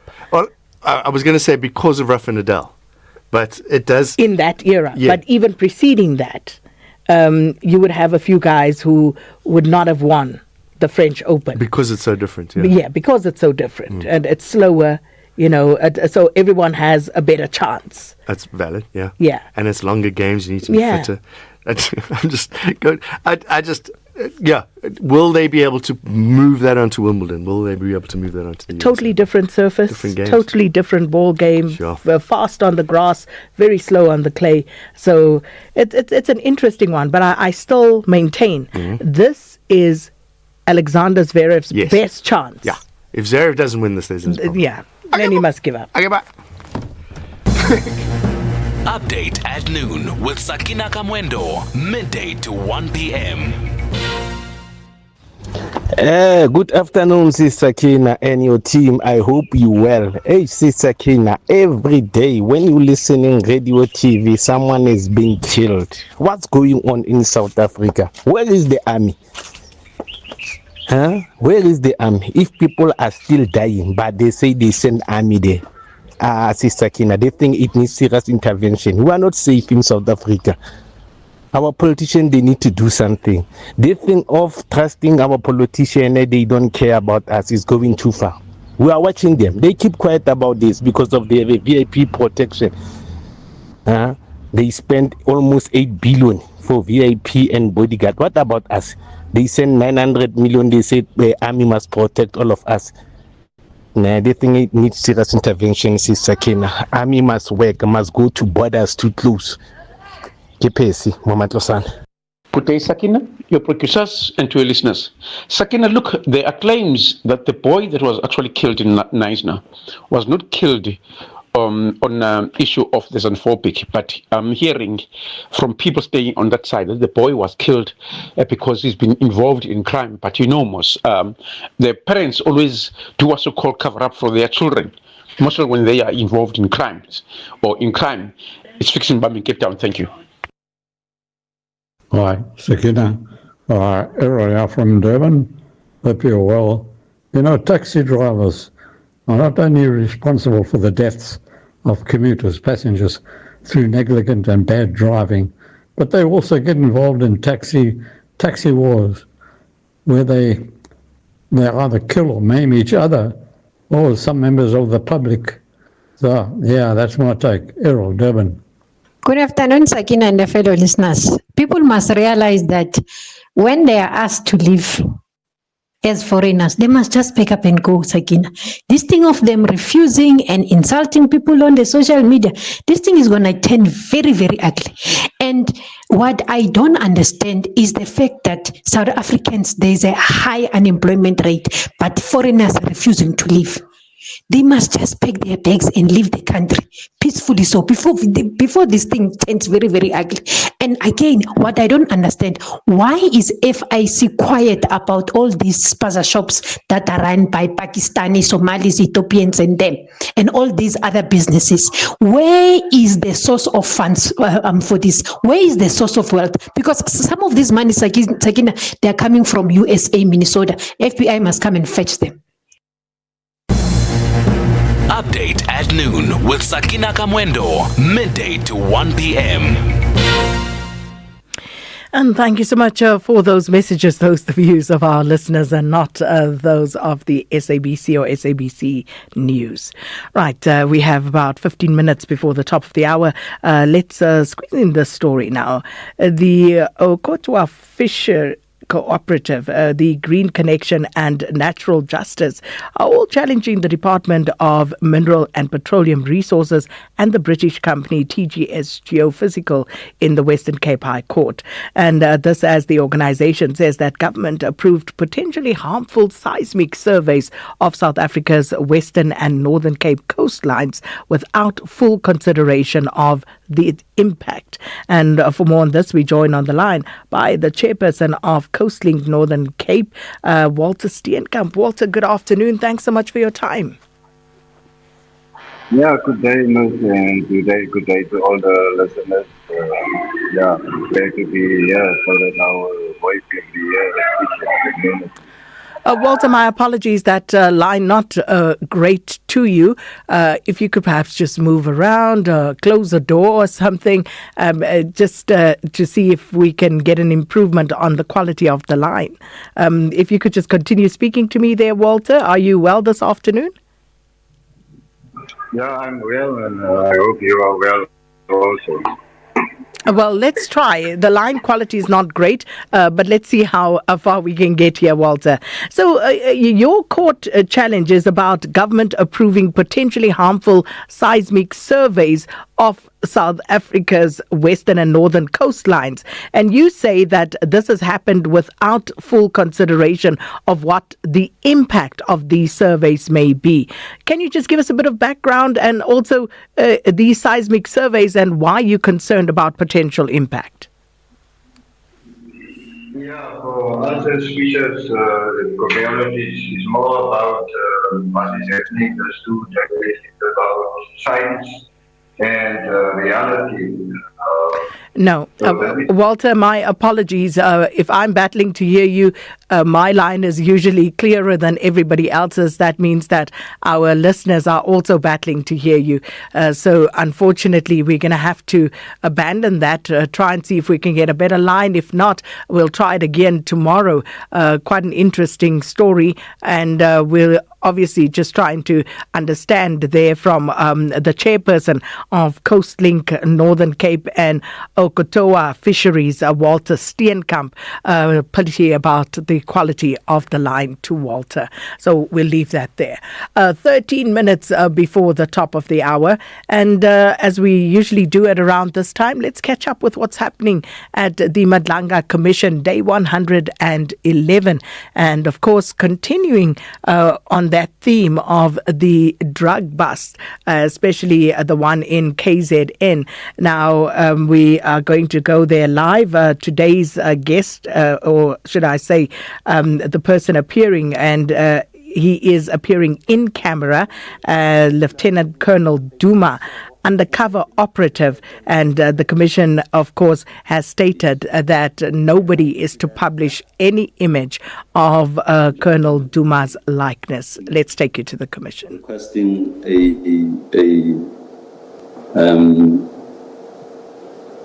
it was requesting counter narcotics to come, but apparently I believe DPCI went that very same day in the container to continue with the inspection. Okay. If then, can you just go to page 595? I'll move off that.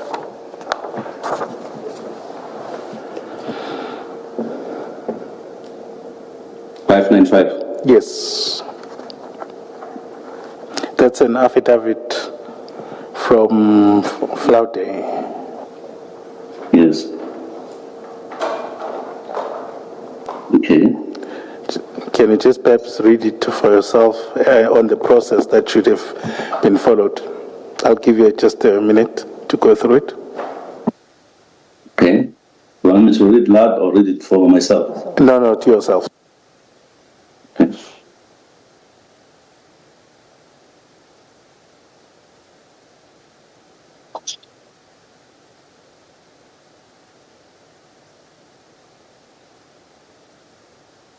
Well, since dead air makes us very uncomfortable here on radio, just as Colonel Duma has given an opportunity to read through a statement on which he will be quizzed in about a minute or so, he's reading that quietly. And as I say, it makes us very uncomfortable when we have what we call dead air. And it wants us to fill that space by saying something. It's not something that we are comfortable with as broadcasters. So the silence you are hearing is, of course, Colonel Duma just reading through a part of a statement, and he will then, of course, be quizzed about it. I believe he's done reading, so let's return you to the commission. Okay, now you can continue. Okay. So the last paragraph in particular, perhaps I can read it to the record. So he says, in this matter, I was not informed of the container inspection on the 22nd day of June 2021, the day the drugs were seized at CHC container depot. I only received the instruction to attend inspection on the 23rd. So you agree that you wouldn't have interacted with him on this inspection? No, I don't even know who he is. But I believe if I had interacted with the depot on the 21st, I'm sure they would have interacted with him to say these police will be coming the 22nd to do inspection. So maybe it will be a fault from the depot or the people I spoke to. Yeah, but I don't know his processes that must be followed. I don't know them. So that's the process that he follows. You know, as I said, each person has his own procedure that he follows. From what I can see, this is what standard operational procedure that he follows. which I would have no knowledge of. If the depot was aware of inspection being conducted on the 22nd, you would have expected that you would have got a message to say the police will be here to inspect. Okay, so you say, just to confirm, that you've never interacted on this seizure with him, with Mr. Okay.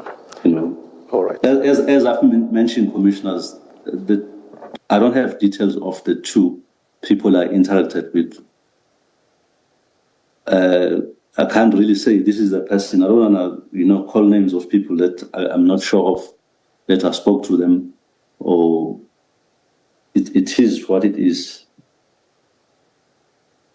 Can I just ask, who must be present when now the container is going to be open? I had earlier understood that ORS has to be there. In fact, you say in paragraph 3, in the event the information is provided by crime intelligence, the commander of border security will be informed to be present before any cells are broken. So, according to this paragraph 3, the border security commander should have been there when the seal was broken, according to this paragraph 3. Basically, the commissioner, let me just go through so that I can answer you correctly.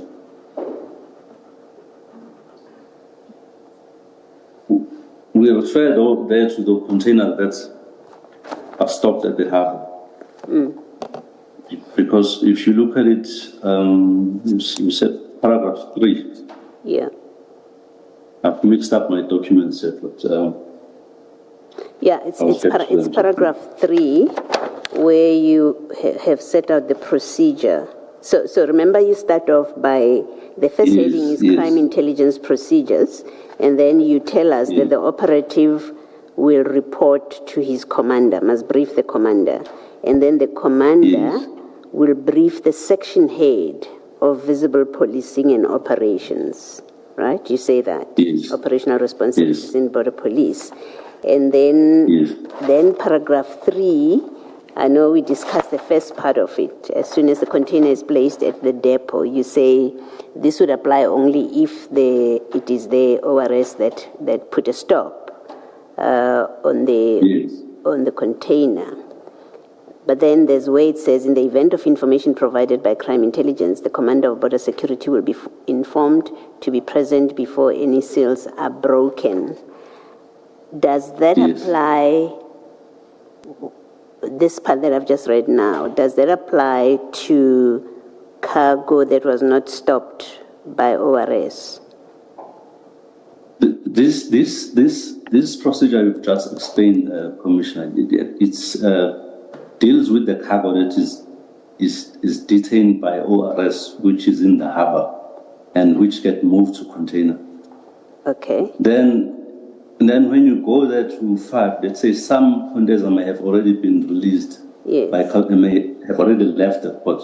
So the one that you're referring to here is retained, is released, is no more at the port. Where now, you as a member now, you are responsible to trace that container, the whereabouts, and conduct inspection. The commander, yes, can be there. Yeah. But those processes are specifically for Durban Harbour.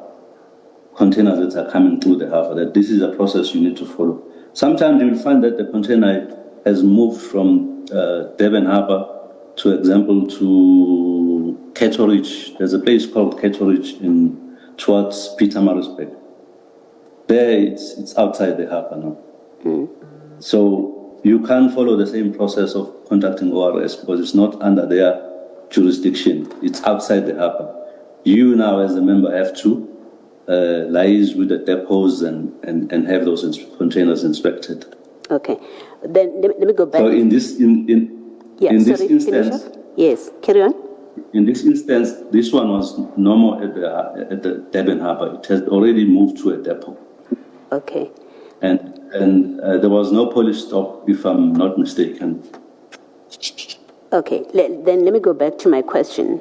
When, in the case such as yours, the 21 June operation, when the seal is broken, you've provided the intelligence, you are at the scene. Who is supposed to be there when the seal is broken? As a matter of operate, whether it's a written or just the way you operate, as a matter of operating conduct. In some instances, you'll find that some representatives of that commodity will be there. I've seen that when ORS is conducting those inspections. Maybe I'm there observing. You'll find that they'll have, okay, let's put it this way, the container is stopped at the depot. Maybe they opened it at the depot, at harbour, and then they realized, no, we need to do full unpack, and they sealed it. Then from there, after it's been resealed, then the owners of such container or the clearing for them, or whoever is the representatives, will be there when it's broken, or the manager of the depot will be there. Then the police will be there, which is ORS will be there. Yeah. And in this case of the cargo on the 21st, was ORS there when? I know there were ORS members that were there. Yeah, we know from other evidence. Sorry, Colonel. Yeah. We know from other evidence that ORS members, I think, if I'm not mistaken, were asked to take these drugs to Amanzimtoti police station. I think they were ORS, if I'm not mistaken.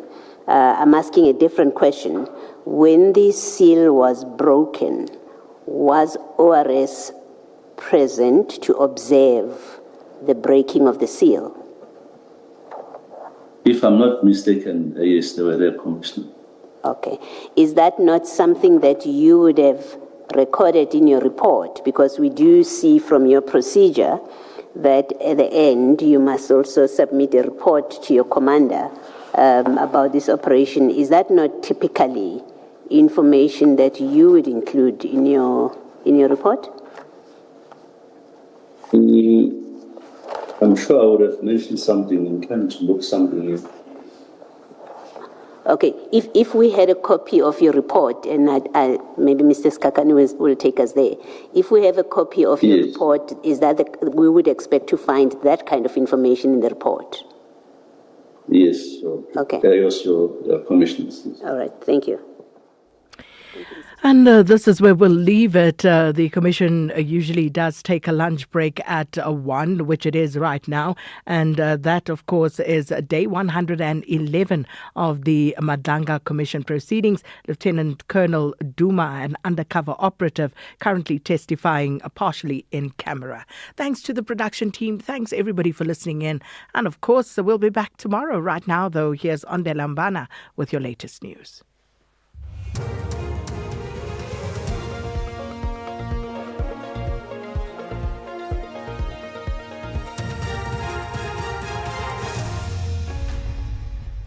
Thank you, Sakina and the team. On the top stories, concerns raised over possible human rights crisis and security tightened in Nyanga Texurang after a fatal shoot.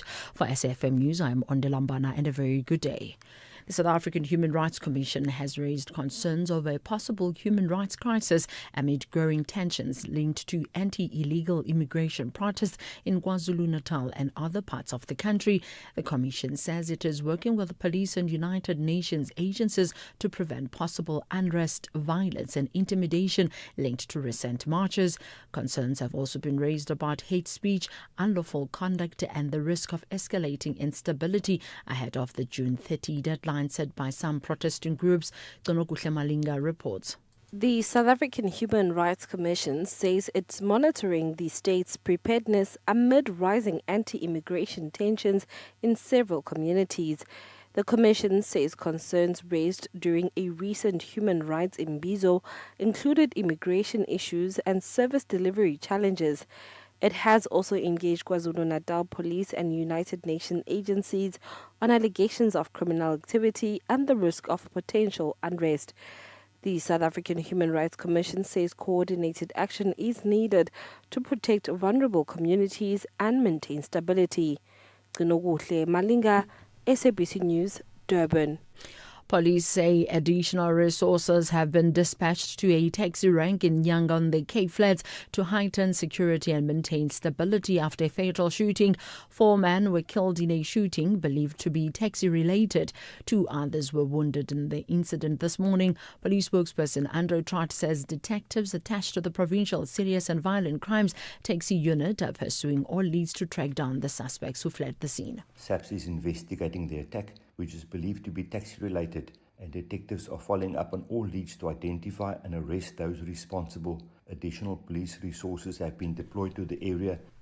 The testimony of KwaZulu-Natal Hawks Warrant Officer Carl Sander has ended on an emotional note at the Madlenga Commission this morning. Sander, who has been testifying before the Commission since yesterday, broke down in tears when evidence leader Advocate Lee Sigels-Ncube read out the results of his polygraph test. Sander had initially been informed that he had failed the polygraph examination, which was conducted in relation to the missing pork chops in drug consignment.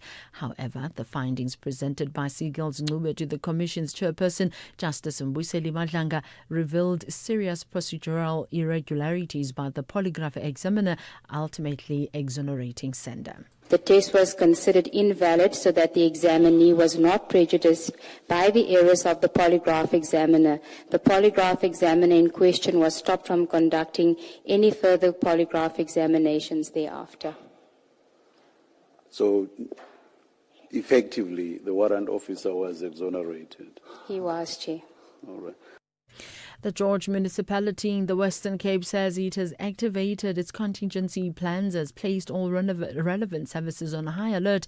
This follows an orange level 8 weather warning for parts of the Garden Route and Little Karoo. Heavy rainfall and severe thunderstorms are expected from tomorrow in George, Knysna, Plettenberg Bay and Oudtshoorn. These areas are still recovering from damage caused by the level 8 storm last month. George municipality spokesperson Dobeko Mangwengwe. All relevant municipal services are on high alert and response teams are on standby. Residents are urged to clear gutters and drains, secure loose outdoor items, avoid unnecessary travel during severe weather, and stay away from flooded roads and low-lying areas. 2 people have been killed in a protest against a US-backed Ebola quarantine center near a military base in central Kenya. The BBC has learned that the victims died from injuries after clashes with police in the town of Nanyuki yesterday. Kenyan officials have not commented. Demonstrators claim work on the 50-bed unit is continuing despite a High Court order suspending the project. The center is designed to provide care to Americans exposed to Ebola. Kenyan President William Ruto has insisted the center will be safe. These facilities are meant to make sure that there is proper screening, and if there is any positive identification of people who have Ebola, then immediately they are isolated, they are treated so that we avoid any spread of the disease. Recapping the top story, the South African Human Rights Commission has raised concerns of a possible human rights crisis amid growing tensions linked to anti-illegal immigration protests in KwaZulu-Natal and other parts of the country. I'm Mondela Mbana for SAFM News Headlines at 1:30. If you think you cannot afford a lawyer, think again.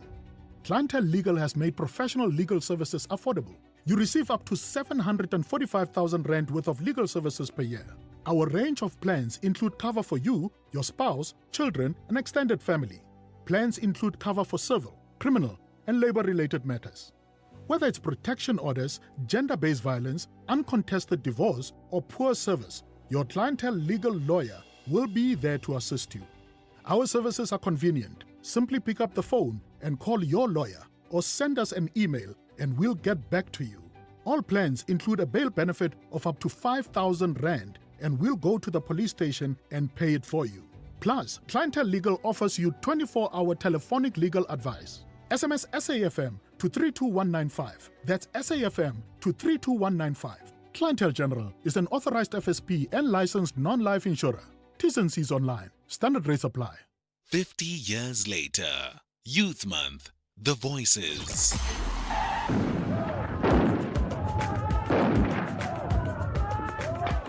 Many of them can quote the words used by Dr. Farboul in that fateful debate when he said that there is no reason to educate the black child to the same extent as the white. There is no need to teach a Bantu child mathematics or anything like that when he will never need to use that science of mathematics. My name is Ronel Manyache. Back then, it was a movement. It should now transition to us having the same bravery and having the same movement towards other things as well. And we should be more encouraged to do these things while thinking about the future more than us, because I do think that now we are more so involved in our own lives that we lose focus that life still continues with or without us. So if you are actually going to make a change, you should be more focused towards the future than it is for now.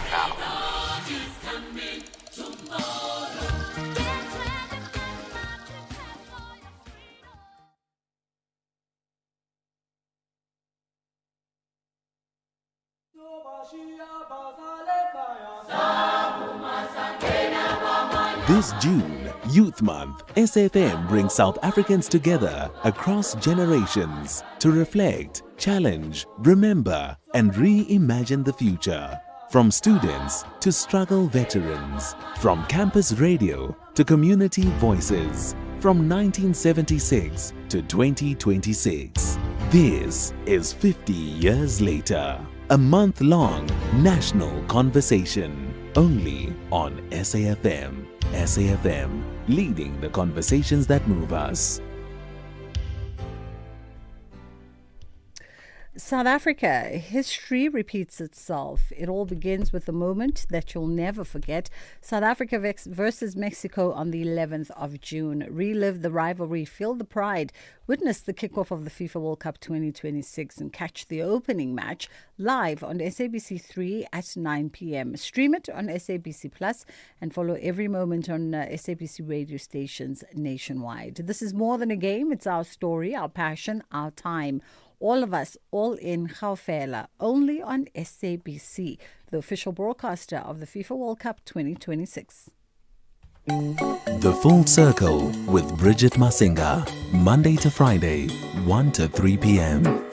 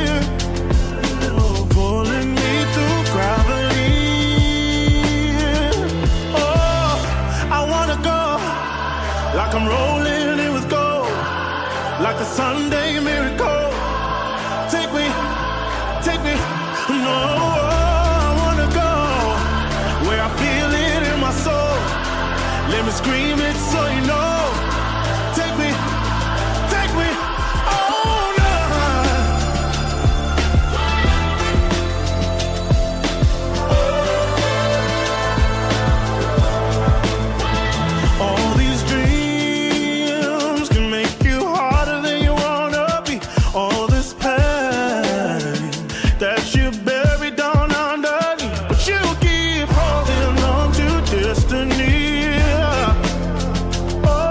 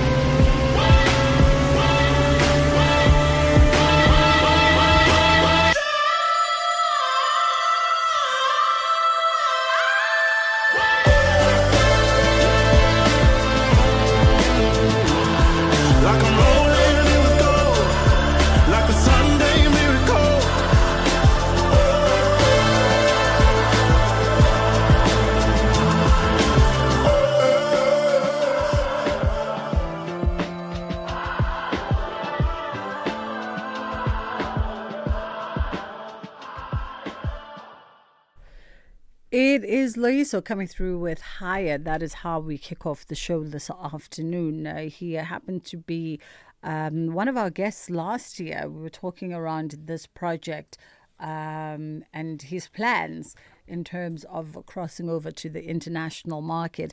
Hey, hope you are having a good day. Good afternoon to you. How are you? They're busy at the back telling me to smile. I don't know why. So they're telling me to. No, it has absolutely nothing to do with our streaming feed. Probably I'm coming across as being angry today, but I'm far from it. I have no idea why. We're going to be catching up with SAfmRadio Mota, SABC News reporter, in just a moment. And then we're going to talk stages, pages, screens, and more today, looking at Encounters, the South African International Documentary Film Festival that's taking place from the 4th until the 14th of June. And then we head over to KZN, and we're going to be talking to the organizers behind the Umzimkhulu Youth Career Awareness Day. On the other side of 2 o'clock, it is a Tuesday, so she's going to be in the building for health and wellness. Skin Deep with Dr. Judy. And today we're exploring the dangers of sharing things like your mascara and other eye-related products and using these things for longer periods than actually recommended. That conversation is coming up. But of course, with Dr. Judy, as you know, anything is always on the table. So if you're experiencing any skin issues at the moment, head to toe. She deals with everything head to toe. You are more than welcome to send us a voice note on 061-410-4107. That's our WhatsApp line, 061-410-4107. Quick pause. We come back with SAfmRadio Mota. You are listening to The Full Circle. All right, SAfmRadio joins us now, coming live from the Bridget Mabandla Justice College in Tshwane, ahead of day 111 of the Madlanga Commission. Still on the witness seat is Warrant Officer Carl Sander, who underwent a polygraph test regarding the theft of the 541 kilograms of cocaine bricks worth over 200 million, despite never having worked at the Potchefstroom Hawks office, where the drugs were actually stolen back in November of 2021. How are you doing this afternoon, SAfmRadio? Good afternoon to you, Bridget, and thank you so much for having me. Thanks for the time. All right, give us the lay of the land, because yesterday when we spoke, Carl Sanders was on the witness stand. Today also he's still on the witness stand. What makes him so integral by way of being a witness when it comes to looking at this 541 bricks of cocaine that was stolen, particularly if he never worked at the Potchefstroom Hawks office? Yes, Bridget, I think his testimony needs to be understood with the sort of expertise that he possesses, right? So if you remember, he was somehow transferred from the Hawks at one point, or from his department to a different department, because he kept probing about consignments that were going missing, at the police station, and drugs were going missing. And this was obviously critical evidence, and he feels like that's the reason why he was transferred initially to a different department, because this is a man who also developed a program for police officers to sort of teach them in identifying these narcotics, and even going as far as to know which chemicals are actually present in these narcotics. So he has extensive experience. He's taught others, and he has also quite extensive knowledge about drug busts. And initially, when the drug consignment at Potchefstroom went or was stolen, he was not at work. He was actually on leave. But then he found himself being subjected to a polygraph test which was initiated by General Liseja Sinona. And this polygraph test initially came back, or he was informed rather, that he was lying, and therefore he was corrupt, and he may have had a hand, allegedly, in the disappearance of this consignment. But what was outstanding today is the fact that when the advocate leader, Lee Seals Mube, read out this polygraph results, remember, he didn't get a report. And this were the official results now that were coming from Advocate Lee Sigels Ncube. They actually exonerated him from having a hand in the disappearance of this large consignment. And Bridget, he broke down before the Madlanga Commission. You know, you could see the stress on his face. He turned red and he was just crying because, on the other hand, these are people's livelihoods, right, that are being compromised by such bogus processes in an attempt by senior police officers who are allegedly trying to cover up their own tracks. So at that moment, the room went quiet, and we actually saw Chairperson Justice Mbuyiseli Madlanga trying to console him. And, that was the signal for us to go to an adjournment when he had actually concluded his evidence. So it's significant in that he was one of the police officers who allegedly the blame was where people were trying to lay the blame on, where else he was not, it seemingly was not even involved in the disappearance of the consignments.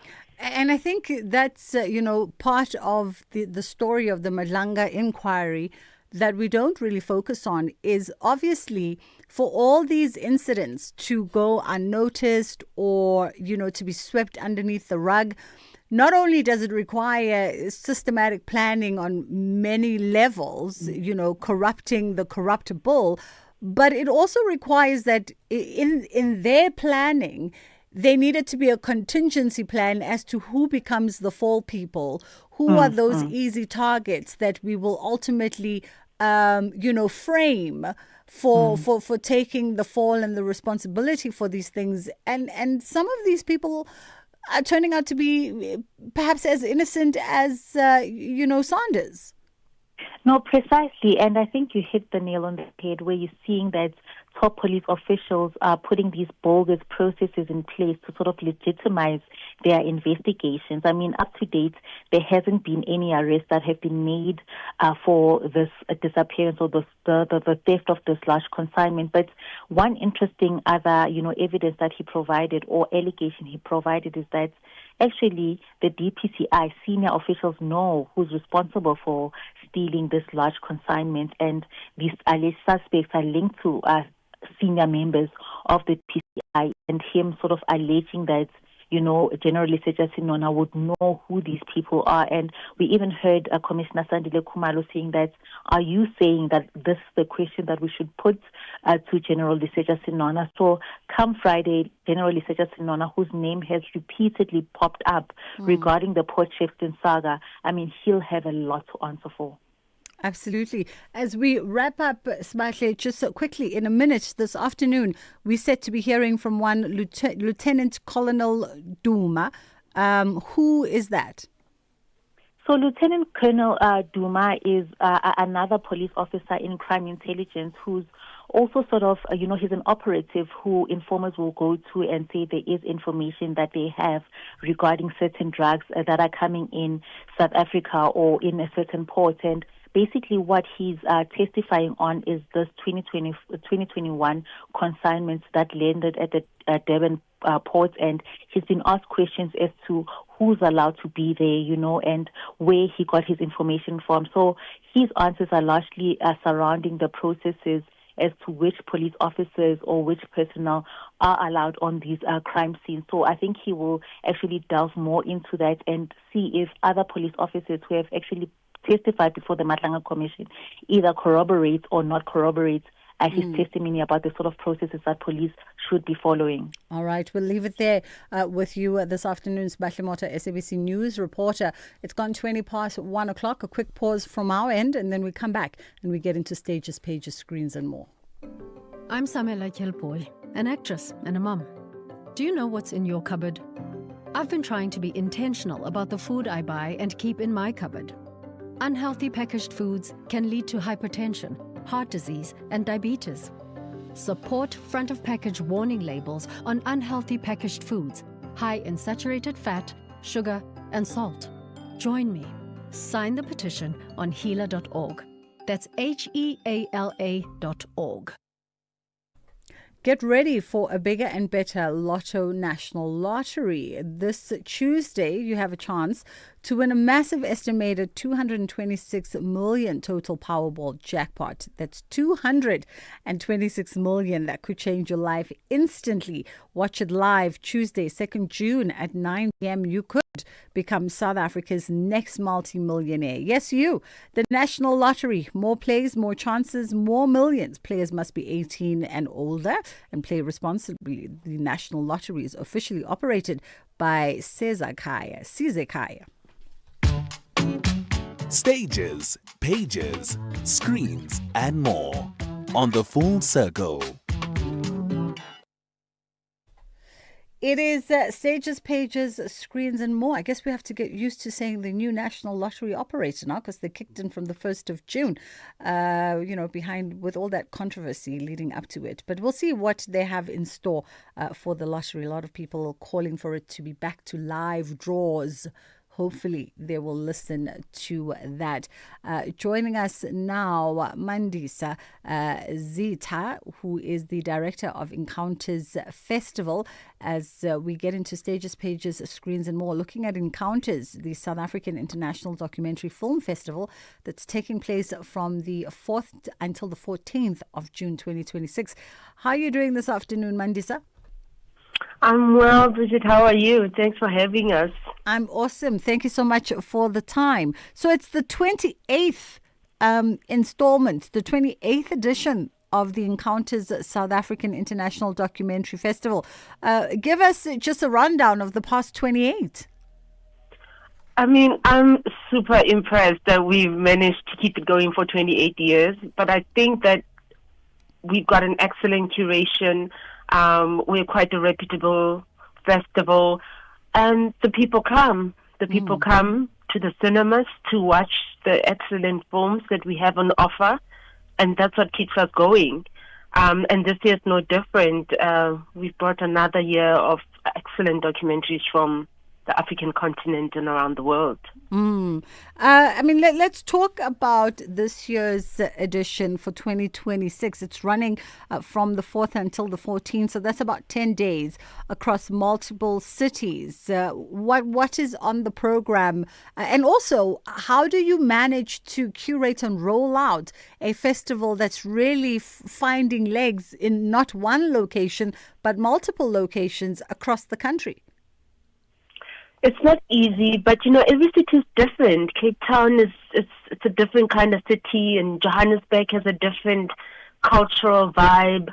And now we've introduced Pretoria because we feel there's a huge community of people that support culture, that are engaged with current affairs, and there's a big diplomatic community. So every city has kind of got its own cultural vibe.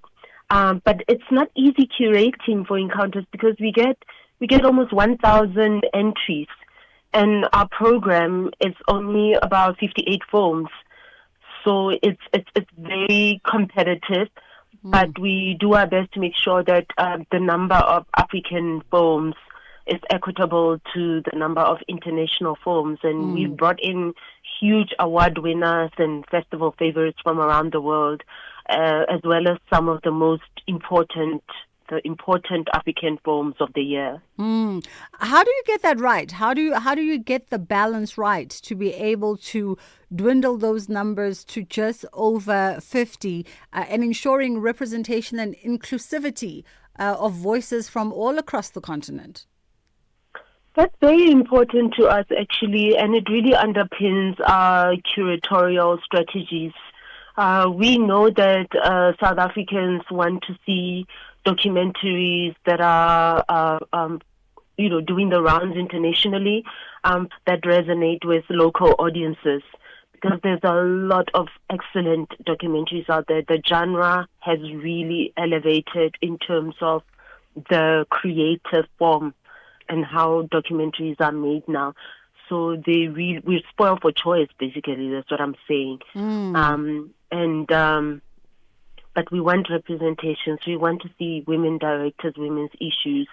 We want to see the voices of new talent emerging and student filmmakers featured in the shorts program, and their voices and perspectives heard. and we want to make sure that we elevate African documentary as noteworthy and as worthy to be alongside Oscar contenders on our program. Are there particular recurrent themes as well, Mandisa, that you've kind of noted that keep coming up, perhaps that also are a reflection of just that interconnectivity between the 54 states on the continent? You know, sometimes we think we're having separate conversations, but essentially we're having the same conversation, just entering it from different perspectives. We really are having the same conversation, because sometimes in a year you see films of a similar theme. Like that year, the theme is very prominent. But I think that's because documentary filmmakers always respond to the global zeitgeist. They're always responsive to what's happening in the world, and that will be reflected in documentary. I think the biggest difference between documentary and news is documentary is really able to find those stories that do not reach the news systems and bring a way for us to engage with those issues differently from another perspective and really humanizing those issues. And I think that's the big difference. So there's a lot of activism films that profile individual activists or movements, rebels and roughrousers. There's issues around what is happening in the world with, the way the world is being led by the rich and the small percentage of the wealthy. There's something about the onset of AI and how that's impacting how we receive news, and locally issues of our history and enduring legacies that still provide many stories that we still haven't told. There's still a lot of stories to unpack, and as well as like top films from big award winners that are about well-known personalities like, the Tutu film and the Salman Rushdie film. Yeah. Let's pause for a second for the news headline. We'll come back on the other side and continue exploring this conversation with director of the Encounters Festival. And they're showcasing the very best of documentary storytelling. Thank you, Bridget. On the news headlines, Western Cape police have confirmed 3 deaths during unrest in Mossel Bay in the Western Cape over the weekend.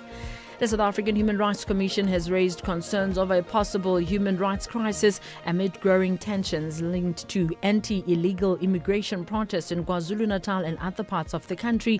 And the testimony of KwaZulu-Natal Hawks Warrant Officer Carl Sander has alleged that the suspects who stole the drug consignment in Port Shepstone are known. A full update follows at the top of the hour. Stages, pages, screens, and more on the Full Circle. We are in conversation with Mandisa Zita, director of Encounters Festival, and they are on their 28th edition this year, showcasing over 50 films that reflect the voices of Africans as well as international documentarians. We'll get to chatting in a moment about one of the projects whose trailer we're going to platform. But I wanted to, Mandisa, tie in this conversation with the conversation we were having yesterday with Chioma Ude, who is with the AFRIF. And they were showcasing at Cannes and just asking around the appetite that there was on an international level to collaborate on storytelling with African storytellers. Are you finding that in the documentary space, perhaps that conversation becomes a little bit easier, or does it have its own unique challenges as well in terms of how do documentarians, particularly those based on the continent, how do they begin to, exploit potential of collaboration with their international counterparts? That's a very interesting question, and that has been a prominent ongoing theme post-COVID, where there was a kind of dismantling of the industry because of the pandemic. And so that conversation started becoming more prominent, and that is about building the African ecosystem of documentary filmmaking. And since then, we've seen more and more opportunities to collaborate, more and more conversations about funding on the continent for documentary filmmaking. We are in partnership more with African Nigeria. We are programming each other's films and collaborating more with other film festivals on the continent.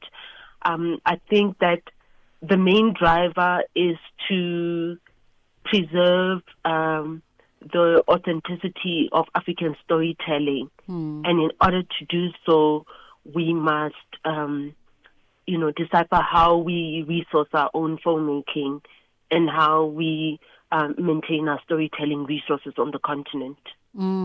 I wonder if one looks at the plethora of theme, right, that is represented in African story, and maybe to some degree what a documentary embodies and how it's used as a vehicle to spark conversation on the one hand, but also at times to give voice to the voiceless and the marginalized and discriminated, and maybe to even to some degree to unearth what might be unfavorable, by way of conversation in particular territories under particular leadership.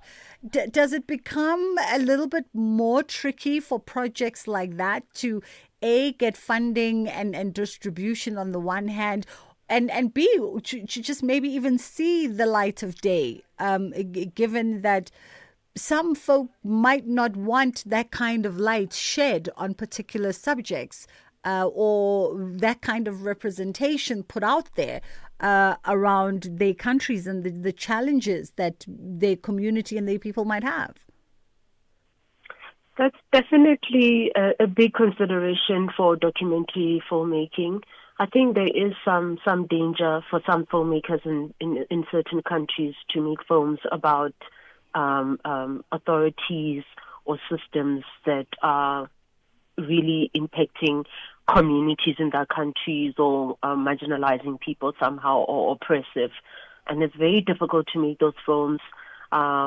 We showed a film called Khartoum from Sudan a few years back, and the entire film team had to separate and escape to other countries, to different countries.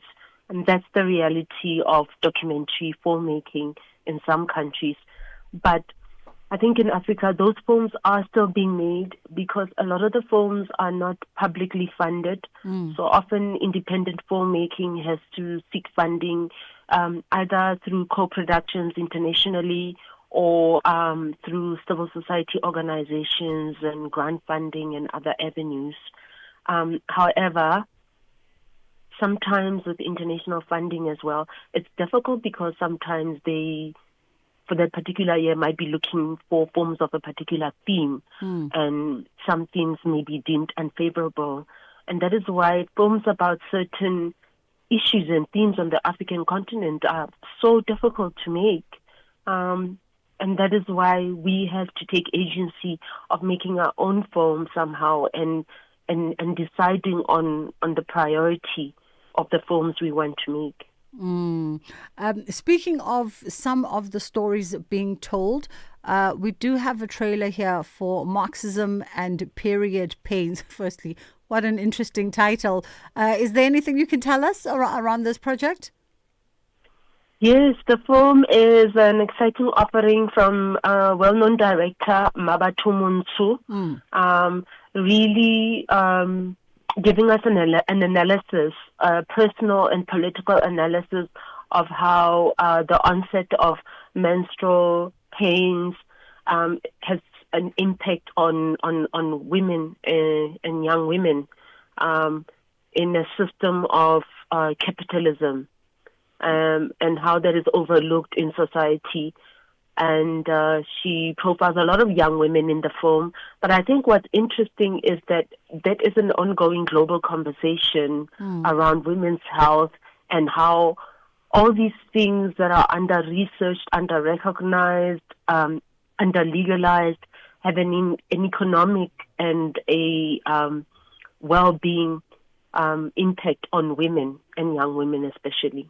All right, let's have a little bit of a listening in to that trailer, Marxism and Period Pains. Nothing compared to the period pain.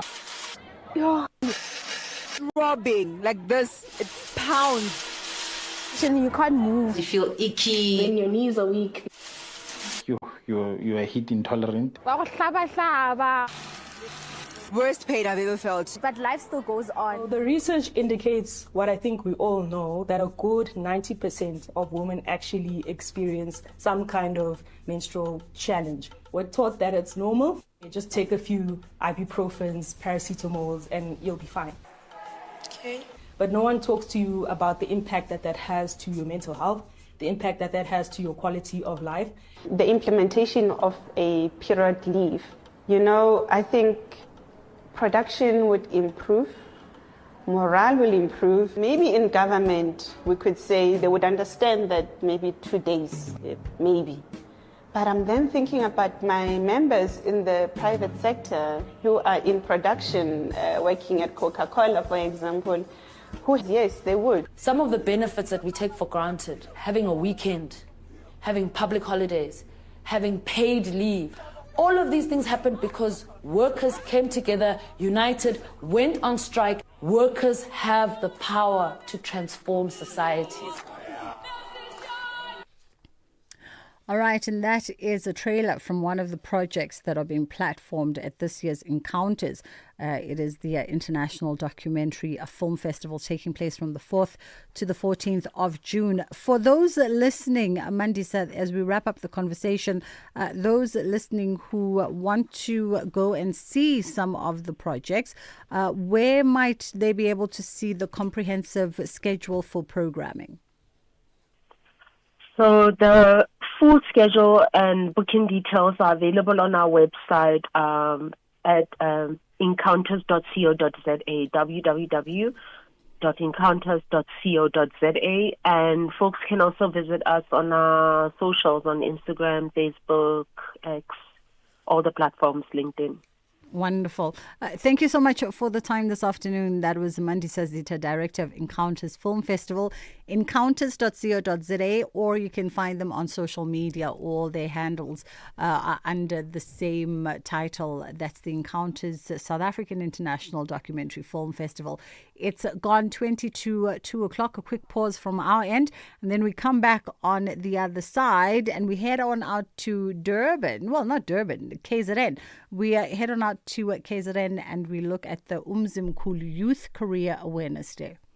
Yo, how is your trolley so full these days, friend? It's my way, Chomi. I save up to 40% on my car insurance premiums every month. My way insurance? Yes. Now I have more money back in my pocket. Even though hubby switched to my way. Manja, we're both saving, which means we have more money to focus on the things we love and live our way. Savings after savings. Real people, real cars, real savings. For a quote, visit myway.co.za. Premiums are risk profile dependent. MyWay is a licensed non-life insurer and FSP. T's and C's apply. MyWay, live your way. 50 years later, Youth Month, the Voices. This morning very early I had the privilege of flying across Soweto in one of the helicopters. And I may say that practically every one of our offices have been burnt, with the exception of 2 or 3. Our bottle stores and beer halls have been wrecked and, of course, robbed. There were still cars and buildings with smoke coming out of it. I could say that there are about 120 damaged vehicles or burnt vehicles that have been turned over. The students of the Witwatersrand University at a protest meeting with very revolutionary slogans. And I want to appeal to the rioters in Soweto and to the students of the Witwatersrand University to desist from doing this sort of thing. Different generations, different experiences. One South Africa, 50 years later. Only on SAfm, leading the conversations that move us. With the ever-changing financial landscape, it can be difficult to make sense of all the moves at times. Join me, Jimmy Moyaha, on the SAfm Market Update with MoneyWeb, Mondays to Thursdays, 6 to 7 p.m, as we break down the key market trends, top financial stories, and smart investment insights, all in one place. It's everything you need to stay financially informed and ahead of the curve.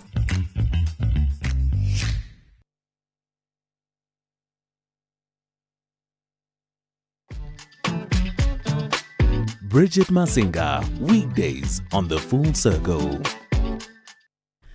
All right, get ready for a bigger and better Lotto National Lottery. This Tuesday, you have a chance to win a massive estimated 226 million total Powerball jackpot. That's 226 million that could change your life instantly. Watch it live Tuesday on 2nd of June at 9 p.m. and you could become SA's next multi-millionaire. Yes, you. The National Lottery. More plays, more chances, more millions. Players must be 18 years or older and play responsibly. The National Lottery is officially operated by SAfmRadio. You are listening to The Full Circle. All right, let's stop dreaming a little bit about the lottery. I know you probably are down the rabbit hole of what you could do with 226 million. Let's come back to the reality of Earth. And my next guest is Philani Dlamini, who is a community developer. And we're looking at the Umzimkhulu Youth Career Awareness Day. It's going to be taking place in Umzimkhulu in KZN on Tuesday, the 4th of June. So that is, Thursday. That's this Thursday, the 4th of June, starting at 9:30 a.m. Shouldn't you be in Umzimkhulu on the ground already? How are you? I'm very well. Thank you for coming, Philani. Much appreciated. Give us a little bit of background around Umzimkhulu, the area, the region, and also what makes it prime for this Youth Career Awareness Day Expo. All right, good afternoon. Yes, thanks very much, Bridget. Umzimkhulu is just there's a town which is situated in KZN, which is on the southern part of KwaZulu-Natal. The reason, I believe you asked the reason. We started this career exhibition it has been happening just to enlighten the kids about different careers. There's always I always believe there's a need for us, to actually engage with the young people, especially just to show them about different careers, because there's not much that is there, especially in the rural areas when it comes to careers development. While there are those, most kids would say they want to do becoming police officers and nurses, but it's beyond that now. Our situation, even the economy now, when you look, things are kind of different, So this expo, in terms of the curation, or maybe before we even get to the curation, whilst we're on that point about the lay of the land and the environment in Umzimkhulu, what are some of the big challenges and the big burdens that youth in that region are faced with, that speak to also how various industries can maybe play a more supportive role, even with this career day? I think one of the biggest challenges that we have at Umzimkhulu, it's unemployment. It's one of the key issues that we actually have, and also when it comes to resources, there's a bit of challenges with the resources, especially with resources as a whole, whether it's an internet that is there, whether it's the skills or even the internet, which is in the there's not much that is there. So those are the biggest challenges that actually we have. And also, yes, the social ills that are there for young people as well, which are also some of the biggest challenges that we have. Interesting in the sense that, I've met a few sort of blue chip South Africans who are born, bred, grew up in Umzimkhulu, who've gone on to do amazing things within the context of South Africa's economic, financial system, political system. And I've always had, and perhaps because not coming from there, always had this picture that, yes, Umzimkhulu is a rural area. Yes, it's an agricultural area, but it seemed alive with potential and possibility. It seemed alive with people who held a vision for its development, for community and for individual. Yeah, no, definitely. There are good things, there are good stories that are there when it comes to agriculture as well. And also with Umzimkhulu as, what can I say? Umzimkhulu used to be the former Transkei. It's a place which is between Eastern Cape and KwaZulu-Natal. So, there is a potential for agriculture, and also there are other potential for even for people who are here in Johannesburg who are actually doing greater things. For example, we have Umama Nonhlanhla Julie, who's also actually, by the way, doing also this career exhibition. Also, she's doing a lot of how can I put this? A lot of youth empowerment programs. So there are people who actually have done good things at Mzimkhulu. Yes. Looking at the Youth Career Awareness Day, okay, let's talk about the different careers, the different opportunities. How does the day play itself out? Okay, the day will actually, this career exhibition will be happening it's a Nazareth location. Those from Mzimkhulu, they know it's under the Ward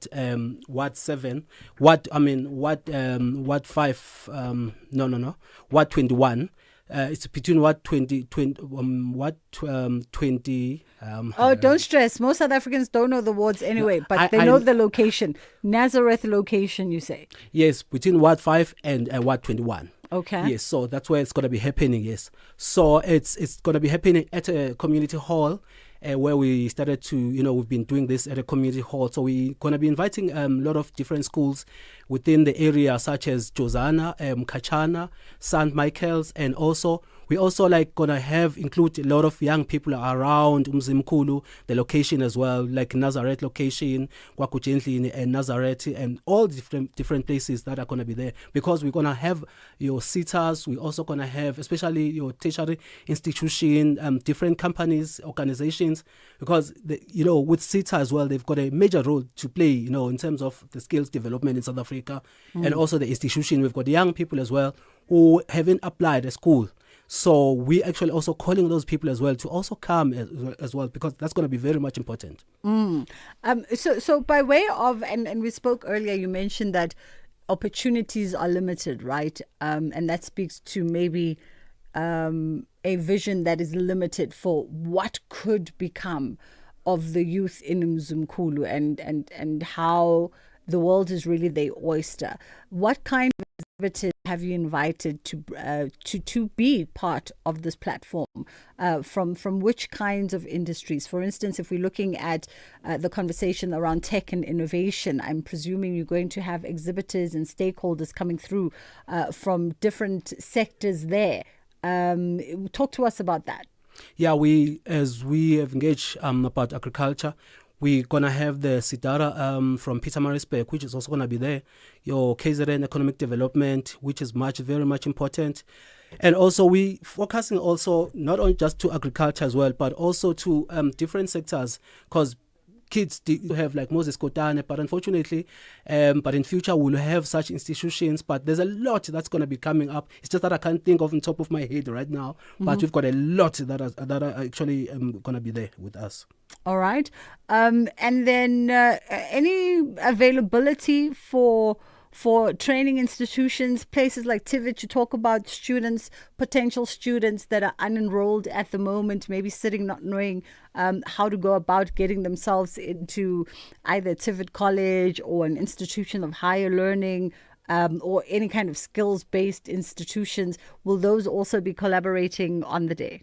Definitely, yes, they will be collaborating with us as well. I think also, I didn't mention this, also your institution such as your SID TVET college, because it's very much important to have like your artisan colleges also coming in. We're also going to have Ingwe TVET college, which is also going to be coming up as well to our career exhibition as well. So those are the most important thing, because most of our kids, sometimes they have like the skills with hands, they work with hands instead of, because not all of us will be like going to different universities, but also we have a lot of people who can actually use their hands. So this Thursday it kicks off at 9:30, and this is very much a physical career day. You have to be there. It's not a hybrid day. You have to come to the Nazareth location in Mzimkhulu. Pardon me? It's a physical day on Thursday. It's not a hybrid day. So it's not like Bridget can log in from here and partake in the expo, or there'll be things online that I can, or maybe it's supporting collateral online. Well, we would have loved, but yeah, the challenge with the internet. But yes, it's a physical career exhibition, because we're gonna have these career we're gonna have the exhibitors which are gonna be coming. In fact, the event will start at 9:30 early in the morning. So yeah, it's just gonna be a physical. We're gonna have a lot. Even the legal aid South Africa is also going to be there, just to dealing with the legal issues. Your NPA is also going to be there. Your IPIT as well is also going to be there. So there's a lot. There's broad that's going to be happening there. Yeah. All right. Again, it is as the Nombevu Hall at Nazareth location in Mzimkhulu in KwaZulu-Natal. So if you find yourself there Thursday, 4th of June, starting at 9:30. Some schools have been invited and various stakeholders as well coming through to showcase and show the young people the wealth of opportunity and the various careers that are waiting for them to explore and exploit. I didn't ask if you yourself are a native of Mzimkhulu. You born and bred in Mzimkhulu? Yes, I'm born and bred. I'm from Mzimkhulu, yes. Yeah. Yeah, no, I'm born and bred from there. Okay. I'm very proud, and yeah. So it's very, yes, but I must also say that, also pick up to as well our leaders as well. We're just making sure that, there's a development a bit by bit. We are very much grateful the opportunities that they are giving us from your local authorities that actually, trying their best to build us soccer, the fields there. So those opportunities, we don't take them lightly. We are very much appreciative of such, yeah. But the place is actually KwaNombewu. KwaNombewu. Yeah, it's a chief which is under Chief Jozana. Yes. Okay. Yes, Wonderful. Just a question around Youth Month, because you're activating in June leading up to Youth Month. And from our end, we actually just wanted to know, when you reflect back on the youth of 1976, do you think that your generation and the generations that have come after that have fulfilled the hopes and the prayers, perhaps, of that youth of 76?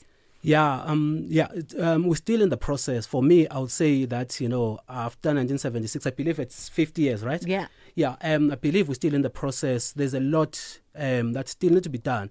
Hence, like, we as young people, as we are, we've taken the step to actually also organize such initiatives, because we see that there's a lot that still need to be done in South Africa in terms of the development of young people. There's a lot. I mean, I think maybe by 2040 or 2035, maybe things will be much more better, but we're still in the process. Still in the process. Is it a mindset thing? My final question. Is it a mindset thing for young people that find themselves in rural South Africa, like Mzimkhulu, where they might have limited options and limited resources to their friends and counterparts in urban metro? What advice would you give to a young person? Because, I mean, we reach every corner of this country. What advice would you give to a young person who's sitting somewhere this afternoon and thinking perhaps that this is it for them? This is all that the world has to offer them. I would say every day it's very much important to actually be this person that, you do things on your own. Whatever opportunity, there's internet today, like, for an example, we've got an access to internet. So everything that you want, you always have to go. When you buy a data, I always tell young people that when you buy a data, don't always be on WhatsApp, but go and research about the important stuff. If you want to get to know about swimming, or you want to know about engineering, always go to the engineering site just to check the websites about how's the engineering working. So I think everything is with us as well. So if you get that small data, but before I forget, we're also going to have the National Institution of Black Engineers of South Africa as well, and the National Youth Developing Agency, NYDA, as well, is also going to be there with us as well. Wonderful.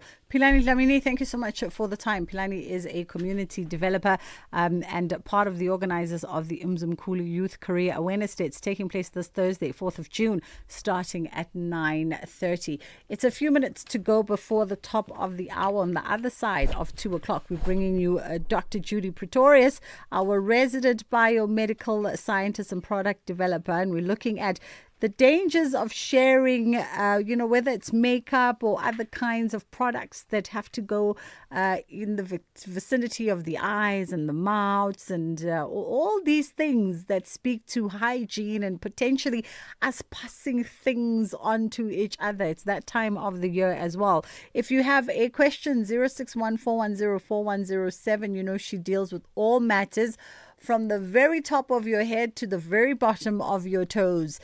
So you could be suffering from something at the moment, or maybe there's something that's recurring that happens to you in the wintertime during the cold season, or you're going through some kind of hormonal change, or your wife or your partner is pregnant at the moment and you want to get some answers around some of the issues that are presenting themselves physically on their skin. You are more than welcome to do so. 0614104107 is our WhatsApp line. We're going to take a quick one, and then when we come back, we'll come back with the top of the hour news with Ondelambana.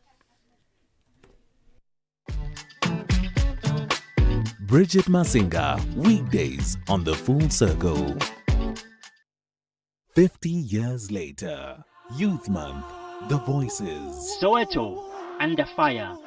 The country's largest township had a dark cloud hovering over it.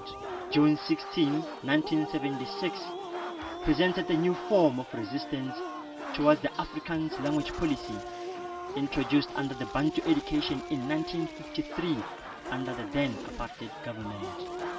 On that fateful day of June the 16th, what was supposed to be a peaceful protest by black students against the Afrikaans language policy turned ugly. Police fired at thousands of protesting students, killing 176 of them and leaving thousands injured. Different generations, different experiences. One South Africa, 50 years later, only on SAfm, leading the conversations that move us.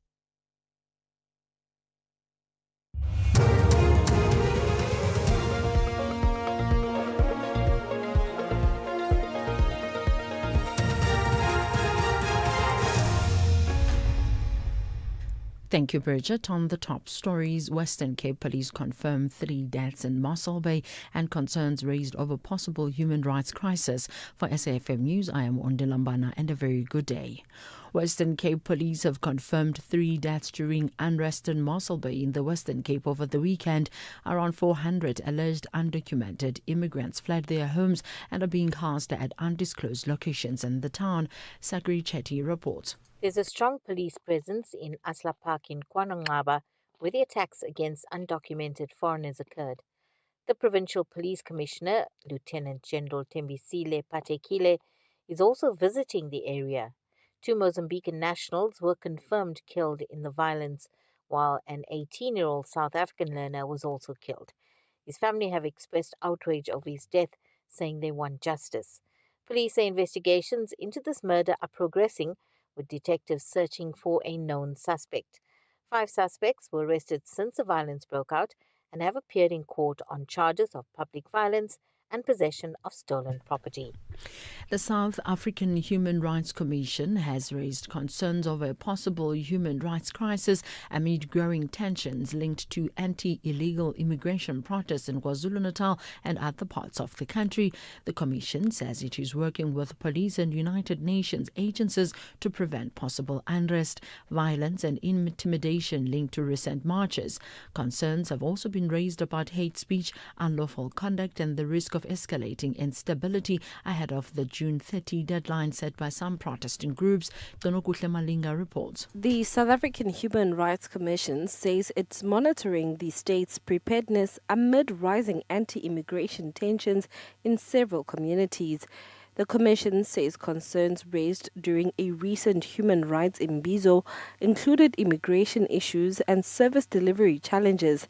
It has also engaged KwaZulu-Natal police and United Nations agencies on allegations of criminal activity and the risk of potential unrest. The South African Human Rights Commission says coordinated action is needed to protect vulnerable communities and maintain stability. Ginoguhle Malinga, SABC News, Durban. The Deputy Minister of Sport, Arts and Culture, Peace Mabe, says the South African Football Association management must justify their existence. This after a dramatic visa saga threatened to derail Bafana Bafana's long-awaited journey to the 2026 FIFA World Cup. Bafana were due to fly out to Mexico on Sunday, but only managed to leave yesterday. Mabe says they're waiting for a formal report from the association. If we're not going to do that, then we are heading for big trouble and more embarrassments. If people commit mistakes and are not held accountable, they continue because they know it's Christmas. There are laws and policies that protect SAFA. They are an independent body from government. So they continue to use that as a scapegoat. But this time around, we will have to, even if it means that our meeting with them should be live on television, it has to be like that. The testimony of KwaZulu-Natal Hawks Warrant Officer Carl Sander has alleged that the suspects who stole the drug consignment in Port Shepstone are known. Sander made the allegations before concluding his testimony at the Madlenga Commission today. The Port Shepstone drug theft, which resulted in over 540 kilograms of cocaine being stolen from the Hawks premises, has been subject of scrutiny at the Commission. Sander told Commissioner Sandile Khumalo that there is a link between the alleged suspects and senior members of the Hawks. But the suspects who stole the drugs are known. Say that again? The suspects who stole the drugs are known. Are known? They are known. Known by who? I was informed by Colonel Jacob personally who they are. But the links to the management are known. Management of DPCI? Correct, Commissioner. The links of the suspects who stole the drugs Correct, to the management of DPCI? Correct, Commissioner. Yes. The Secretary General of the United Nations, Antonio Guterres, says the world must treat the new phase of the weather pattern El Niño as an urgent climate warning. The World Meteorological Organization says preparations are needed for a potentially strong El Niño event with an 80% chance of conditions developing in the next few months. The weather pattern could also cause extreme weather around the world. Guterres gave this warning in a video message. El Niño conditions will pour fuel on the fire of a warming world. Impacts will hit even harder, travel even further, and cross borders with devastating speed. The only effective response is climate action equal to the crisis, ending the addiction to fossil fuels, accelerating the shift to renewables, protecting the most vulnerable, and delivering early warning systems for all. Recapping the top story, Western Cape police have confirmed 3 deaths during unrest in Mossel Bay in the Western Cape over the weekend. I'm Mondela for SAFM News Headlines at 2:30.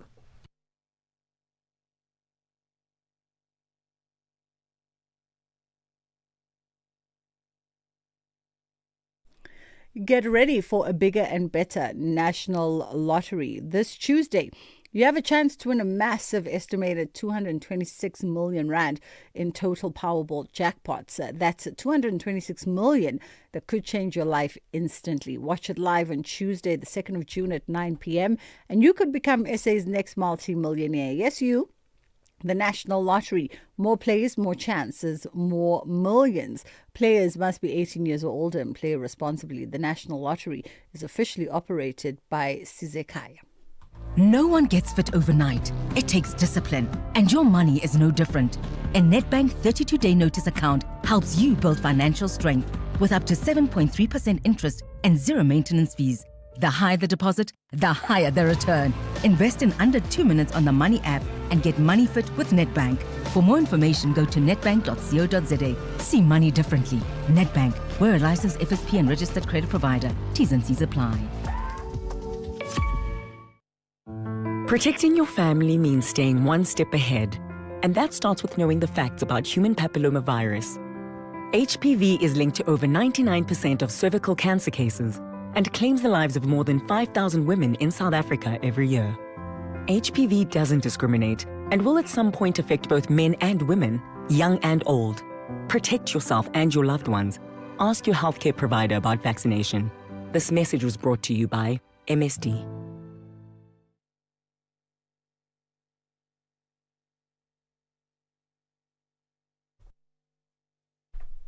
Get ready for a bigger and better Lotto National Lottery this Tuesday. You have a chance to win a massive estimated 226 million rand in total Powerball jackpot. That's 226 million that could change your life instantly. Watch it live Tuesday to 2nd of June at 9 p.m. and you could become SA's next multi-millionaire. We'll see you, yes, you, the National Lottery. More plays, more chances, more millions. Players must be 18 years or older and play responsibly. The National Lottery is officially operated by Sizekai. The Full Circle with Bridget Masinga, Monday to Friday, 1 to 3 p.m.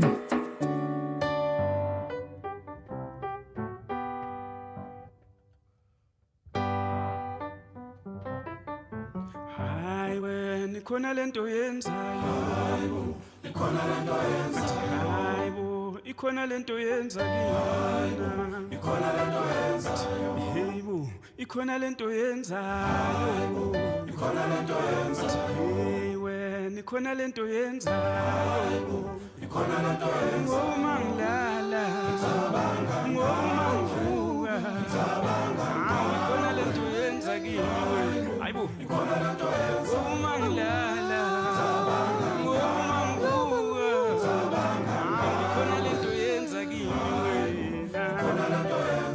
Isiyo yami ishaya umqiqo noma ngithi ngivala amehlo ngizwa awesitsho sakho mthanda umuntu isiqiqi mawoqi ayini lo ngenza yona ngiyacela mthanda umuntu vele uthatha intando yakho uyifake emanzini ngoba bakwamoya nikhona lento yenzayo nikhona lento yenzayo yewe nikhona lento yenza kimi nikhona lento yenzayo hayibo ikhona lento yenzayo kuba kumaye nikhona lento yenzayo yewe nikhona lento yenza kimi nikhona lento yenzayo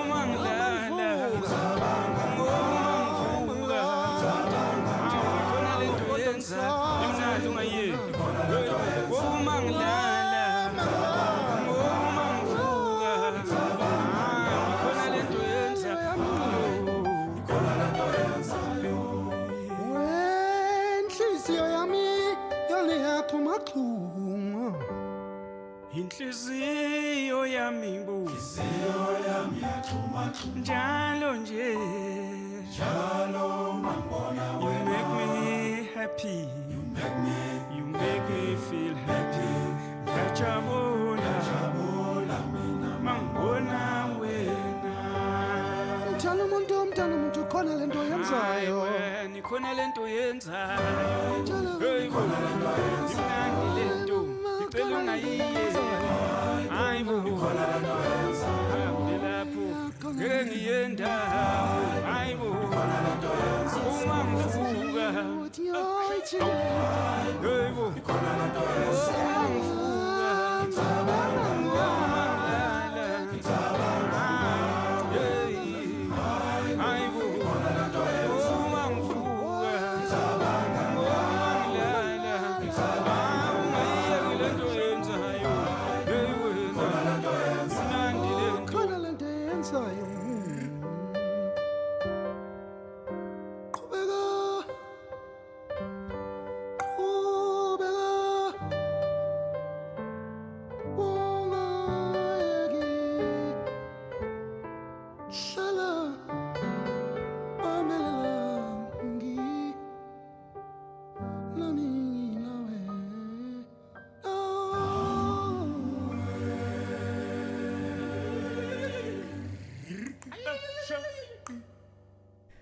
I mean, the truth of the matter is that we kind of like the song a little bit too much.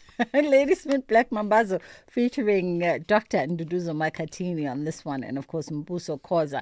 You Make Me Happy is the new offering from the iconic group, bringing us to around 10 past, just gone 10 past 2 o'clock on this fine Tuesday. 0614104107 is our WhatsApp line. Our WhatsApps are open. And of course, you can always give us a shout as well on our studio line 086 000 2032. The doctor is in the house. Dr. Judy Pretorius joins us, a biomedical scientist and product development specialist. And we're looking at the dangers of sharing, makeup and other things that have to touch your face, your eyes, your lips. It's a lot, and we don't think about it. How are you doing? I'm doing very well, Bridget, and I'm winking at you with my extra long eyelashes today. But yours are all naturals. Happy mascara. That's what we're going to talk about today. Happy mascara. We don't think about it. I'm a makeup baby. Okay, even though every time she sees me, I look like the cat dragged me into the studio. But we don't think about the products that we use and the longevity of those products and the rotation of those products, particularly as women. I think men are even worse. Absolutely. Makeup, people don't realize that the human skin is an organ that likes to breathe. Typically, 5% oxygen and 5% CO2 gas. It likes to breathe. And one of the components that especially us ladies like to apply on our skin every day is, of course, makeup. And this covers our skin. It's as if we throw a blanket on our skin and the skin doesn't breathe anymore. So when we add to that, what if that makeup is packed with all sorts of stuff that can cause harm and irritation and even allergens? Not only makeup that we physically apply on our skin, but like I earlier said, mascara. What are some of the harms and the dangers of makeup? We never talk about these things. No, we don't. And I remember coming out of COVID, I watched a Netflix documentary around makeup and the dangers of makeup. I was shocked at some of the things that go into products that we are not aware of. I was shocked at the number of counterfeit products and the ingredients that go, things like glue that go into products. And we are so not aware of it all. In a time where we're just trying to save a quick buck here and then, make things last a little bit longer, we're not thinking about all of that. Yes, absolutely. There's no ways. We talk about, skincare to some extent is starting to get more serious and more regulated, which I'm thankful for. But I can tell you some of the other type of cosmetic products like fragrances and makeups are severely unregulated. Talking about the glues that you've just mentioned, some of these glues actually contain formaldehyde type of releasing ingredients that can on the long term be carcinogenic, which is it just defeats the process or the purpose completely. You spend a lot of money to beautify yourself, but at the end of the day you expose yourself to lots of irritation, overstimulation of the skin, allergens, which kind of leads and converts into what we call premature aging and severe sensitivity, and especially when it comes to the eye area. We can talk about the makeup that we apply around the eye area. Number one, your skin around the eye is very thin. This is also why as we age we struggle with what we call hooded eyelids. Yes. This just shows you that the skin is vulnerable around the eye area. It struggles to synthesize brand new collagen and elastin fibers. Then we bring in an external component such as makeup with all sorts of interesting pigment. It usually smells nice as well. So we know there's fragrances in there. And we know for a fact there's artificial colorants, dyes in there. And then again, what is it preserved with? If it is preserved with something. And some of the preservatives that we typically don't like are the methyl parabens and the propyl parabens, which all on its own can cause irritation and overstimulation on the skin. And that's why people wonder, but why am I struggling with red eyes? Why am I struggling with crusting around my eyes? Why am I struggling with this organism, Dudex, for instance, where we facilitate the environment for like a parasitic mite to physically grow around the eye areas and on the skin. I mean, this is all denoted back to makeup. Ooh, you just gave me the heebie-jeebies because I just got a visual, Dr. Judy. I just got a visual of, and I remember seeing it somewhere where someone had little hochakis on their eyelashes. Oh. Yes, it's those hochakis, that parasitic mite. Typically, how it starts is if you clog pores, typically around the eyelashes area, you clog pores, and that also leads to more oiliness production. Oh, that's like a country estate for these organisms to go and live. And people then struggle with the red eyes, the sensitivity, and ultimately have to go to an ophthalmologist to get it sorted out. Oh, sure. So that's why, and I know you and I are going to talk about some remedies, but for me, the first thing is please don't use expired makeup anymore. It's not uncommon for us to buy makeup, mascara, and these type of things, start using it, and then 6 months down the line, it's still in our makeup bag. Maybe 1 year down the line, it's still there. And this can be one of the few reasons, or the few things that we can try to eliminate to prevent some of these organisms or mites that can grow on the skin, can grow around the eyelashes areas, is just use products that are still in its shelf life. I'm not going to sit and pretend like I'm not guilty of what Dr. Judy has just said, that I don't wait for the mascara to dry out and then I'm there with the mascara brush going trying to get the last little bit of the mascara. I have been guilty of such, but we will do better. A quick break and then we come back on the other side and continue our conversation. Babe, I'm getting extra cash from my insurance. I was thinking romantic getaway or a treat for the kids. You're getting money from your insurance? Yes, my cash back from My Way. I'll get back 10% of my monthly premiums for staying claim-free for 2 years. I'm getting 5,680 Rand. No, that's real cash. Real people, real cars, real rewards. For a quote, visit myway.co.za. My Cashback is a feature on qualifying products paid after 2 claim-free years and all premiums paid. Premiums are risk profile dependent. My Way is a licensed non-life insurer and FSP. T's and C's apply. My Way. Live your way.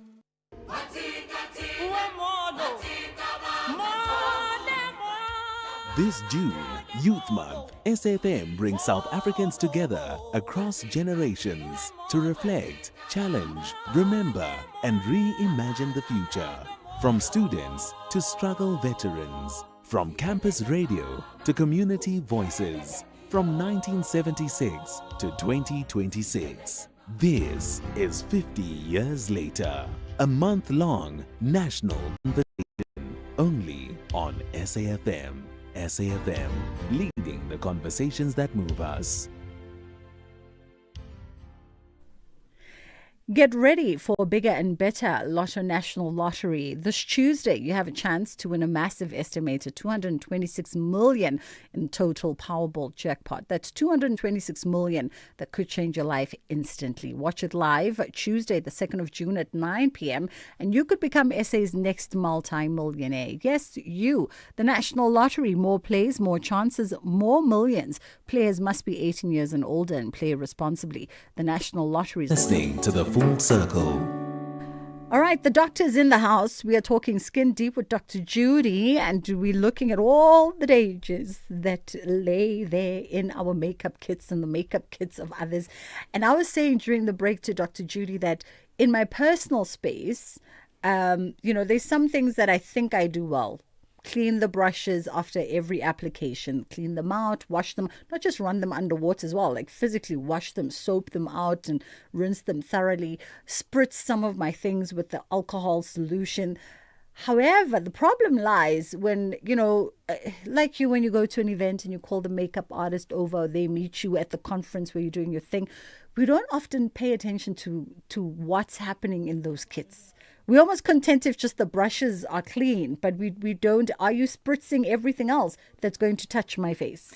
That's so relevant. I'd like to share a story where I watched a favorite show on TV, and then I wondered why on earth in this particular soap is every single actor's eyes red, and it comes back to that makeup artist, or it comes back to makeup sharing. It's, don't ever underestimate, if we share makeup with more than one person, the hygiene now becomes very, very important, because infection around the eye areas and in the eye areas with infected makeup is a thing. It's an absolute real thing.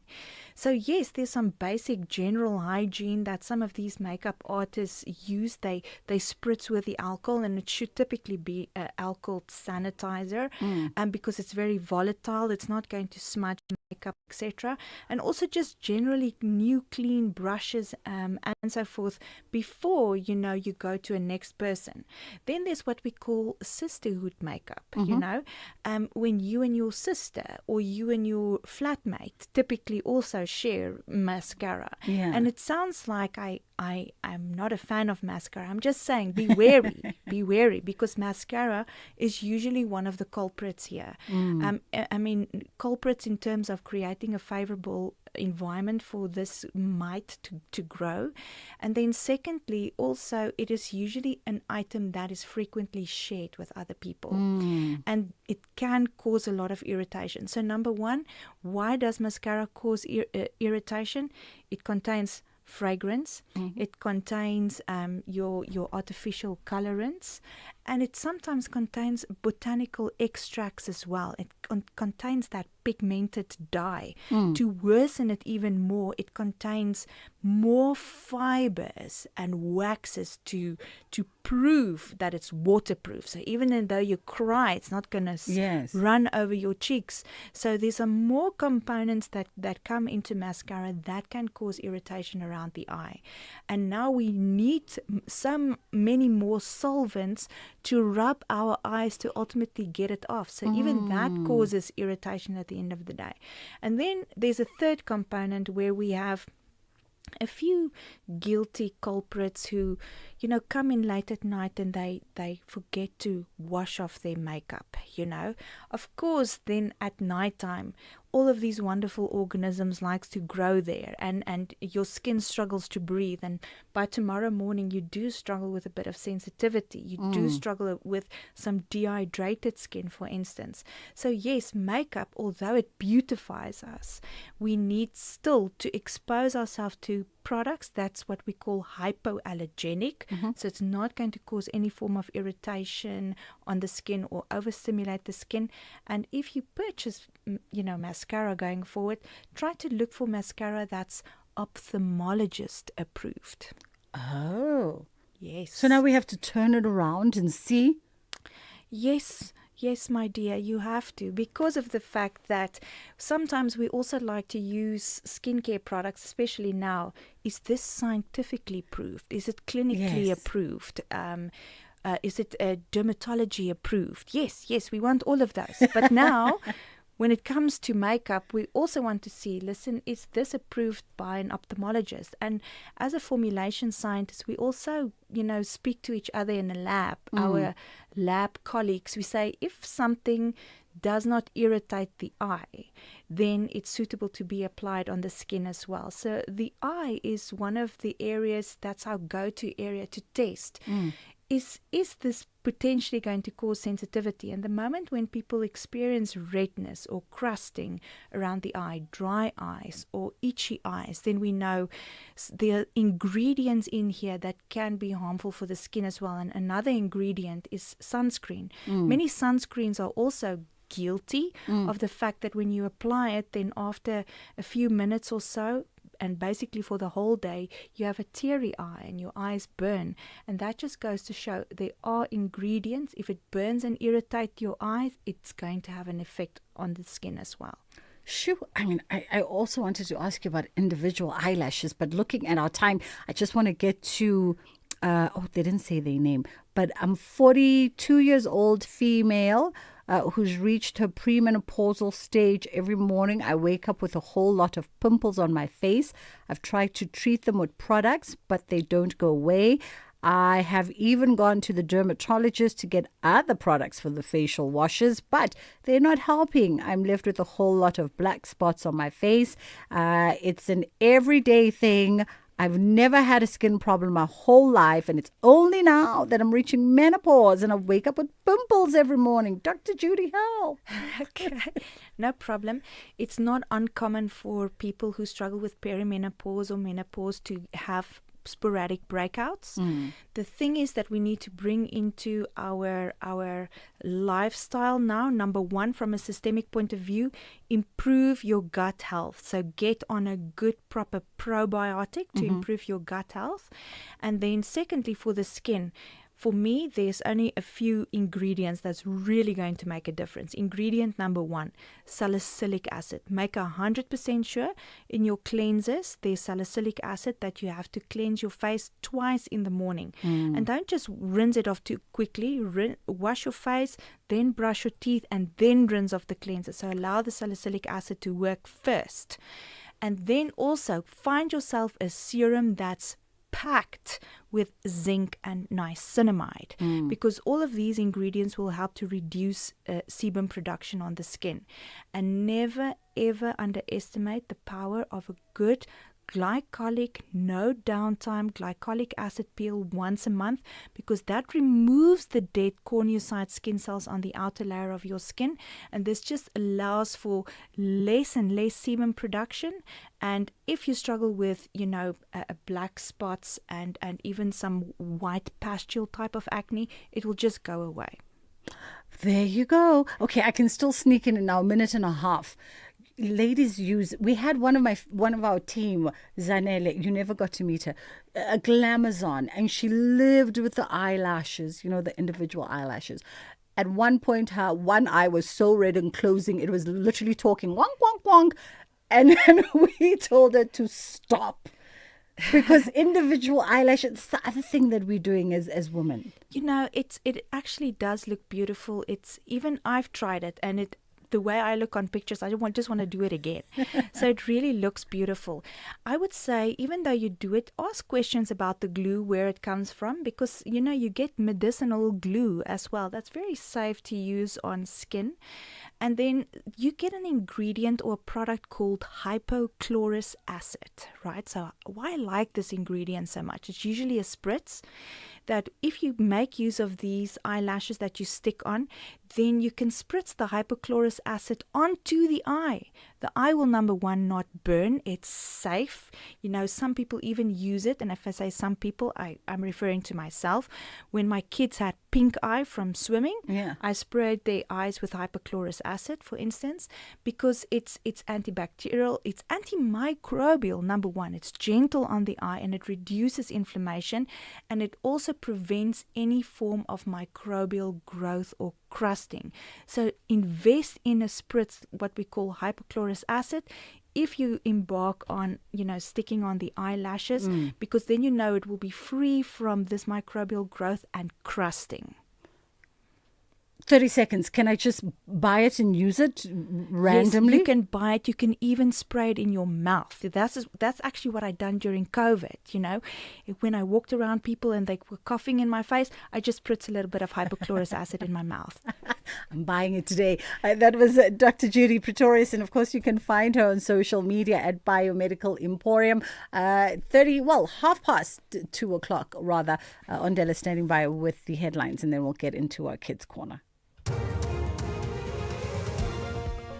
Thank you, Bridget. On the news headlines, the Special Investigating Unit has revealed that 8.3 million rand in bursary funding was allocated by the Free State Office of the Premier without following proper processes. Western Cape Police have confirmed 3 deaths during unrest in Mossel Bay in the Western Cape over the weekend, and the U.S. President Donald Trump says that he expects an agreement within the next week to extend the current ceasefire and reopen the Strait of Hormuz. A full update follows at the top of the hour. This program is brought to you by SABC Education. And if you miss any of our programs, you can catch up anytime on the SABC Plus app or on the SABC Plus website, www.sabcplus.com. Brought to you by SABC Education. Enriching minds, enriching lives.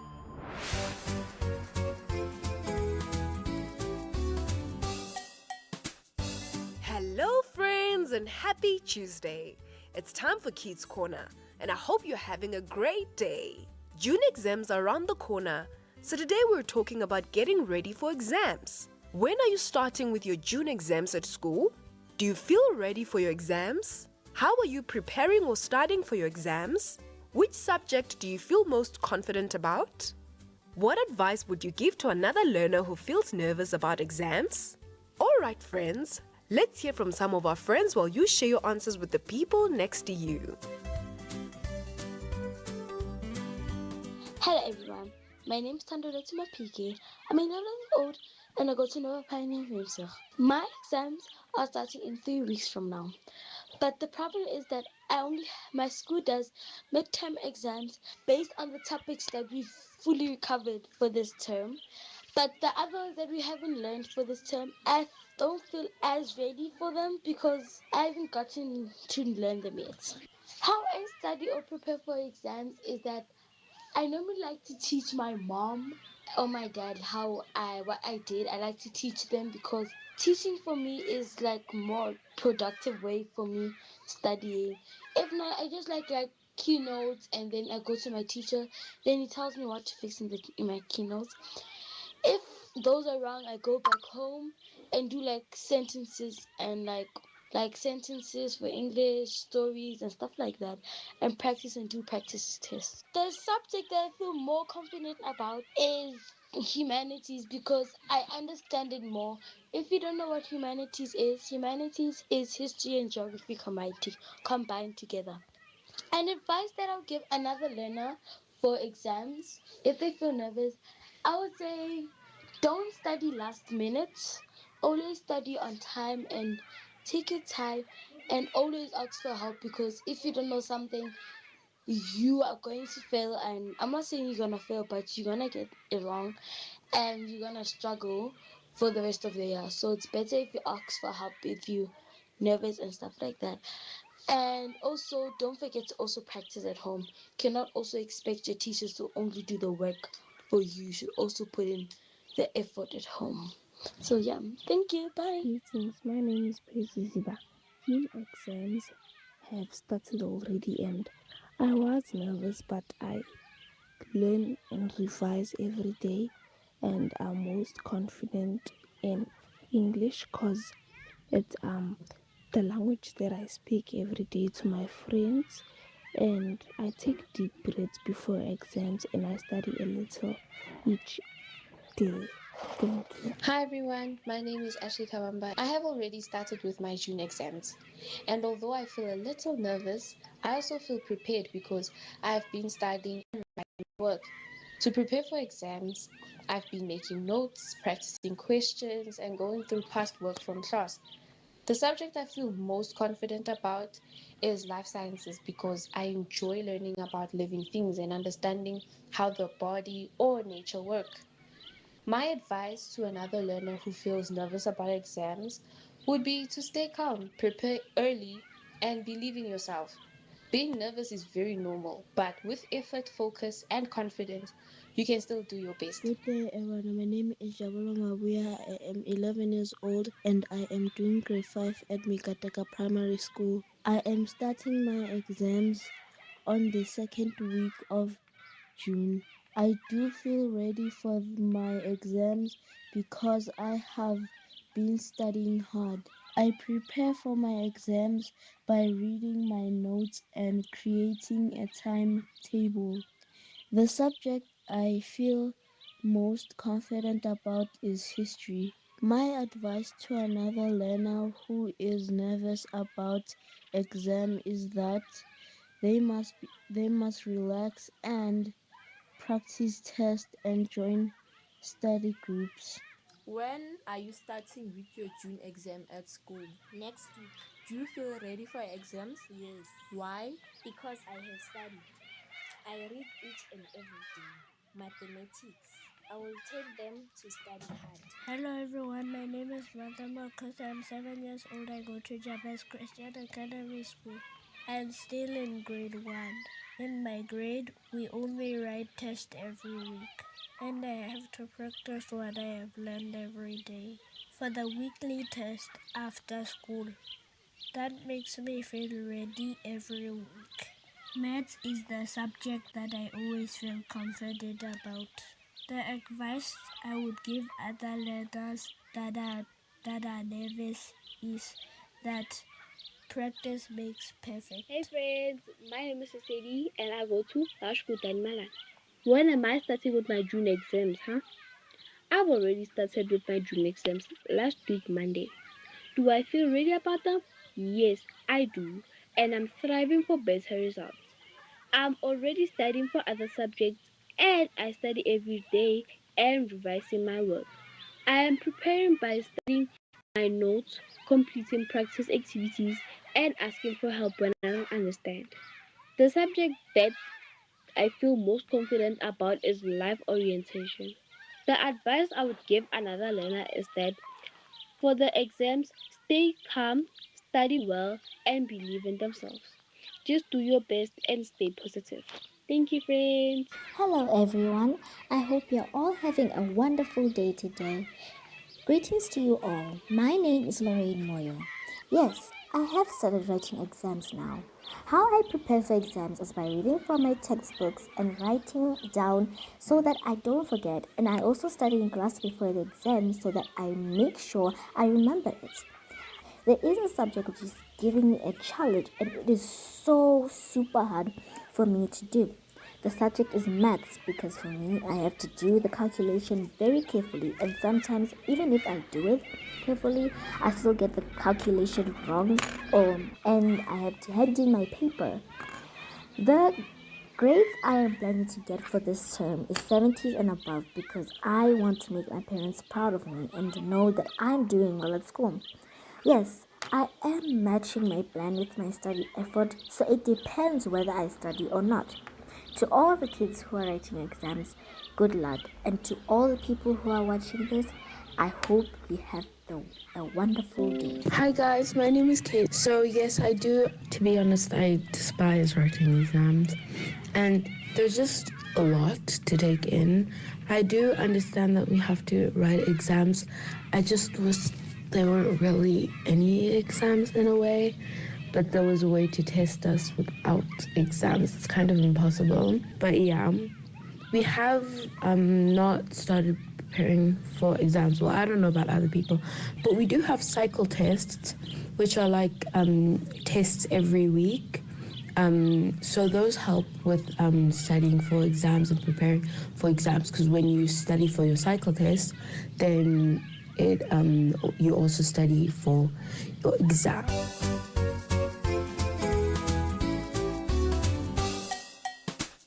Thank you, friends. It's always great to hear from you.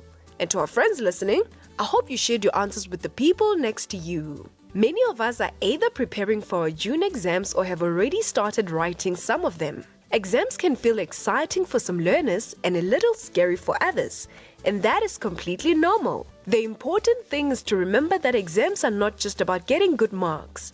They're an opportunity to show that we have learned throughout the term. Feeling ready for exams often comes from preparing well. We can prepare by paying attention in class, revising our notes, completing our homework, asking questions when we don't understand, and studying a little bit each day instead of leaving everything until the last minute. Good preparation helps us feel more confident and less stressed. Most learners usually have a subject they feel confident about because they enjoy it or they understand it well. At the same time, there may be subjects that are more challenging. Instead of avoiding difficult subjects, we should spend more time practicing them and asking for help when needed. Remember, every learner has strengths and areas where they can improve. We also need to understand that feeling nervous before an exam is normal. A little nervousness shows that we care about what we're doing. When you feel worried, it helps to stay positive, get enough sleep, eat enough meals, and remember that one test does not define your worth or your future. Remember to believe in yourself, prepare as best as you can, stay calm, and do your best. Comparing yourself to others can create unnecessary pressure.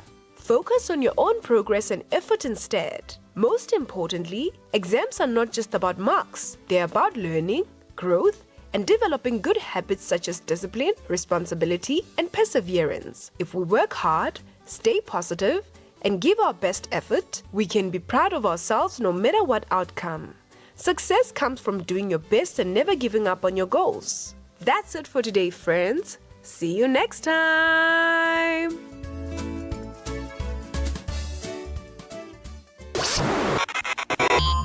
If you miss any of our programs, you can catch up anytime on the SABC Plus app or on the SABC Plus website, www.sabcplus.com. Brought to you by SABC Education. Enriching minds, enriching lives.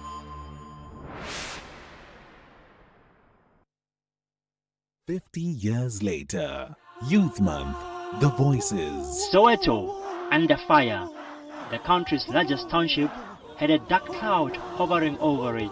June 16, 1976, presented a new form of resistance towards the Afrikaans language policy introduced under the Bantu education in 1953 under the then apartheid government.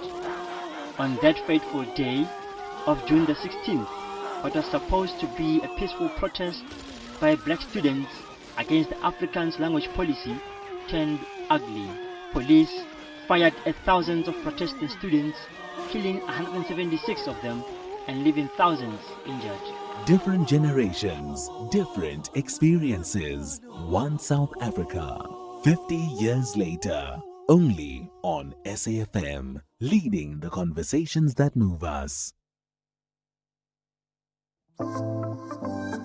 Wherever you are in the world, SAFM 104 to 107 is accessible. We're also streaming live on Facebook, X, and YouTube at SAFM Radio. We acknowledge and appreciate everyone tuning in and watching our streams. Stay with SAFM 104 to 107 as we bring you commission live, breaking stories, and thought-provoking lectures. SAFM, leading the conversations that move us.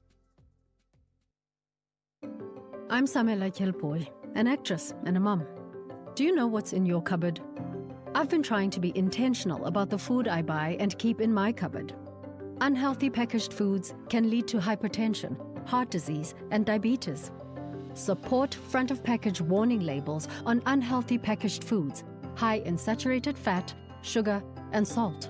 Join me. Sign the petition on. If your hairdresser was becoming too expensive, you'd switch, right? So why pay more for your car insurance?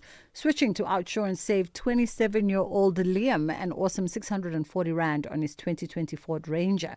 Get a quote now, and if Outsurance can't save you money, ask for 500 Rand or 1,500 if you've been claim-free and with the same insurer for 3 years. Do it now. SMS out to 30754. That's out to 30754. Outsurance is a licensed insurer in FSP, and T's and C's do apply. The Full Circle with Bridget Masinga. Monday to Friday, 1 to 3 p.m. The public is invited to nominate persons who have expertise or knowledge in the field of broadcasting, journalism and media and or broadcasting law and related fields for an ad hoc appointment to the Appointment Committee of the Broadcasting Complaints Commission of South Africa. 3 committee members will be appointed to serve for a 4-year term from August 2026 to the 31st of December 2029, persons with a financial interest in the broadcast or printed media industries are not eligible. Motivated nominations, nominees' acceptance, and a short CV should be addressed to the registrar on the email bccsa@nabsa.co.za. Nominations close on the 17th of June 2026. And for more information on the tasks of the Appointment Committee for the Broadcasting Complaints Commission, visit www.bccsa.co.za and see the Constitution. Only the best qualified nominees will be called for an interview. Bridget Masinga on SAFM. All right, our final conversation is with Mwagisi Litlaku, who is the IEC General Manager of Civic and Democracy Education Research and Knowledge Management. And we're looking at how SA works today, leading up to the 2026 local government election for first-time voters and youth voters and what they need to know. Mwagisi, how are you doing this afternoon, sir? I'm sorry, my love. And how are you, Bridget? It's ma'am. Yes, sorry about that. How are you doing? I'm well, thank you, and good afternoon to the listeners as well. Thank you so much for the time. Apologies for that. Much appreciate the time that you've given us. Let's try and understand ahead of the 2026 local government elections, which are about 5 months away now, as we unpack how South Africa works. For first-time voters, what are perhaps the most important things that every first-time voter should know ahead of that election day come the 4th of November? Okay. Thank you very much, Bridget. I think the first, bit of important information you've already just mentioned. We have a date. The 4th of November 2026 is when South Africa will hold the local government elections. Then the important thing in preparation for that election day is that all first-time voters must register to vote. So registering to vote and joining the common voters roll is what enables you to be able to cast your vote on voting day. So please go online, register to vote.elections.org.za and register to vote as a first-time voter. There's so many, young folks who are eligible to be first-time voters in the country. So how do they check whether or not they are registered and whether or not their voting details are correct? Here's the other double whammy with young folks, and I know a lot of political parties have often flagged this to say, months ahead into the local government or even the national elections, young folks would be on campus, for instance, on campus during registration drives and might register the address for campus. But come election day, they might be in between exams or whatever the situation, the scheduling situation is, and they might be at home, which is a different province, a different place, a different city. Is there any measures around that as to how we begin to address that? Yeah, and I think that's why, having a date as early as possible is very, very helpful for voters, especially our student community who move between places depending on when an election is held. So now that we know it is the 4th of November, students are able to know where they will be because the school calendar is already out. So they must register to vote where they will be come the date of the election. So that would be an important thing. And I think that brings quite a lot of clarity for South Africans who may be between places. Also very important to remember for South Africans that South African elections, you must register where you ordinarily live and then vote where you are registered. So you can't just vote anywhere. That's why, as you're saying, having a date is important now because students will know where they will be come the 4th of November. We also know, when we talk about this demographic, I think we often give them the benefit of the doubt of engaging common sense. But because they are such a spur of the moment, sort of impromptu vibe generation that we might think are going to be Yes. But then the week leading into 4th of November, then, I mean, it speaks to responsibility on the one end, and you've got to be a responsible citizen if we expect you to vote. But then they might just change their minds, and in that last minute dash, they are trying to figure out, can I now change my address? Is that even possible to change my, or some, it might really boil down to financial constraints. I had the intention of being here, but I'm actually not there. I'm in a different place. Yes. Well, again, I think the 4th of November really does give us a definite clarity on when the election will be. So we are appealing to South Africans to plan ahead, but also register early. And this is why our messaging right now is very much focused on when to register, how to register, and where to register. Because it's very, very important that all young people are, number one, registered to vote. And we are continuing our communication and civic education around exactly where you are able to do that. So we were appealing to young people who I believe are quite responsible as well. They may be just inundated because we really do live in an information economy. But we are on campuses, Bridget, currently. We're also in communities ensuring and also registering young people. So our teams are moving around and able to assist right there on site where they need you to register to vote. So we're doing our bit, and we're asking South Africans and young people to also do their bit and go and register and be active citizens. Talking about those, the when part, Mwachisi, what are the key deadlines for first-time voters? What are those deadlines that we should be aware of? And also the things that we need to get in order when we go and register, or when we go reconfirm or change particular details? Okay. So, number one, if you've never voted before and you've never registered before, please visit 24/7 our online registration platform. It's register2vote.elections.org.za. You're able to access that 24/7, and it's very quick and easy.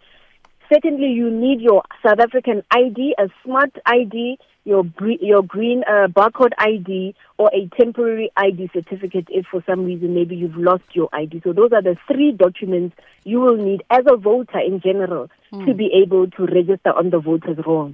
Thirdly, we do have a registration weekend, and that means we'll be opening all voting stations around South Africa, just under 24,000 of those will be open 20 to 21 June to allow South Africans within a short walk of their homes to go and register to vote. Now, if you want to remind yourself exactly where your voting station is, or to check if you're registered to vote, you can SMS 32810. It will cost you R1 for that SMS. Just put in your ID number, and you'll get a response about where exactly you're registered if you are registered.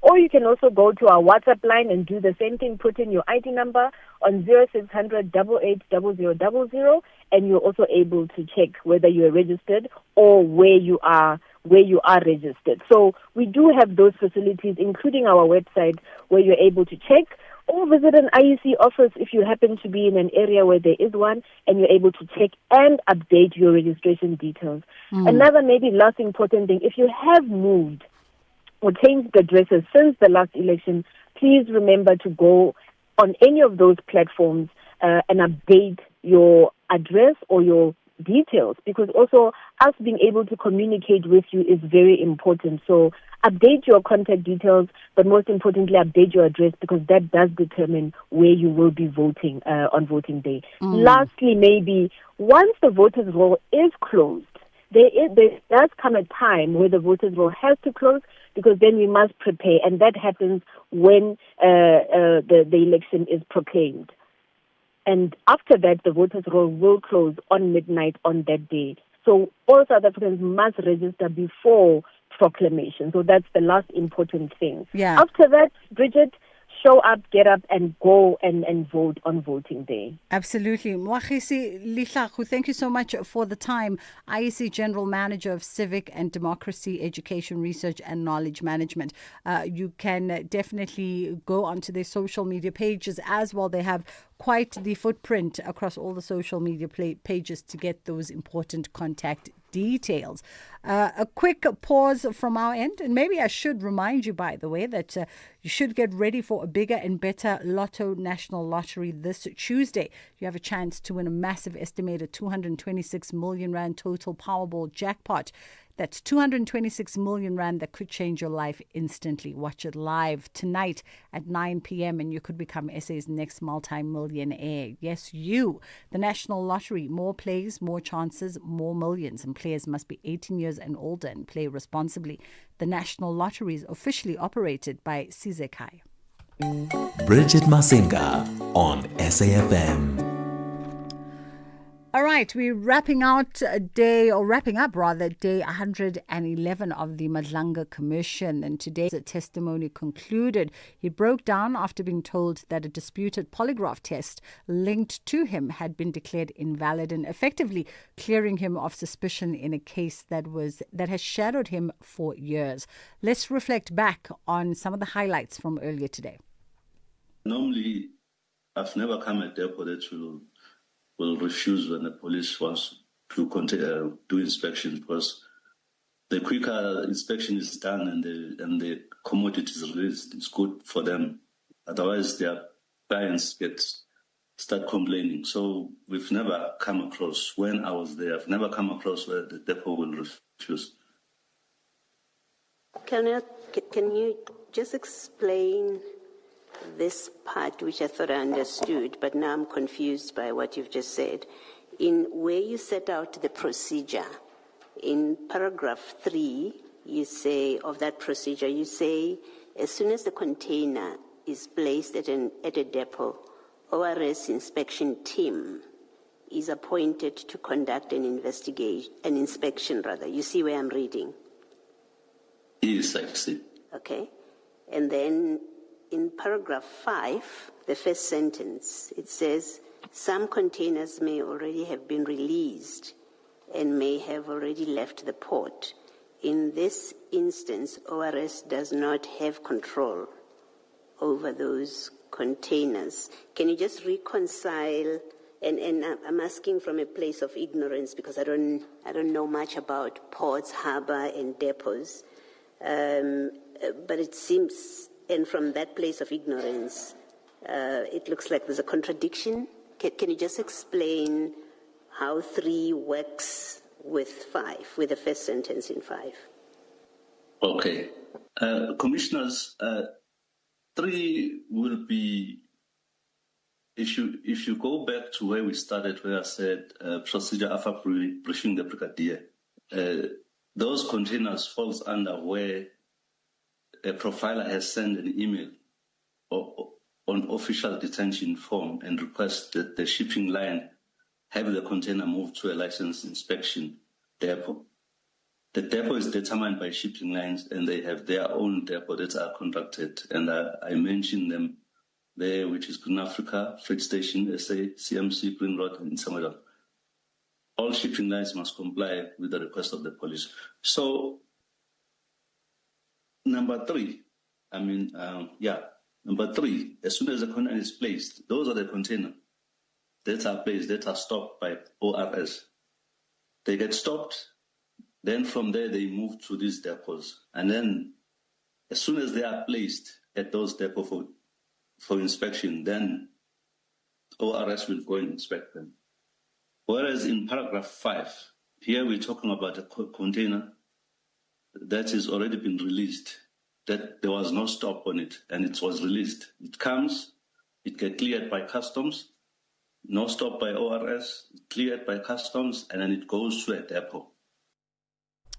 All right, your next Madlanga Commission update is going to be on the National Pulse with Ashraf Gada at around 5:45. That's where we leave it from our end on the Full Circle with myself, Bridget Masinga. The conversations continue tomorrow, same time, same place.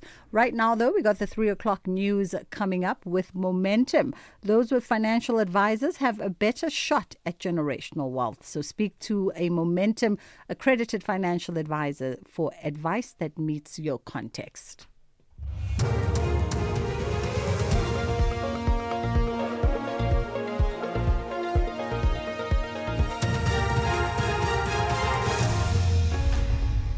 Thank you, Bridget, and the team on the top stories. Millions in bursary funding unduly allocated in the Free State and Western Cape Police confirm 3 deaths in Mossel Bay. For SAFM News, I am Ondilambana, and a very good afternoon.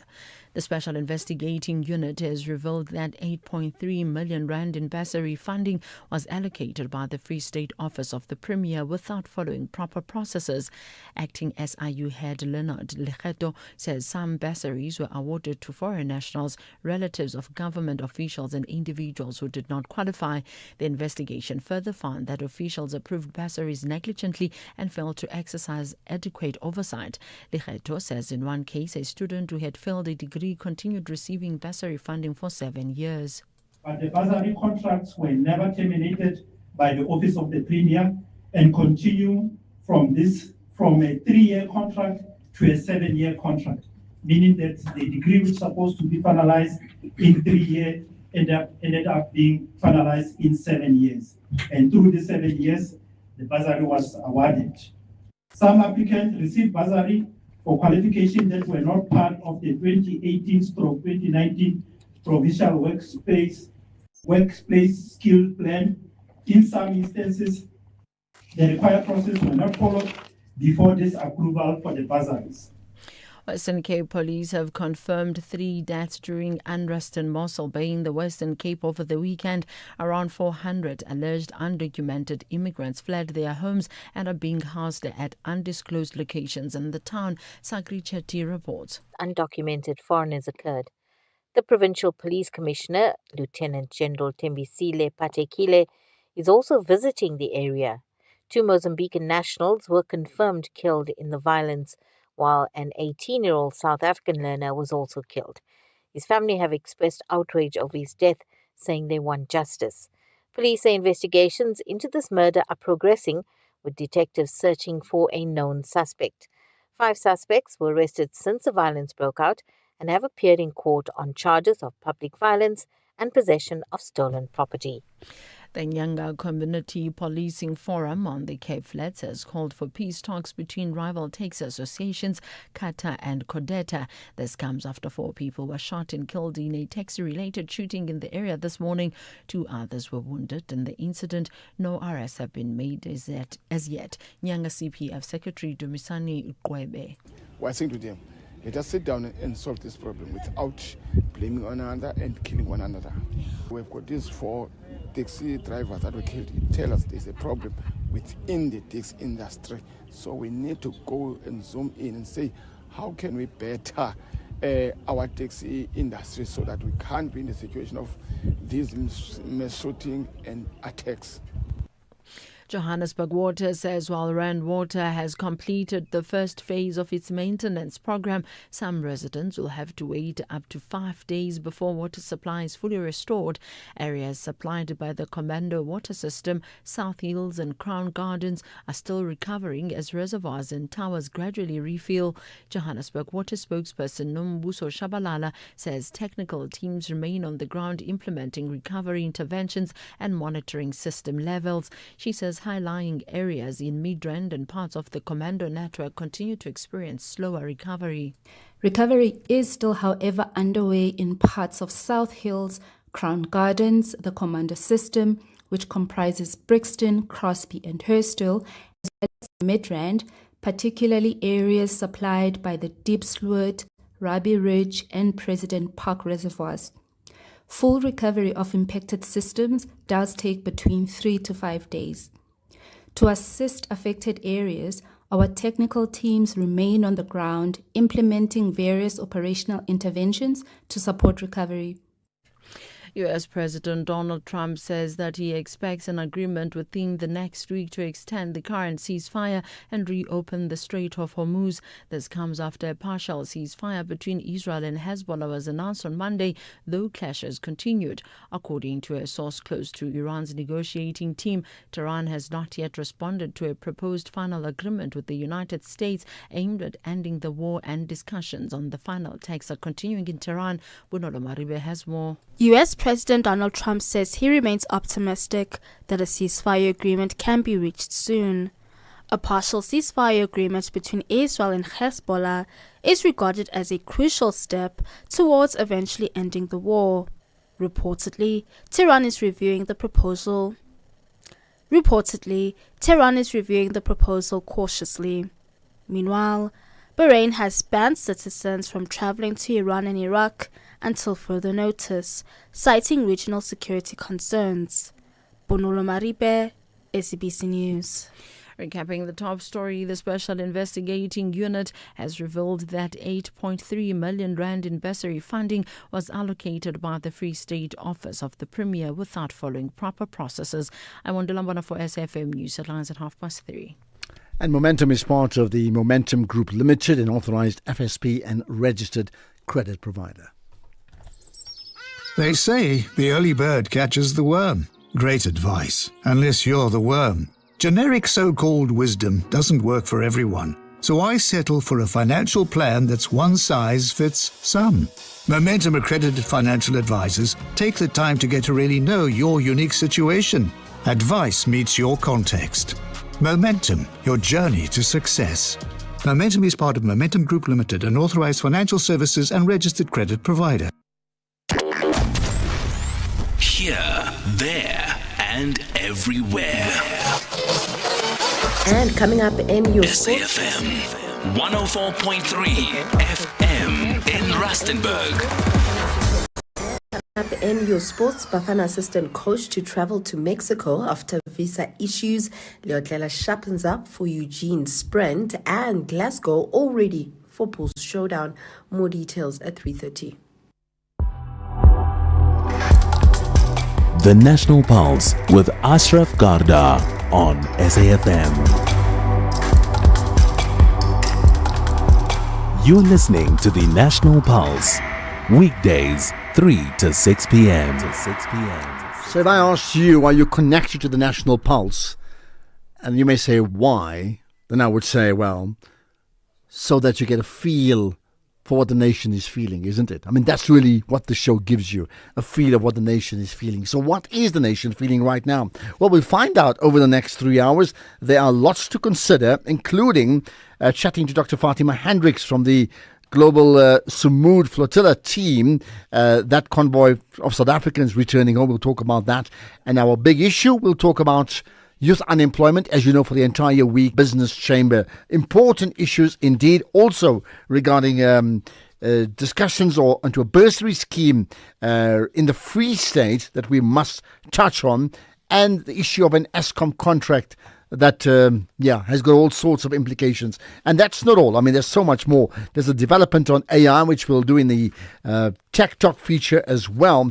But let's start with the Patriotic Alliance and the DA, and who's central to that is Liam Jacobs, isn't it?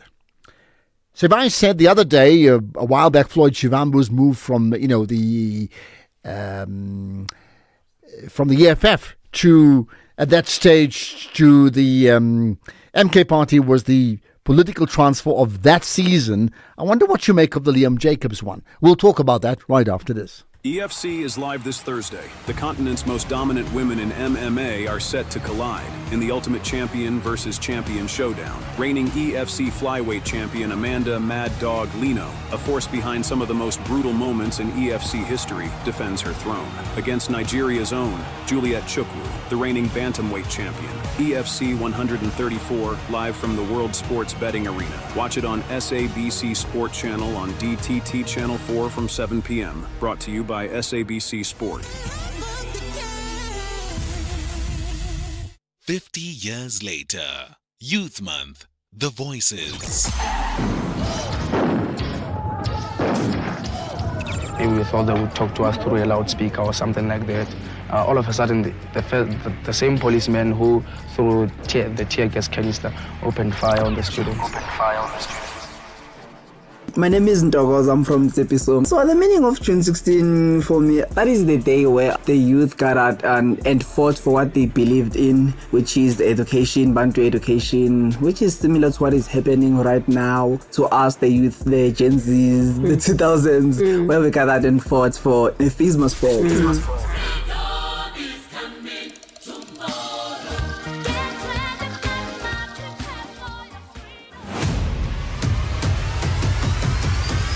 Ashraf Garda is streaming live now on Facebook, YouTube, and X at SAfmRadio. Right, so let's start by talking about the issue of Liam Jacobs. He once described, when leaving the DA, described the party, amongst other things, as racist. Well, he's back in that party after leaving the Patriotic Alliance, and there are different sides to that story. We'll chat to Tara Ruiz about that just now. But first things first, having left the PA, the Patriotic Alliance, Gayton McKenzie, the leader, clearly always has lots to say. So what does he say? What did he say about Liam Jacobs? Here it is. And when Liam didn't work the ground, when we were working, he went to Rwanda, never worked the ground with us. So we could see he's on his way out. So we knew. So yesterday when I was speaking about the man, about him, that one can leave, but 100 comes in. He's never understood. PA is not a upper middle class party. We are on the ground. We are the lowest LSM, the lowest people that has no incomes vote for the PA. The people with no money, people with no opportunities, people with nothing. He cannot speak to them, and he's never spoken to them. We've tried to move him around, I'm telling you. But it doesn't take away that he's a very talented young man. Doesn't take away. I have to think, it doesn't take away from it. Even him, when we spoke about Cheslin, I don't know how he took the fact that Cheslin came in. Because I think he once told me they have a little bit of beef. But you can see when Cheslin came in, there was a big change in our strategy of thing. And Liam was saying to me, hey, yeah, I think I'm not the right person for the mayoral candidate. He said it to me, and I agreed with him. Because he just couldn't break through the answer. And for me, I could never let Liam go. I found him at Parliament, and I had to put him back there. Because I can't step him in the back like that. He trusted the PA. He came. And I was saying to them, guys, let him go to Parliament. Maybe we can see, but the ground is not for him. Now, the problem with, and I say it respectfully, and don't say I call Liam a dog, because I know this is how you're going to spin it. But I'll make an example. I call myself a grondhond. Ek is a grondhond. But you see, when you have a kennel, when you have a kennel, and you have a dog in that kennel, and you fasten that dog with a chain, and the chain is just 10 meters, or not even 10 meters, 5 meters. If you have a long chain of 5 meters, and you fasten that dog for a very long time, and that dog, every time the dog wants to run, he can't run, because then the chain catches him back. And for years, that dog will know this chain is this long, so I can't go further than the chain. But when you unfasten the chain, put it in the yard, he will still stay 5 meters from the kennel. So we don't mind if Liam leaves. We saw this already. We spoke as leaders. Ons het hom lank al gesien kom. The problem with Liam is that I never put him next to me. Like I put Mbiza. Like I put Mishay. Like I put the SG. Like I put Mary. I never put him next to me. Never. Because I knew, they want to understand me. They want to understand how I operate, how I move. And I saw this thing a long time ago, like, ek kan nie vir hom kort sê sit langs aan my nie. Hy gaan dinge sien, hoor, discuss. I did that with Ombiza. I did that with many leaders in the PA. En sit ek hulle hier langs aan my en sê, kom hier, dis hoe ons werk. This is what we do. This is how we do this thing. So he did what he did, which I must respect him. Man, let me tell you something. I'm older than 12. If Liam wants war with PA, he should continue with what he's continuing with. We'll make social media for him very uncomfortable. But we don't want to do that. We want to wish him well. He said a month ago, he doesn't like the politics of attacking. Today he's attacking us. This is the man that said he doesn't want politics of attacking. We've never started to attack him. Ons is nie in 'n koma nie. Moenie 'n fout maak nie. Jy sal niks post op die social media. Ons sal ons hele attention be direct. But we don't want to do that. So, come by yourself. Oh my goodness. I wonder what you make of all of that. And that's not the only story. So he's returned to the DA.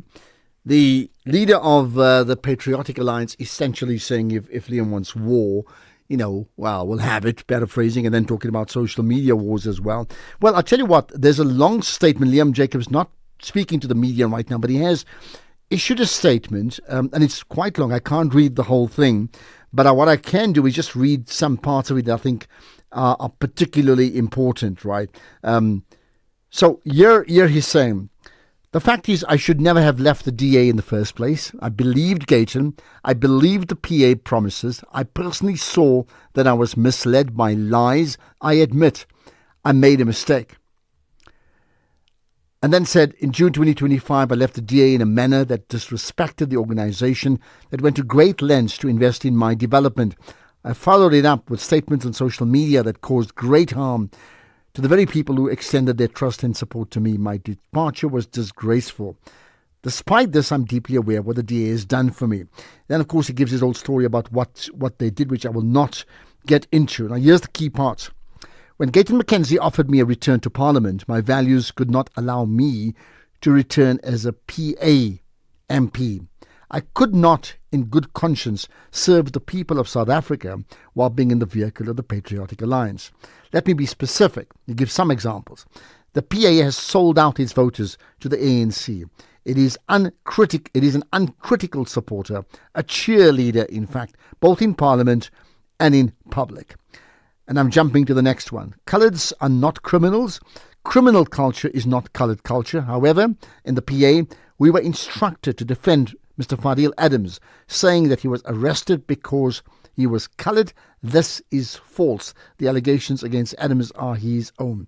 I'm jumping to the next one on xenophobia. The DA believes in securing our borders. Illegal immigration has brought chaos and disorder to South Africa, and the full implementation of the rule of law must happen now. But the PA's rhetoric, on the other hand, is violent, not rooted in the rule of law, and has led to confrontational behaviour that I fear could incite further violence. That is a line I refuse to cross. And then saying, decisions in the PA are made by one man. No one is elected. There is no democracy, and everything is centralised. Right, I'll leave it at that because there's a few. In fact, here's the last one on cadre deployment. It is my observation that there is a worrying trend of appointments within the Department of Sports, Arts and Culture. It is worrisome to see so many PA-aligned figures, members show up as board members, performers at events and linked to events under the Mzansi Golden Economy.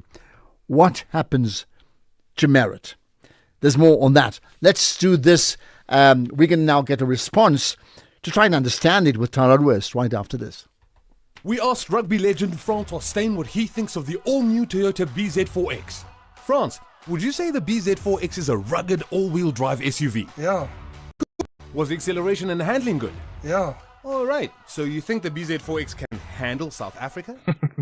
Wat dink jy? Well, there you have it. The all-new Toyota BZ4X, an all-wheel drive battery electric SUV made to handle South Africa. The BZ4X. It just got real. You're listening to the National Pulse on SAFM. Right. Now, how should we make sense of this? You know, these, in a case like this, Liam Jacobs moving from one party to another, then back 1 year later. And now clearly there's a whole lot of mudslinging taking place here, but also the principle of, party crossing, if I can call it that. With me, to help us through all of that is Tara Ruiz, who's a political analyst and also of a fairly, Thank you so much for having me. Thank you. I think a good way to start is regarding Liam Jacobs, the Patriotic Alliance and the DA. Tara, where to from here? If we could just take a step back. We are just shy of a year. It was in the beginning of June when Liam Jacobs left the DA to go to the PA. And in, a short space of 11 months and some change, Liam Jacobs was the PA's candidate for Tshwane mayor. He then moved to the Johannesburg City Council. He then became the PA's mayor for the city of Cape Town and moved to the Cape Town City Council. And then it was announced that he was going back to Parliament. We had originally left. And so, Liam Jacobs had held a variety of positions at the PA in a very short space of time. And we saw him move around from post to post. And I think this is very interesting now, seeing him suddenly change his tone, because it was just a few, weeks ago in which he was making statements about current DA leader Dornier Lewis and talking about how badly he is doing as mayor and why he feels that Dornier Lewis is specifically neglecting the colored community. And, Liam's plight when he had left the DA was about the neglection of colored South Africans inside the DA. And so I think this change of tone is so interesting. It is completely unexpected. Gayton McKenzie, as you had played in the video clip earlier in his live yesterday, stated that this has been coming on for about 2 to 3 months now. He could see Liam's frustration and he could see that Liam was going to leave. But I think this is something that has absolutely just shocked South Africans. Now you say it's unexpected, right? Who does it, however, matter to? I mean, Liam is the individual. We're only talking about him really because of the crisscrossing between two parties and what he said about both of them. So who ultimately matters in this equation? I think that it is actually quite embarrassing, the situation we find ourselves in. It is embarrassing for Liam. It is also especially embarrassing for the DA. I see no political upside to the DA welcoming Liam back, considering the fact that he had made such disparaging statements about the party when he left. And he said this in his statement himself. It was disgraceful what he had done in trashing the DA and the manner in which he had done so to almost verify his move to the Patriotic Alliance. Can you remember offhand, sorry, what did he say a year ago? Not every detail, but the gist of it. So when Liam left a year ago, he said he left because he felt disrespected inside the DA in the manner in which he was being spoken to by senior officials inside the party. And he felt that him specifically, as a colored South African inside the DA, he felt that colored South Africans inside the DA were not being prioritized, and that there was actually a prioritization of white members of the party above colored and black South Africans. Okay, so now that he's returned, first of all, let's talk about the DA. What impact does it have on the DA in accepting him, keeping in mind, and we've picked up some other DA supporters who are very critical of his return? So the DA hasn't specified what role Liam will play inside the party. In the News 24 article, they said, according to senior officials, he's supposed to be a consultant. I find it quite laughable. And, I think the political reasoning for the DA welcoming Liam back is because, Liam is a prominent voice inside the colored community, specifically for young colored voters. And when we look at the upcoming local government elections, the Patriotic Alliance seriously challenges Dornier Lewis and the DA's rule in the city of Cape Town. And so I think this was a very tactile decision by the DA to say, he might have disrespected the party, but he could have some sway and influence in how younger South Africans vote. So let him, specifically younger colored South Africans, so let him come over. But even at the bottom of Liam's statement, the statement that he issued that you read, it says DA member. So we don't actually know what role he will play inside the DA. But I do think that it will be very front-facing, in effect, to spite Gayton McKenzie. But I mean, clearly it would be a case of, in an election year, the type of perceived clout that he may have to to younger voters and, as you said, younger colored voters. So, in fact, that's what all people see. What leverage does he have, right? And that's how he's perceived. However, he's also made lots of statements about the Patriotic Alliance, and including that is Gayton McKenzie is this one-person dictator. And therefore, Gayton talks about if you want war, sort of bring it on. What does this do for Gayton McKenzie's party? I think it does absolutely nothing for the Patriotic Alliance. PA voters will not be swayed by Liam Jacobs leaving the PA. I think this does absolutely nothing to affect the base. I do think that, Liam Jacobs does have some sway amongst, younger South Africans, but I do not think that they're turning to Liam Jacobs about who they definitively need to vote for. I think that Liam Jacobs is a very prominent young political voice, but the PA voter base is very strongly linked to Gayton McKenzie. And I do not think that there is anyone now, specifically given Liam's flip-flopping between the two parties that are saying, oh, Liam Jacobs is leaving the PA, so am I. I think that is very unlikely. But I think that the PA and their continued growth will stay the same, regardless of Liam leaving. But I do think that this is a communications tactic from the DA to say, look, a prominent member who left our party tried to go his role in the DA's communication strategy in the Western Cape. Well, I've no doubt. I think just judging from their social media posts yesterday with lots of hoo-ha, coming home and whatnot in Afrikaans, suggests they will do just that anyway, right? But having said all of that, and there's been dissent within the DA. I mean, one of them is a long-serving DA member, Shahana Kaji, who posted on Facebook, then has been quoted on IOL, saying Liam blatantly told the media the DA is racist. He claimed that he felt uncomfortable, among other things. Now he waltzes back into the party and is welcomed so warmly. And then, she gives a whole lot more. But effectively, and this is the key part, the fawning over this kid is so unacceptable. He should have been made to start from the very bottom as a message to all other traitors who wish to return. What has Liam actually brought to the DA? I mean, I would take it, notwithstanding Shahana's very strong comments about her own party, and they may tackle her for that in fact, politics does just not work that way, isn't it? They would do what suits them at this moment in time. Absolutely. It is not as simple as if you or I were to leave our job and find employment elsewhere. Political parties and being a member of a political party is inherently linked to that political party's values and ideology. And the Patriotic Alliance and the Democratic Alliance are very far apart in ideology. So I do think that Liam coming back to the DA and being welcomed with almost open arms has put a bad taste in many people's mouths inside the DA. And I do think that it is a very interesting choice for Jordan Neal-Lewis to welcome someone back and to almost frame Liam's defection to the PA as, he's young and he had made a decision, and we all made mistakes when we were young, but he's now seen the error of his ways. Liam Jacobs moving back to the DA, this is his third time. He was at the ANC, he was at the DA, he was at the PA, and now he's back at the DA. And so to have all of those major political changes, I mean, Liam is only 24 years old. It shows that, Liam is not ideologically hard set in where he stands and is politically interchangeable between these various political parties.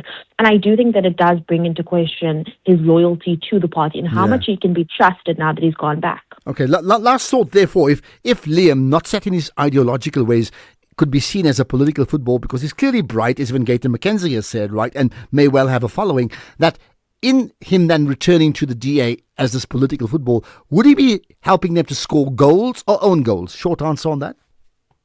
Own goals, absolutely. This is going to do nothing to change the PA's voter base and their mind shifts around the DA and voting for the DA. Tara Roos, appreciate your time. Political analyst and author of the book Where To From Here. We need to get your book ASAP and talk about that, really, so we truly understand where to from here. Much appreciate your time here on the National Pulse. Ashraf Garda on SAFM. Right, so listen to this one. If your dog groomer was becoming too expensive, you'd switch, right? So why pay more for car insurance? Switching to OUTsurance saved 40-year-old Rafik an unbelievable 899 rands on his 2017 Navara 4x4. Get a quote now, and if OUTsurance can't save you money, ask for 500 bucks or 1,500 rands if you've been claim free and with the same insurer for 3 years. So why wait? SMS out to 30754. You got it? out 30754.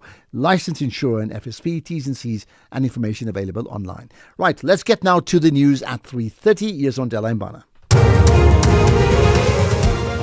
Thank you, Ashraf. On the news headlines, President Cyril Ramaphosa has urged South Africans to uphold the rule of law and respect human rights amid a surge in protests against undocumented nationals. The Special Investigating Unit has revealed that 8.3 million rand in bursary funding was allocated by the Free State Office of the Premier without following proper processes, and proceedings at the Matlanga Commission at the Bridget Mabandla Justice College in Pretoria have been adjourned following an electricity outage. A full update follows at the top of the hour. This is SAfm Sports with Doming Khapele. Right, Chumi, all I know is what, we got like 10 days to the World Cup. That's where my mind is on. Yeah, it's almost time for the World Cup, and we have news on Bafana, where the assistant coach, Helman Mkelele, has been cleared to travel to Mexico. This is after his visa issue was resolved. Mkelele and head of security Mdumbata weren't able to travel with the team yesterday. This is after they failed to get their visas from the U.S. Embassy. Now, the Department of International Relations and Corporations had to intervene for the duo to get their visas. Meanwhile, Thapelo Morena will go into his 11th season with Mamelodi Sundowns. This is after the club decided to exercise their option in his contract. The 32-year-old has made close to 350 appearances and also won 8 league titles with the Brazilians. And Morena unfortunately missed out on Bafana's World Cup squad due to injury, but clearly he remains highly valued by coach Miguel Cardoso for his experience and tactical flexibility. Elsewhere, Liverpool are in advanced negotiations with Andoni Areola to become their new head coach. This is following the sacking of Arne Slot.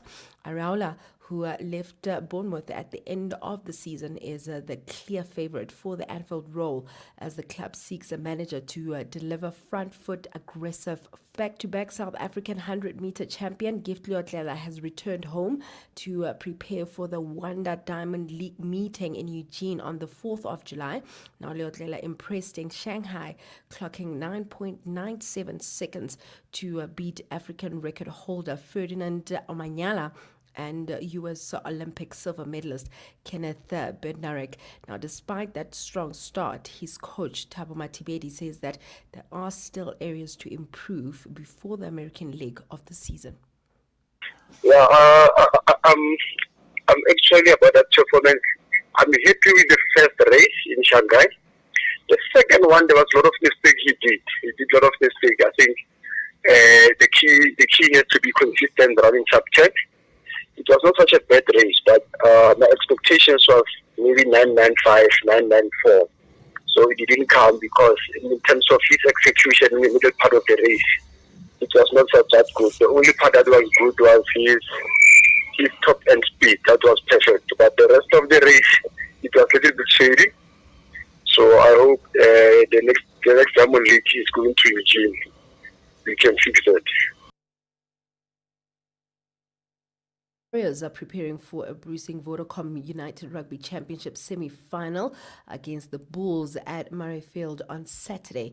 Now, the Scottish side edged the Pretoria outfit twice this season, but both encounters were tight, and assistant coach Nigel Caroline admits that the Bulls' physicality will be a major test. Glasgow are hopeful that scrum half George Horne will recover from injury in time, and the Warriors are expected to name the team on Friday. Anything's off with tennis. World number 8 Mira Andreeva beat Belgium's Sorana Circus D6 Love and 6-3 in just 57 minutes to reach the French Open semi-finals. The 19-year-old dominated from the start, dropping only 3 games as she continued her impressive run in Paris. Andreeva is now one step away from her first Grand Slam final, underlining her status as one of the rising stars of women's tennis. I'll have more on other sports in the next hour. So, just a quick one. What happens when a team moves to a World Cup and does not have their assistant coach with them, even for a few days? Crazy. I think it's really an interesting situation that we have here as a South African national team. But the word was that Helman Kelele's visa was denied for no apparent reason. So thank you that DIRCO had to intervene to help. But I don't know. I don't know what happens when the assistant is not there. Okay, let's leave it at that. No 12th man in that case then. Thank you very much for that. More Sport Room to me coming up in an hour. I'm Samela Kelpoy, an actress and a mum. Do you know what's in your cupboard? I've been trying to be intentional about the food I buy and keep in my cupboard. Unhealthy packaged foods can lead to hypertension, heart disease, and diabetes.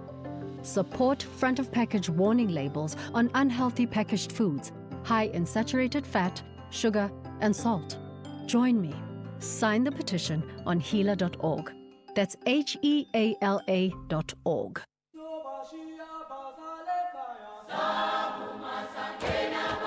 This June, Youth Month, SAfm brings South Africans together across generations to reflect, challenge, remember, and reimagine the future. From students to struggle veterans, from campus radio to community voices, from 1976 to 2026. This is 50 years later.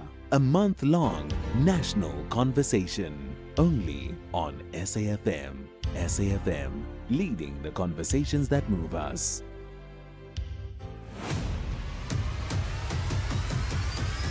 Ashraf Garda is streaming live now on Facebook, YouTube and X at SAfm Radio.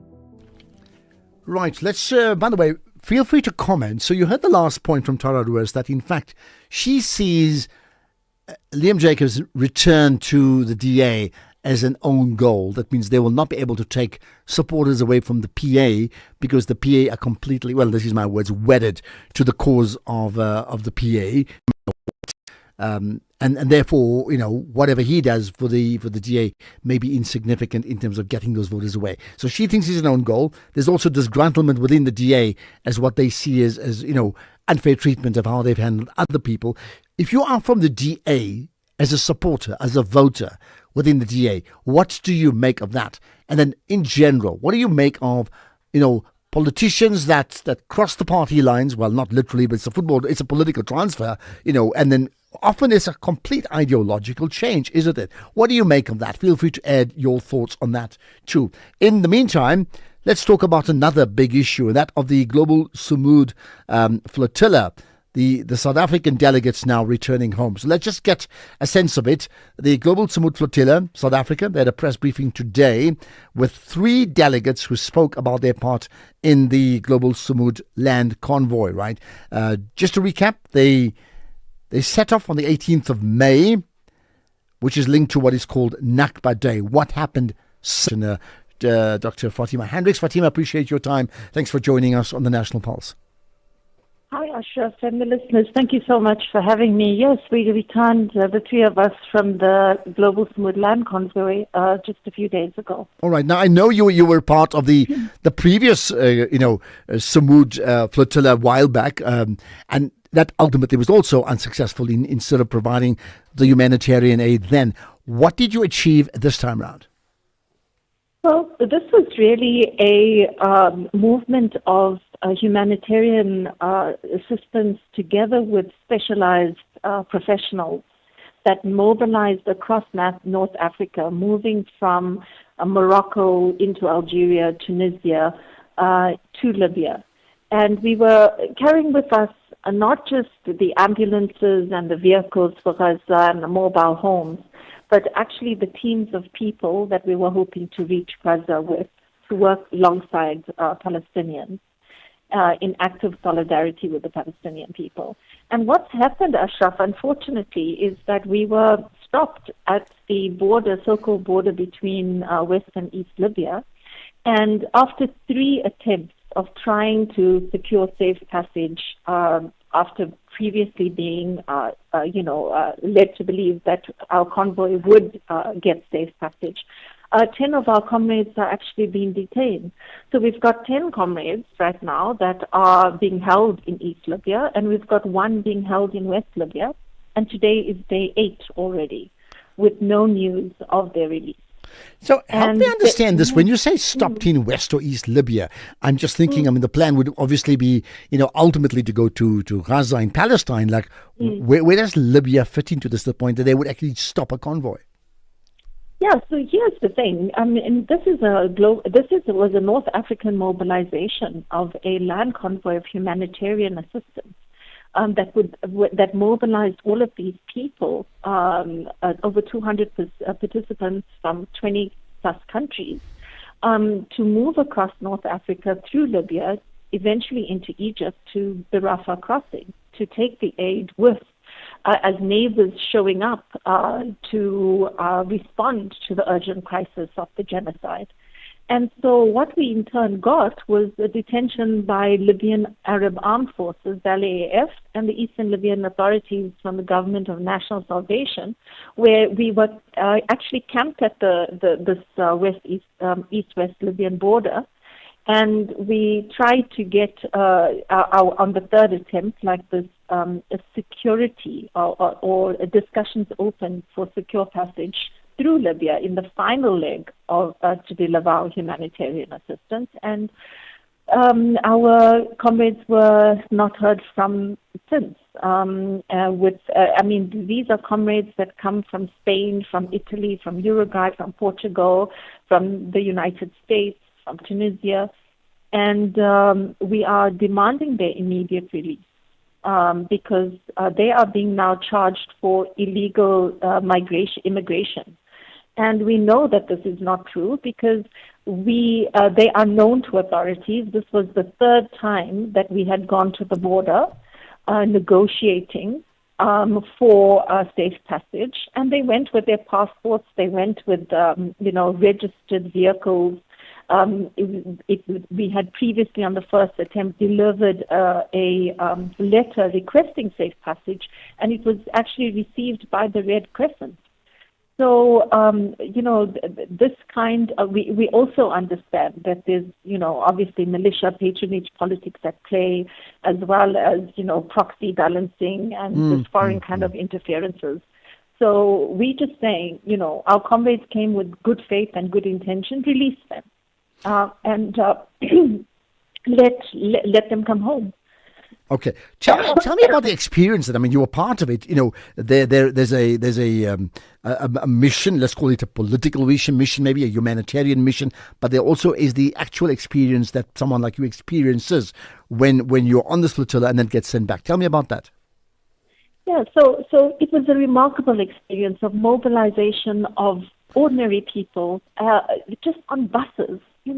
And mobilizing with the ambulances and the vehicles and, these many, many trucks with containers, empty containers that would be envisioned to become clinics and schools with the professionals like educators, healthcare workers, engineers, who are all part of our team, ready to get to Gaza. And so what we see now is like how humanitarian aid has become just a battleground, across both the flotilla as well as the land convoy, where we should be having secure, safe passage. In light of international law, in following the rules and regulations of countries, doing what is legal, what is right, yet experiencing unwarranted militarization, of our passage. Okay, now I'm going to take it, talking to you now, and certainly on the basis of our previous conversations, you're very on side regarding the Palestinian cause against all of that, right? What then would be, yours and your colleagues and the fraternity? What would be your mission this time around? What I'm asking is that the reason I'm asking that is that, by my knowledge, how many of these flotillas have actually succeeded in providing humanitarian aid, and how many have then been turned away? Yeah, so here's the thing. If people accuse the flotilla of being performative, but this is really exposing the complicities and the infrastructures of violence and oppression. Because what has come out of those flotillas and these land convoys is a massive breaching of international law and violence that is affected against civilians who are trying to do what governments are failing to do. And so in this last flotilla, we've had 10 rapes at least documented. We've previously had, 10 people murdered on the Mavi Marmara. And so this is not performative. This is like complicit countries and the Zionist entity coming to us in violence. And we, as a non-violent humanitarian mission, being confronted with these kinds of violence. Okay, I hear that. Here's the last thing, and I take your point about being non-performative. Having said that, I mean, in its literal humanitarian mission, that one ultimately is unsuccessful because you actually can't deliver humanitarian aid. Is there a need for a rethink around that? Well, it's a battleground. So I think we need to talk about why is this a battleground? Why has humanitarian so-called aid become a battleground? And this idea of even calling it aid is a misnomer because aid is something seen as like something supplementary. Basic necessities cannot enter Gaza. And people are held ransom to that. Basic things from engine oil to fuel to, you name it. And so people are under siege in Gaza. And so even this idea that it's aid, it's something as assistance, it's not. It's the right that Palestinians have. And that siege has to end. Okay. And so I think we need to interrogate the politics around so-called humanitarian aid and why it has become the site and the battleground, in terms of the actors and things like that. Well, let's leave it at that. I think it's an important point. Interrogate the politics behind humanitarian aid. I wonder what the audience thinks about that. Dr. Fatima Hendricks, a member of the South African delegation of the Global Sumud Flotilla. This is the National Pulse. Are we ready for a real conversation? SAFM, leading the conversations that move us. All right, this message brought to you by the National Lottery. Get ready for the bigger, better lottery. In this case, Lotto National Lottery. This Tuesday, that's tonight, right? You have a chance to win with a massive estimated 226 million rand total Powerball jackpot. That's 226 million rands that could change your life instantly. Watch it live tonight at 9 p.m. You could become South Africa's next multi-millionaire. That's you, the National Lottery. Mo plays, Mo chances, Mo millions. Players must be 18 years or older. Play responsibly. The National Lottery is officially operated by Sizakaya. At Specsavers, we're committed to offering affordable and professional eye care. That's why we're offering 1,500 Rand worth of savings with our winter promotion. Get a free frame up to the value of 1,500 Rand or use the 1,500 Rand on one of our leading vision enhancements, like Climate Eyes, which automatically adapts to changing light. To qualify, simply purchase a comprehensive eye examination and prescription frame and lenses. Affordable eye care, Specsavers. T's and C's apply. Is there ever a bad time for a good conversation? SAFM, leading the conversations that move us. Right, you're a part of the Pulse community by listening to the show, right? And one of the key things is for you to react, to respond to the conversations we have. So let's get reaction. Sipho in Viking, have I got that right? Yeah, Sipho, hi. Yes, hi, Ashraf. Yeah, good. Where's Viking? Tell me, where's Viking? I need to know this. Yeah. Next to Naturena, the garage, Cecil garage, I thought the Viking. No, of course I know that plane. We've all passed it when we were lighties, man. No, I thought like Viking is a new place I've never heard of. Okay, the Viking Garage Aeroplane Center. Got it, Sipho, go for it. Yes. I just want to give a brotherly advice to Liam. Stop the smart-slinging. Stop attacking the gate in Mackenzie. Quit politics. Go private sector. Get a job. He's very smart, but he does not understand the political dynamics. That is why now he's all over the place now, because he wants to play fair, and the politics are not fair. You see, and the other, he gets advice now, he wants to attack because he wants job here, so let him just quit this thing. It's not for him. He's a very good young man. I think he's not going to take your... He's not going to take your advice. And you know that, Sipho. Thank you for that, right? Okay, let's get to other comments. What about SAFA? Hi, Tumi. The incompetence at SAFA is unbelievable. It's staggering. Aren't we just coming from what was it, a Mokoena yellow card saga that nearly cost us the very same World Cup spot? And now it's a visa story now. Incompetence at its best. I wonder, well, listen, you're referring to, in fact, there were two things. This issue about the visa, which they could blame the country who was slow, but like surely an assistant coach gets selected not the day before the World Cup, a long time. And the other one is what's that story about having 12 players against Ecuador? Oh my goodness. Hi Ashraf and your team, lovely South Africans. It's Eddie from Understress. Ashraf, yeah, when soccer players change teams from Chiefs to Pirates, back to Pirates, or to Mamelodi Sundowns and back to Chiefs, we say nothing. But when politicians move around, sometimes it's your conscience that makes you to say, but I can't stay any longer here. The party that, that makes our people poorer. Why do you really want to stay there and protect things that you are not supposed to protect? I'm sure I'm expecting names as well because I'm picking my things now. I'm going to another political party. As long as people don't insult me, I'm okay with that. Thank you very much. Okay, there we are. You're okay with that, right? Listen, thanks for that. Let's talk about our big issue into unemployment. Another take on that next. Across South Africa, online and on radio. SAFM, let's talk. Right. Big issue into youth unemployment coming up next. In the meantime, this message brought to you by the National Lottery. Get ready for a bigger and better Lotto National Lottery. Today, you have a chance to win a massive, estimated 226 million rands in total Powerball jackpot. That's 226 million rands.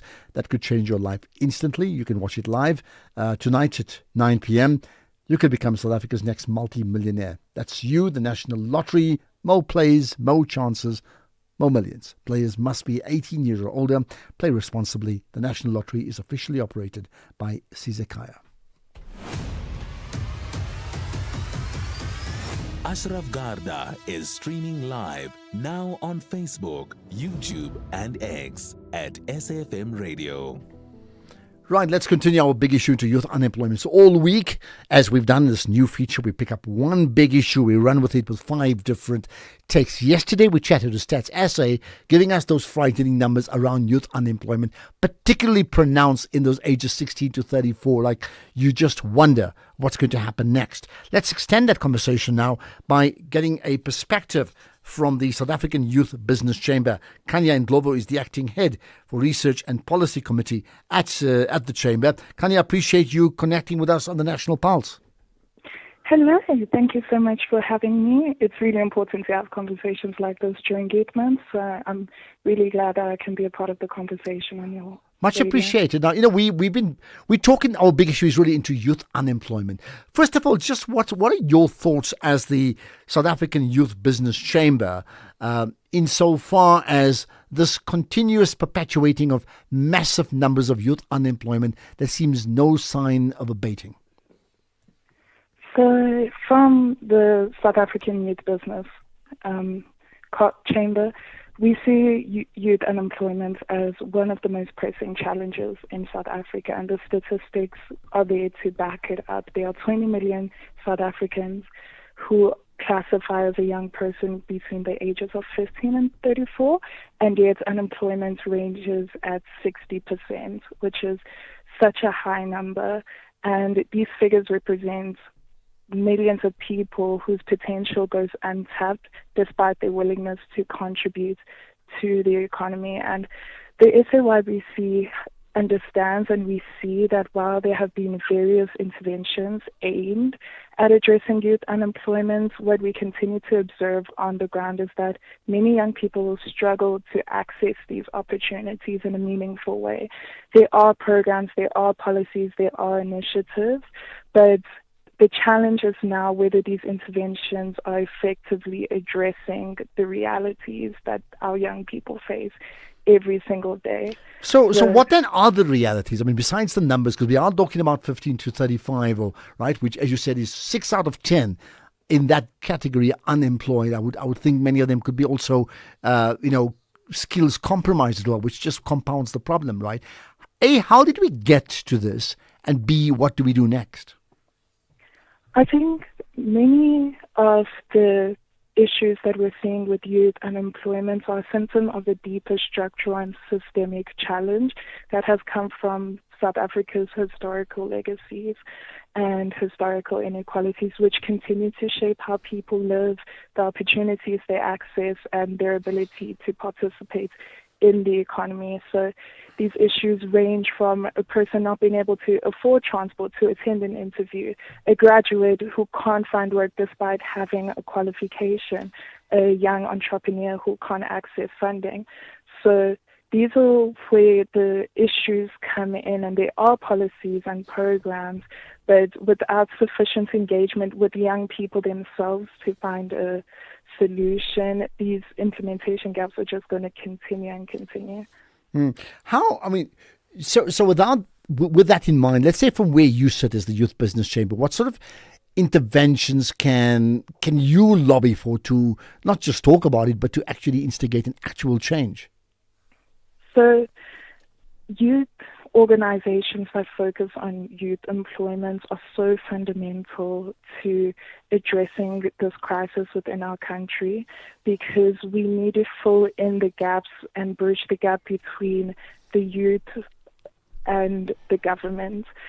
So groups like ours, and particularly ours, advocate for policy reform, supports entrepreneurship, which is a gateway to addressing unemployment struggles within the youth, providing mentorship, connecting with young people and connecting them to opportunities such as businesses, funding, and so on and so forth.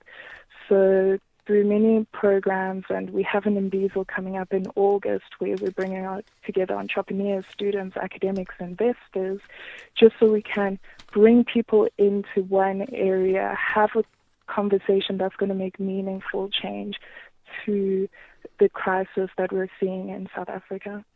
What about, we tend to think of it in financial terms. No job, no job, no money to buy food, no money to have a home, no money to have the type of aspirations that others may have, right? But what about the impact that it has on the mentality, emotion, and aspect and the psyche of an individual young South African who's unemployed? So we've seen an increasing number of our members reflecting that day in and day out, they're putting in job applications and they're always looking on platforms that provide job opportunities, and they're struggling to find those. And it obviously takes a mental toll, because day in and day out, youth unemployment is treated as an individual issue. It's treated as an issue that youth cannot provide for themselves. They're not making a space for themselves in our economic sphere. So it takes such a mental drain to feel like you're alone in these issues and to feel like you're alone in these struggles. And stats where we see that our government is letting there be 60% unemployment rate in our country doesn't help the morale of our youth and our young people. And especially, let's add in the extra layer of the international political economy that's happening.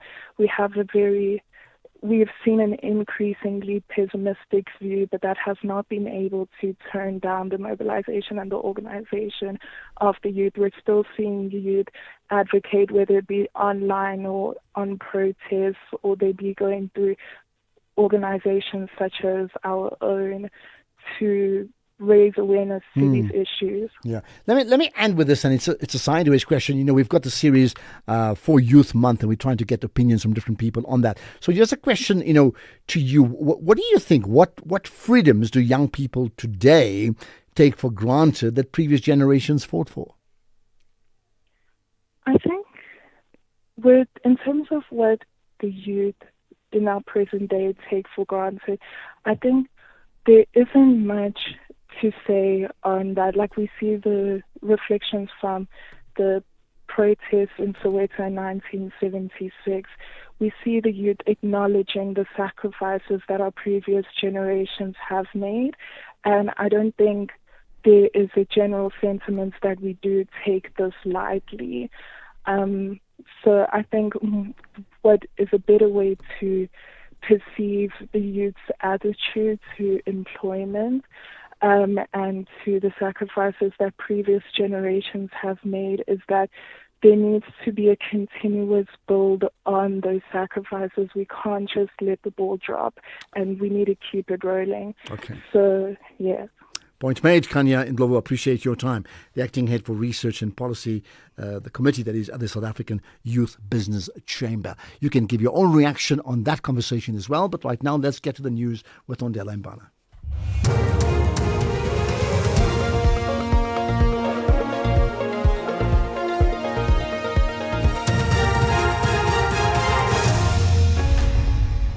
Thank you, Ashraf. On the top stories, Ramaphosa calls on citizens to uphold the rule of law and millions in bursary funding wrongfully allocated. For SAFM News, I am Ondela Mbana, and a very good afternoon. President Cyril Ramaphosa has urged South Africans to uphold the rule of law and respect human rights amid a surge in protests against undocumented nationals. Speaking during the tabling of the presidency budget in Parliament, Ramaphosa acknowledged that illegal immigration remains a serious challenge in the country. He has, however, warned citizens against taking the law into their own hands. The president's remarks come as the demonstrations against undocumented foreign nationals gain momentum nationwide. Ramaphosa condemned violence and vigilantism in some protests. We must never give in to violence, to xenophobia, and to vigilantism.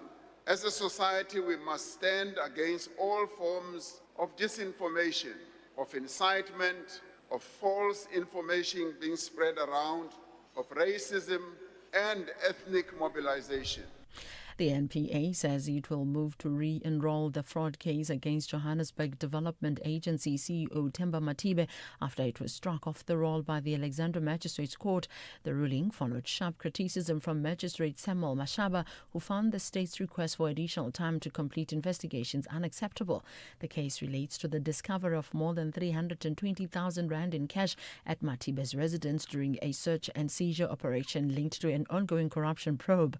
NPA spokesperson Makgaboke Motlatlule says they are working with SAPS to finalize outstanding investigations before returning the case to court. While the court found that investigations were not yet complete, the NPA is working closely with the police to expedite the outstanding forensic processes. Importantly, a matter being struck off the roll is not an acquittal. And as the state, we remain committed to finalizing the investigations and re-enrolling the case as soon as it is reasonably possible. The Special Investigating Unit has revealed that 8.3 million rand in bursary funding was allocated by the Free State Office of the Premier without following proper processes. Acting SIU head Leonard Lekgetho says some bursaries were awarded to foreign nationals, relatives of government officials and individuals who did not qualify. The investigation further found that officials approved bursaries negligently and failed to exercise adequate oversight. Lekgetho says in one case, a student who had failed a degree continued receiving bursary funding for 7 years. But the bursary contracts were never terminated by the Office of the Premier and continue from a 3-year contract to a 7-year contract, meaning that the degree was supposed to be finalized in 3 years ended up being finalized in 7 years. And through the 7 years, the bursary was awarded. Some applicants received bursary for qualification that were not part of the 2018-2019 Provincial Workplace Skill Plan. In some instances, the required process were not followed before this approval for the bursaries. Proceedings at the Madlanga Commission were briefly adjourned electricity outage at the Bridget Mabandla Justice College in Pretoria. The Madlanga Commission is investigating allegations of criminal interference in law enforcement agencies. This week, the Commission is focusing on the drug theft that took place at the Hawks premises in Port Shepstone, KwaZulu-Natal. Before the power outage, Lieutenant Colonel Jabulani Duma of Multi-Dimensional Organized Crime Intelligence testified that Hawks officials normally select other members to assist in drug operations based on trust. Normally, Commissioner, when it comes to that, it depends on the relationship and trust of members. Let's say maybe you've had operations with that member, and you were satisfied about the operations and trust. Whether you trust that if you liaise information with that person, it won't leak. The city of Tshwane says its water distribution network is showing signs of recovery following groundwater's planned maintenance. The city says while most water systems across the metro are stabilizing, several reservoirs remain under pressure, leaving some communities vulnerable to low water pressure and intermittent supply. The city spokesperson Lindela Mashiko says technicians are closely monitoring affected systems. Mashiko has urged residents to use water sparingly as the network continues its gradual recovery. The city has now withdrawn the additional external water tankers deployed during the maintenance period and continues to balance the network to support recovery. Residents are urged to use water sparingly, especially in low-lying areas, to help reservoirs recover and allow water to reach higher-lying communities. We thank the residents for their patience and cooperation as the system continues to stabilize. Recapping the top story, President Cyril Ramaphosa has urged South Africans to uphold the rule of law and respect human rights amid a surge in protests against undocumented nationals. I'm Ondula Mara for SAfm News Headlines at 4:30. In sports this hour, Hlungwane backs Methi for Leinster clash. Semenyo and Party headline Ghana squad and Team South Africa squad date confirmed for Commonwealth Games. More details at 4:30. SAfm, guiding you through the rush hour traffic. Very good afternoon. We start on the southern part of Gauteng. In fact, we cross the river. We're in the Free State, the R59. Road closed between the N1 and Vanderbijl Park. Tanker crash there this afternoon. If you normally use the R59 going to and from the N1 highway, you're going to hop on to some alternative routes. It's been closed a while and could be closed a bit longer. Joburg side, the Mike 1 going south, a crash at Crown Interchange. Traffic coming out of Sandton back from around Houghton Estate area, very slow.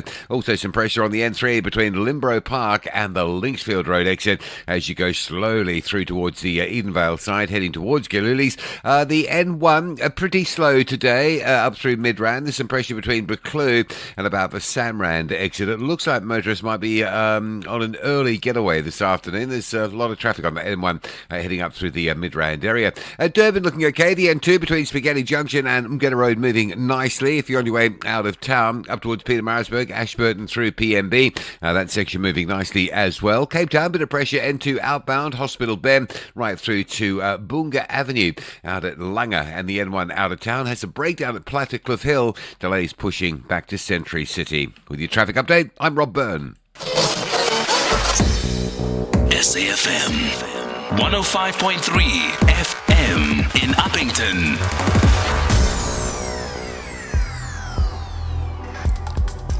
The National Pulse with Ashraf Garda on SAfm. You're listening to the National Pulse, weekdays 3 to 6 p.m. Well, later on we're going to talk about Eskom having been forced to disclose legacy energy and supply contracts. Around the issues of coal, very, very important one that comes up later on. But listen, your reaction in terms of the conversation I had as part of our big issue and dealing with youth unemployment. So seriously, cut out the rhetoric, right? How do we turn from a position of youth unemployed to youth employed? Like, really, what would be that activation plan? The way you try and activate your SIM card and you expect a result in 24 hours or whatever, even less. How do we turn that around? youth unemployed to youth employed. How do we do it? I want solutions. Don't tell me what's happened in the past. What are the solutions? Practical solutions that we can offer to those that are listening and even those that are not listening.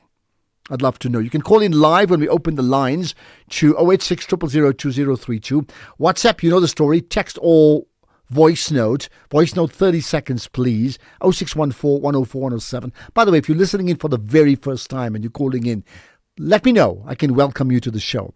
But wherever you're listening in, from New Zealand, maybe it's midnight, I think, around that time, to somewhere like Montreal or Washington, it could be early morning in your part of the world, or on the African continent or Europe, wherever you are, on streaming live. Welcome to the National Pulse. Now, part of that conversation today is the SIU, the Special Investigating Unit, having a story that they want to share on the investigation into the Free State Provincial Government's bursary scheme. Do you smell trouble? Yeah, after this. Sanmuran, this is Shugela from Amalanga Wafani. Hi, my name is Sipho Mbele, playing the role of Masangu on Amalanga Wafani. Sanmonani. Hello, my name is Zazi Kunene, and I play Untando on the new season of Amalanga Wafani. Catch Amalanga Wafani on SABC 1. Do yourself a favor. Tune in every weekday at 6:30 p.m. only on SABC 1. That's the show. Add to cart. Love it. Let's clear your cart when am I get? For real? Yeah, bo. With my cashback from MyWay, I will be getting 10% of my premiums back for staying claim-free for 2 years. So I'll have some extra cash to spoil you and let you live your way. Dad, you're the best. Real people, real cars, real rewards. For a quote, visit myway.co.za. My cashback is a feature on qualifying products paid after 2 claim-free years and all premiums paid. Premiums are risk profile dependent. MyWay is a licensed non-life insurer and FSP. T's and C's apply. MyWay. Live your way.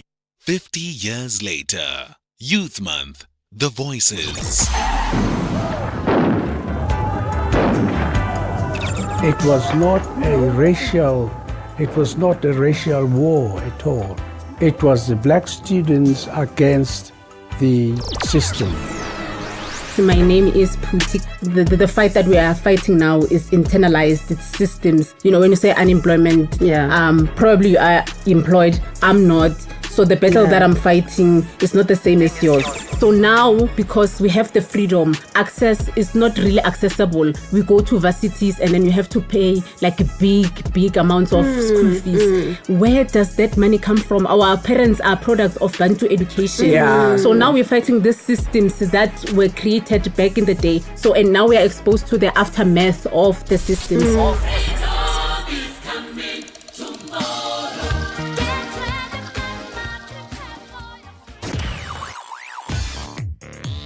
Stay on top of all meaningful, top trending stories right here on SAFM.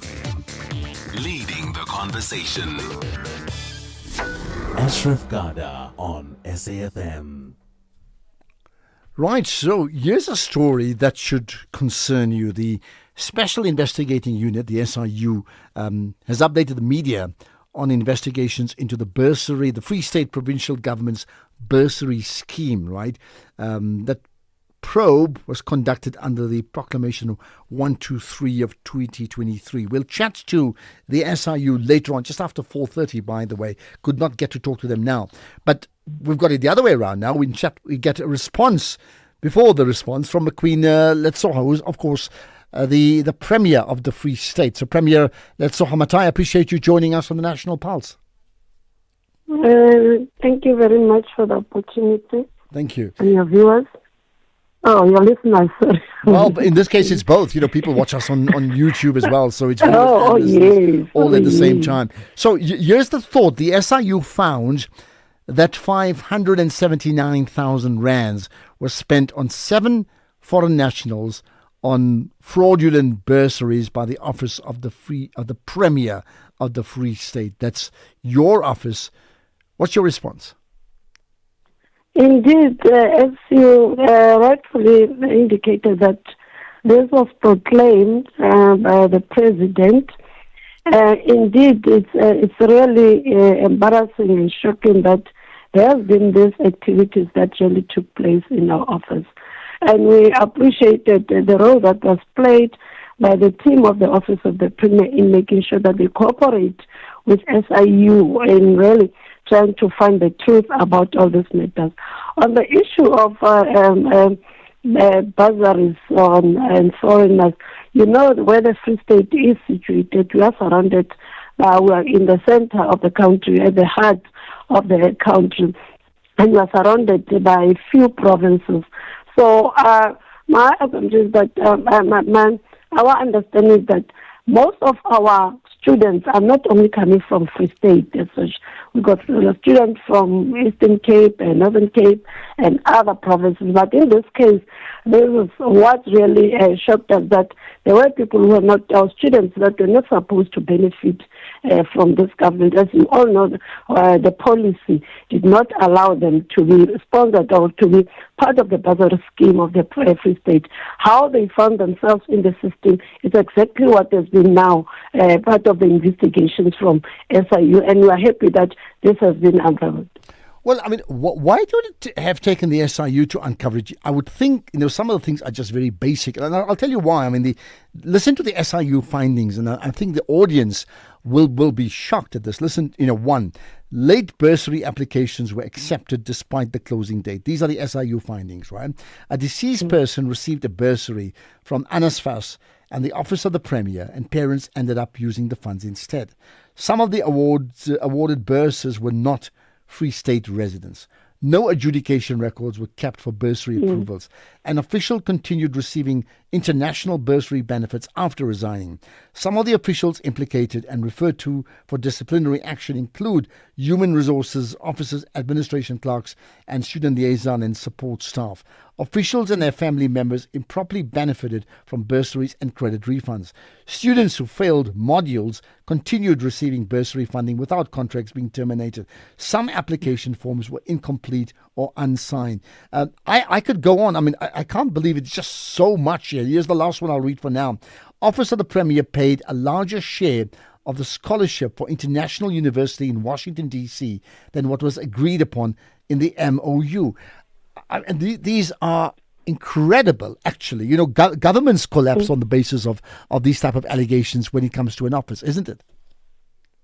Yes, I agree with you. That's the reason we have changed the system. Remember, earlier on, during our media briefing, I did indicate that systems were not proper. Remember, these people, what used to happen, the selection processes was really, really unfair to others. People were identified. They did not apply for bursaries. They were either identified by those who were in senior positions or through constituencies. People will just bring in a student to say, can you assist us? That's what we found out of this. And this actually happened between 2014, 2015, 2017. There were no systems in place. That's the reason now the 7th administration will sit down with the team and say, there's no way we can deal with issues of bursaries and being transparent and be ethical in the process. So by doing so, we have allowed the process now to be transparent. And the first time we advertised these bursaries, I had to intervene once again to reverse them and extend them. By extending them, I said, extend the advert to a point where we identify areas in different districts. Remember, the Free State is constituted by 5 municipalities. So each municipality, let's find a way of making sure that students, parents, leaders in those areas, the municipality, our libraries, our government facilities that are in those districts, we use them as a center of information. All right, I hear you, Premier, but I just want to, look, I hear you, Premier, but that's the broad strokes that we need to have good governance. The fact is, these are clear examples that we don't have good governance. So my question to you then is, those who were in charge at that time, right, yes. Where are they now? What's going to happen to them? Others are being dismissed. Others took that with us. But remember, for now, SIU hasn't yet released the names. But there are those that were identified earlier on. And as we speak, they are being dismissed. And the presentation today was saying to us, let's wait until the end of September. The end of September, the entire investigation will now be completed.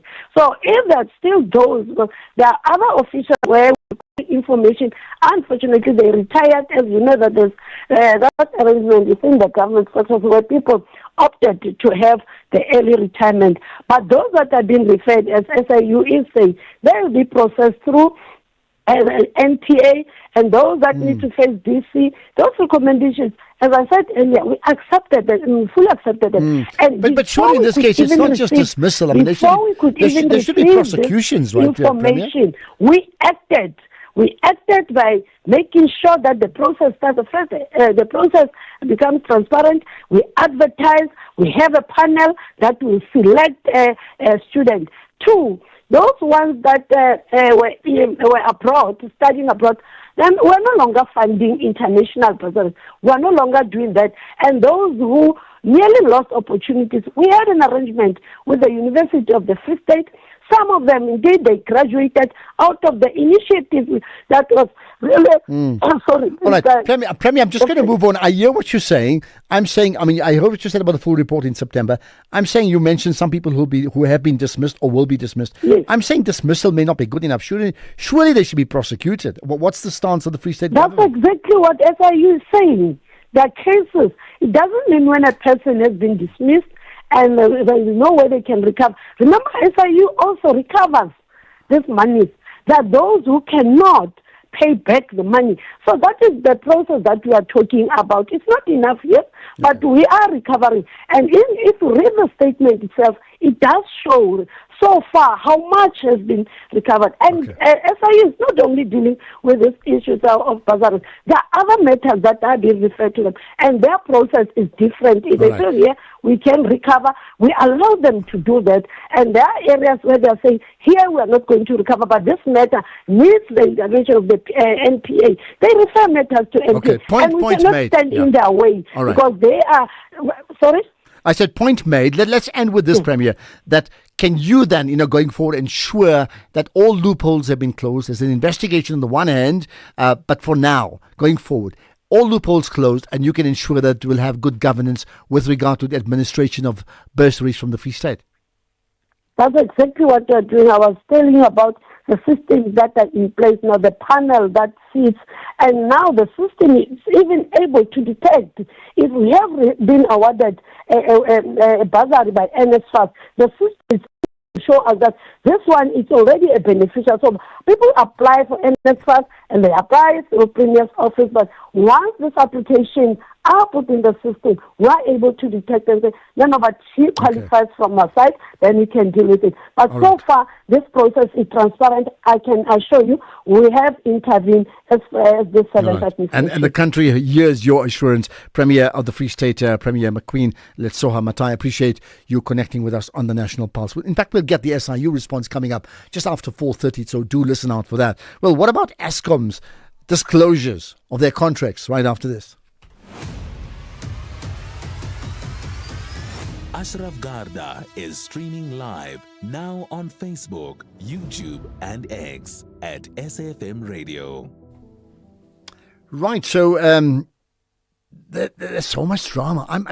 Did you find, are you like me, you're battling to keep pace with how many issues are important on any given day? And we talk about it on the show, and for everything we talk about, we probably have to leave out 5. I mean, there's just so much, right? So here's a story. Eskom announced it has complied with the Supreme Court of Appeal's order to disclose details of legacy energy and supply contracts. What does this mean? The case itself was brought by AfriForum to try and ensure, where these legacy energy contracts go to. So what are the implications thereof now that Eskom has had to comply? Professor Vali Padiachi is the power and energy expert and a former executive manager of Eskom, as well as a former senior executive of City Power. Prof. Padiachi, thanks for joining us on the National Pulse. Good afternoon, Ashraf, to you and your listeners, and I'm glad to be invited to your show. Much appreciated. I mean, so you're in an unusual situation where, you've been part of Eskom, you've been part of City Power before, and you, I would think, would be at the core base of analysing what does this really mean. Yeah, in fact, the subject matter is close to my heart. I mean, I go back 40 years in this game, power and energy, including ESCOM and City Power. And if I were to distill this, because a lot can be said about the implications of this court judgment, which was a long time coming, in my opinion. But I think, given the essence of time, the evolution of the landscape, the change in the landscape, the court, both the High Court and the SCAA, has seen it prudent that what's the word? Transparency in these contracts is in the best public interest. I think. Yeah. So, I mean, let's go back. I mean, ESCOM at one stage refused to release details about this contract in terms of, not wanting to be transparent, felt they would be compromised, right? Now they've had to comply by a Supreme Court ruling, right? What are the implications thereof? Well, maybe I should just put a disclaimer. I won't talk on behalf of ESCOM, but I'll give you my experienced view. The implication of this court judgment, Ashraf, is that the public, including a number of key stakeholders, would now have access to information that they previously did not have, and information that I would deem would be key to a number of outcomes. And one of the key outcomes, Ashraf, which is, I think, close to all of us, all stakeholders, is the astronomical high price of electricity, both from ESCOM to the municipalities, for example, and municipalities to the end-use customers. Now, why I'm making that statement is that if you look at these contracts, the primary energy contracts and the supply contracts, these are key input factors into that price of electricity. So by making the information transparent vis-a-vis the court judgment, then stakeholders can now assess what goes into those costs of electricity. Also, if you look at, as I understand it, the original intent of the court application a couple of years ago was to look at inter alia, whether there was corruption, whether the pricing was correct, etc., etc. So this court judgment opens up that, makes it more transparent for the key stakeholders to make different interpretations.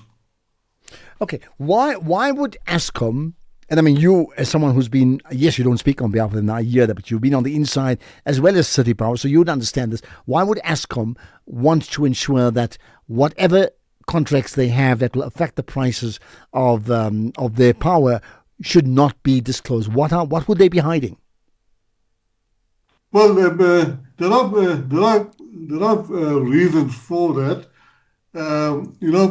Good information in the wrong hands could also be dangerous. So in terms of information of that nature, it could also be contributing to being competitive. Remember, ESCOM also competes on the open market, albeit it's been monopolistic. So that information ESCOM had considered to be confidential, key to their competitive edge. But I guess now that the courts have seen that in a different light, and of course with the evolving of the landscape, with the new ERA, the Electricity Regulation Amendment Act, which has now made competition fair on a level playing field, ESCOM and the Munichs are no more monopolistic. All right. Do you think therefore that ESCOM would lose its competitive edge as a result of this? Well, I'm sure it will. Well, you can argue it differently. Did ESCOM have an unfair competitive edge by keeping the information close to the chest? And by now, but now they have to release it. Would they lose that unfair competitive edge? Well, I'm not on the inside, but there could be some degree of that. but I don't believe in the main that they would lose their competitive edge. Okay. I think it will be fair to compete on a level playing field. Professor, as long as the rules and all that all right. Are transparent. That's where we leave it. Professor Vali Panyachi, appreciate your time. He's an expert in energy and power, but a former executive manager of Eskom, as well as a former senior executive of City Power. That's the background, but clearly not involved in those organizations right now. 4:30 news headlines. Here's Ondela. Thank you, Ashraf. On the news headlines, President Cyril Ramaphosa says the main priority for the presidency for the financial year 2026-27 will be on economic growth and job creation. Business confidence in South Africa weakened in the second quarter of this year, falling by 8 points to 39, and a Kenyan court has halted plans for a proposed US-linked Ebola quarantine facility for a further 3 weeks, ordering the government to disclose its agreement with Washington. A full update follows at the top of the hour with Greg Hose.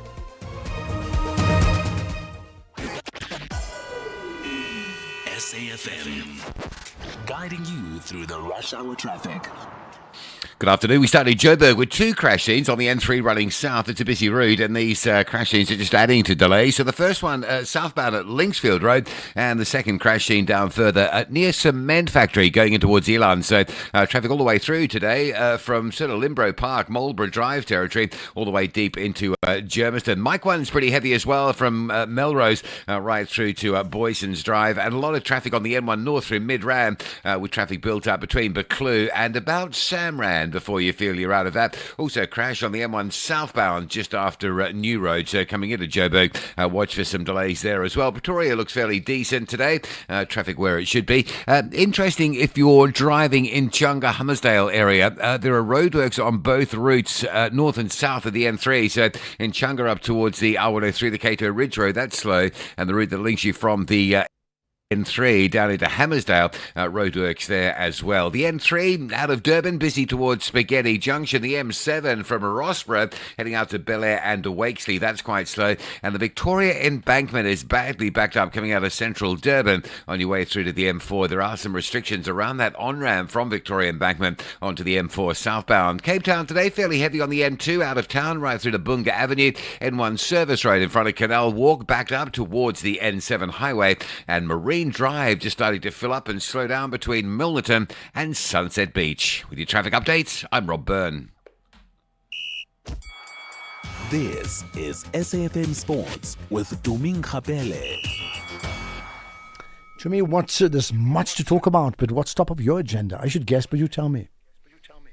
Well, we're starting off with rugby this hour, where Stormers assistant coach Rito Tlongwane has thrown his support behind fly half Yuri Matthew ahead of Saturday's United Rugby Championship semi-final against Leinster in Dublin. Matthew is set to wear the number 10 jersey. This is after Sasha Feinberg Mgomezulu was ruled out with a long-term ankle injury sustained in the quarter-final win over Cardiff.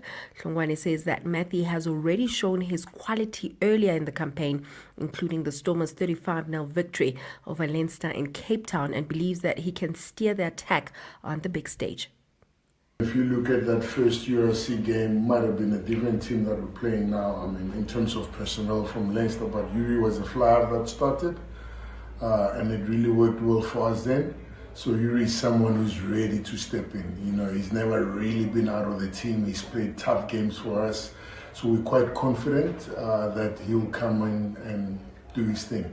And in terms of how we play, you know, we'll really like players to play to their strengths. So Yuri will fit in nicely. If it changes anything, great, because he'll be playing to his strength, but no particular change of plans in terms of how we play, you know. Still the simple stuff. You don't want to play in your half. You want to get into the 22 and convert. Just general rugby sort of approach, you know. The team that spends more time in opposition 22 could have has a better chance of scoring more points. So that's pretty much the same plan we've been trying to get right past couple of months, and that's the same thing we'll try this weekend. Moving on to football, Milford and Magezi are all set to do battle for top spot at the Regis Bay Stadium tomorrow afternoon in the PSL promotion and relegation playoffs. Kick-off at 2 p.m. As things stand, Magezi occupy first place in the playoff table following a 2-0 win over Cape Town City at the stadium last Saturday, and sitting in second, albeit by a marginal goal difference. Milford recorded a crucial 1-0 win against Cape Town City in the initial fixture at the Athlone Stadium last Tuesday. While Magezi and Milford aim for pole position, Cape Town City are in real danger of missing out on a return to the Betway Premiership after 2 matches played, while a 3-3 goal difference plays heavily in their opponent's favour. The citizens will face Milford away this Saturday, and they will need a victory to stay in the race for a potential top flight return.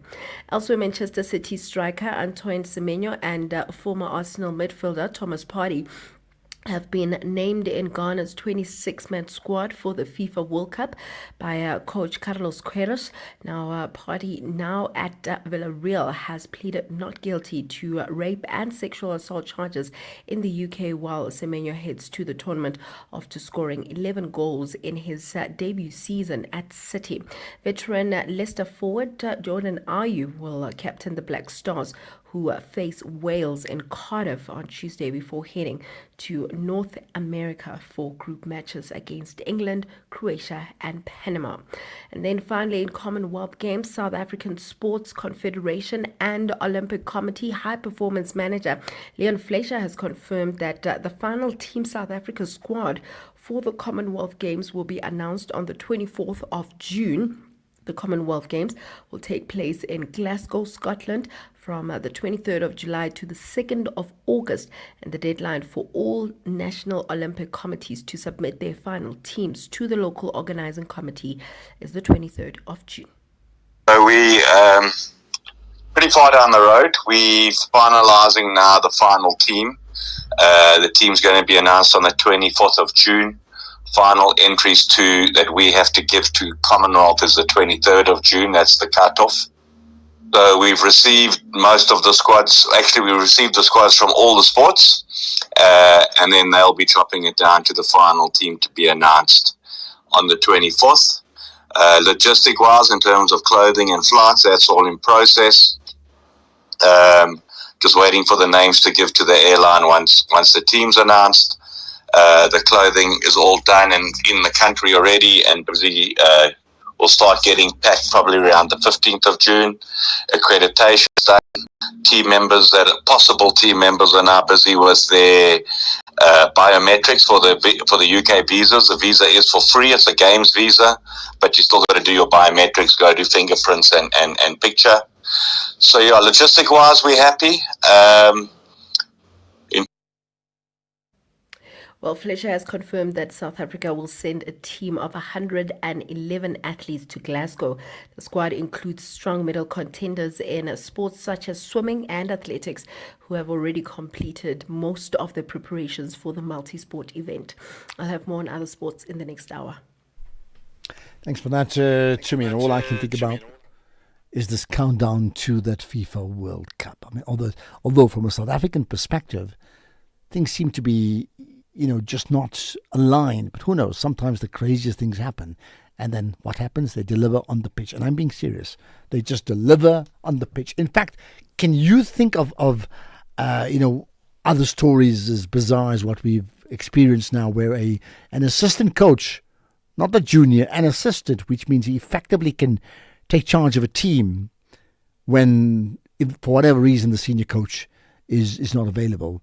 At this point in time, is there a problem joining the team because of a visa issue and the disruption that may cause? Can you think of anything else? I'd love to know. In the meantime, we're getting to the markets next. Who says talking never solves anything?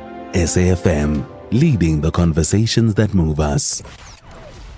Economic news on SAFM. Facts and figures you can count on.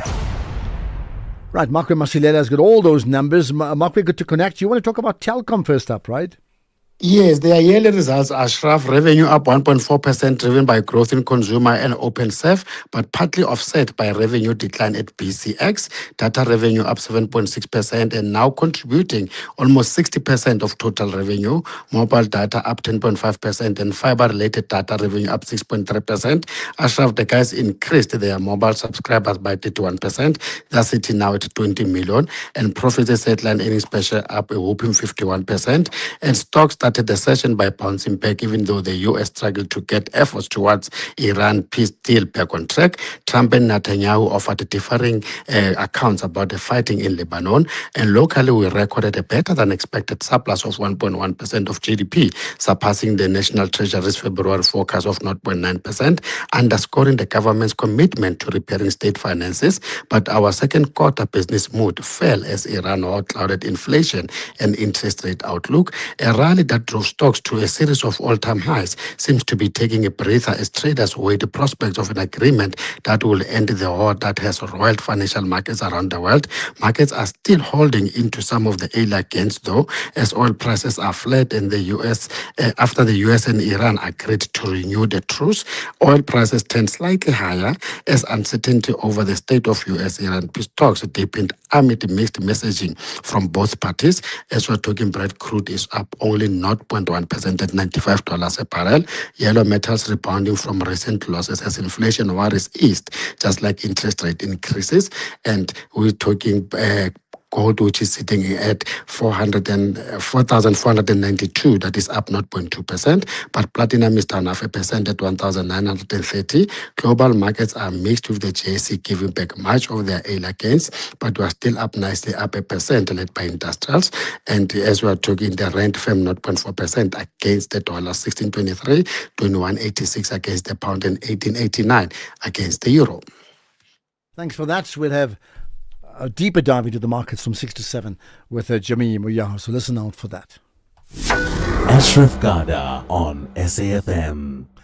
Well, we've already had a chat with the Free State Premier, who's made the point regarding the SIU investigation or findings into bursary scheme corruption that, yes, I mean, well, these are my words, heads will roll. Some people are there, they would lose their jobs. The others are in line to lose their jobs, with a full report coming out in September. And of course, there's been a series of different people leading that province in this period.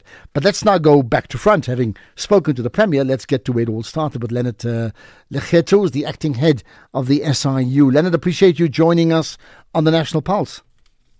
Thank you, Ashraf. Thank you so much, and thank you to the West listeners. Thank you. I mean, I was going through some of the findings of the SIU today into this bursary scheme, and I mean, there's just so many findings. I mean, goodness, man, we could talk for 1 hour, and we don't have that much time. But I will say this much, right? Let me start with this. What went wrong? In principle, you get the Free State government who awards bursaries annually to deserving students with a certain criteria, and that should be the end of the story. That should open up the doors of learning for these learners and hopefully secure their futures. It didn't quite work out that way, right? What happened? Indeed, Ashraf. What happened is that the Free State government, the Premier's office, was awarding bursary to deserving students and to top achiever students. So what happened is that the official within the office of the Premier decided to take over the scheme and use it for their own benefit, whereby some of them were awarding bursary to themselves, and as a result, they even awarded bursary to some of the students who passed away, and they continue to pay the bursary even though the student has passed away. And also some of the foreign students, where they awarded bursary to foreign students. And as a result, remember the policy say bursary is only for South African. So they awarded to all. They even awarded to themselves. We found that there were 13 officials who awarded bursary to themselves, and whereas they are working full-time. And you cannot award full-time bursary to yourself while you are working. It can only be part-time, but they gave themselves full-time bursary. So, and also we unpacked the issue of the excessive stipend which was paid to some of the students, whereby the Office of the Premier spent 1.8 million in terms of the excessive stipend which was paid over to those students who were studying. Then also there were suspense account which they neglected at a different university. They pay money to university, they don't follow up, money is not allocated to any student, and the money just stay there. And as a result, we came in, we retrieved the money. And we found in one instance that one official pay extra money, and as a result, asked the money to be paid, and he gave a different account where the money was paid into their account. So those are the common type of scenario that we found. All right. What sort of monies are we talking about here in rand terms? In terms of foreign nationals, the 7 students that were funded by government, the Office of the Premier, they spent 576,000. Then in terms of fruitless and wasteful expenditure, in terms of the whole bursary scheme, it's 8.6 million. Then in terms of the deceased student who was funded, they spent close to 34,000. Then in terms of the stipend which was paid, excess is 1.8 million. Then in terms of the students that received bursary that were not eligible to receive bursary, those one we have signed acknowledgement of debt to the value of 1.9 million, whereby those students are busy paying back the money because they did not qualify for that bursary. Numbers are frightening. So that's in excess of 10 million rands, if I've got my calculations correct, right? Which essentially has been misappropriated, right? So therefore, in terms of from the SIU investigation, just to take a step back, how did you discover this? What happened? We discovered this through a report that came from the Auditor General. When they audited the Free State Office of the Premier, they identified the issue of bursary, that there was issue about bursary. I think at that time they even, when they look at foreigners, they say these people were not in the National Population Register. So they refer some of those anomalies that they found out of their audit. As a result, we took that, we applied for a proclamation, then we received a proclamation in order to investigate the whole scheme for the period 2017 to date. So that's what we have come across. So the referrals come from the Office of the Auditor General. Okay, what happens next? Because I would take it there would have been different administrations administering that province at different times, so different leadership, right? Yes. There has been some different administration, and this did not happen in the current administration. It happened previously. And what happened is that out of this, we have referred 38 disciplinary referrals for 8 officials, and of which from the department, I'm sure the Premier will have indicated that one is on retirement, the other one was fired. Then we have also referred 7 criminal referrals to the National Prosecuting Authority, so that they must take action against those officials in terms of fraud, money laundering, theft that we have identified. And also we have advised the department in terms of the systemic recommendation.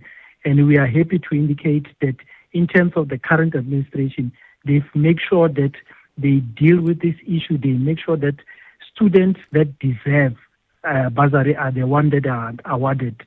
It's not awarded according to the family or who do you know. So those are the systemic issues that we have identified, and they've closed them, of which now I think things are back into place.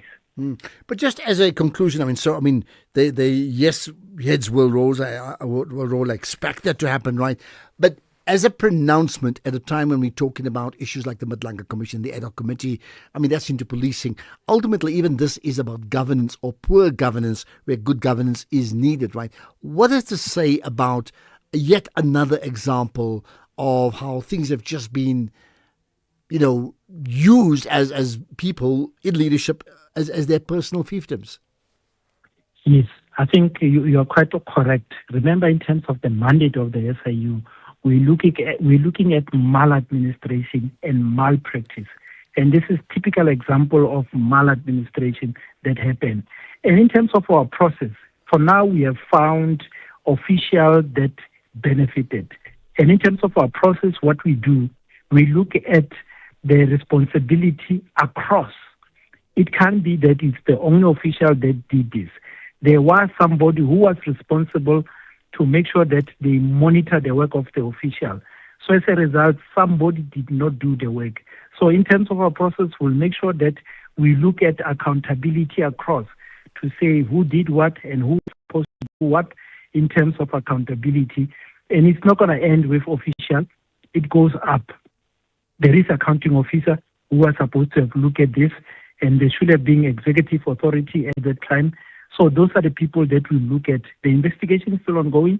We aim to finish in September, and by that time we will have identified the responsibility in terms of who did what and who was supposed to have done what in terms of government debt maladministration. So those are the things that we have found out. And you see, it's in line with what's happening in Mandanga. They are looking at the law enforcement, and now we are looking at the government departments. So if we can try and look at what happened in different government departments, I'm sure you can have the Mandanga phase 2, of which these are the things that we can uncover. There we are. Much appreciate your time, Leonard Lekgetho, the acting head of the Special Investigating Unit. I think for now, it's fair to say regarding the Free State bursaries is not, did some people dip their fingers into the cookie jar, but just how large is that cookie jar? How large, how deep? Think about that. This is the National Pulse. 50 years later, Youth Month, the voices. When 1976 stormed, it was a normal day. People were going to work as usual, myself included. I was using public transport then, got into a taxi, went to my school. Nothing was wrong, no suspicion of anything. And to me that morning was just like any other morning. I was preparing myself to go to work, but I was going to a march. They had said that they are inviting the press to a march that is to be held by all the high schools in Soweto. Different generations, different experiences. One South Africa, 50 years later, only on SAfm, leading the conversations that move us.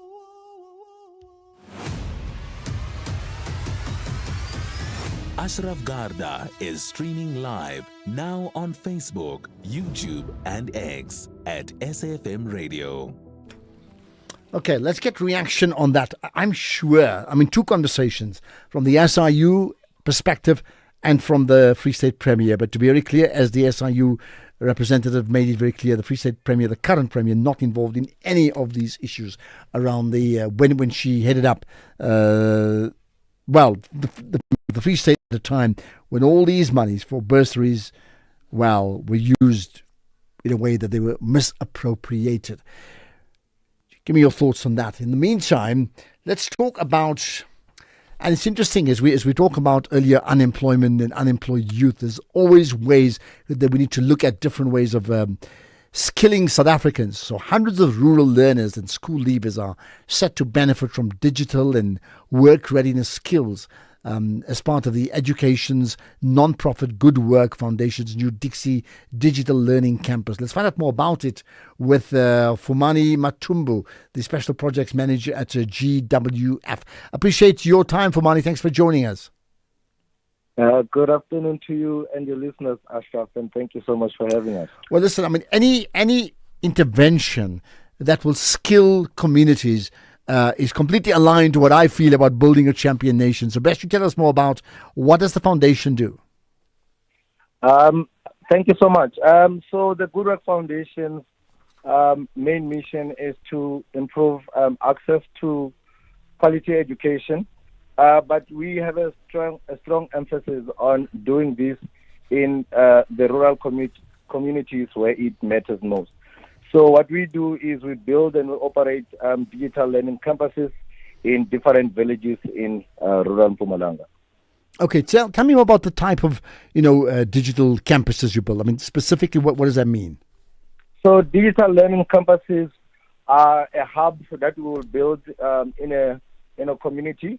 We will locate it in a school environment, And what we will do there is we will have different programs that take place within that hub. We will have programs that are targeted to basic education. We've got programs that target grade 3 learners.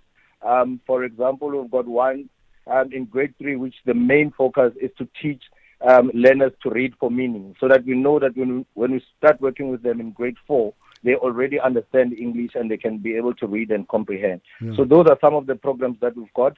But also we understand with the challenges that we've had in the education system, that we have young people already that are in these communities who have not had access to quality education, especially because the world has changed so much. So we've got programs that also target young people that are in these rural communities to upskill them to at least be able to be digital.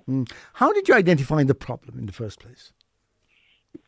So most of our programs have been very adaptable, if I can put it like that, Ashraf. So just to give a bit of history, we just started with a group of learners who used to come into the center, and we downloaded some offline applications. And to cut a long story short, these learners, through the applications that they were doing in our campus, would go back to school and they'd achieve so much in terms of their grades, and they were underachievers. So the principal was so impressed that she sent a whole grade to our campus, and we started refining and working on that program to where now it is being attended by about 18,000 learners. So 18,000 learners benefit. I mean, let me put it this way. You're doing the work of government, aren't you? Yes, absolutely. So, I mean, we do a lot of partnership with the government as well. I mean, it just makes you wonder that in the absence of your interventions of the Good Work Foundation, what would happen to these young, learners and school leavers?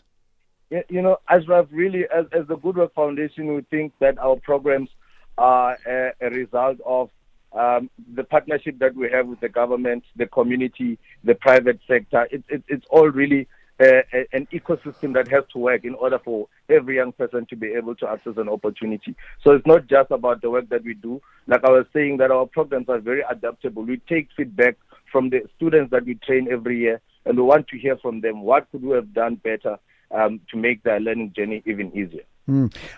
Share with us some testimony, if you can, about some of the learners who've undertaken this course and these various skills development programs, and what's happened to them next. Well, I mean, sure, I've got a lot of stories, but the Good Work Foundation employs about 80% of the staff members that are employed have been through the Good Work Foundation program. So we employ the people that we train ourselves. But a unique story that we've got now, I mean, it's Arnold, who has been a young man who traveled from a community in Manyeleti and came to Hazyview to pursue his studies in the program. And after completing his studies, he came to work in the Good Work Foundation. And currently, he is the one that is managing the program, which I was just chatting about earlier. That 18,000 learners are benefiting from. And Arnold also is managing that program. And he actually had a dream that we could actually build this campus in the community that he comes from, because he knows that there's a lot of young people that would benefit from such an initiative. Yeah, very important. Just lastly, I mean, so in the midst of Youth Month, right? And I mean, the challenge we've been putting forward since yesterday as well has been just this, right? What's the one thing that we can do in our own communities that will radically change the future of the youth from that community? I suppose what you're doing is already an example of that, right? But based upon what you now know, what's your challenge to the rest of South Africa? What can we do? I think, being a young person that comes from rural South Africa, I think the challenge would be, let's bring opportunities to where young people are. It does not make sense in 2026 to be moving a young person from Mpumalanga to Gauteng to be working in IT. I think you can do IT anywhere in the country. And I think that's what we need to be chasing now as a country, to develop infrastructure in those rural communities, because there are young people that are ready to go into those opportunities. Get more and more people to be upskilled in those spaces or else. Fumani Matumbu, thanks for your time. Special Projects Manager at GWF, the Good Work Foundation. Feel free, by the way, to tag, SAfmRadio and myself on what you do. Will gladly share that as well. I think it's just so important that we must champion those that champion great causes, and I certainly like what I hear on that basis. Right, let's pick out some other comments that we have from you just before we get to the news. First of all, staying on the issue of unemployment. Afternoon, Ashraf, and people who are listening at SAFM.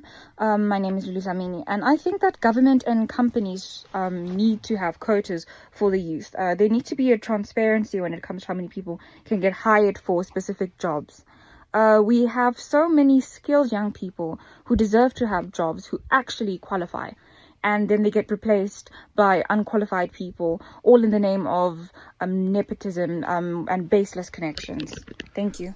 But I mean, is it one or two, or is it many? The problem is it can be very, very vague, because the truth is, again, people have to employ people that can deliver to their bottom line, isn't it? Isn't that what companies do? Well, perhaps you can tell me, when you employ someone, what is the general criteria you use? I mean, assuming that the qualifications are intact, that they're skilled to do their work. How do you make a decision of employing X and not Y? What would that be? 5 o'clock, here's the news with Greg.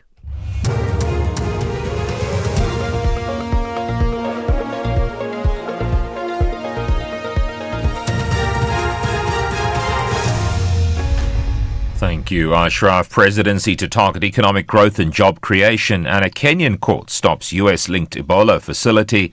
Good day to you. President Cyril Ramaphosa says the main priority for the presidency for the financial year 2026-27 will be on economic growth and job creation. He was tabling the budget vote for his office in Parliament today. During the course of this financial year, the presidency will focus its work on the priorities that we set out in the State of the Nation address. The first priority we set out in SONA is to grow the economy of our country and create jobs. Following years of challenges, our economy is on the mend. The macroeconomic environment has improved. Our tax collection revenues remain strong. Public finances are in better shape, and national debt has stabilized. Meanwhile, President Ramaphosa has urged South Africans to uphold the rule of law and respect human rights amid a surge in protests against undocumented foreign nationals. He acknowledged that illegal immigration remains a serious challenge in the country, but warned citizens against taking the law into their own hands. We must never give in to violence, to xenophobia, and to vigilantism. As a society, we must stand against all forms of disinformation, of incitement, of false information being spread around, of racism and ethnic mobilization. The Western Cape Education Department has closed all schools in the Eden and Central Karoo district for the next 2 days due to an approaching storm. Heavy rainfall and severe thunderstorms are expected from tomorrow in George, Knysna, Plettenberg Bay and Oudtshoorn. The Provincial Minister of Education, David Mania. All other schools in the Western Cape will be open unless approval has been granted for closure, which will be done on a case-by-case basis. Our default position is always to keep schools open and only to close schools in exceptional circumstances. But we are mindful of the severity of the warnings in place. All schools are expected to open on Friday, the 5th of June, 2026. Business confidence in South Africa weakened in the second quarter of this year, falling by 8 points to 39 in the latest RMB BER Business Confidence Index. The decline reversed gains recorded in the 2 previous quarters as companies face renewed pressure from the conflict in the Middle East. Macroeconomist Kier Machapelo. It also then coincided with the period where we then saw increasing fuel prices. We saw imminent interest rate hikes, which materialized. So this is just after the survey was concluded. So then what you see with the survey is an expression from business about what they feel is right now a very uncertain environment. Finally, a Kenyan court has stopped plans for a proposed US-linked Ebola quarantine facility for a further 3 weeks. ordering the government to disclose its agreement with the US. The proposed unit at a military base in central Kenya has sparked protests, with 2 people killed in the unrest. The facility would reportedly house Americans exposed to the virus in the DRC and Uganda. The Kenyan President, William Ruto, says the facility forms part of its broader health plan and would serve both Kenyans and foreign nationals. The US State Department did not immediately respond to a request for a comment. The top story: President Ramaphosa says the main priority for the presidency for the financial year 2026-27 will be on economic growth and job creation. That's SAFM News. I'm Greg Khos. In sports this hour, Bafana touchdown in Mexico. Team South Africa's squad date confirmed for Commonwealth Games, and Andriva beats Kirsty. More details at 5:30. SAFM, guiding you through the rush hour traffic. Not looking too bad around Pretoria. Just a bit of a backlog on the SKM Pathleli Drive outbound run from Marobasta. Traffic backing up as it was yesterday, all the way up to sort of Vanderhof and up towards Putco Depot. Traffic lights down, 511 at Summit Road in Diepsloot, so extra delays to get through there. Queues between Midrand and Clayville if you use the Olifantsfontein Road. Halfway through, expect to wait around a bit longer there today. And Joburg N3 South, a crash near the cement factory causing a delay really from about Lindbro Park Alex all the way down through Edenvale, Bedfordview and into that Germiston area. Some queues on the M2 coming out of Joburg today, backlogging from Benrose out towards the Denver exit. Very slow trying to get out towards the N3 and Heldene side. Durban, a vehicle fire a little bit earlier. N2 South just past the Umhlanga exit, causing quite a heavy backlog through there. The N2 is busy coming through Inanda Road on your way towards Spaghetti Junction, and the Esplanade Victoria Embankment still backed up as you leave central Durban and head towards the M4 highway. Cape Town, no traffic lights. Malapongwe Drive at the N7 up by Dunoon. That's getting really heavily backed up on that particular run through. Marine Drive, Milnerton to Sunset Beach looking fairly busy today, and some roadworks on Viking Way / Francie Fun Sale if you're leaving Epping through Connaught out towards Aparo. Francie Fun Sale very slow through that work area. With your traffic updates, I'm Rob Byrne. Here, there, and everywhere. SAFM 105.9 FM in Port Elizabeth.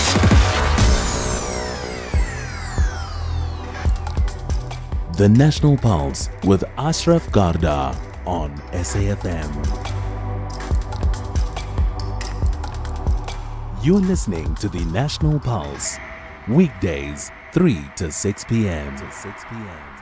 Lots more to come on the show. First of all, reaction from you regarding the conversation I had about, skills, digital skills, 4IR skills and other things that certainly people in rural learners and school leavers absolutely need as per the work of the foundation, the Good Work Foundation. Comments on that. That Free State story, the mind boggles. Isn't it, regarding those bursaries and what happens to them next? And then the general issue of youth unemployment. I'll still put that to you. How do we move? What's the one thing, not 100 things? What's the one thing we can do, or you can do, or others can do, or who else is doing it, that can turn us from youth unemployed to youth employed? Something very decisive that can make that shift, unemployed to employed. We'll chat to Kanti Pai later on about AI's role in drafting multi-stakeholder documents. What does that all mean?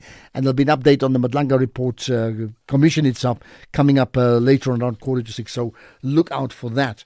But first things first, there's been a nationwide verification project that has picked up a whole lot of ghost educators and administrators at schools. We'll talk about that in a moment. EFC is live this Thursday. The continent's most dominant women in MMA are set to collide in the Ultimate Champion versus Champion showdown. Reigning EFC flyweight champion Amanda Mad Dog Lino, a force behind some of the most brutal moments in EFC history, defends her throne against Nigeria's own Juliet Chukwu, the reigning bantamweight champion. EFC 134, live from the World Sports Betting Arena. Watch it on SABC Sport Channel on DTT Channel 4 from 7 p.m. Brought to you by SABC Sport. Mavis, I wonder if I should sell my car. I'm not sure where to go. Wanna sell your car, but don't know what to do. You don't have to go far, we come to you.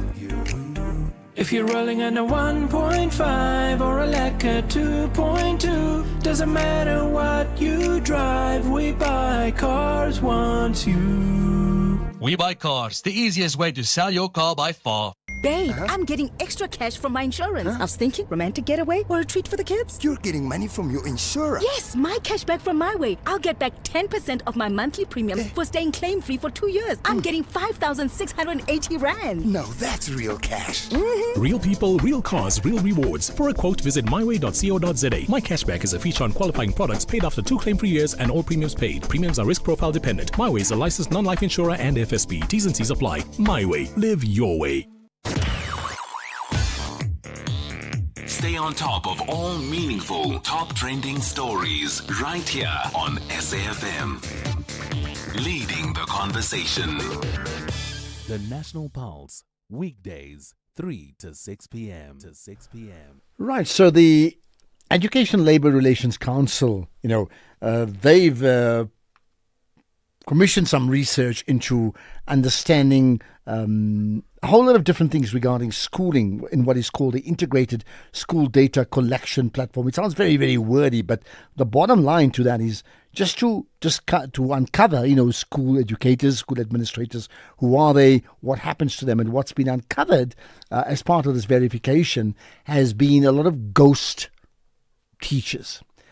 So I suppose this is a ghost busting purpose journey in this case here. Bernice Loxton, spokesperson for the Education Labour Relations Council. Thanks for joining us here on the National Pulse. Thank you. Good afternoon to you, Ashraf, and to the listeners. Thank you. So tell me, first of all, you commissioned, research into a whole lot of verification. Tell me, why did you do that? What was your intention around it?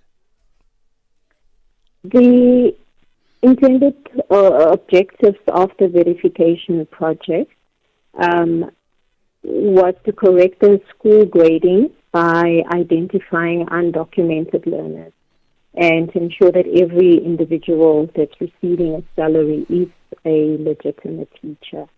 So this is research that was required by the parties to the ELRC in a PPN workshop, a national PPN workshop that was done last year. And the outcome of the project exceeded the initial standards that were set out, such as the significant infrastructural challenges that were also identified, such as schools without reliable water, electricity, laboratories, or computer facilities. Okay, so you're saying you got more than you bargained for in terms of what you thought may come out of it. Yes, that's correct. All right, let's start with the issue of the ghost teachers, because ghost teachers and ghost education administrators. Tell me about that. Firstly, I just want to clarify that in terms of the outcomes of the report, it does not necessarily it does not make mention of ghost educators. So if there are any from the cases that were flagged, those would have to be investigated, and the Department of Education would then take the appropriate action and refer cases of suspected criminal conduct to the relevant authorities. But the flagged cases from the report would require further investigation before it can be labeled as ghost work. Okay, I hear that. Okay, so what then has been uncovered, or what has been found? What has been uncovered in terms of the teachers and the staff verification is that around 22,400 employees' records were flagged for further checking due to information discrepancies that were found, and more than 6,000 educators were confirmed as not currently delivering classroom instruction because they were either on sick leave, suspended, or absent without leave. So in relation to these 6,000 teachers, the report recommends that provinces urgently review these posts to ensure that learners continue receiving teaching support. And in relation to the 22,400 employees, the findings highlight the need for stronger reconciliation and verification processes. As I mentioned, they do not automatically prove fraud. Okay. I mean, part of the report is workers, some workers working for two different departments at the same time. Yes, and these were 324 cases that were identified. So these cases also require further investigation to determine whether they are legitimate administrative arrangements or errors that needs to be corrected. Okay, but the fact that there are that many, I mean, surely you would know within policy, is it allowed or is it not allowed? If it's allowed, it's fine. If it's not allowed, then how could we get to those level of numbers? And what are the implications, therefore, in terms of the work they actually do? Yes, no, I understand what you're saying. But like I said, we need to allow the provinces to investigate, to do further investigation. The purpose of this process was to identify these exceptions so that the provincial departments can investigate them and ultimately resolve them. Okay, let's go back to the issue of your initial point about foreign nationals, right, or whether undocumented. If I think that maybe if that's what you may have said, what did you uncover there? In terms of undocumented learners, more than 610,000 learners were found to be attending school without proper identity documentation. So of these undocumented learners, 59% are South Africans, and with the highest reported cases in Gauteng and KZN. So 9.4% of those are foreign nationals. The consolidated reports that were handed over to the Department of Basic Education include specific details on the number of foreign nationals that we have per province, per district, and per school. So this recommendation from the report is that the problem with undocumented learners is largely linked to delays or failures in birth registration and identity document processes. And your understanding in the education space in terms of the rules, whether there's false in whether you're undocumented or faulty documentation, that doesn't prevent a learner from being registered. Yes, no, because I sort of remember when we were younger, you absolutely had to have certain documents to be able to be registered at the school. The general practice is that schools are required to admit learners even when documentation is outstanding. So this report reflects children who are already in their education system, but those documentation needs to be regularized. And then the recommendation is that it is a coordinated response with the Department of Basic Education, the Department of Home Affairs, and Social Development to address this issue. Okay. Is there any other final takeout that you wish to share? Just that this is, there are many positives to take out of this. It is one of the largest verification undertakings that we've had in the country. And the issues that have been flagged that require attention, we've seen in recent weeks that some of the provinces have actually started addressing these in submitted reports. So it's a step in the right direction and a positive or a feat for the education sector. Okay. Bernice Loxton, appreciate your time. Spokesperson for the Education Labour Relations Council. So there you have it. I mean, that last number, besides some people, 300 or working in two different departments, allowed, not allowed, you can have that conversation, but 610,000 learners undocumented, South Africans or not, of which 59% are South African, just so that you know, but still undocumented. And you wonder, like, what has happened to lead them to a situation where they're undocumented and yet they are in schools, which means if that stays with them, they'll be undocumented for a long time. And so many other pitfalls are going to come their way. I won't even get into whether they can vote or not. That's another conversation further down the line. Right, let's talk about AI policy. We'll pick that up with Kanti Pai right after this. 50 years later, Youth Month, the voices. I saw a boy of about 11 going down at the police van. I could not believe it. Apparently, when Hector was shot, the students ran back, and I was left with Hector and a girl. I was feeling scared, and I wanted to run away too. For those who worked before us, your Hector Peterson, we honor them even this day. Because even if you're fighting a different fight, they paved the way for us now to continue the fight. It may be in a different form, but it's still the same fight. It's a black young child. You are fighting systems, you are fighting politicians. You're fighting. So I think we do have the fight. It's just different.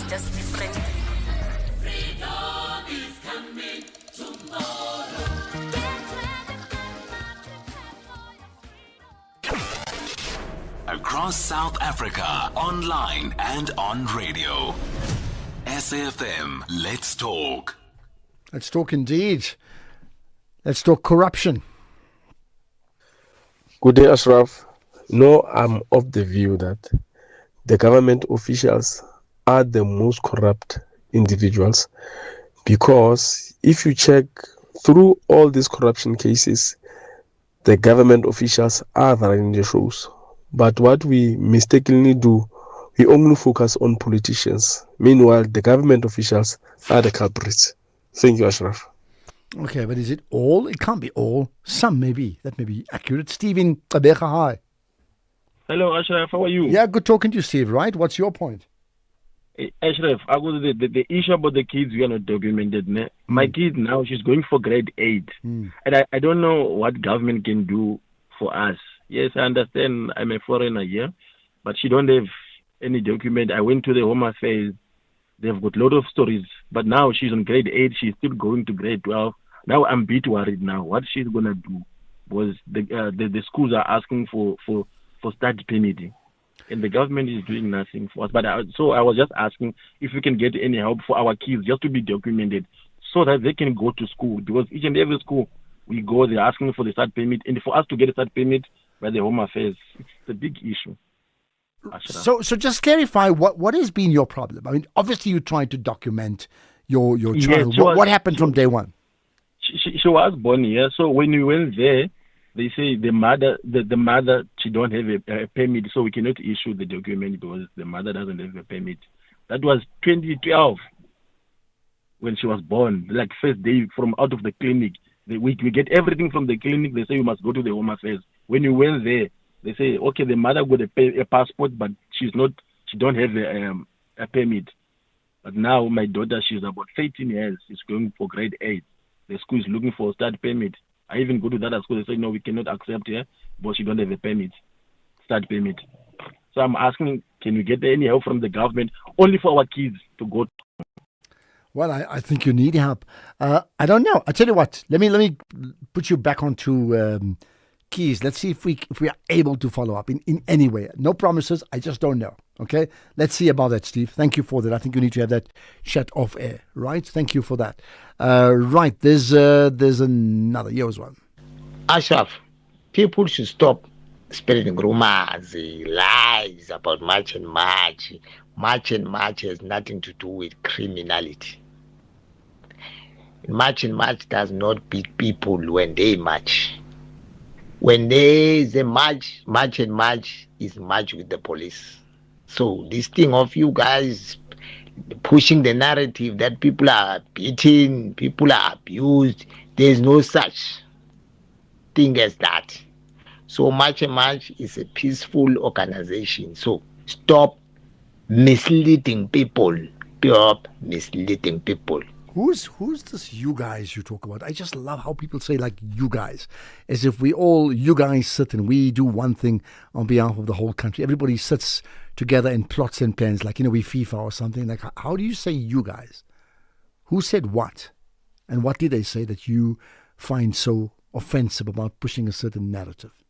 Ashraf, can you... One of your colleague, the person who was reporting about the Tonga boy was killed.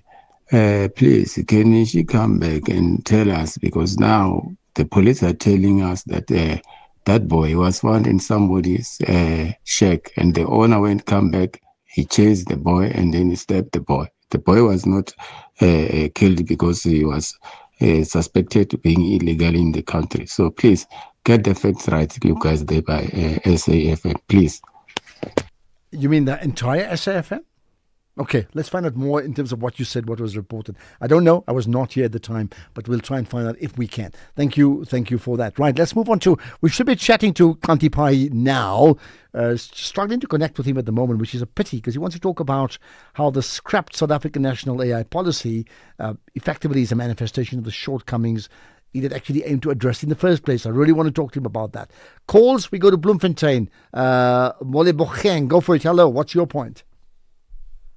How are you? I'm good indeed. Good to talk to you. I'm good. I'm Mole Bocheng. I'm here from Bloemfontein. Ne? Yeah. I just want to address this issue of illegal immigrants. Yeah. Yeah. Ne, I think our government is failing us. Why am I saying that? Is because, firstly, I've been to many health facilities, ne? Many health facilities been administering into illegal immigrants, pregnant women.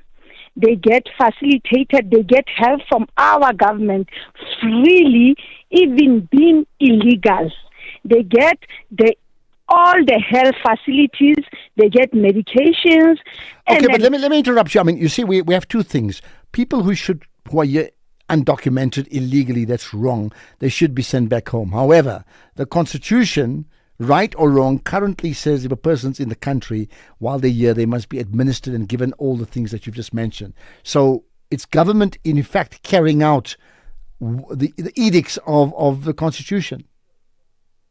And we can change that, but that's what it is right now. Even the school facilities. I'm talking about even the school facilities. The kids that are illegal immigrants, they have been admitted to our school facilities without having proper documentation. Yeah, but I heard you. I want to move on because I'm saying to you, I'm telling you that in terms of the Constitution and what their rights are, they still have the rights now. We can say it's silly rights, but that's the rights right now. Government, schools can't turn them away, and hospitals can't do that either. If you get what I'm trying to say, yeah. Yeah. So what? So if you contest that, then you are being called xenophobic. And in other countries, in their countries, I cannot go to Zimbabwe or whatever country and then do whatever they are doing into my own country.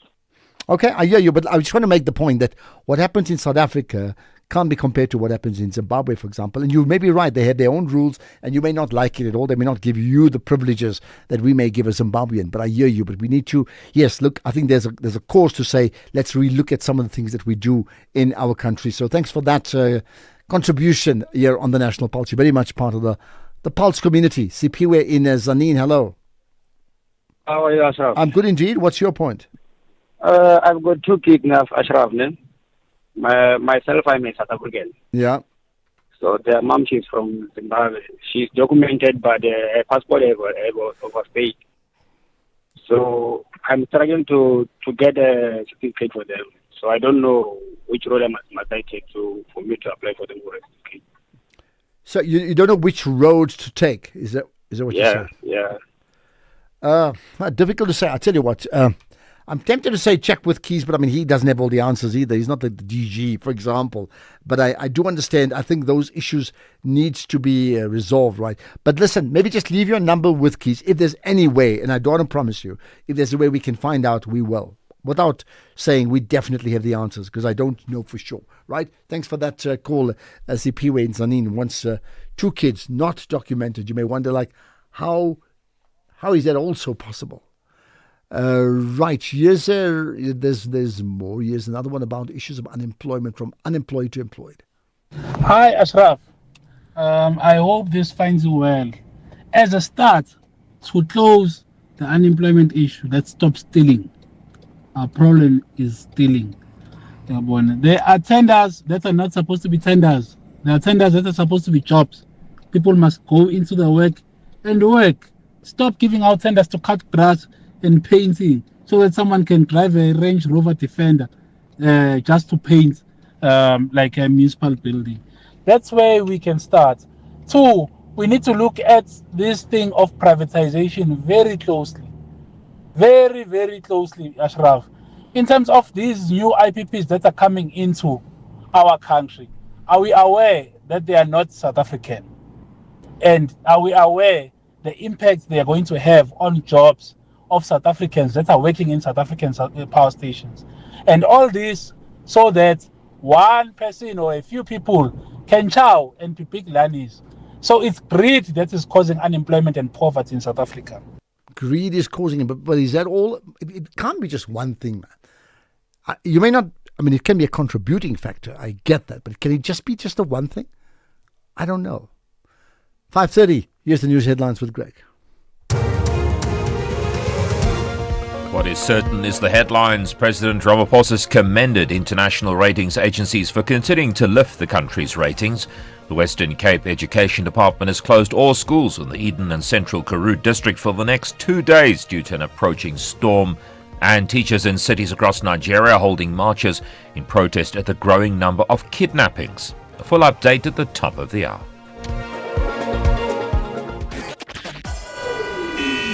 SAFM, guiding you through the rush hour traffic.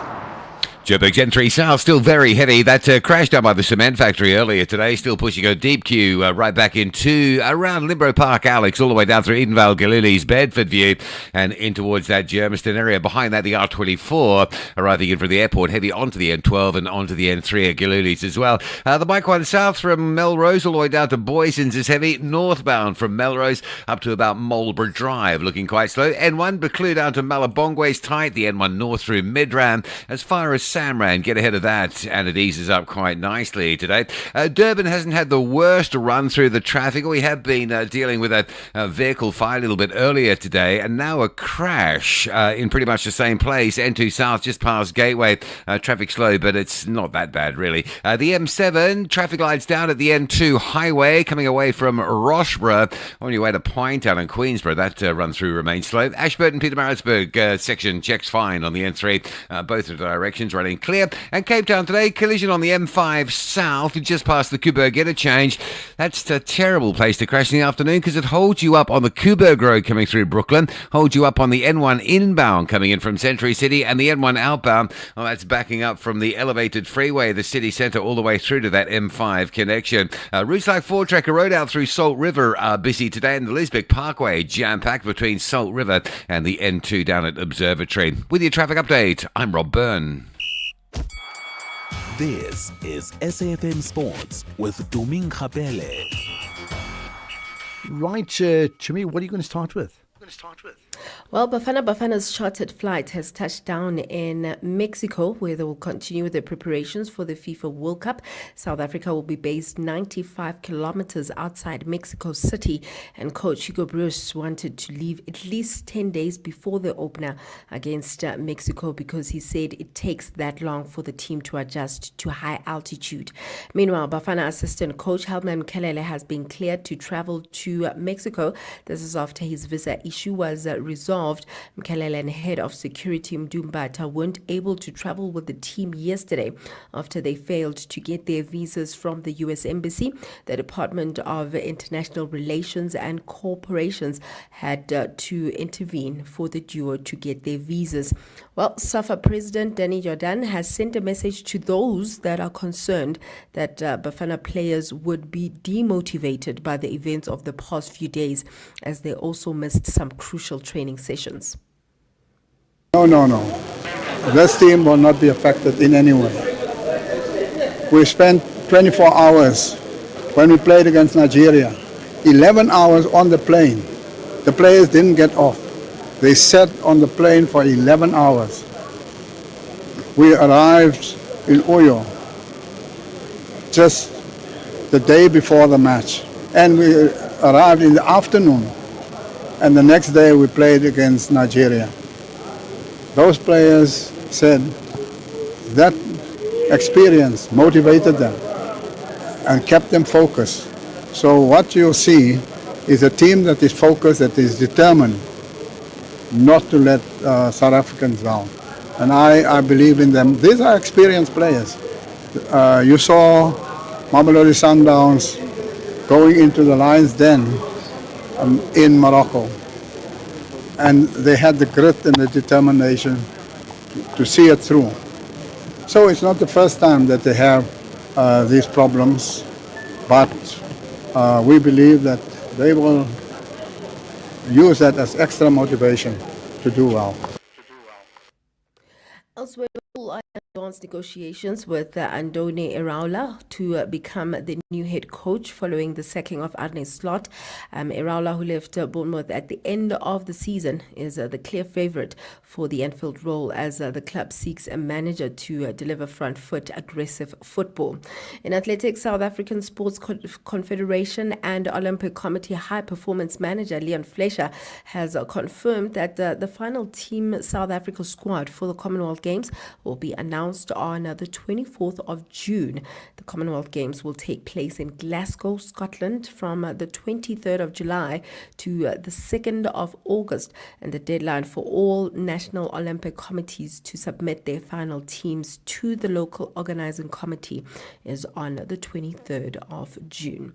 In rugby, Glasgow Warriors are preparing for a bruising Vodacom United Rugby Championship semi-final against the Bulls at Murrayfield on Saturday. The Scottish side edged the Pretoria outfit twice this season, but both encounters were tight, and assistant coach Nigel Carolon admits that the Bulls' physicality will be a major test. Glasgow are very hopeful that George Horne will recover from the injury in time, and the Warriors will name their team on Friday. In terms of tennis, world number 8 Mira Andreeva beat Belgium Sorana Christie 6-love and 6-3 in just 57 minutes to reach the French Open semi-finals. The 19-year-old dominated from the start, dropping only 3 games as she continued her impressive run in Paris.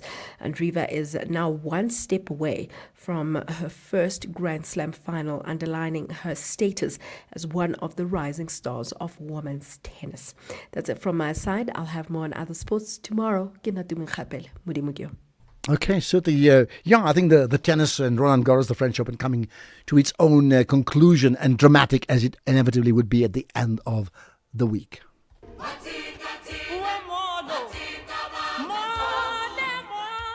This June, Youth Month, SAfm brings South Africans together across generations to reflect, challenge, remember, and reimagine the future.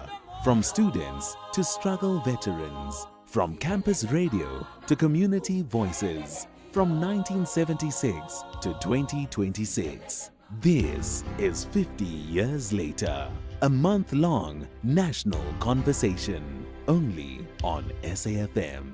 SAfm, leading the conversations that move us. Economic news on SAfm. Facts and figures you can count on. Well, every day, 6 to 7, there's the SAfm Market Update hosted by Jimmy Moya. Now, to set the scene for that, we have this teaser, and your teaser is about Telkom, and it's good news for them. Good afternoon, Ashraf. Good afternoon to our listeners. It certainly is. Telkom released their results for their full financial year. We're going to be speaking to the Chief Financial Officer at Telkom. That business is back in profit. If you remember back a couple of years ago, we were talking about a 10 billion rand loss on that business. We are in the billions in the profits at the moment. We're going to be speaking to them, getting a sense of how that business has been able to turn around in just a little over 5 years, if I'm not mistaken. So we've got lots to look at there from a numbers perspective, a couple of updates happening from that business. And we're also going to speak to the National Lotteries Commission because, as we all know, there is a new lotteries operator. And at the time of the previous lotteries operator, or at the time of that contract ending over this last weekend, there were some jackpots that went unwon. We are going to speak to the National Lotteries Commission and get a sense of how the transition works, what happens now, who or what the new operator takes over and what they disregard and all of those things. We're going to speak to the acting commissioner at the National Lotteries Commission about all of that. Then we've also got a conversation with the Executive Director at Discovery Green on their landmark agreement with the University of Cape Town to look to take 90% of the university off the grid starting from the third quarter of 2027. We're going to take a look at that and see what that deal means for renewable energy in South Africa and for the team at Discovery Green.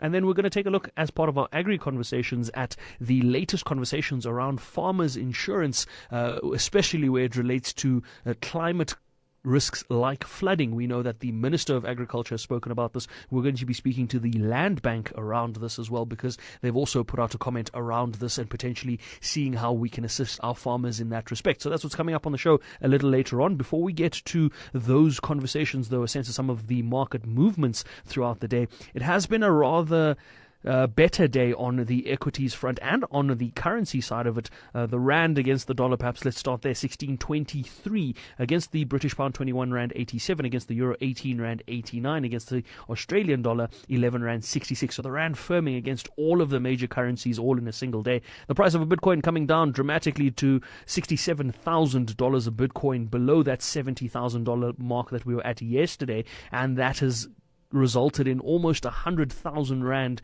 of monies being saved on Bitcoin in rand terms with a stronger rand. So Bitcoin yesterday was around 1.16 to 1.18 million rand.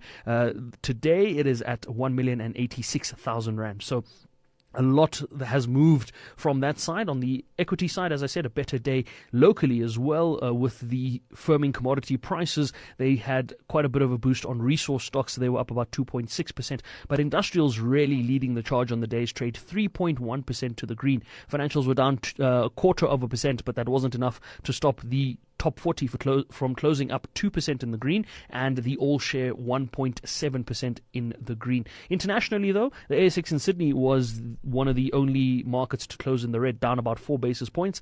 Biggest loser and the only other market to close in the red on the day's trade was the Nikkei in Tokyo. That was down 0.33%, or just under a third. The Hang Seng in Hong Kong was up 2.4%, the biggest winner in Asian markets. European markets all in the green. The DAX in Germany, the biggest winner, they're almost 0.5% up. The US markets are in the green at the moment. The Nasdaq is up 0.25% and the S&P 0.5%.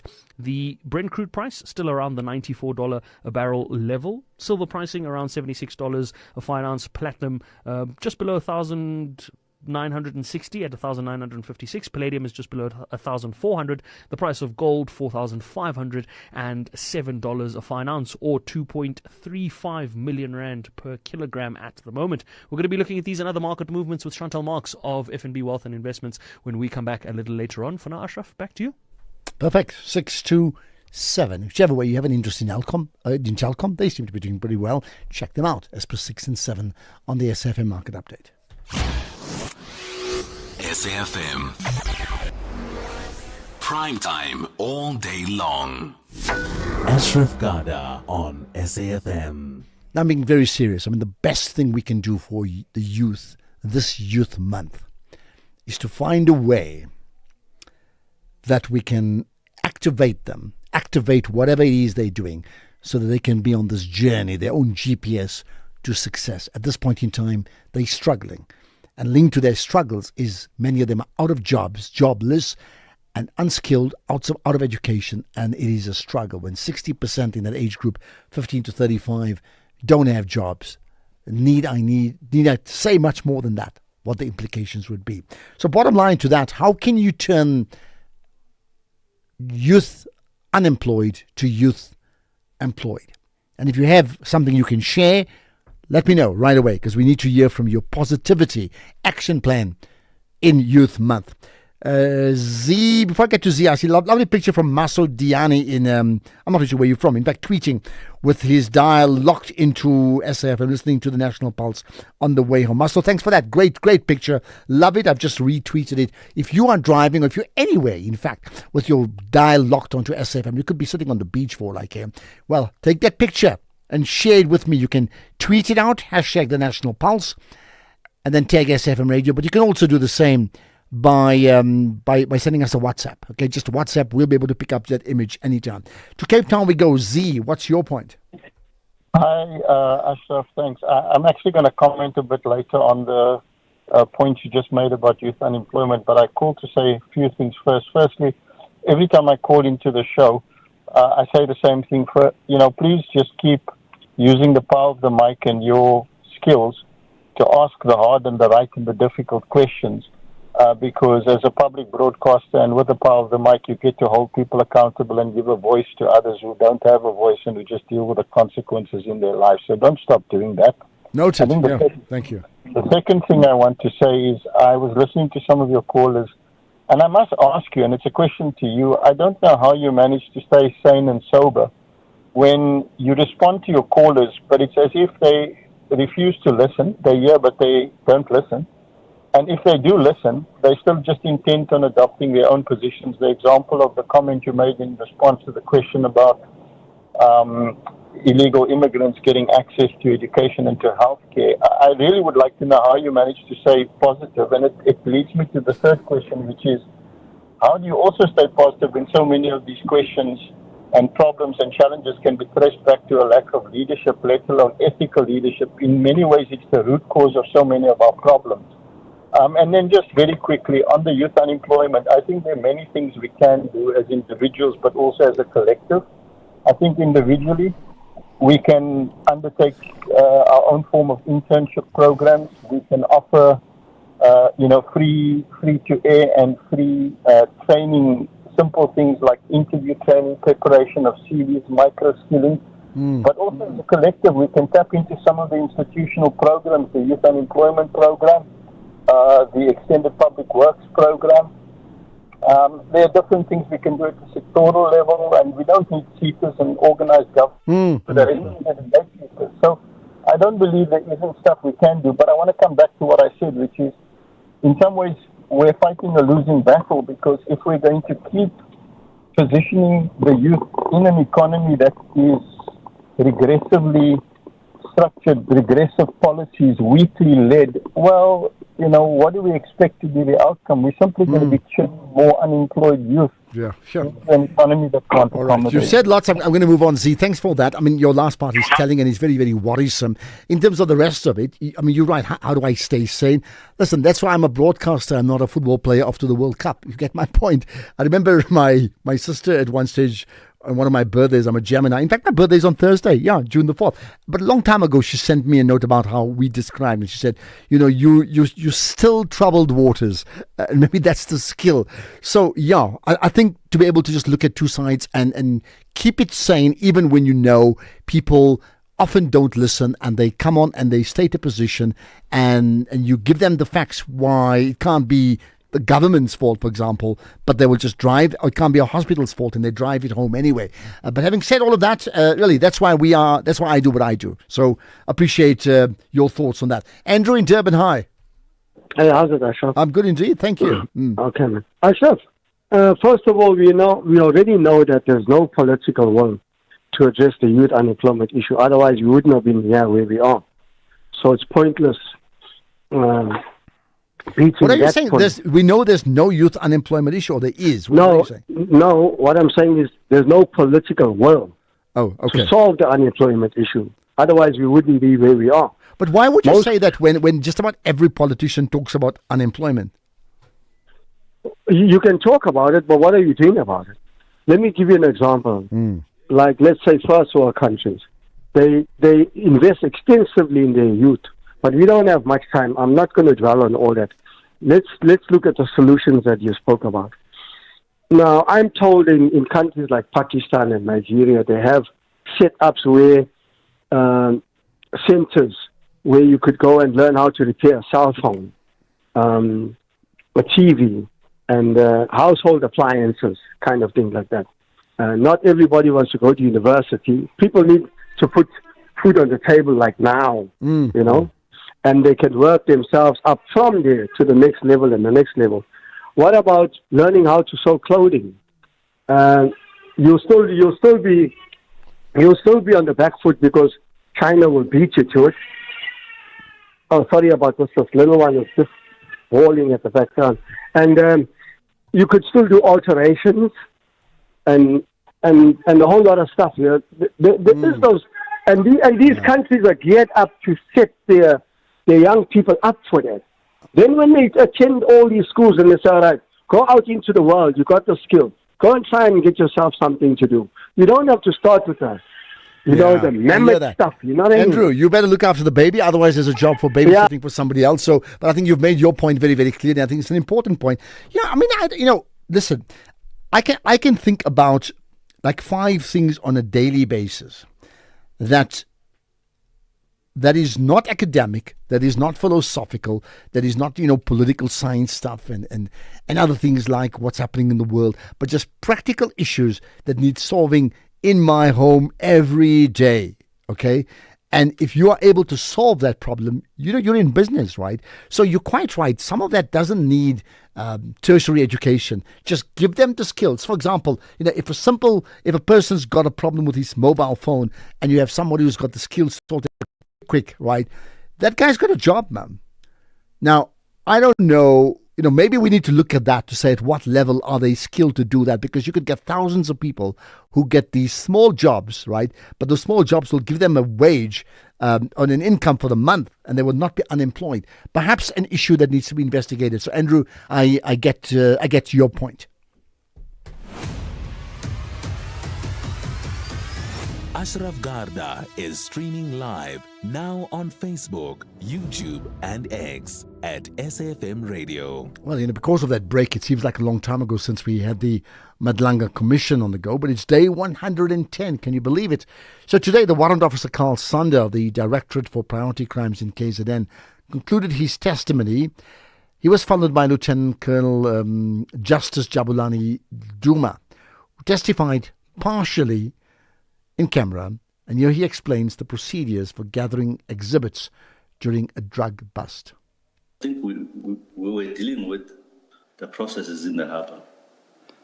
So a container that is coming through the port, this is a process that you use to stop that container that is coming to the port. If you pick up information after the effects, the container has already went through the port and released to go to a depot. It's not in the control of ORS anymore. It's in the depot where you now, as a person that is getting information, you have to liaise with that depot. Should have been a clearing and forwarding who's dealing with that container.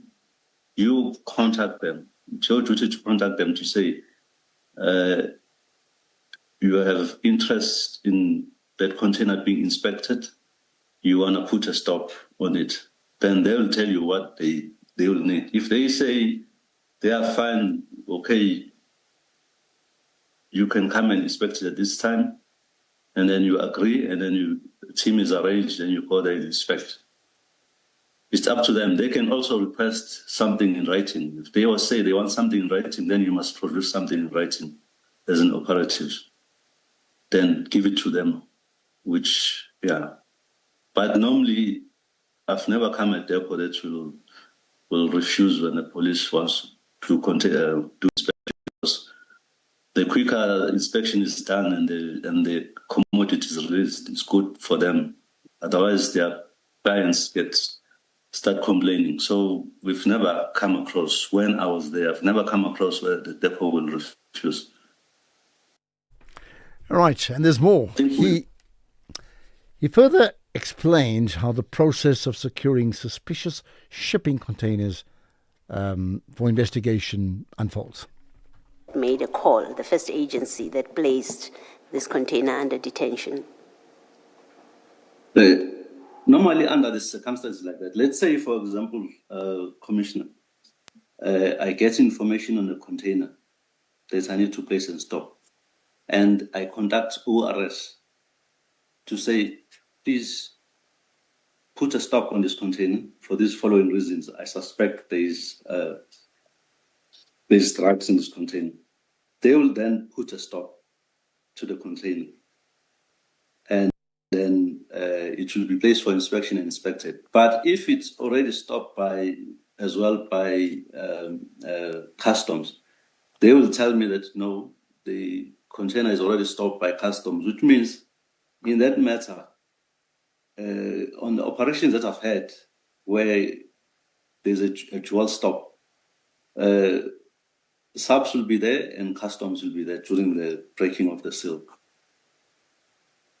Unless there's been no communication to say there is a dual stop. But normally, in normal circumstances where there was a dual stop of containers, I've been to operations where ORS is there and SARS is there and the container is open. In the opening of this, now we are back in this operation, when the seal is broken, there was no customs or veterinarian together with your police people. They were not there. You had only your SAPS, DPCI, the depot manager, I think you say, and yeah, pretty much there was no SARS people there or customs people. Yes, of course. Okay, thank you. That's where I said, Commissioner. Yes. On my side, it wasn't brought to my attention that there was a stop from customs. It only came to me after the effect. So if there was a stop, I would have expected that I'll be told that there's a stop, and then I'm sure the PCI would have waited for other counterparts to be present if there's a stop. Okay. But in this case, I don't know if they were informed. On my side, I wasn't informed of SARS detention. Okay. The email only came on the 23rd. All right. Thank you, Colonel. Yes. And that's where we leave it. We'll have another report in terms of the Madlanga Commission, a wrap-up of that tomorrow around the same time. What it leaves me with in the few minutes remaining is time to talk to you. You are part, as we're very clear about it, part of the Pulse community. Do great solutions start with good conversation? SAFM, leading the conversations that move us. Right, here's another, by the way, on a similar issue that just came up just now, right, with Andrew, for example. Good afternoon, Ashraf, still in Cape Town. Ashraf, the solution, we need to teach our youth to be entrepreneurship. They need to work, they need to create their own job instead of depending on dropping CV. And also the government, you need to support youth initiative of getting jobs, like creating their own job. That's where we're going to come out of poverty and this type of situation. Youth must learn to create their own job, self-dependence. That's my solution here in Cape Town. Okay, who's learned that and learned that well and done it really well? Because it may be easier said than done when your entire, because part of that is you have to be able to sell to people, right? If you're entrepreneurial. And if the people you're trying to sell to have got no money, how do you manage to do that? Afternoon, Uncle Ashraf. I think the best way to convert youth unemployed to youth employed is to look at the labor laws. Our labor laws need reform, and perhaps maybe reduce the retirement age. You know, the quicker the old people get out the way, the quicker the youth gets employed. Thank you.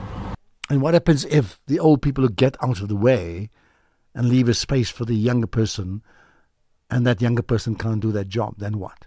And then what happens to the older person who doesn't have enough money to be retired, and then is dependent on the young person who's his or her son or daughter to look after that person doesn't have the money to pay for that. Can you see where that goes? The point is, if these older people have got the skills to get the economy ticking, then let them keep the economy ticking, don't you think? Right, here's another, which is very topical. We haven't spoken about this for a while. Hello, Ashraf. There's only one solution. Only one solution for this youth unemployment or the unemployment in this country. Just get rid of this tender system. Get rid of the tender system. Insource everything, almost everything. Yes, maybe there would be one or two things that maybe those skills that will need to be tender, right? Or to be tendered. You see, but please insource Department of Works, Department of all the government departments. They must employ people to work permanently. And that is the only solution for this country. But there are very few people who want to talk about this, who wants to hear what I'm saying. Yes, this is Sihle Nyanyat. Sihle, if you can, keep those voice notes down to 30 seconds, because that's really the plan. Some of them are just far too long, and we just can't play them. We played that today, but please help with this one. Good afternoon, Mr. A. No, Liam Jacobs is fine. He can do that because even old politicians, they do that. For instance, the chairman of the ANC in the Western Cape went to the DA. There was no such a noise like the way it is now. So he's a young man. He does everybody what every politician does. Nothing new, nothing unusual. Pastor Cape Town. So you're saying he's doing nothing unusual at all. Let's see if we can just play this last one. Good day to Ashraf and the listeners. Equating Ms. Jacobs leaving PA or the DA or vice versa to Floyd leaving the EFF is unfair and uninformed. Floyd leaving the EFF hit different. If you were there, if you've seen the faces of the EFF supporters when Floyd left, it hit different. Floyd was so central with the party. Ideologically, policy, he was the brains, so it's unfair to equate it to Miss Jamie, to Leon's living PA. Okay. Soviet Kingdom style. Thanks. I hear you. I think you're being too academic about it. I mean, really, I get your point. Of course, the one guy is a lighty man, the other guy is not. But I get your point. But don't be too academic about it. The point is, it's the changing and the dramatic changes that really is the point I'm driving home. But listen, that's the show. Can't talk more. Catch the podcast of all that we do on the SAfm website and set your alarms for 3 p.m. tomorrow, right? Very important. Right now, it's the news at 6. Here's Greg House.